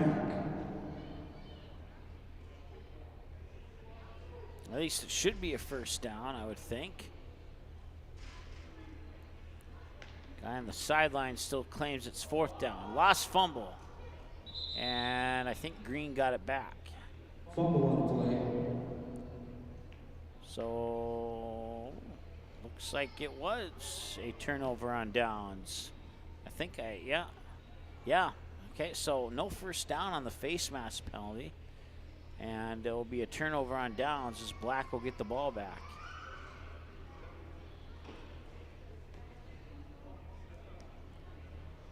Well, with 19 seconds to go in the 1st half, Dallas dropping back the pass, fires to the end zone incomplete. 14 seconds to go, and it's 2nd and goal. So Dallas will look to tie that game up with Green Bay heading into halftime.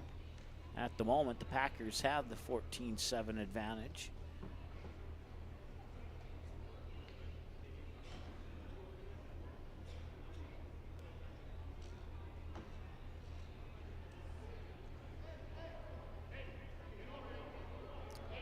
Cowboys on a 7-play, 61-yard drive here with 2nd and goal.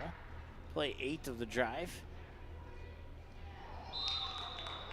And it is a touchdown for the Dallas Cowboys. So they are an extra point away from knotting it up at 14.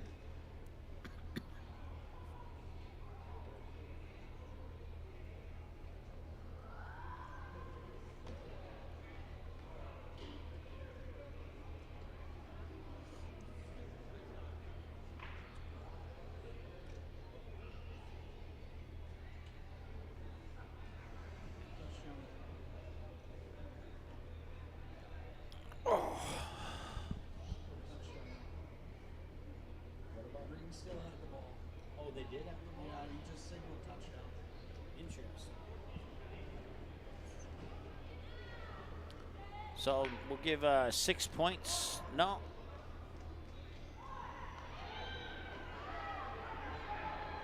That one out of the end zone. And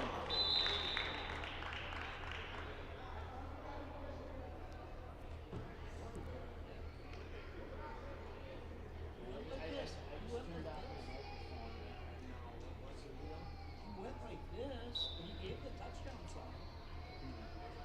well, there's no score out there. So Okay, well, we're good then. Still 0-0. that's 6-0. It's 6-0.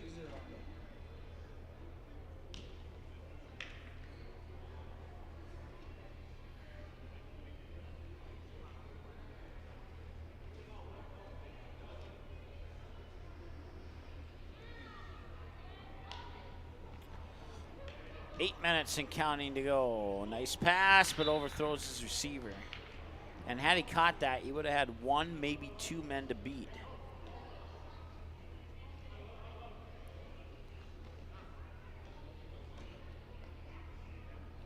Colts and the Raiders in the third quarter now. Colts holding on to a 13-7 lead.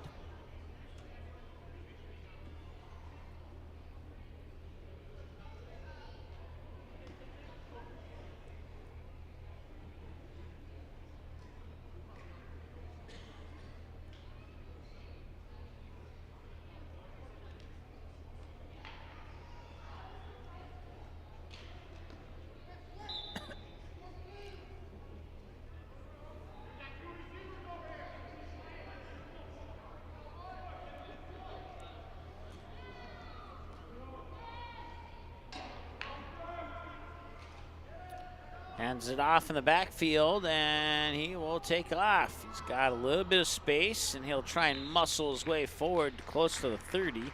Out of bounds, a little bit closer to the 28. And that's exactly where they'll spot it, is at the 28-yard line.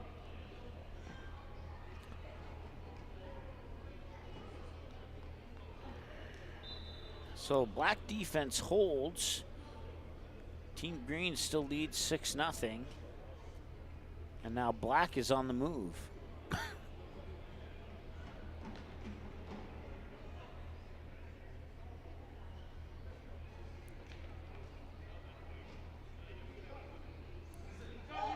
If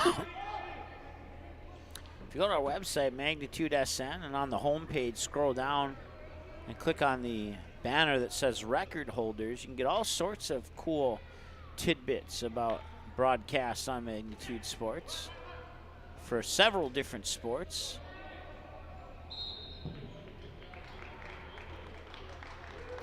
That's a feature that I'm proud of. It took a lot of work digging back into all the stat books and all the broadcasts to find out with the positive yardage. who had the record in what category. Brings up second down.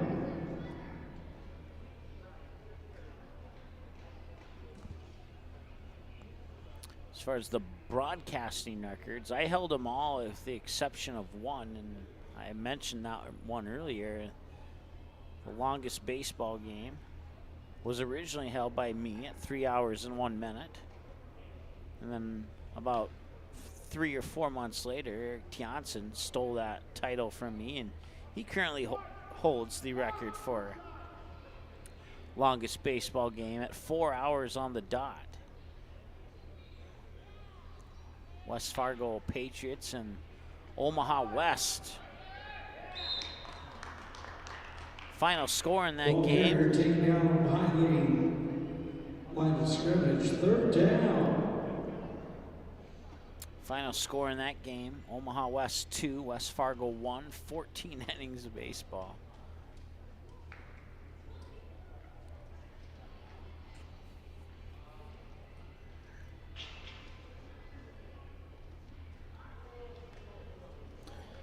I remember that day well because I had a baseball game at, I think it was noon or 1 o'clock. And then I got done and I went somewhere to eat thinking, okay, well, I went to somewhere to eat and I went to watch a hockey game at one of the local sports bars down in Omaha. And I thought, oh, he'll be back to the hotel long before I am. And the hockey game went into overtime. And then the hockey game was won in overtime. And I finished my food and beverage and I came back to the hotel. And I got back to the hotel a good 2.5 hours before he did.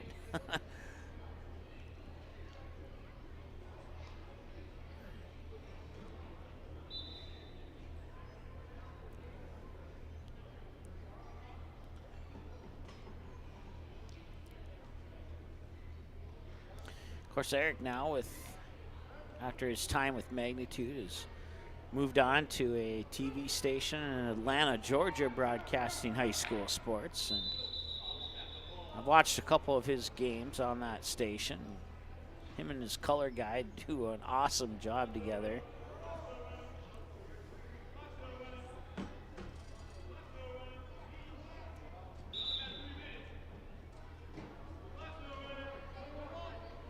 Okay, so they're asking the clock operator to stop the clock.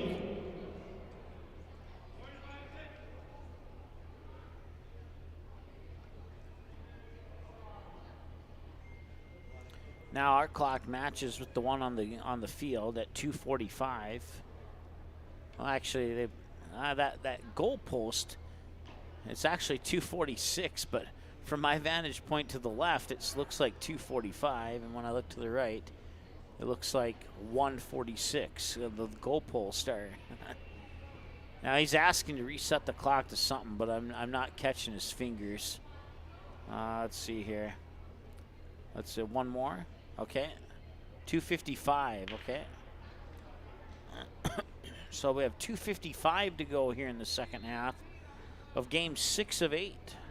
The 13U game is next, and then after the 13U game, we'll wrap it up with the Mud Dogs versus the Invaders.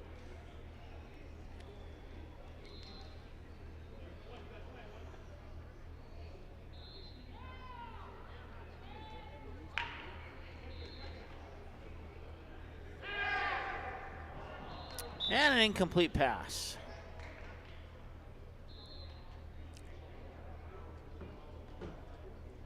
And now they've reset the clock to 3 minutes and something.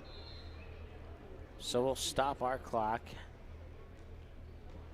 2:59 and counting is where we're at now. Not sure when that took place, but we'll allow it to catch up to us.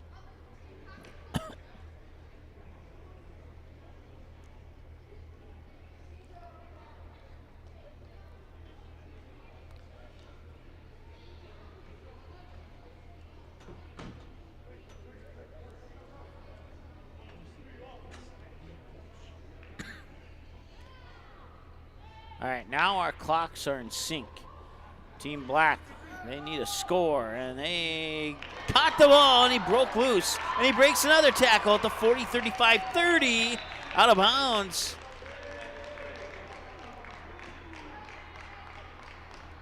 That's a pickup of 34 yards.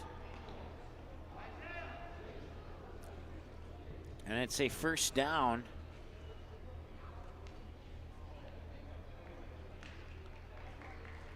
The clock continues to tick, 1:55 and counting. We had the 11U game end in a 6-6 tie, and we'll see if Black can tie this one up.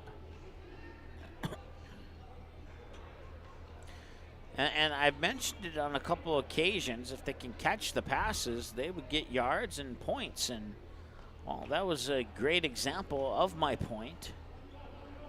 No pun intended.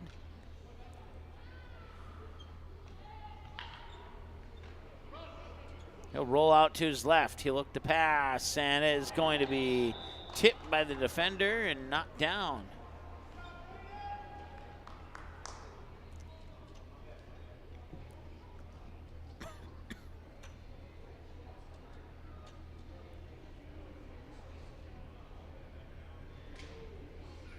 Inside a minute now.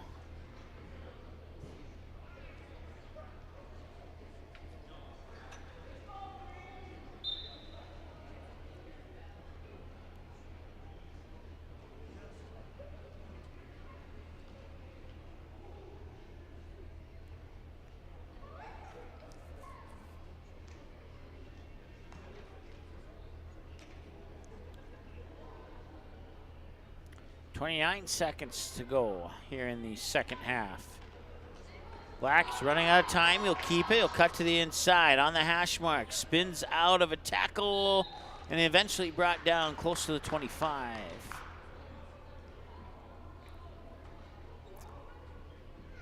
No timeout taken, and now they will take a timeout.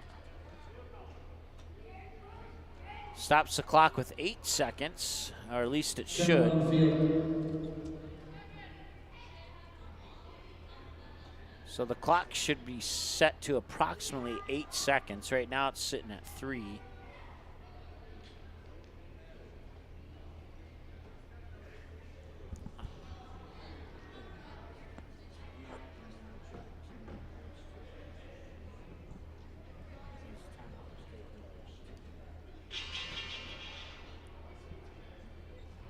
So he's asking for the clock to be reset. Double 4. So yeah, 8 seconds is exactly where we're at. And now they've reset the clock to 8 seconds here, so.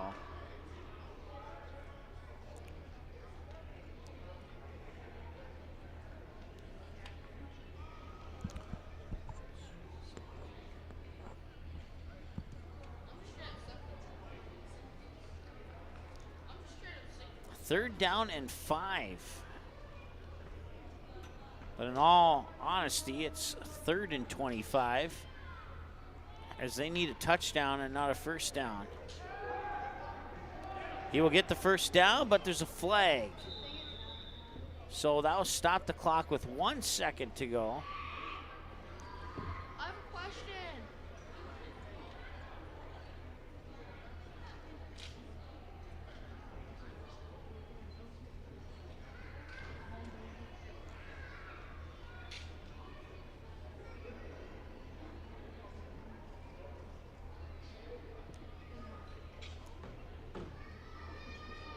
We'll see if there's another play or not. Yep, they did put 1 second on the clock. And the penalty will back the ball up to the 35. So now they need 35 yards in one play to tie the game. 3rd down and 15. We've seen some big plays. It's not impossible.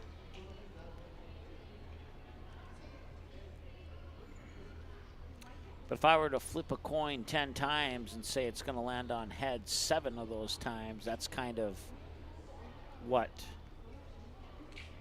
the chances of this could potentially be.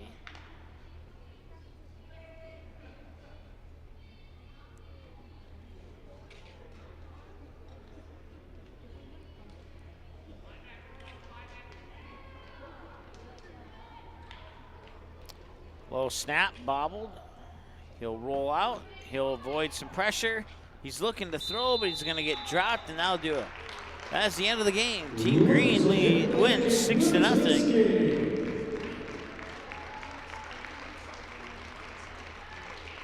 Congratulations to both teams on a great game.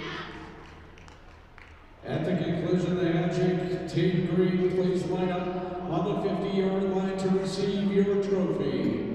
Thank you.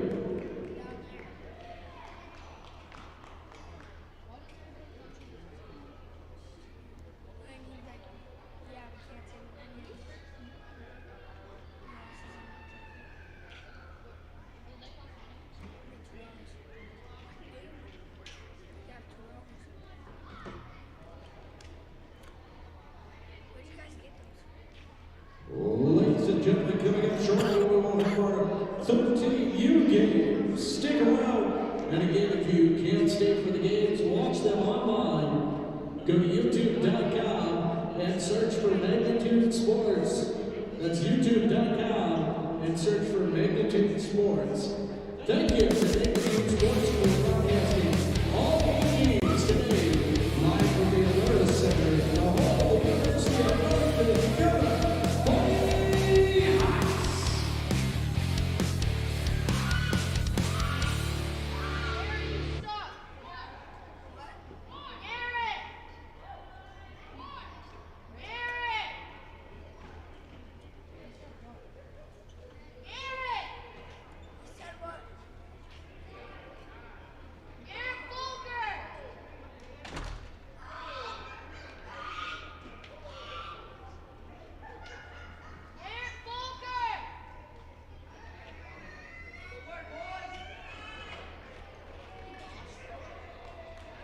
All right, so 6 down and 2 to go.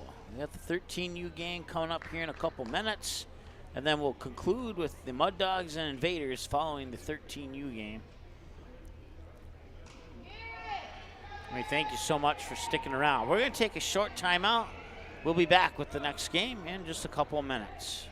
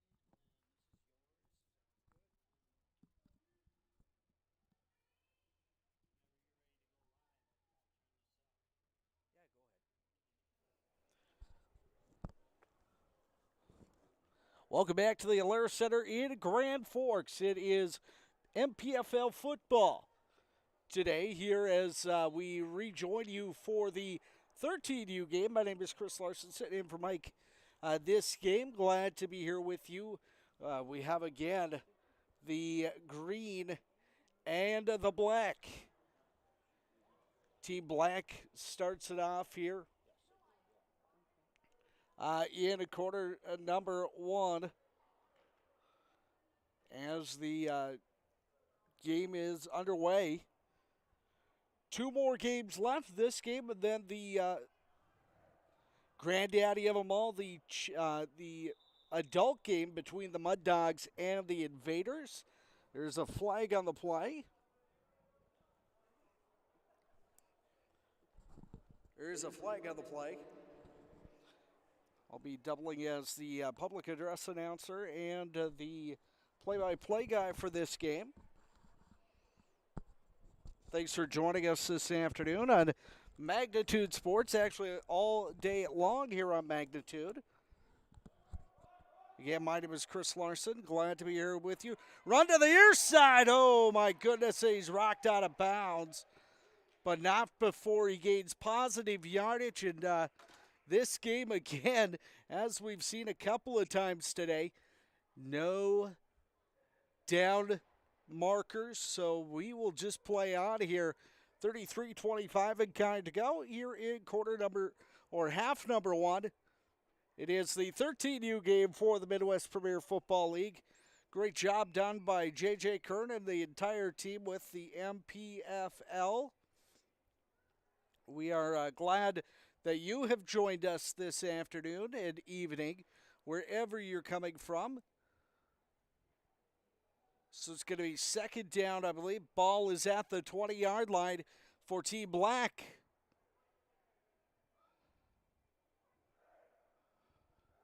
Quarterback under center. Looks to the handoff. He's going to hand it off right side. He's got a wide open spot, but he's met there at about the 17-yard line. And that's where this possession will continue in the first half of our contest. Again, my name is Chris Larson. Glad to join you this afternoon, or this evening now. Yes, we are well in the evening, 5:24 right now. And glad you have joined us wherever you're tuning in from. Actually, looks like maybe we have punted the football. No, the two officials are now talking it over on the far 40. Top of the Fighting Hawks logo, that is. And Hawk and Verlander now talking to Team Black. Going to go over and talk to Team Green. 31:40 to go. Here in this opening half of 13U football on Magnitude Sports. Live online. Head over to magnitudesn.com.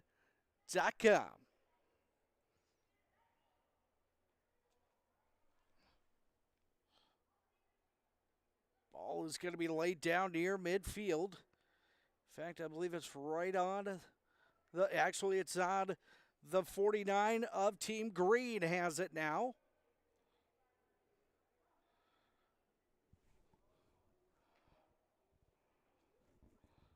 So Team Green has it. Big throw here and incomplete is the play. Incomplete. And that'll be second down. Team Green has the football at their own 49-yard line. Second down. Second down for Team Green here. Scoreless from the Alara Center in Grand Forks. Game 7 of 8 to come your way. Again, the premier game tonight will be the Minnesota Mud Dogs and the Fargo Invaders. Coming up shortly after this on Magnitude Sports. 2 35-minute halves. Quarterback in the shotgun. Looks to pass. He's got a man wide open on the far side. Met by the defense. He gets away from one. Gets away from two. Pushes over to the 40. Into the inside the 40-yard line to about the 37. And that'll go far enough for a first down for Team Green. Code Green on the move. 29 and counting to go. 29 and a half, I should say. That one wide open. Picked off by Team Black. And the possession will change over to Team Black. Now with 29:15 to go in half number one, Team Black will have the possession on the pick at their own 23-yard line.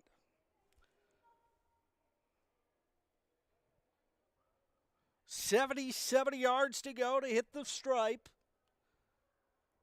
Does Team Black. Team Black takes the football over at their own 23-yard line. Again, my name is Chris Larson. Glad to be here with you this afternoon on Magnitude Sports. Sitting in for Mike Mason. He'll be joining you for the adult MPFL game here shortly. That one's going to be a handoff up the middle. He's going to be met by a host of defenders from Team Green, and that's actually going to drive him back a yard or two. So it'll be second down.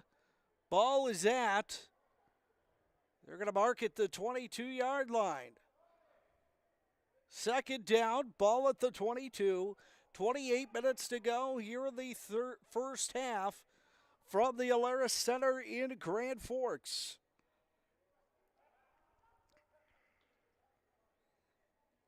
Again, glad you've joined us here on Magnitude Sports for MPFL Youth Football League action today from the Alerus. It's going to be a handout. Oh, quarterback runs. He'll get across the 35, across the 40, almost to the 45, and he gets there. Complete across the 45. We'll see where they mark him down. But a great run there for Team Black. And they'll mark him down right at the 45-yard line. So it'll be first and 10, Team Black at their own 45, 5 yards away from the midfield stripe, 55 yards away from the opening touchdown of the game. Under 27 minutes to go here in the opening half from the Alerus Center in Grand Forks. It's Midwest Premier Football League 13U action. Quarterback has it up the middle, and they'll gain into enemy territory. Just on the other side of the 50. See where they mark it. They'll mark it down at the 48-yard line. So Team Black is running right now in the 40-yard line.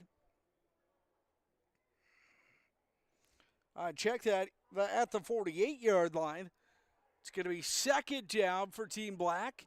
They are in green territory. Under 26 minutes to go. Here in the opening half from the Alerus. Quarterback in the shotgun. Handoff up the middle. Gaining yardage will be the running back, and he'll head deeper into green territory. He'll be down at the 42. Second down at the 42-yard line.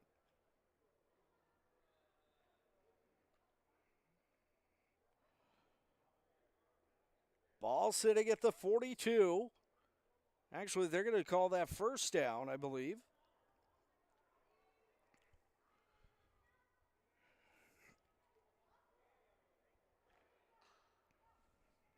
Great afternoon for evening for football inside the Alerus. a place that the college team that calls this home has seen a lot of success.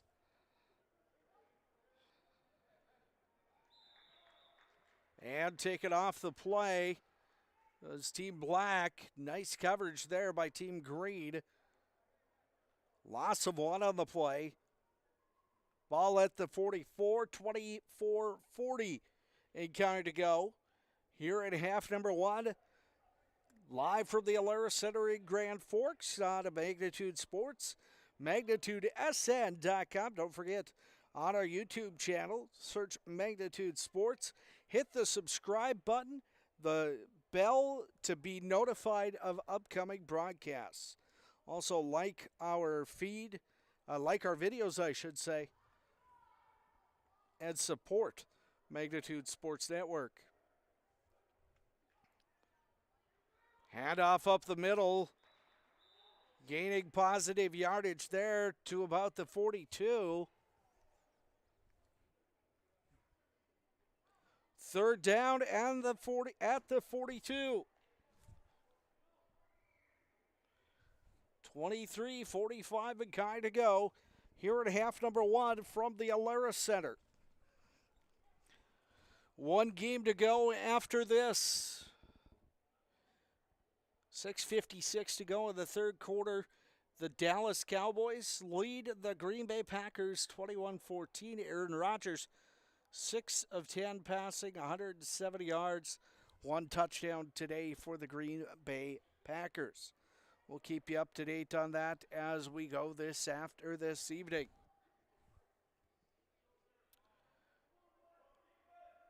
Quarterback under center. At the 43.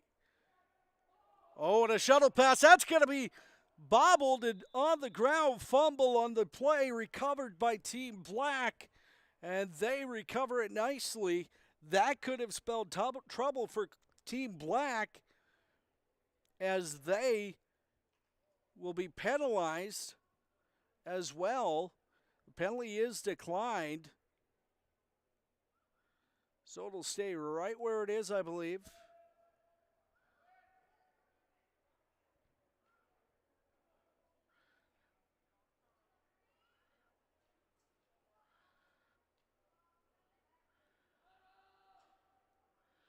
Actually, the 10-yard penalty will bring him to the 42. So it'll be 1st and 10, Team Black.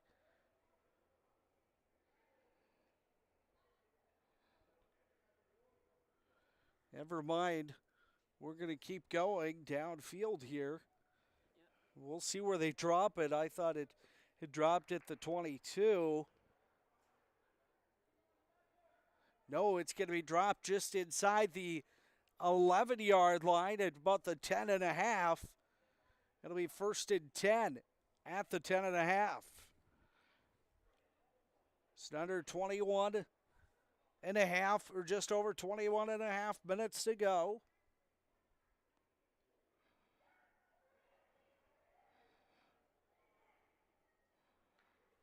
Team Green has the possession.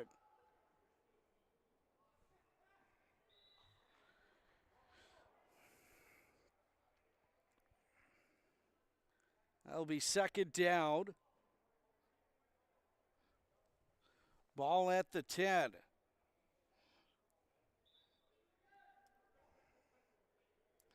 Second down for Team Green. Ball at the 10-yard line. 2nd down for Team Green. Ball at the 10. 20-50 a guy to go here in the first half of play in the 13U game. Glad you've joined us from the Alara Center in Grand Forks. I'm Chris Larson, sitting in for Mike Mason here in this game. Again, the ball just at the 9.5-yard line. They're going to run it up the right side, up the near side. He gets past one tackler across the 25, and we'll see where they mark that down. But a beauty of a run to the 25, and that'll be a 1st down for Team Green. My, oh my, Team Green is just dominating here when they get the football. It'll be 1st and 10, Team Green. Ball at the 25-yard line. Under 20 minutes to go in the first half here from the Alara Center.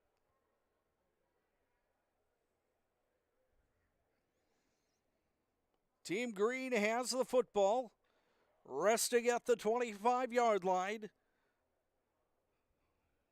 75 yards from the end zone. Looking to get our first score of the football game.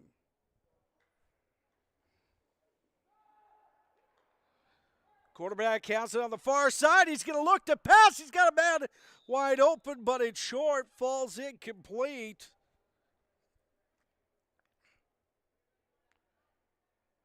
That fell incomplete. 2nd down now. Pass incomplete. It's 2nd down. 2nd down and 10. Ball again at the 25.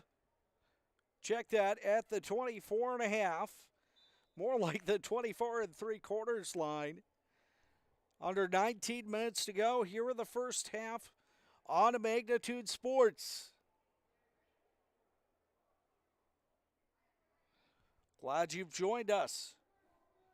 Wherever you're tuning in from, I'm Chris Larson. That's going to be a run up the right side across the 40 to the 45 across the near the 50. That up to about the 48-yard line. It's another first down. First down at the 48.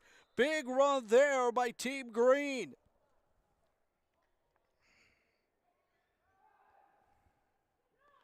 Team Green looking to pass near side. He's got a man wide open across the 40.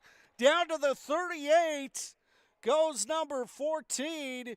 And that will be another first down for Team Green. And they are driving. They started at the 25-yard line of their own. And they are already down to the 38 of Team Black. So Team Green is threatening here in half number 1. Closing in on 17 minutes to go in half number 1 here at the Alara Center in Grand Forks, North Dakota.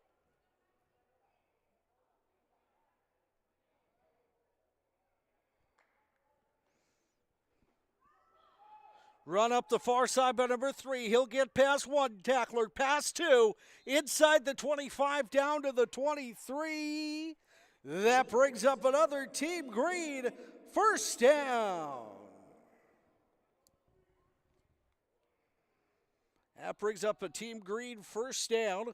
1st and 10 at the 23. For Team Green, they are just about inside the red zone. 3 more yards to inside the red zone for Team Green. Under 16 and a half minutes to go here in half number 1 at the Alara Center.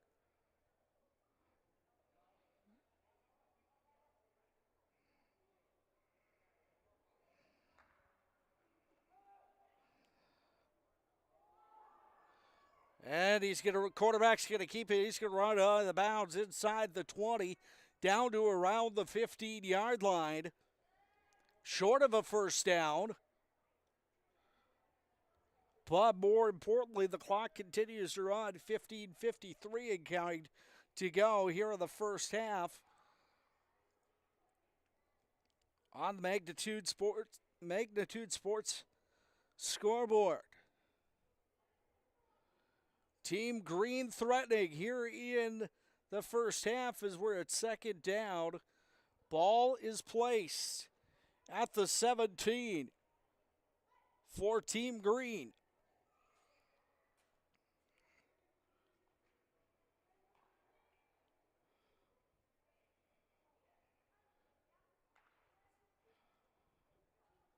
Team Green looks to pass wide open on the far side across the 20, across the 15, inside to the 10. 5, he continues to truck forward. Touchdown! Touchdown! Team Green!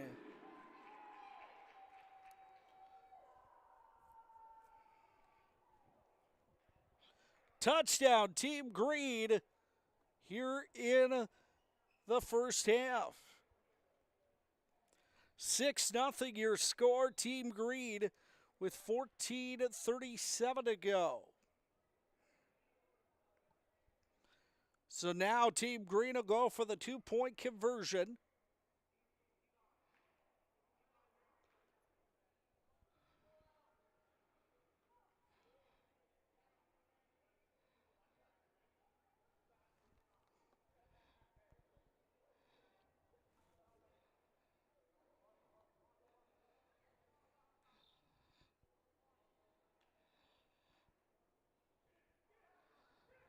And the 2-point conversion is good.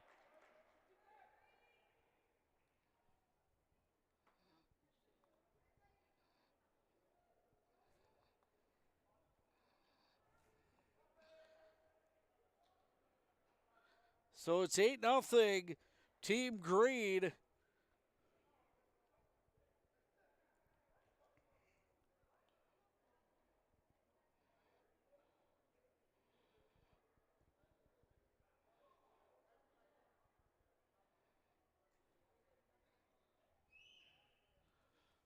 As we will attempt to get the clock reset.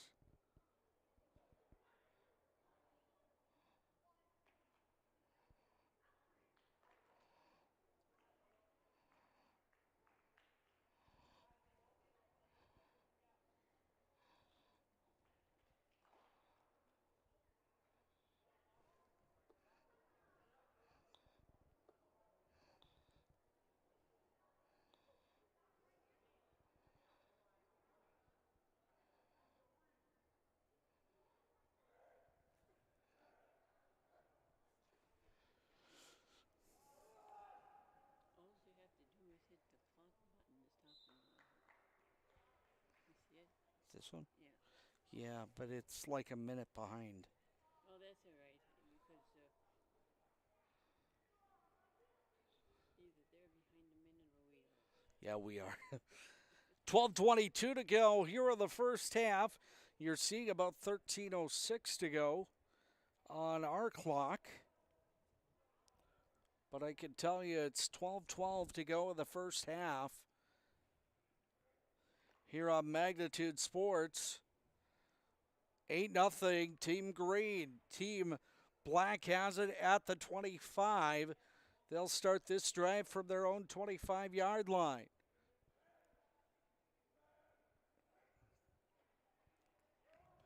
Team Black will run it across the far sideline, across the 30, near the 35. Was he forced out before the 35? We'll find out where the spot is here with 11:40 to go.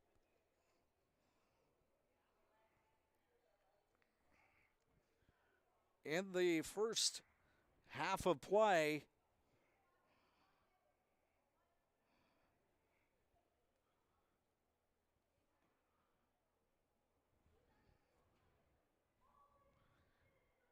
they're going to give him credit. It's going to be at the 34 and about 3/4 line. 11:07 to go here in the first half from the Alara Center in Grand Forks. This is Magnitude Sports. Quarterback looks to hand it off. He hands it up the middle. Good for a couple of yards on the play. Second down and a couple. Again, 8-0 Team Green. 13U, second down.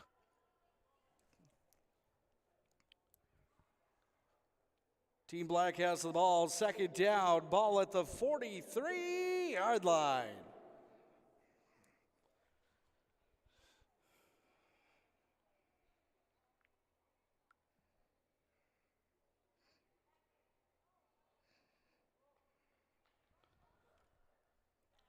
10-14 and kind to go here in half number one from the Alerus Center in Grand Forks.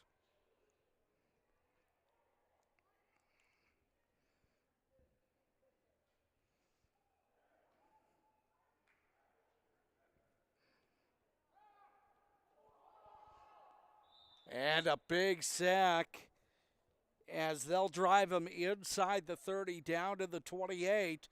So now Team Black has their backs up against a wall with third down. 9:37 and kind to go here in the first half of play from the Alerus Center in Grand Forks.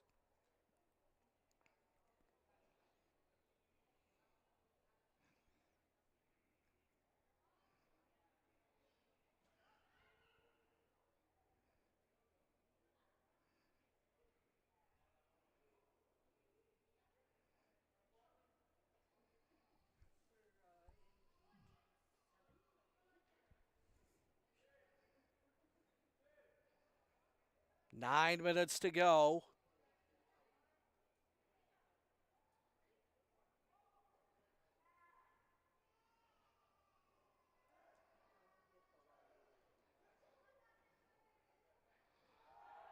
Quarterback looks to pass. He's got a man wide open. Deflected. There on the coverage.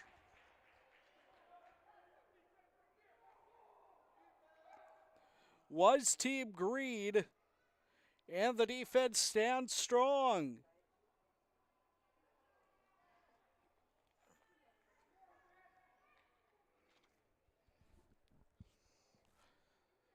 The defense stands strong there for Team.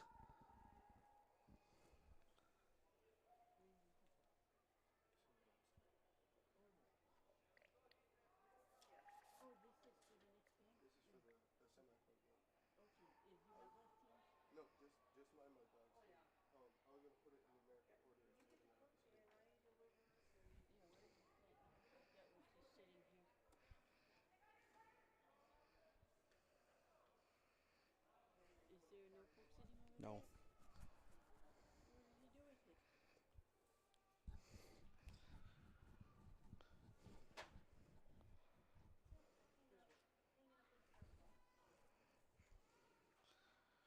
Ball is currently placed at the 31-yard line.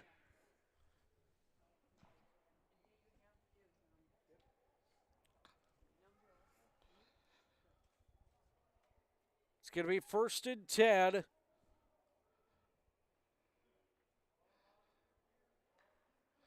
Team Green.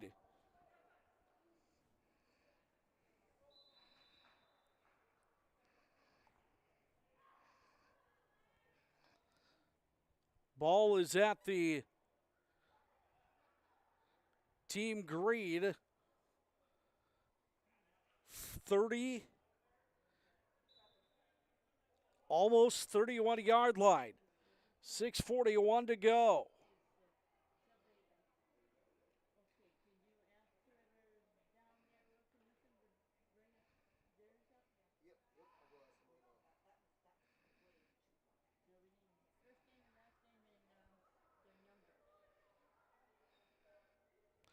For second down, Team Green, handoff to the right side. He's going to be met by the defense right there.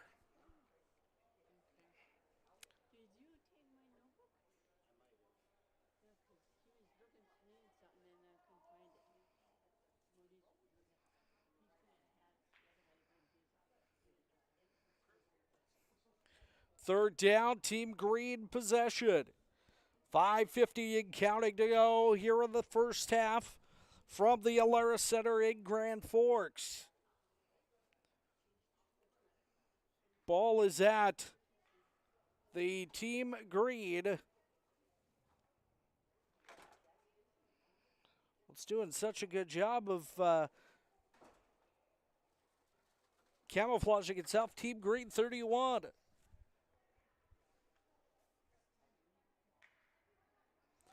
Ball at the Team Green 31. He looks back. He's going to try and pass. He's got a man wide open across the 40 to the 45, out of bounds at the 50. And we'll see where he marks him out. Seemed like that one was right at the 50, though. 5 minutes to go in the first half, and Team Green is rolling.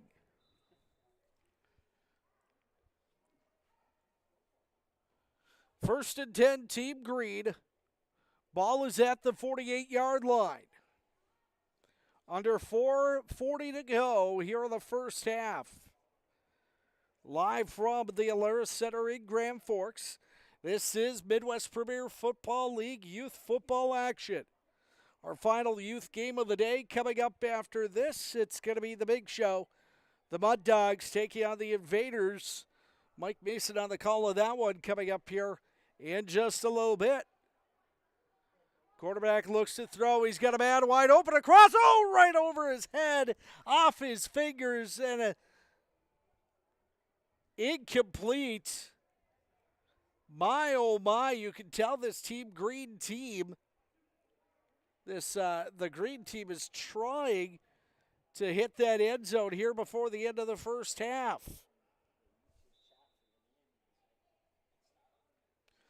3:47 to go in the first half from the Alerus Center.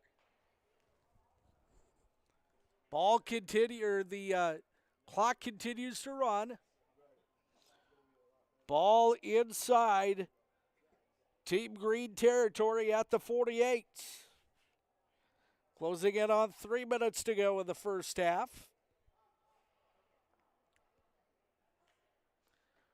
Quarterback back to pass. He's got a man wide open near side across the 50, across the 45, down to the 42. That's going to be good enough for a first down, Team Green, and we're closing in on 3 minutes to go in the half.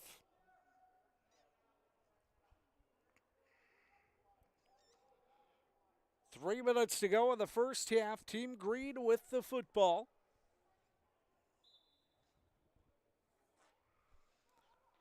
Live at the Alerus Center in Grand Forks. 13U football between the Team Green and Team Black. Ball resting at the 43. 2:27 and kind to go in half number one. Quarterback in the shotgun. He's going to run near side across the 40. Near the 35, he's going to stretch out into the 36, I should say. Trying to get forward yardage, but he'll be stopped at the 36. And that'll close us in within 2 minutes of the end of the first half. Under 2 minutes to go, first half. Team Green driving there at the Team Black 36. Pass here on the near side. He's going to fight one defender, and he'll get past him, but not past the second, down to the 33. And that's where they'll continue the drive. Second down at the 33, 95 seconds to go in the first half.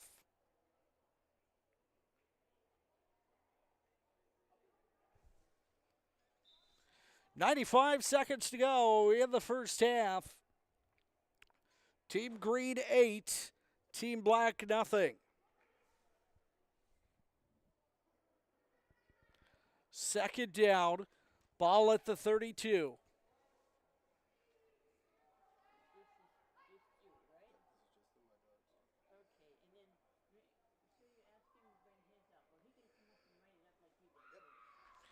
The Minnesota Mud Dogs of Fargo Invaders are nightcap tonight. Quarterback looking, he's got a man wide open, makes the reception at the 5, down to the 3. Is he in? No, he's going to be short.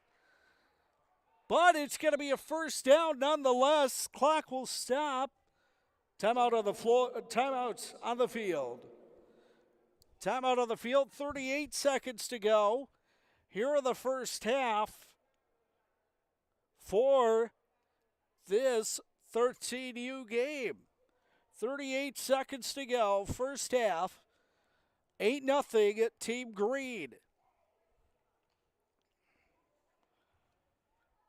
Again, a thrilling end to this as it's going to be inside the 1 yard line at about the about the quarter yard line, actually.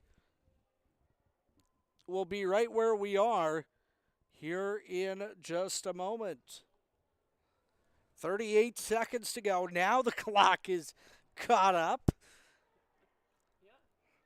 38 seconds to go, first half. Fargo Invaders, the Minnesota Mud Dogs coming up here in minutes after the conclusion of our game here, which is late in the first half.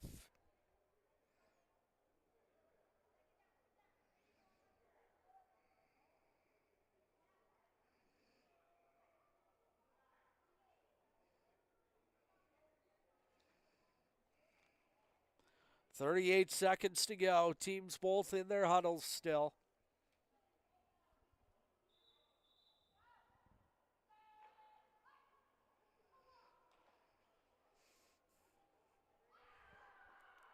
Again, Team Green on the doorstep, trying to get the point they need to go ahead by 2 scores.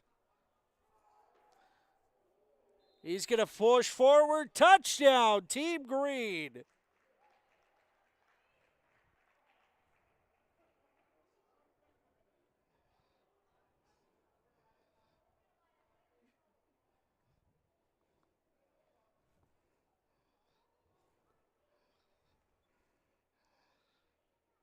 $14-0.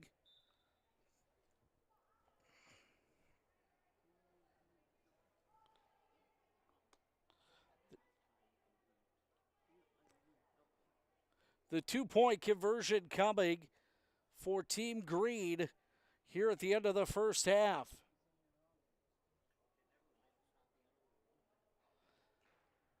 And this 2-point conversion will end our first half. 14-0 right now. Team Green looking to add on 2 more. Pass to the far side. He's going to get across. The 2-point conversion is no good. That'll take us to the end of the first half at the Alerus Center in Grand Forks.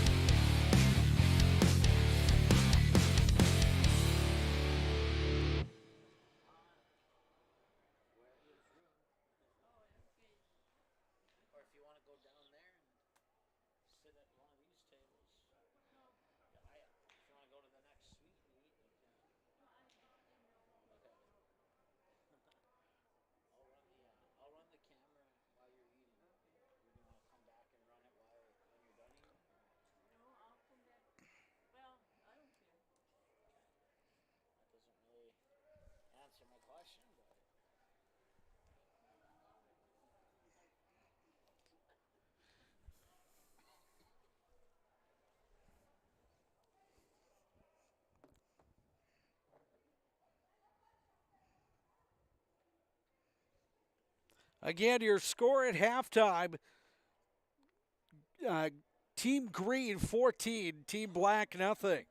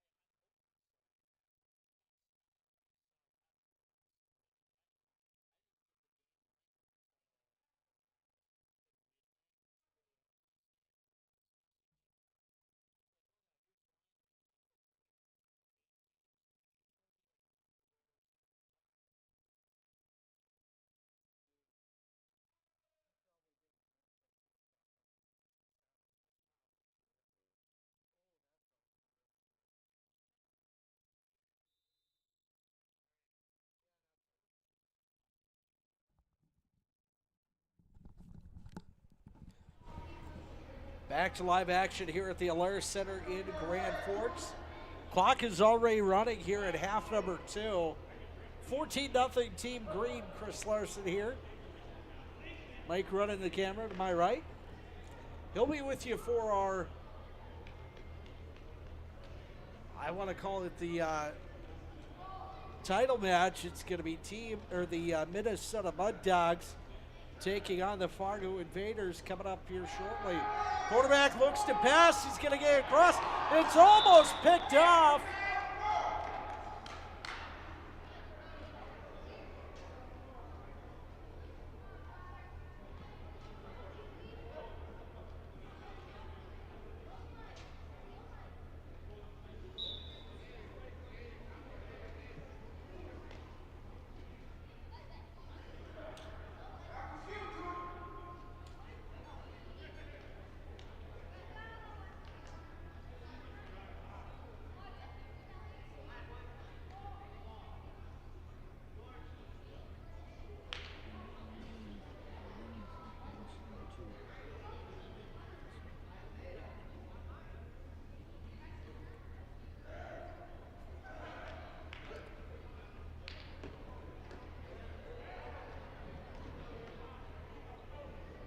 Run up the far sideline to about the 22. Just underway in half number 2 of this 13U game. Team Black has the football in our second half. Hope you guys are enjoying our coverage today here on Magnitude Sports. I'm Chris Larson in for Mike Mason here in our 13U contest. Team Black, Team Green doing battle here at the Alaris Center on the turf. Used by the University of North Dakota Fighting Hawks. Fighting Hawks victorious here yesterday in Missouri Valley Football Conference football. That one's going to be taken. Oh my goodness! That one a fumble, but recovering a Team Black. A beauty on there, recovered by number 1. And Team Black retains the possession. 32-20 to go here in the second half. Live from the Alaris Center in Grand Forks on Magnitude Sports.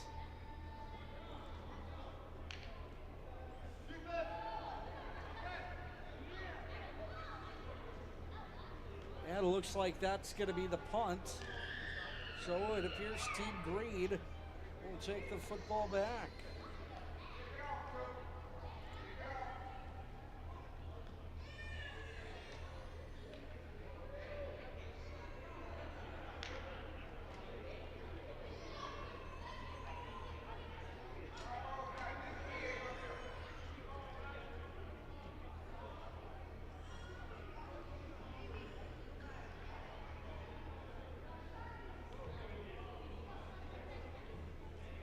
So, possession will go to Team Green.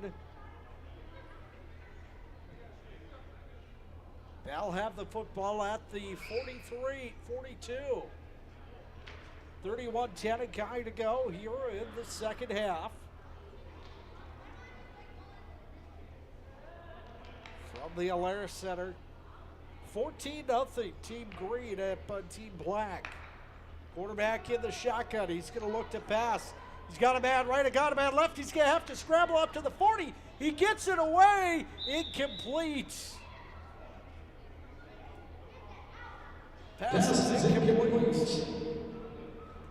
So the pass incomplete there.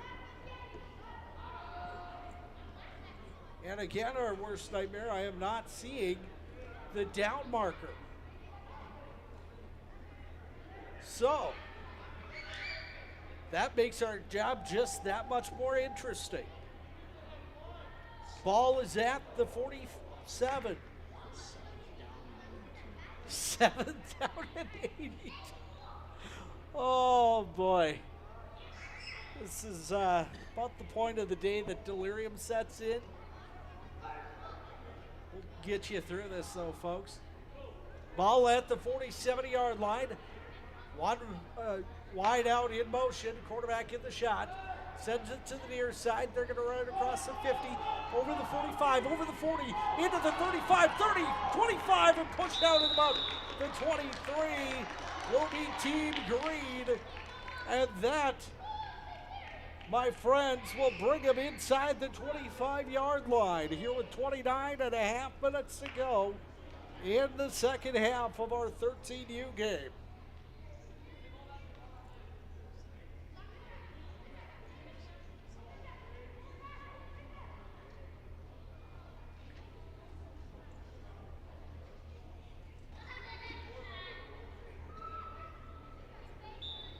$29-10 and counting to go here in the second half.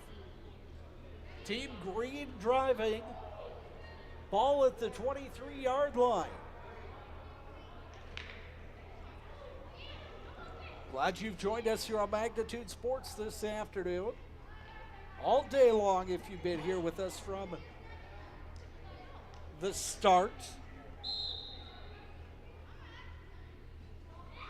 And a flag will come. False start on the offense. So that'll back up the offense. See, they're at the 23. That should back them up to the 28.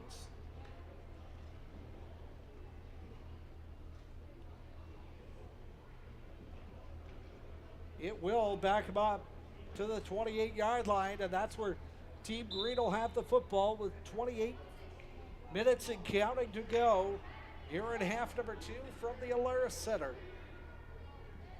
In Grand Forks on Magnitude Sports, I'm Chris Larson. Mike Mason will be joining us here for the final game of the night.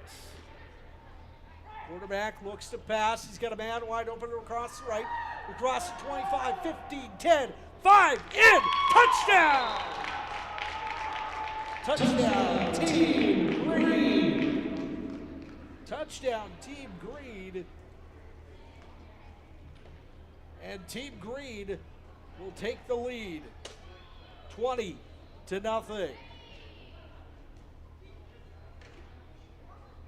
27 and a half minutes and counting to go here in the second half. Team Green looking to tack on an extra 2. Leading here 20-0.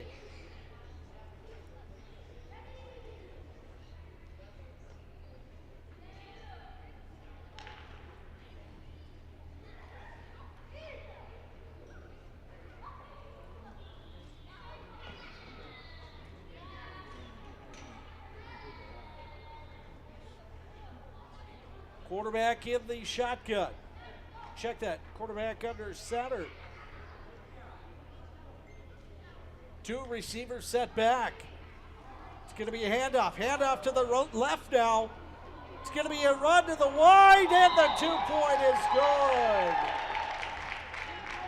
good. 22-0. Team Green. Here with 26-20 and counting to go in half number 2.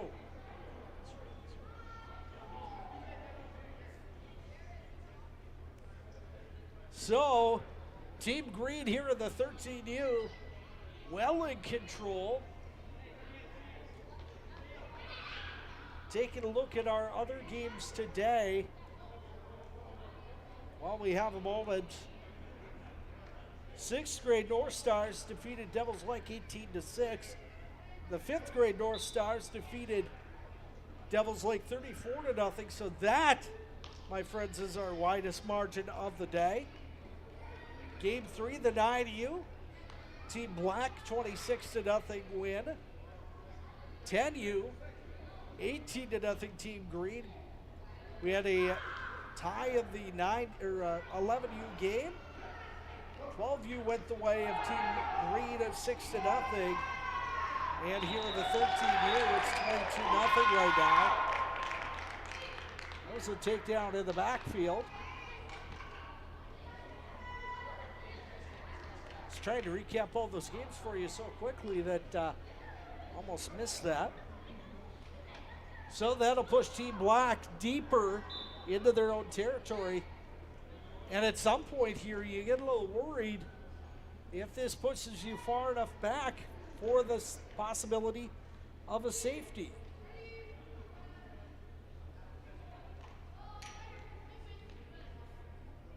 $22-0 under 25 minutes to go here in the second half of this one. Quarterback looks to pass. He's got a shot downfield, incomplete.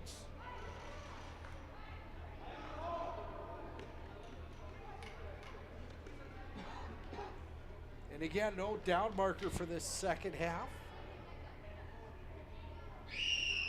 So it's down Bazillion with 92 yards to go.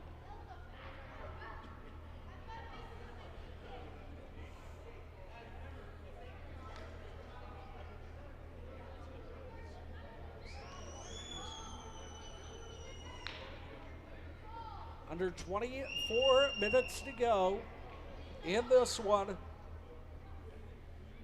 Team Green well in control, 22-0.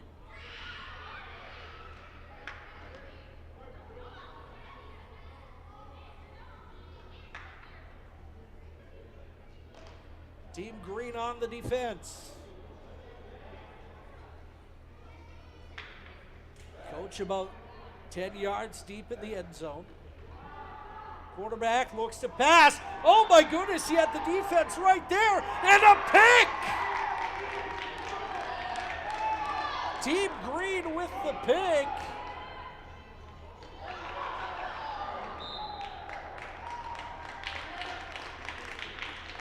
And Team Green will have the football here with 23 minutes to go on the pick. So now Team Green is going to look to increase the lead even further here in this 13U game. Again, coming up after this, it's the Minnesota Mud Dogs and the Fargo Invaders.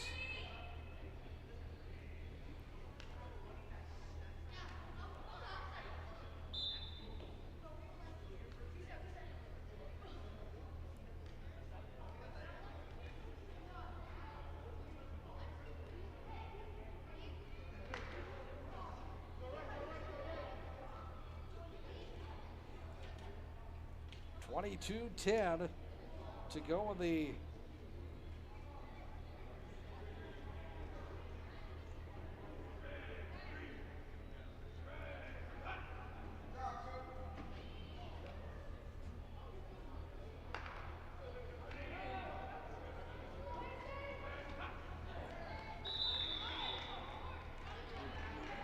and that is incomplete. So we'll keep things going here.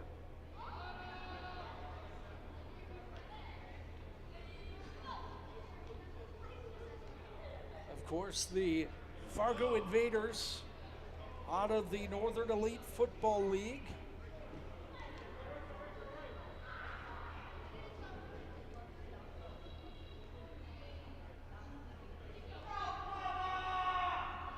Fell in the semifinals of the NEFL playoffs to eventual champion, the St. Paul Pioneers.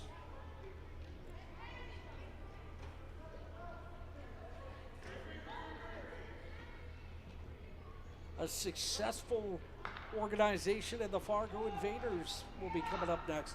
Pass across the middle. Is it complete? No, they're going to say incomplete. So we're closing in on 20.5 minutes to go.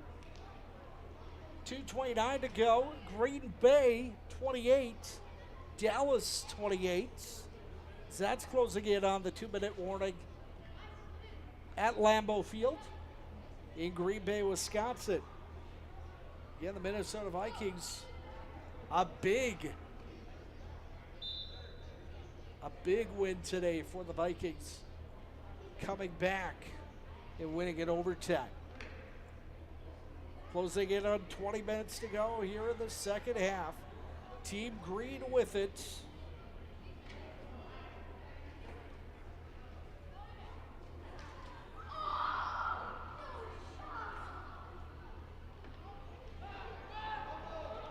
pass. Fumble carried by Team Green to the 20. So Team Green will pick up the fumble.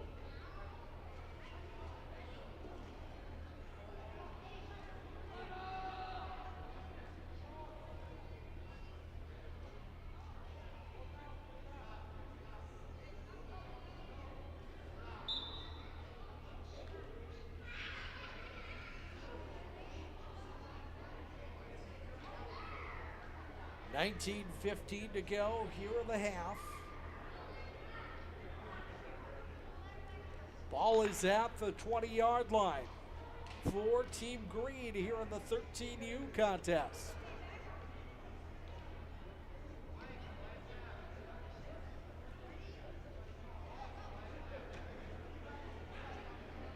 Quarterback in the shotgun.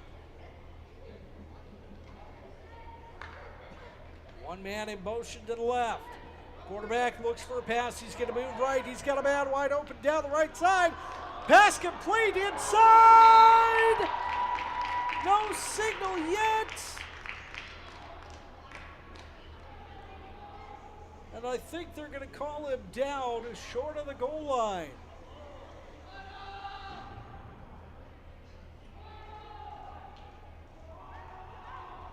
That they are. They're going to say is at about the 1-quarter line. 13U, Team Green knocking on the doorsteps.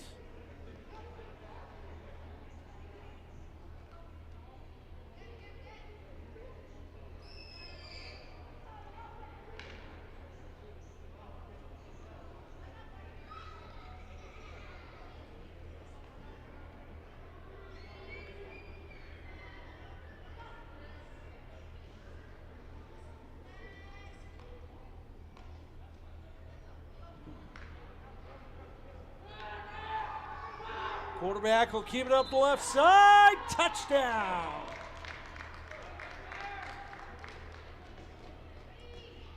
Touchdown. Team Green. Team Green will take the 28-0 lead. Now as we're closing in on 17 minutes to go here in the second half from Grand Forks.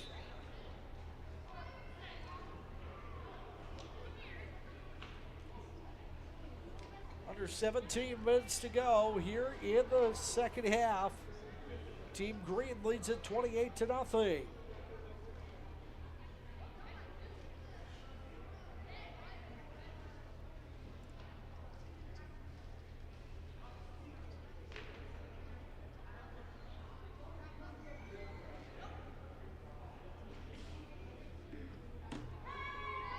Again, Team Green leading Team Black 28-0. Looking to tack on the 2-point conversion. Quarterback spins right, left, and it's good. The 2-point conversion is good.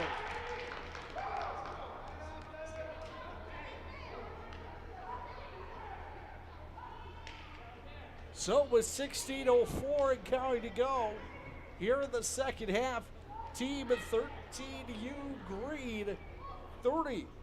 Team 13U Black, nothing.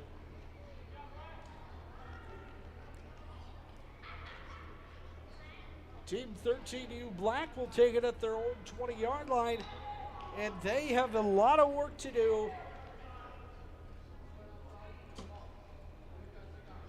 They need to get themselves on the scoreboard to start, let alone that they have a hill to climb in the next 15.5 minutes, trailing 30-0.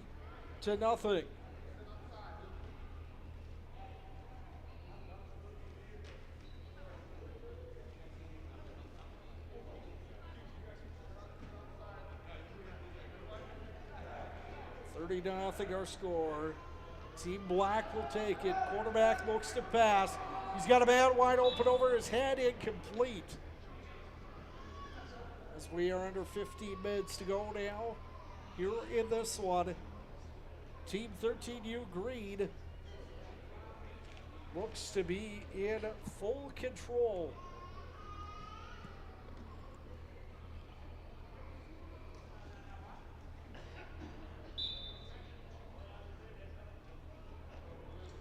Some very familiar names, at least to me, for the Minnesota Mud Dogs in this next game.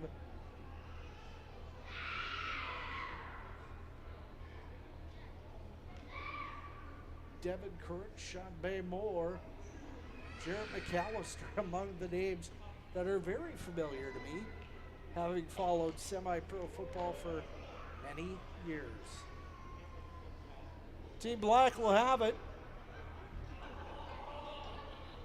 Under 14 minutes to go now here from the Alara Center in Grand Forks.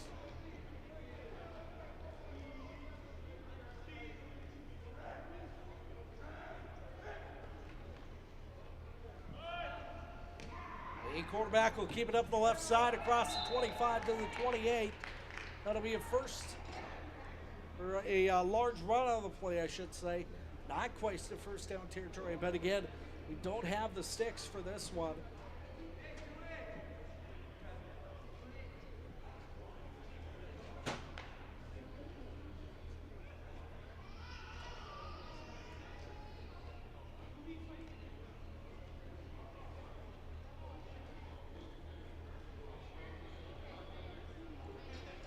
Ball is at the 27-yard line for Team Black.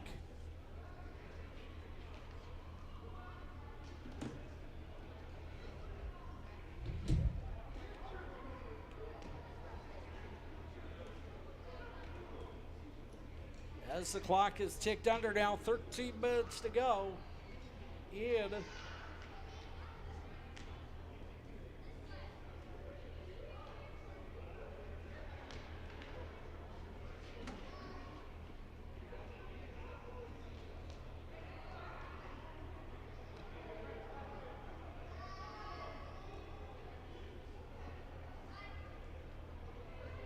teams are back in formation now with 12:20 and kind to go.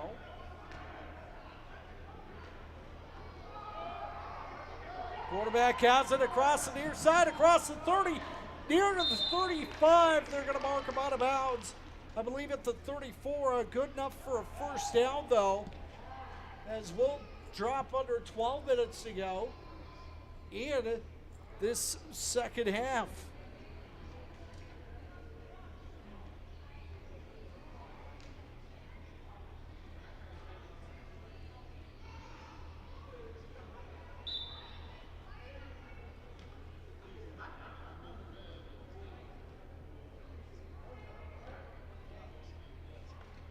Ball at the 35-yard line. Team Black with it.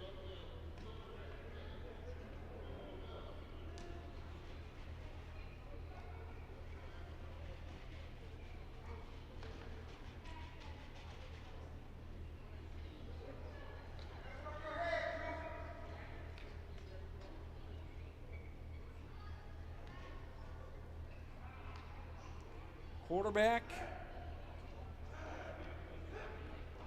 under center. Hand off to the right side. He'll get across one defender, but not away from two. As we've crossed over into under 11 minutes to go now. 30-0, Team Green.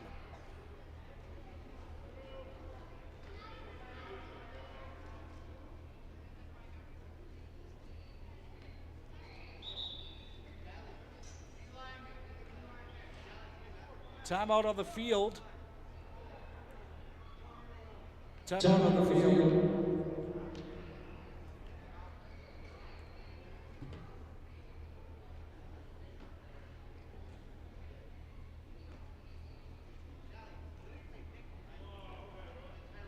And so with 10:25 to go.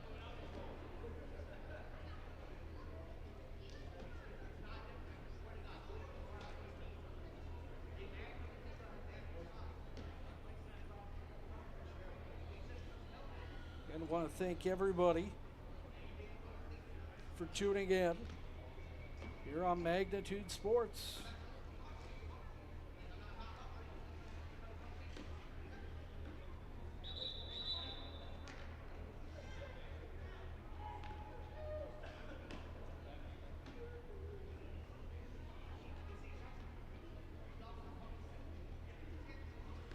Jazz, if you're looking for the adult game, that will be coming up after the conclusion of this one. At about, all was scheduled for about 6:30. We got about 10 minutes to go. It'll be short, like 10:07 to go. Here in the second half, we're under 10 minutes now.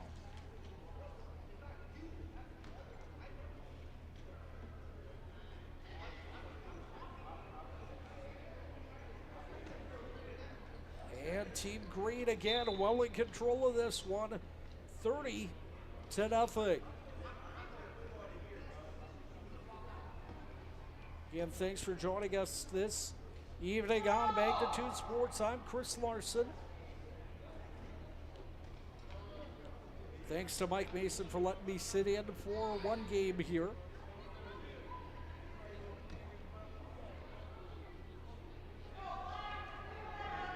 Maybe if I talk nice enough, he'll let me do color in this next one.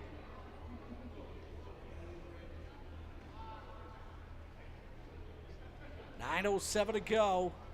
Here in the second half, 30-0. Team Green well in control of this one, looking to come away with a win before the big show between the Minnesota Mud Dogs and the Fargo Invaders. The Invaders are in the past the end zone to my right.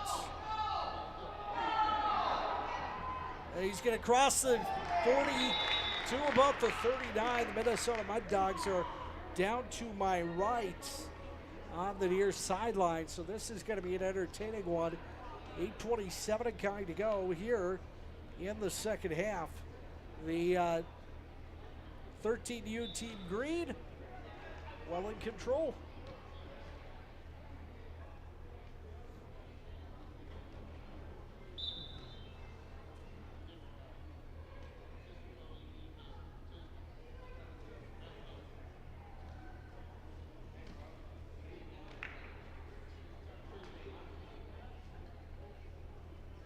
.754 to go here in the second half. Team Green leads Team Black 30-0. Team Green looking to pitch the shutout. Hand off over the left side across the 40, near the 35 and out to the 37.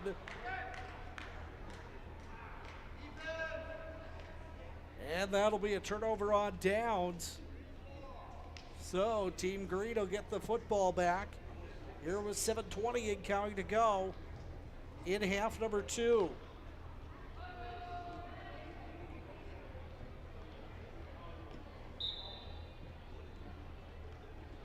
Again, all your games this afternoon on Magnitude Sports.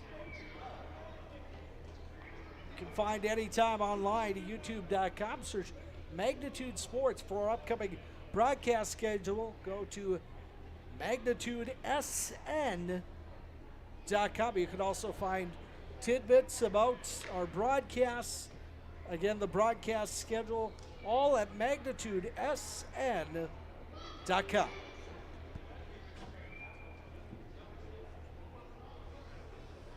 Team Green with the football.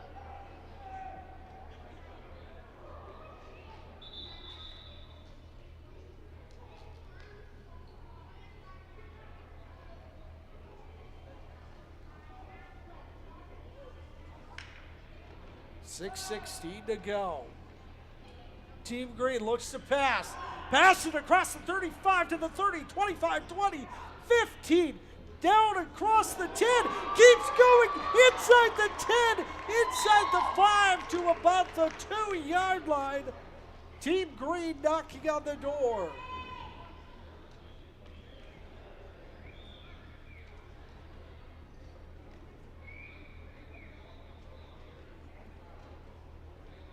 Team Green knocking on the door for another touchdown here in the closing stages of our 13U game at the Alaris Center in Grand Forks.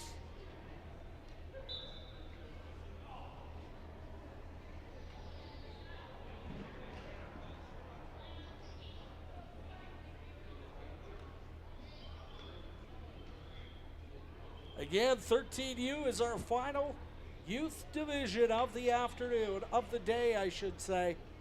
And then we'll move into the adult semi-pro Minnesota Mud Dogs and the Fargo Invaders. Ball inside the 2 at about the 1. Team Green trying to punch it in again. Man in motion on both sides. The handoff to the right side. Actually to the left. He'll go across inside. Touchdown! Team Green! That's a Team Green touchdown! And Team Green leads it now 36-0.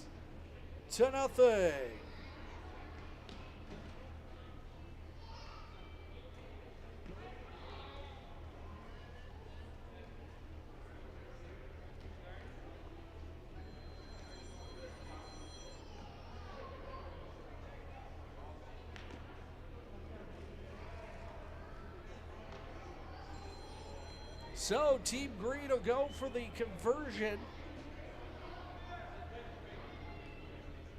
36-0 Team Green. PAT coming as we close in on the final 3.5 minutes.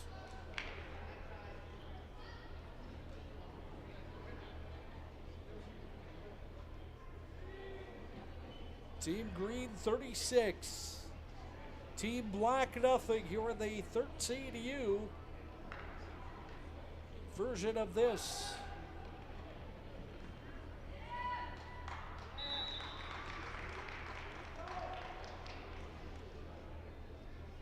And I believe the 2-point failed there.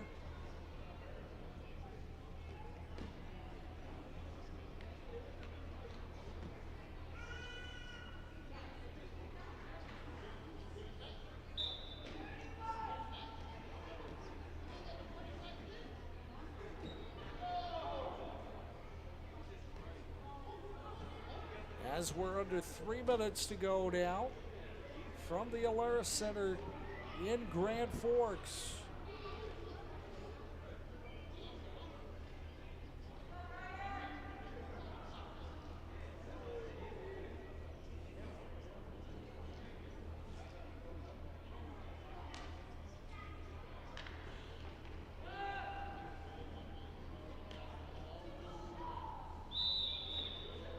And the 2-point conversion is no good.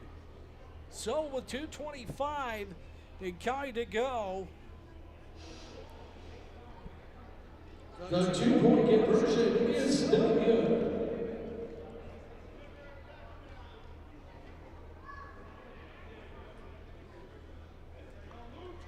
Actually, take that back. Wasn't a touchdown on that, so it is still 30-0.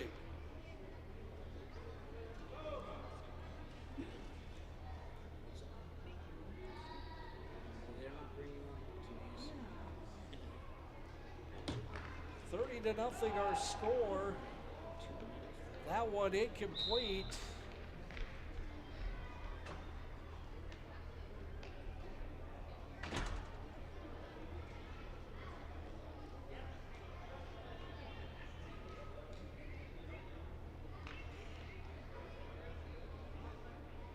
Nothing our scores. We're closing in on the final minute of play.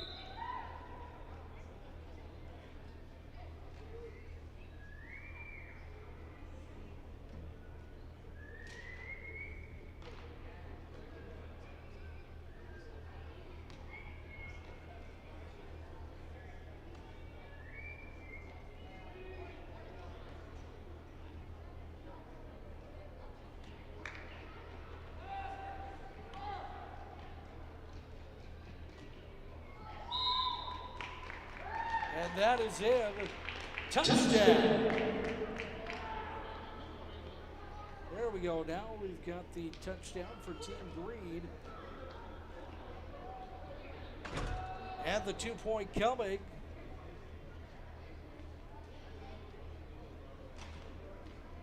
$36-0.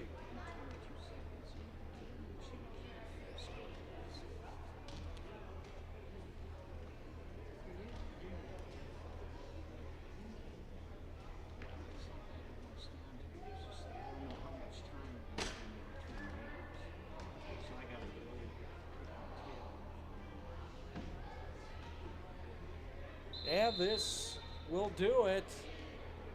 The 2-point conversion will not happen. Your final score, Team Green at 36, Team Black nothing. Our nightcap coming up after this break. I can't because I only have 2 hookups. Well, I just realized that. otherwise, I probably would have said yeah. So, all right, I need to get it on. Yep.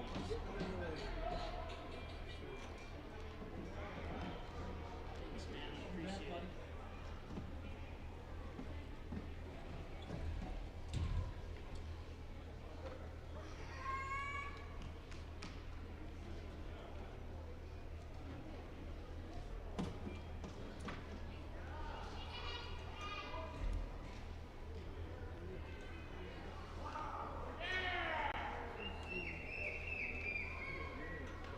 Ladies and gentlemen, congratulations to both teams, and congratulations to Team Green.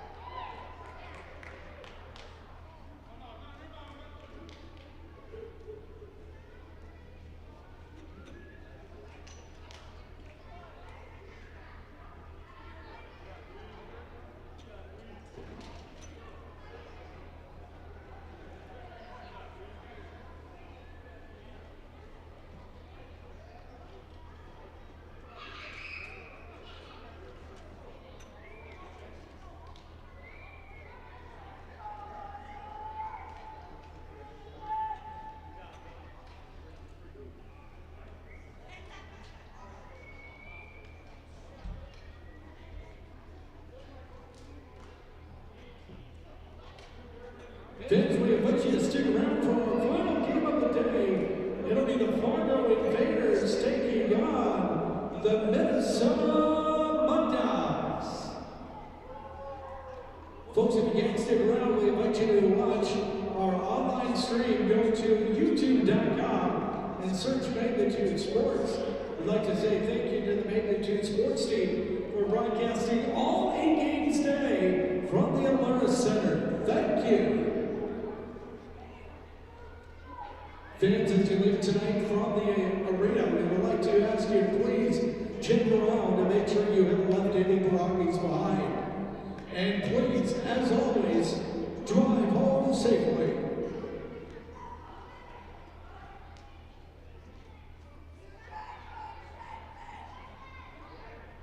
Fans, a huge thanks to J.J. Kern and the entire team at the Midwest Premier Football League for putting on a great event today for both youth and adults. Thank you for your attendance, and thank you, JJ and crew.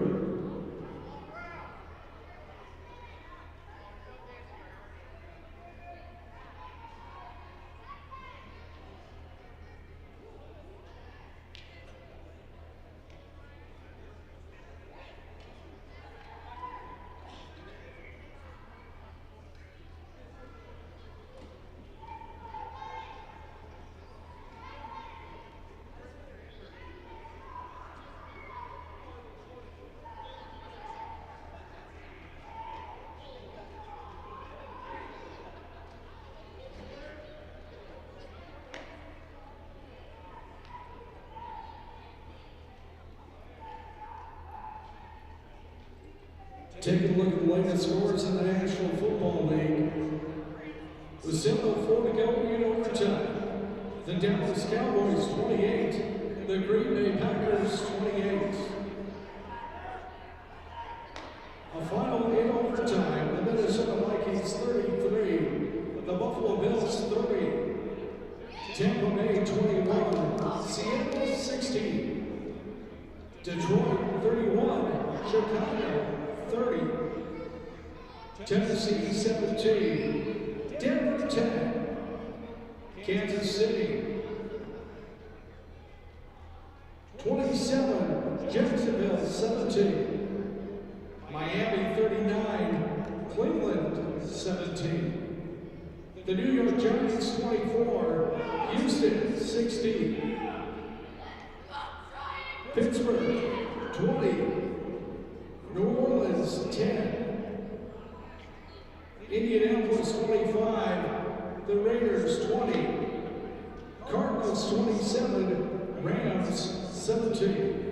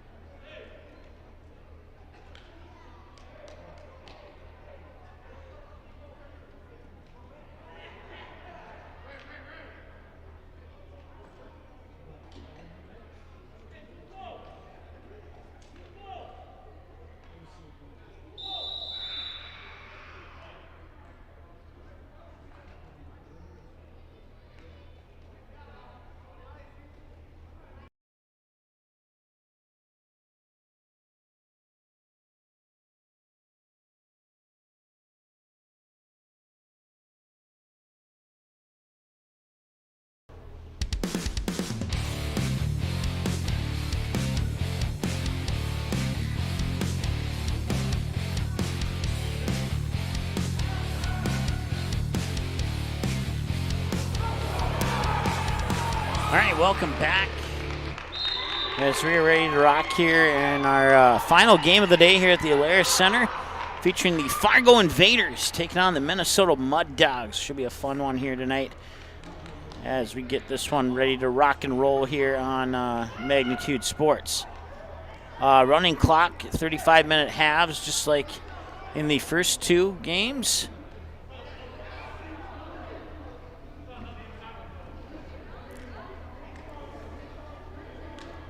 Got everything put together just in the nick of time, at least I hope so.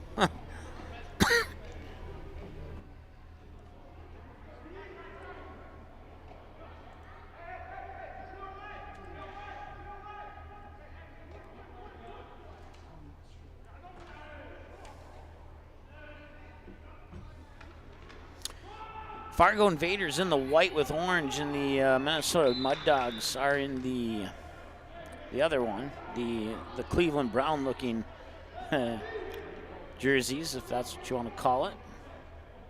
Right now it's the Mud Dogs with the football.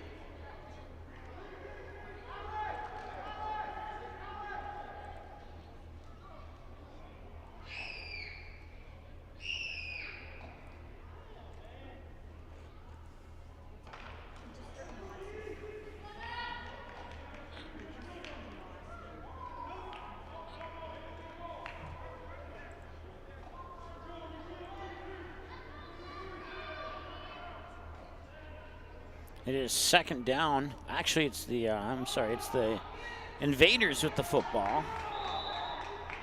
And I'll bring up third down now. That play brings up third down.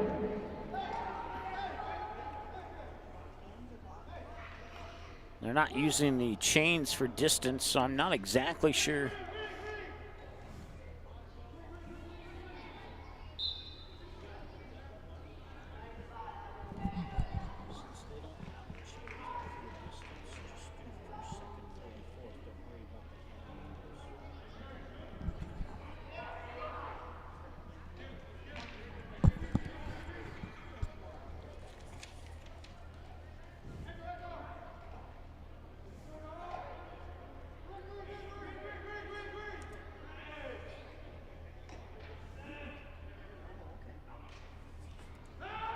He'll take it. He'll look to the end zone. He'll fire, and he overshoots his receiver. Matter of fact, the closest receiver there was Fourth down.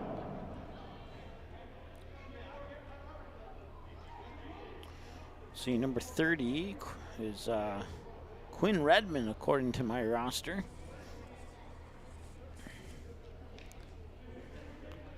So it's fourth down now. Once again, a running clock. 35 minutes, 2 halves is how we're going to work this. Not sure if that's how they normally play.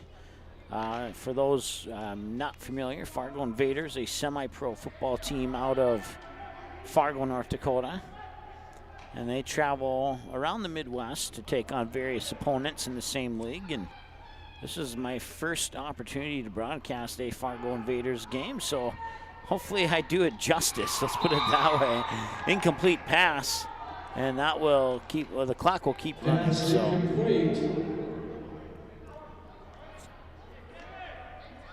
That's a turnover on downs. I want to say hi to Jim watching from Denver, North Carolina, and Deidre, thanks for chiming in, and KJ, thanks for chiming in. I appreciate that, KJ. So, Jim, I know you're a frequent viewer, and we hope that you enjoy the semi-pro football game here, as it is now first down, and it is the Minnesota Mud Dogs ball. Pull out the roster. I want to thank one of the players for giving me a numerical roster here for the Mud Dogs. And he'll hand it off, and right up the middle, he will sneak ahead to about the 25-yard line, and that one maybe twist forward for a couple more.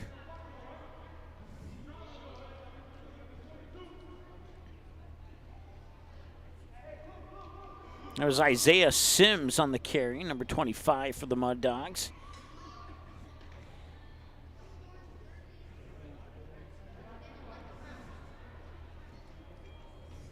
Javante Johnson is the quarterback for the Minnesota Mud Dogs. He has 4 receivers set with 1 man to his left. He'll take a 3-step drop, look to the right side, and he's got a man at the 47-yard line. He'll plow through his defender and move it up to the 43, and that'll be a Mud Dogs first down.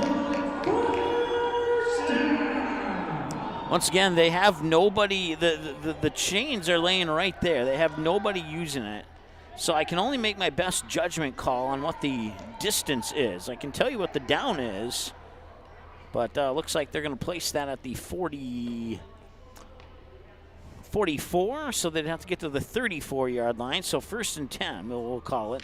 But we're not going to actually put that 10 up on the screen, because if we're wrong, it's too hard to auto-adjust. So we're just going to do 1st, 2nd, 3rd, and 4th down, and I'll tell you what I think the distance to go is. So Johnson will work out of the shotgun this time. He's got a multi-receiver set. He'll roll out to his right. Now he'll fire down the field, and he's got a man at the 10-yard line, and he went to dive for that. And he just went through his fingertips there, and the Mud Dogs looking for pay dirt early.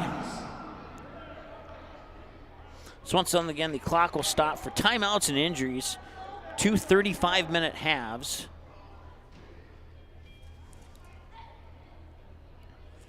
And I'm hoping I got the right Fargo Invaders roster. Got it off their website, so I'm assuming it's correct. It was for the 2022 season. I was told that somebody was going to bring me up a roster, but they didn't. I actually had to write down the roster in a pen on a blank sheet of paper about 2 minutes before we went on the air, and they have a whole bunch of players.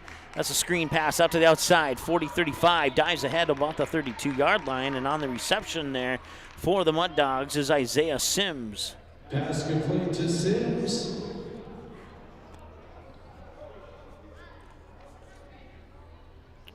So that is good for a first down. First down.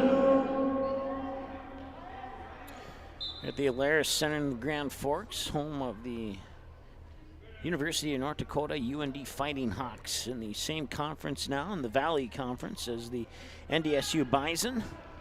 A couple of good football teams.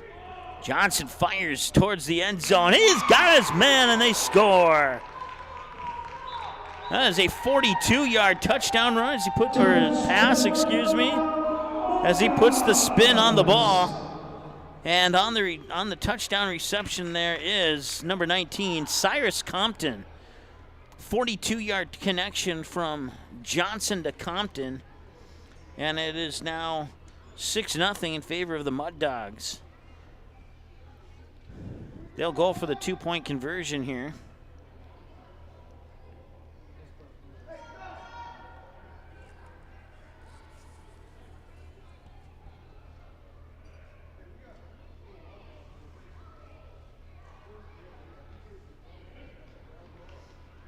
Fakes, he doesn't fake the handoff. Sims will try and take it outside the 10, and he'll get pushed out of bounds at about the 5, and that will cause the 2-point conversion to fail. The 2-point conversion is no good. Just inside 26 minutes to go here in the first half. And the Minnesota Mud Dogs take a 6-0 lead over the Fargo Invaders here at the Alaris Center in Grand Forks. Grand Forks, about a 74-mile drive. It takes about 1 hour and 5 minutes to make the drive up here if you drive the speed limit. Otherwise, it's probably closer to 55 minutes to an hour, unless you stop at McDonald's for food like I did at about 5 o'clock this morning. We started our broadcast 10 hours, 59 minutes, and 47 seconds ago. That's how long I've been here at the Alaris Center, is just about 11 hours. So I'm thinking they're doing some modified rules here due to the fact that there's a time limit. So no kickoffs. They'll just start the ball at the 25 after a score. So it's not your typical Fargo Invaders football game. But it's a Fargo Invaders football game. Let's just put it that way. So,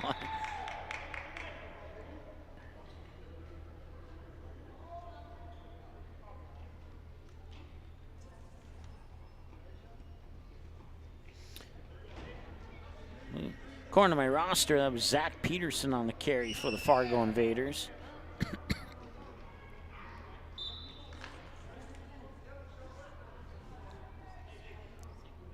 Second down. Oh, now they got the chain gang out there.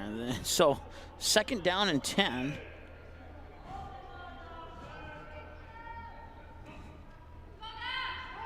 Screen pass in the backfield, and it's dropped at the 19-yard line. It'll be third down and 10.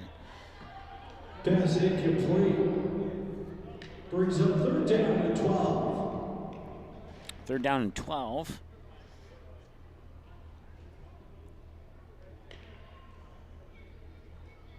Well, if there's one thing I like about this modified rule, it's the running clock.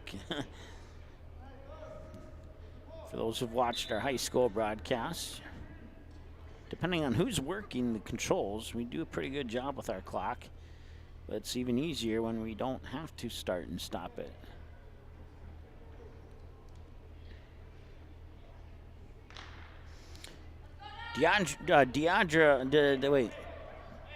Deidre, there we go. Sorry.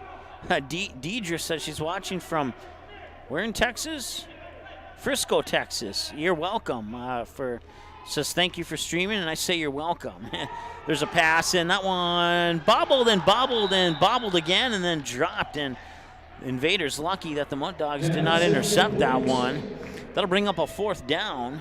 That brings up fourth down and 12.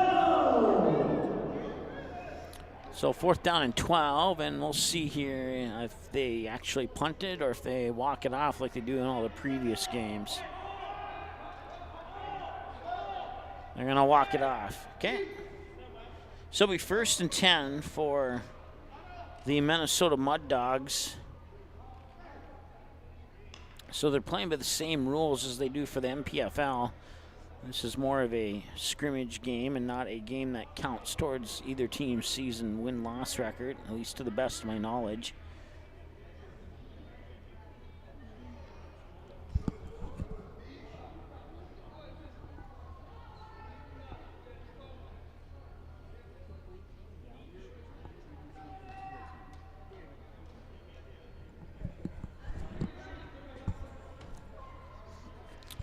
All right, first down and 10 from the 48-yard line here of the Mud Dogs. Once again, Javante Johnson, the quarterback here for the Mud Dogs. He'll work out of the shotgun with a man to his left. Two receivers right, two receivers left. A 6-0 lead for Minnesota. I said early in the broadcast that the Vikings was the last Minnesota team I wanted to win.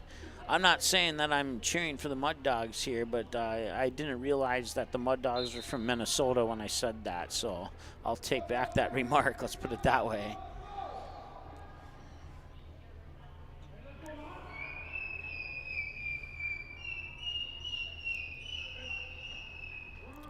Last time I checked, the Minnesota Wild were up 1-0 against the San Jose Sharks. That was early in the first period. I got a friend attending that game tonight, so she's been sending me updates. It's now 2-1. 2-0. Okay, 2-0. I had just been told. Still in the first period, or looks like now it's 3-0? No, third period. Oh, third period. Okay. 2-0 Minnesota Wild over the Sharks in the third period.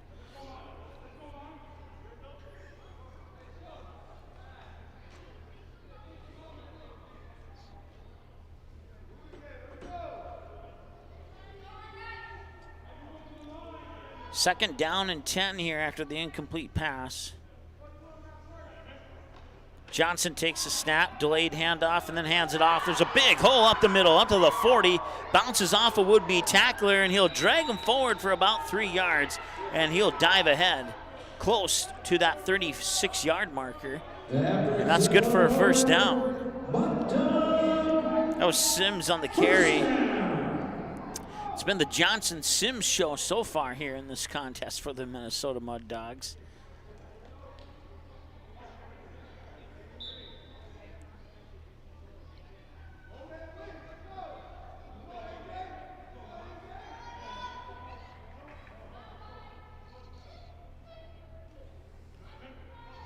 Johnson, high snap, three-step drop. Now he's got to avoid the pressure, and he escapes the would-be sack. He avoids another one. Now he fires it downfield. And I think it was intercepted. Or was it incomplete? It was intercepted. The Fargo Invaders take over. It'll be 1st and 10 for the Invaders.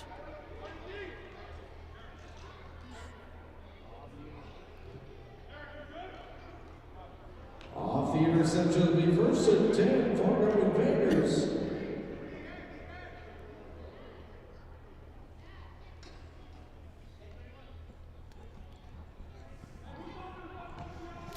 So, let's see here. Let me check in on the chat. Jim, I'm sure you're kind of curious, so I'm going to just tell you before you ask. Invader 18, yard line. So this is a step up from high school, maybe a step up from college, but it's kind of like the USHL. It's kind of, you go from the USHL to college to the NHL. You go from the Fargo Invaders to college to the NFL. That's kind of the same sequence of how that would potentially work. So if you're wondering what kind of level of football this is, now you kind of have an idea. And Fargo Invaders quarterback would keep it himself. According to my roster, that is Akeel Terry Walker.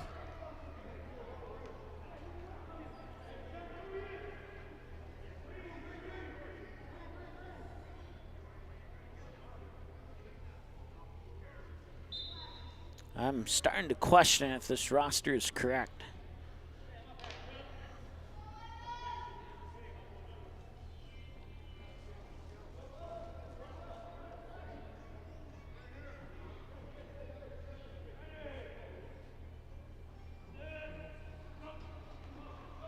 Takes a snap. He'll keep it himself, and he'll be spun around for a short loss.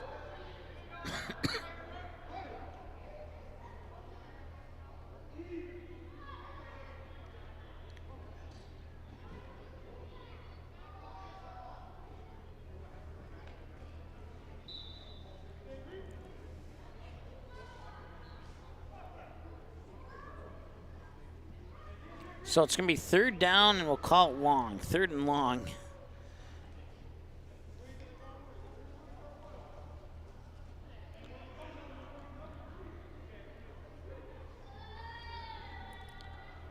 About 16:40 and counting to go here in the first half. Once again, a running clock.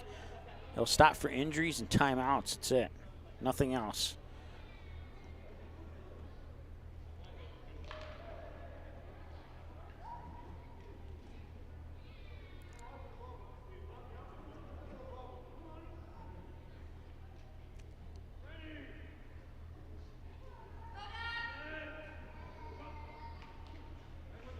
Take the snap, fire it out near side. He's got his man at the 22-yard line. He bounces ahead up to about the 42. Is on the reception there is Austin Warren.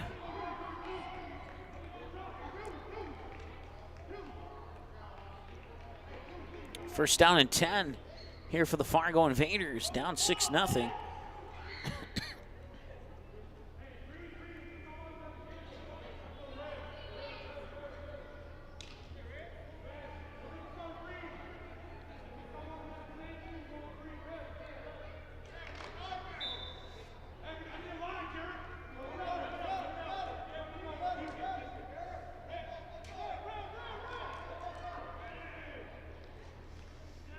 Okay, so just got confirmation that it is Terry Walker who is the quarterback. He'll hand it off, and skipping ahead to about the 42, he'll push the pile forward to about the 43, and I'll set up 2nd down and 9. After all that, he picks up 1 yard.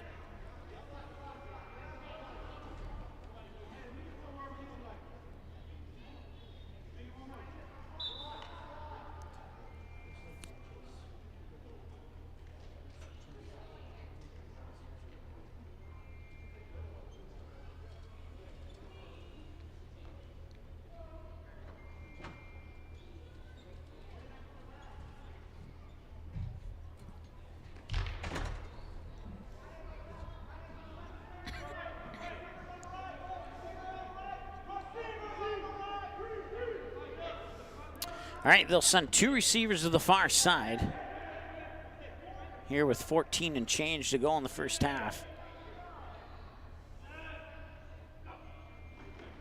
And the delayed handoff, and the blockers create a hole, but collapsing on that hole are the Minnesota Mud Dogs, and Yuseel Castile gets the tackle there for Minnesota. So it picks up a couple, but not much. It'll be 3rd down and 7.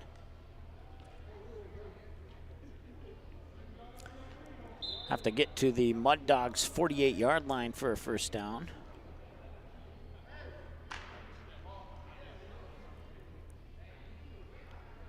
It's actually 3rd and 8, I guess, but we'll call it 3rd and a long 7 since we got that up on our graphic already.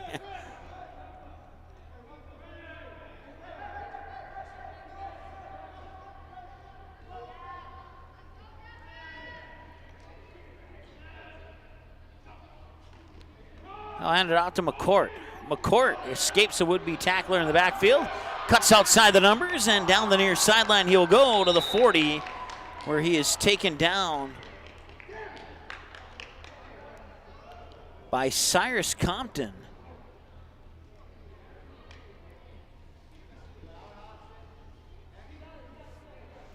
And that will be 4th down.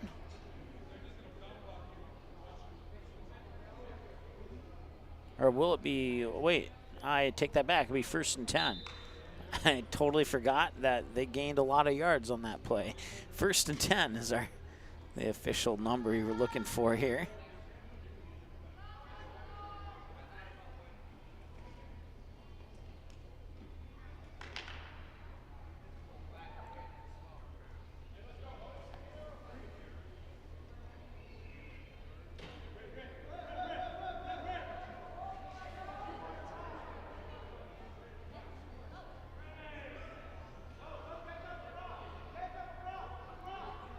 So we approach 12 minutes to go here in the first half.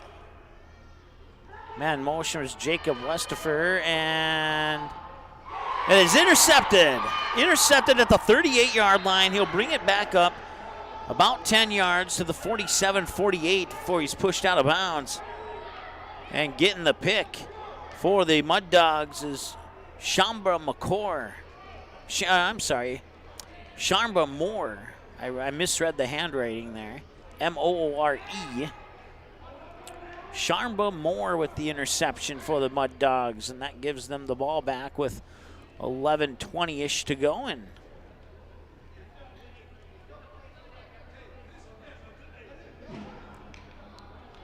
you know, I've heard a whole bunch about Frisco, Texas, living here in North Dakota.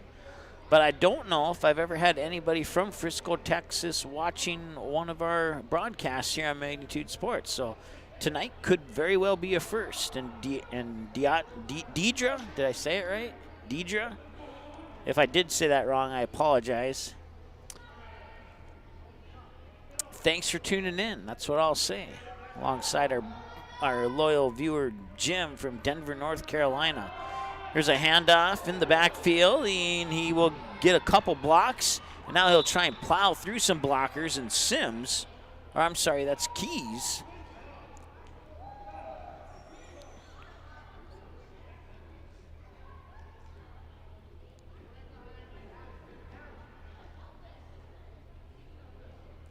So it'll be 2nd down, and I think anyway, yeah, 2nd down. And about 5.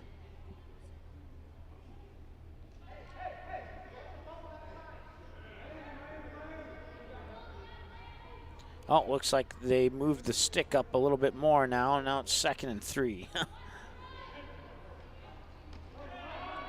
And that is going to be a 1st down and more. He pops off the tackle up to the 25, still on his feet at the 20, cuts back inside, 10, 5, touchdown. The Mud Dogs score again.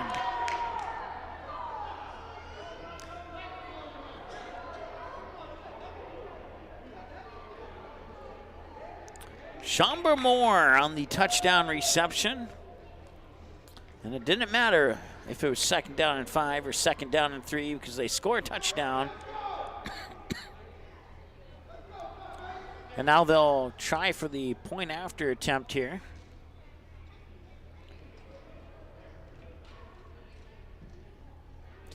.9:13 and counting to go here in the first half. 2 35-minute halves with running clock that stops for timeouts and injuries only.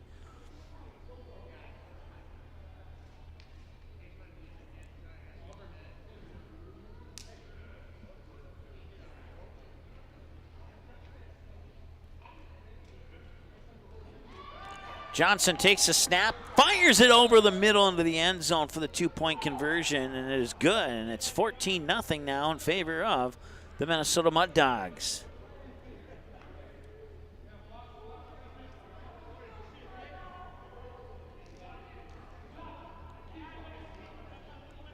I believe that was Isaiah Sims who caught the ball.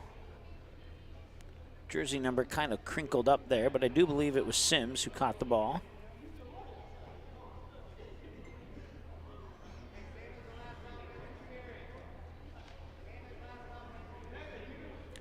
Oops, I hit the wrong button.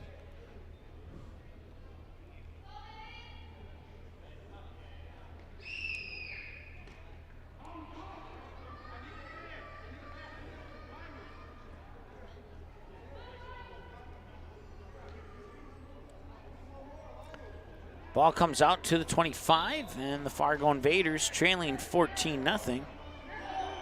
We'll have a first down and 10 now.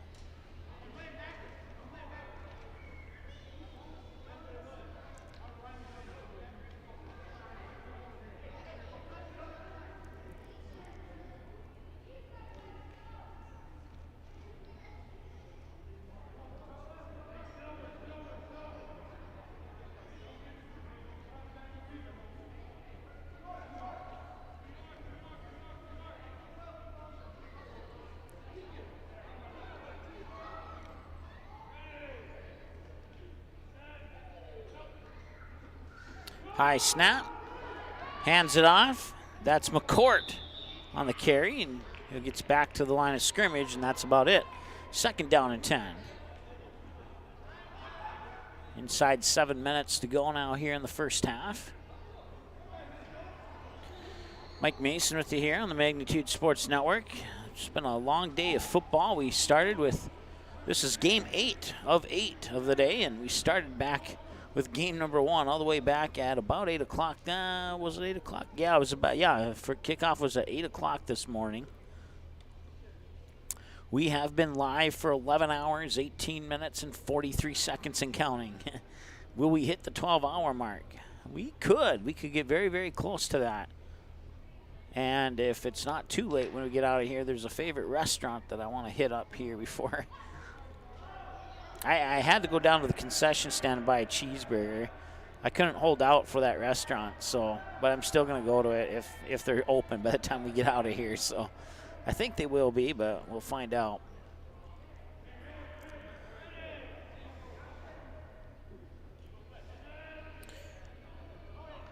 Terry Walker will call and take the snap, and now he'll fire. That's caught at the 45-yard line. He'll tumble forward. Probably mark it close to the 43, I would guess. And that's going to be a first down for the Invaders. So, first and 10.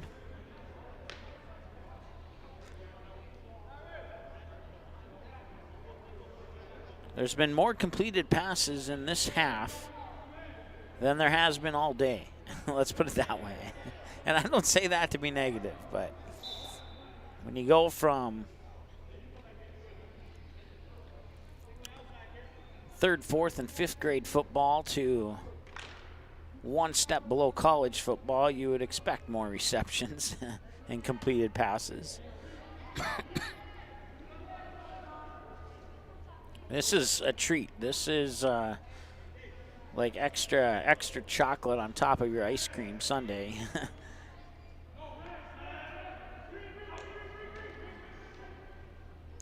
He'll pass, and ooh, I think that bounced off his shoulder.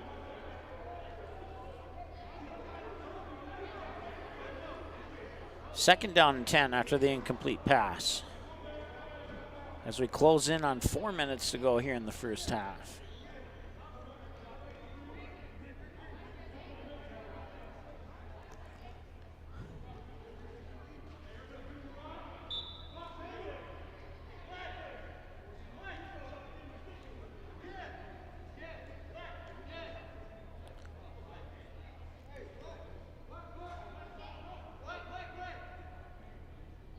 Deirdre. Okay, thank you. Hopefully I got it right this time around. Deirdre watching from Frisco, Texas. Thanks for chiming in on the YouTube chat. Appreciate it. Inside 4 minutes to go, the Invaders find themselves down 14-0 here to the Minnesota Mud Dogs. He'll work out a shotgun with 4 receivers, 2 to each side, and a man to his right. 3-step drop. He looks near side. He fires, and it's bobbled and intercepted. Picking off the pass is Rick Childs.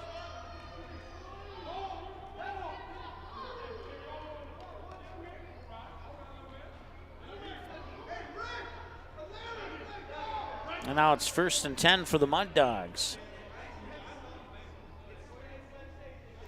3 minutes to go here in the first half.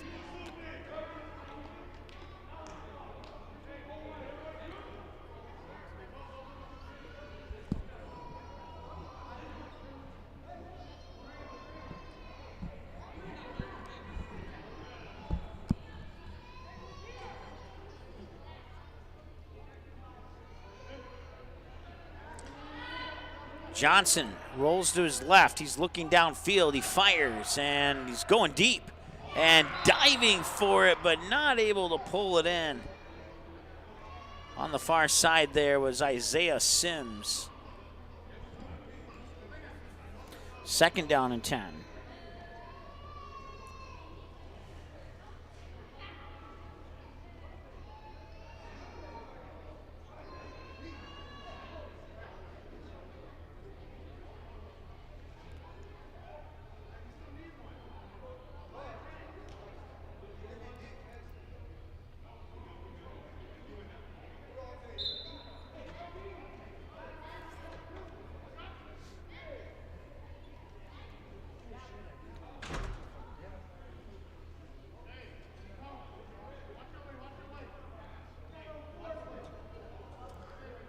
All right, the Mud Dogs will go with 4 receivers here as Johnson will work out of the shotgun.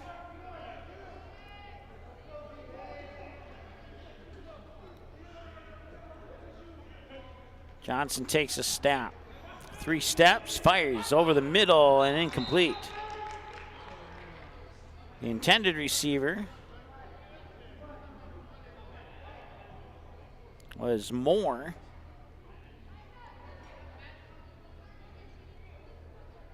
That brings up, I think it's supposed to be 3rd down. The person on the end, I don't think has flipped the number yet. Yep, the referee's just like, hey, flip that to 3. 3rd and 10.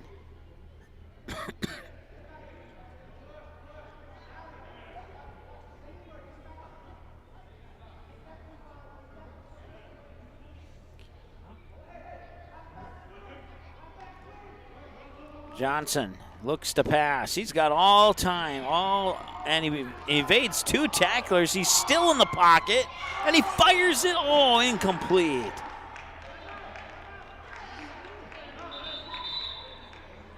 Cyrus Compton, the intended receiver there for the Mud Dogs, and now Mud Dogs find themselves in a 4th and 10 situation here.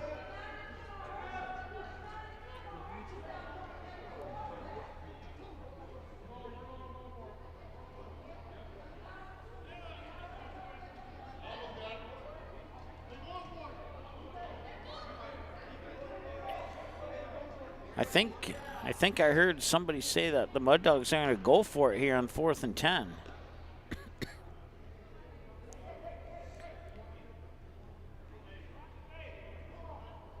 There's officially 16 seconds left in the first half.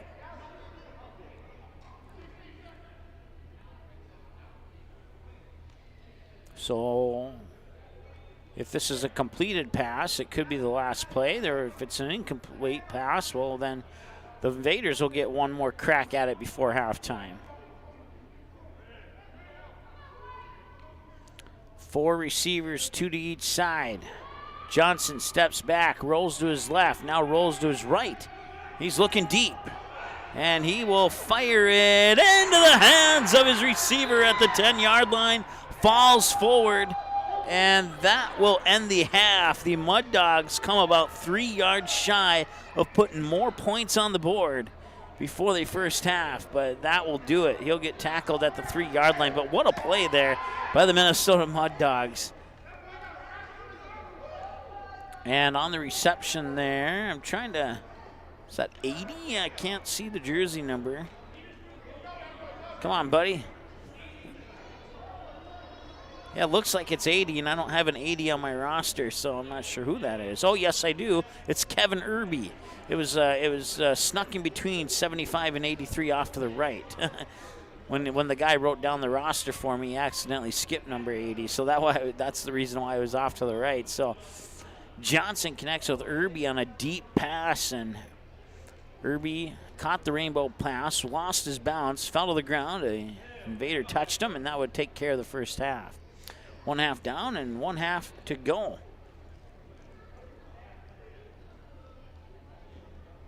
The Fargo Invaders 0, Minnesota Mud Dogs 14.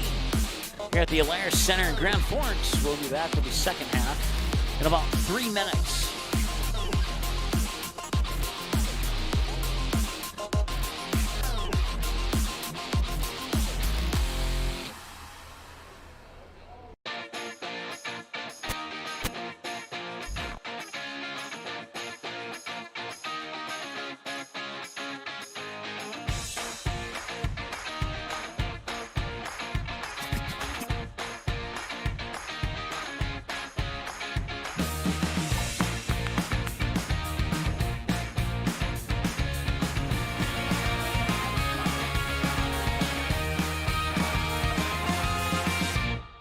Doolittle's Wood-Fired Grill is an experience that ignites your senses, featuring wood-fired rotisserie cooking. Grilling meat over an open flame creates that savory wood-roasted flavor, while the rotisserie rotation results in juicy and succulent meats. Doolittle's even has an outdoor fire pit that creates a relaxing setting to wine and dine for any occasion. Visit DoolittlesRestaurants.com for a full menu or to make a reservation. Doolittle's Wood-Fire Grill, 2112 25th Street South in Fargo, or call ahead at 701-478-2200.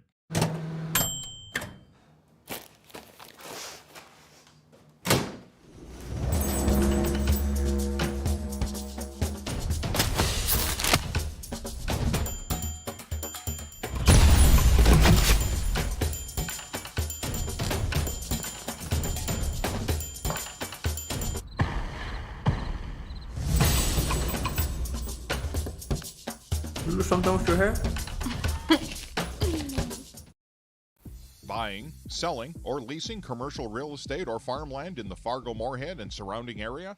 From office to retail, industrial to multifamily, commercial land to farmland. As the #1 commercial, sales, and leasing brokerage in the FM region, Goldmark Commercial has the experience and skills to handle all of your commercial real estate and farmland needs with the highest levels of customer service and marketing around. Trust the experts at Goldmark Commercial Real Estate to lead your team to success.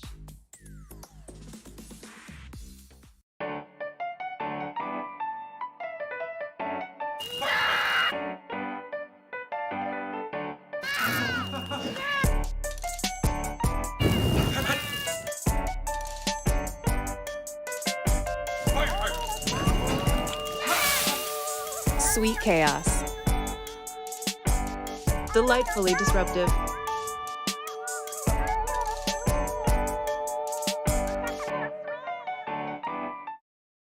Can I have a piece of that Willy Willoughby? Wally Wibbly. Wiley's Wallabies. Wallaby Wallies? Wilby Wababy? It's pronounced Wiley Wallaby. Well, it's very good. It's called Wiley Wallaby, and it's delicious.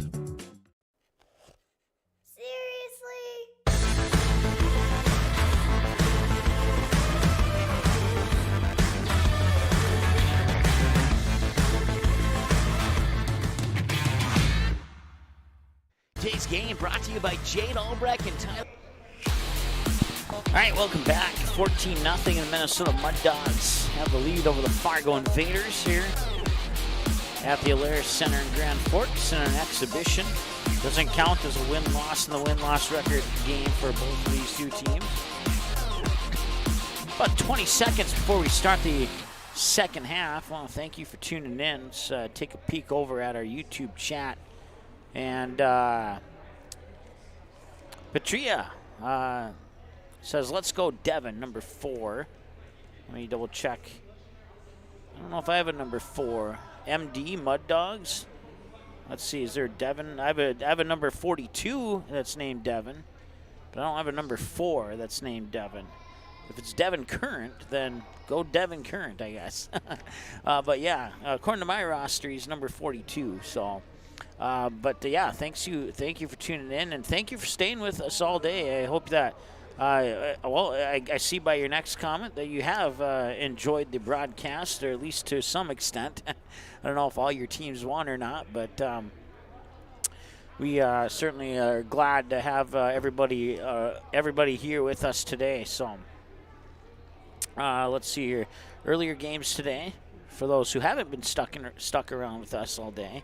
North Stars Elite 18 over Devils Lake. North Stars Elite over Devils Lake 18-6 in the 6th grade game. North Stars Elite over Devils Lake 34-0 in the 5th grade game. Team Black 26-0 over Team Green in the 9U game.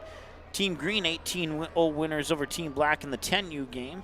In the 11U game, it was a tie 6-6 between Green and Black. In the 12U game, it was a 6-0 victory for Team Green over Team Black.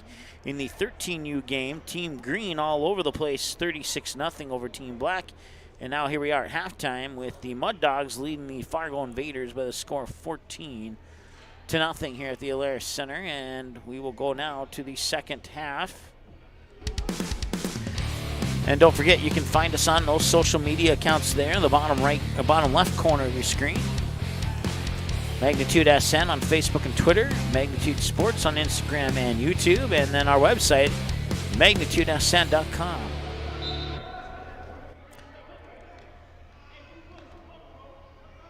This is game 1,550 of my career, and it's the first time I've had a chance to call the Fargo Invaders. They've been around Fargo for about 5 years now, probably. Oh, and that one was bobbled and nearly picked off, and he wanted that one. You can tell that he wanted that one in his hands.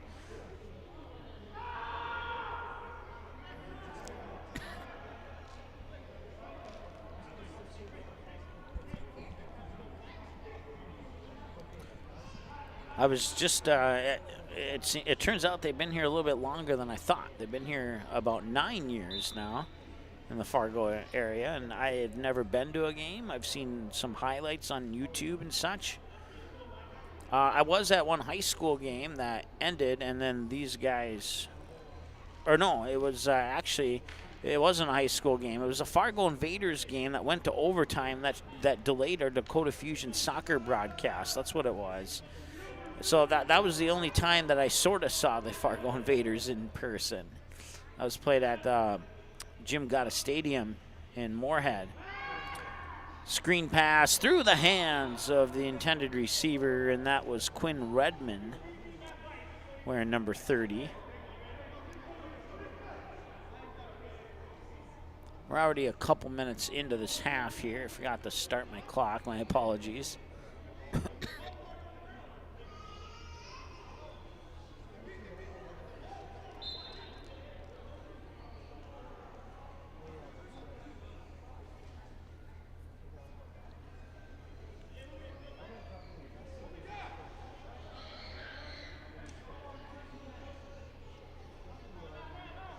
Only off by about 90 seconds. 33 minutes exactly as of right now.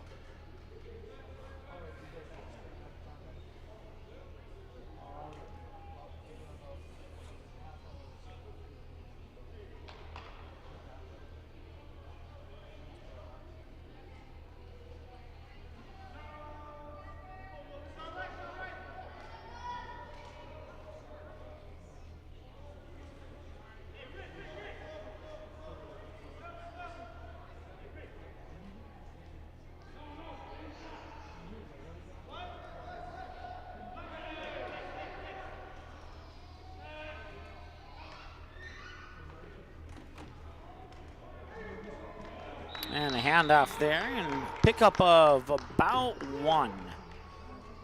Looks like they're going to mark it right back at the line of scrimmage. So 2nd down and 10. Or wait. 4th down and 12, I guess. Go from 2nd to 4 on the down counter. I think it's just been a long day for that individual. I don't know how many games she's done, but this is my 7th game of the day, and if it wasn't for our pal Chris, I probably wouldn't have had a voice for this game here. He helped us out with the game right before this one. And Janice has been here all day working camera on all but one half of football. I took over camera for one half so she could eat a cheeseburger.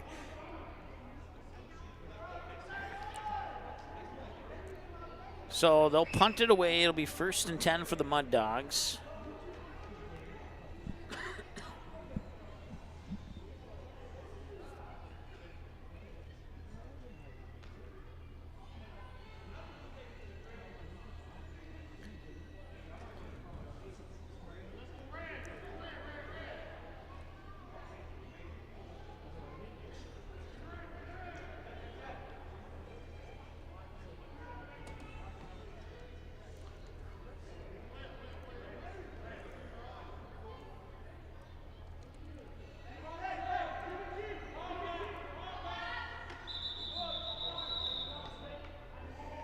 And in about 30 seconds here, we'll start our clock and it'll be right on.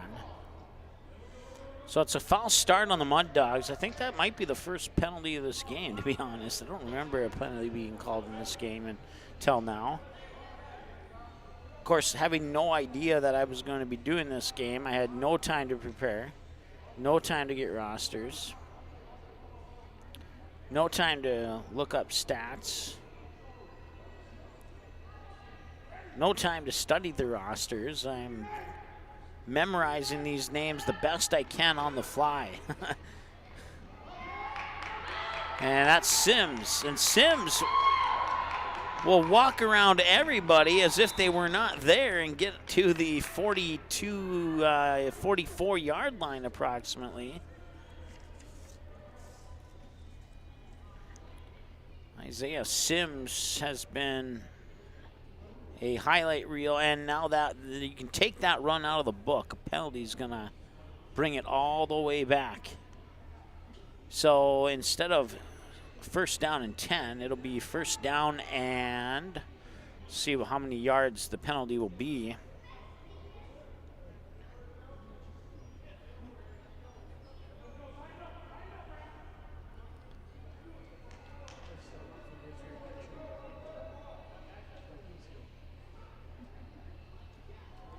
Referee's going to go talk to the down counter, I think. Because on a penalty, it shouldn't be 1st and 12. I mean, but I don't know. Maybe there's some different rules I'm not aware of. But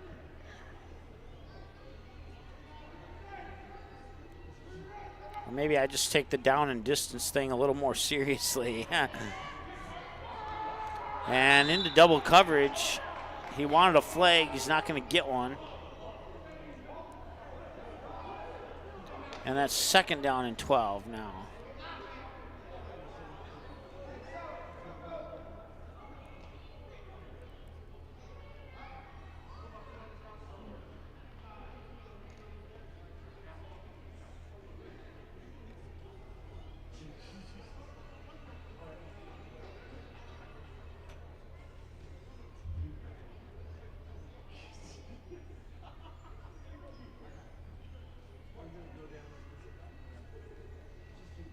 So now Johnson, who has been playing quarterback up to this point, lines up as the far receiver on the near side. So playing quarterback now is it Quees or no? It's Isaiah Sims playing quarterback. So must have been like a wildcat formation type of deal.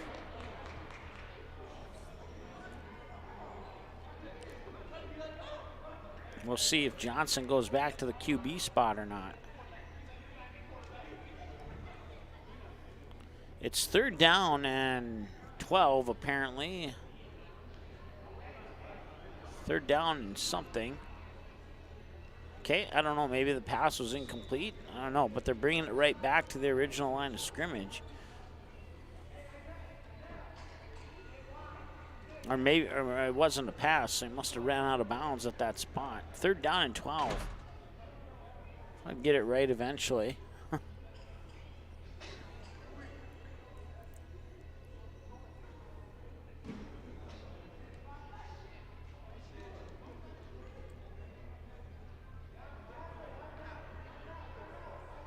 Must have added Jaden.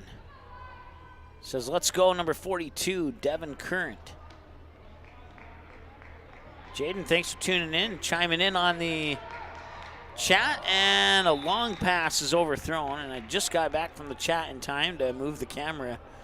Didn't have a chance to zoom in on that one. My apologies, but it's 4th down and 12. Now, the Mud Dogs went for it on 4th and 10 last time.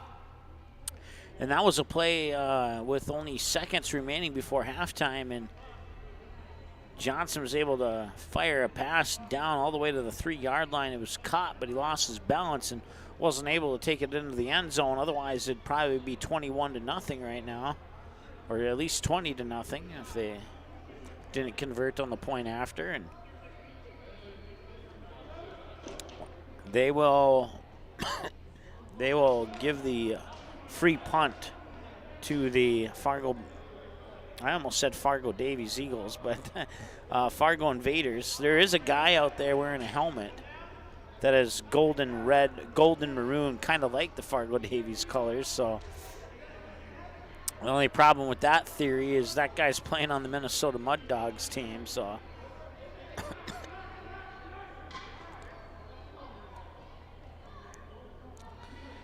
Mud Dogs are coached by Tim Jackson and Patricio Lopez. If I'm Perico. I have no idea how to say that first name, and I'm not the type of guy who will purposely butcher a name. Just count on that. If you've watched my broadcast before, I didn't have to say that, but I don't know how many people have watched a Magnitude broadcast before. So we've done over 2,000 broadcasts. We probably have some first-time viewers tonight. So if you've enjoyed this on the fly, no time to prepare, and you think I'm doing a 25% good job at minimum, subscribe to the channel, like the video. I'd appreciate that.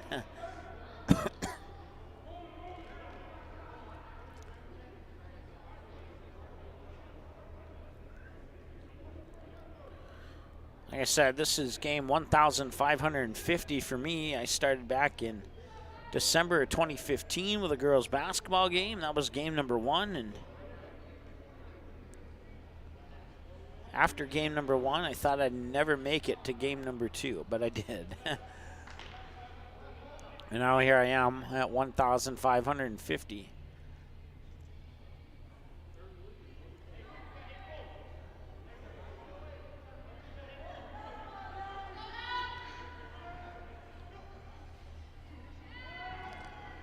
Looking the pass, going deep, and did he catch it? No, he did not. So the Invaders playing with a new quarterback as well. It's Jacob Westerfer, number 85 is the quarterback. So earlier I questioned if this roster is accurate, and I'm beginning to see now that it actually is accurate. I was concerned for a moment, but mainly because the positions were not lining up. We had like a defensive back playing quarterback according to my positions on my roster. Maybe I mislabeled the positions by 1 or something.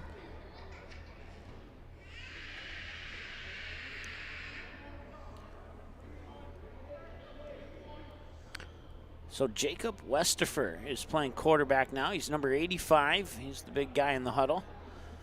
Also coming in, number 41, Alex Thompson, or Alexander Thompson, depending on how you refer to him as.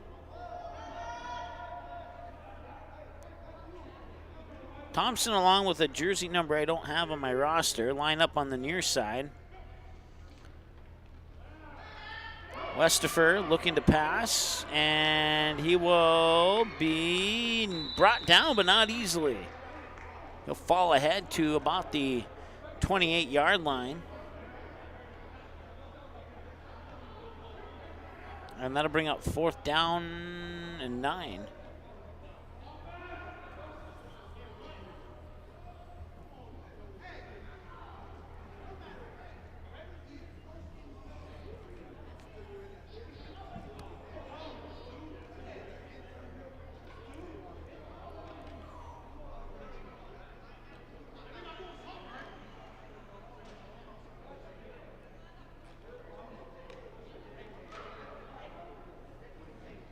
Our clock is still right on with the one on the field. So they'll give the ball away on a walk-off punt, and it'll be 1st and 10 for the Minnesota Mud Dogs as I stretch and hold back a yawn. That stretch and hold back a yawn means we've been on for 11 hours and 47 minutes and 12 seconds.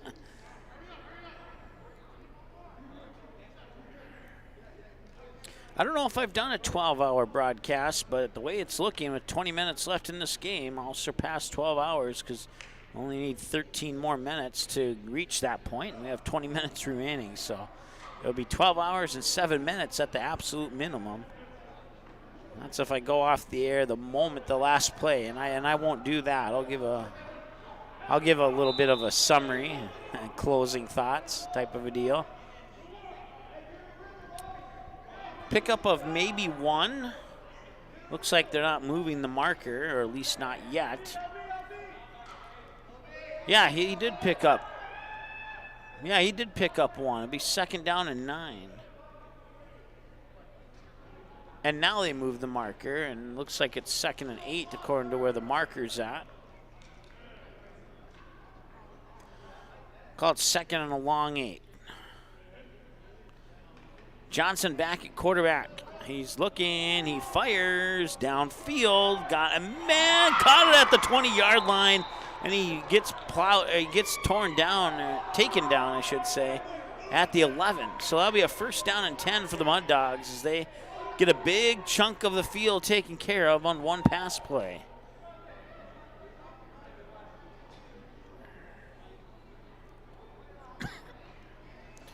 Up here in the Midcoast Sportsnet press box at the Alaris Center. Our camera is literally like if you drew a line from the 50-yard line straight up to our press box, there we are.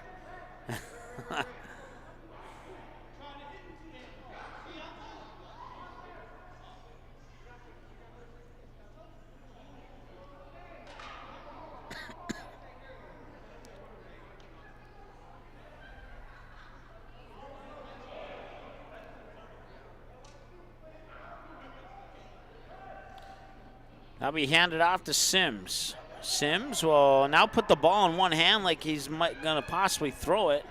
And he will throw it. And diving for it at the 5-yard line, but not making the connection there. And that's the guy who I was talking about earlier, who had the gold and maroon helmet that looked like Fargo Davies, but played on the Minnesota Dirt Dogs. So 38. My roster just fell to the floor. 38. That's Sharmba Moore.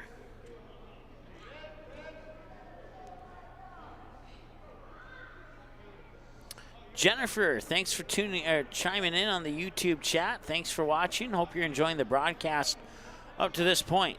The Mud Dogs have a 14-0 lead over the Fargo Invaders.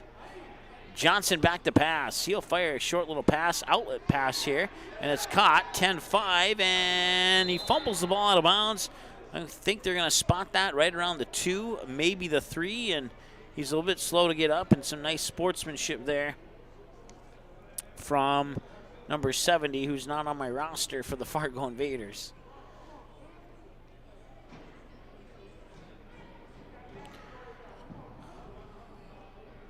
So it looks like they're going to spot the ball at the 2-yard line here. pending the injury. And the clock continues to run. I was told that it was supposed to stop on injuries, but as long as the clock on the field's running, we're going to run our clock.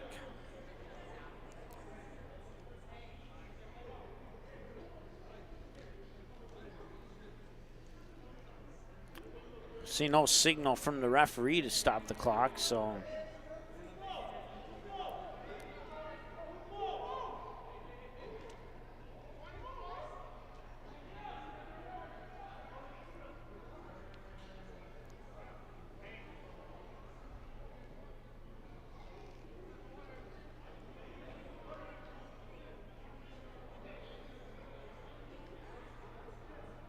The injured Mud Dog is off the field now.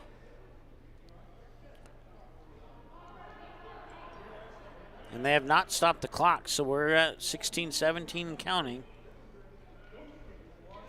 And a final in a shootout. The San Jose Sharks defeat the Minnesota Wild 3-2.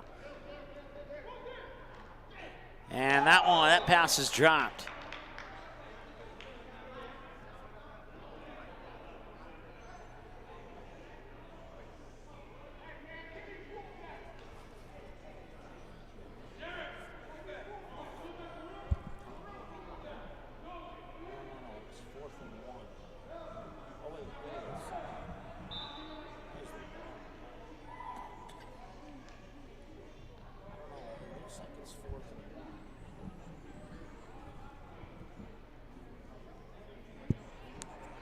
I don't know, I'm guessing it's 4th and 1 according to what I see over there, but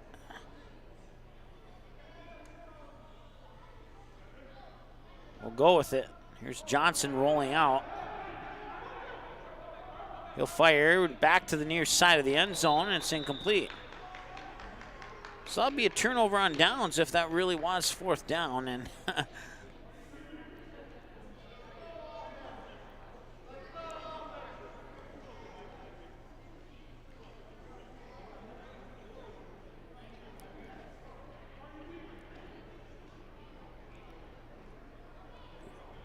so turnover on downs will give the ball to the Invaders, and it's 1st and 10 now from deep on their own end of the field.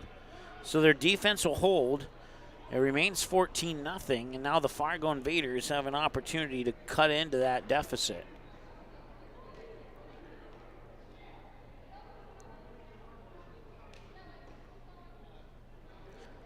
Oh, that's an interesting note. Fargo Invaders YouTube channel says appears that a lot of the Minnesota Dogs are actually Invaders players. So, I mean, I'll go with that. I have no way to confirm or deny that, but it looks like an official YouTube account for the Fargo Invaders. So, until I have reason to believe otherwise, we'll go with that. So, thanks for chiming in and letting me know. Like I said, this is the first time I've had the opportunity to do a Fargo Invaders game, and I was pretty pumped when I learned about that. Like, I got the 8-game schedule around midnight, 12:30 last night. I was half tired, so I saw it, but I didn't really look at it. I looked at the first game, knew I had to be here at 8 in the morning, and and that was about all I. And then about, I think it was in the first game today this morning at 8 o'clock, somebody in the YouTube chat asked what grade level is playing right now. So then I pulled it up on my phone because I knew it was somewhere.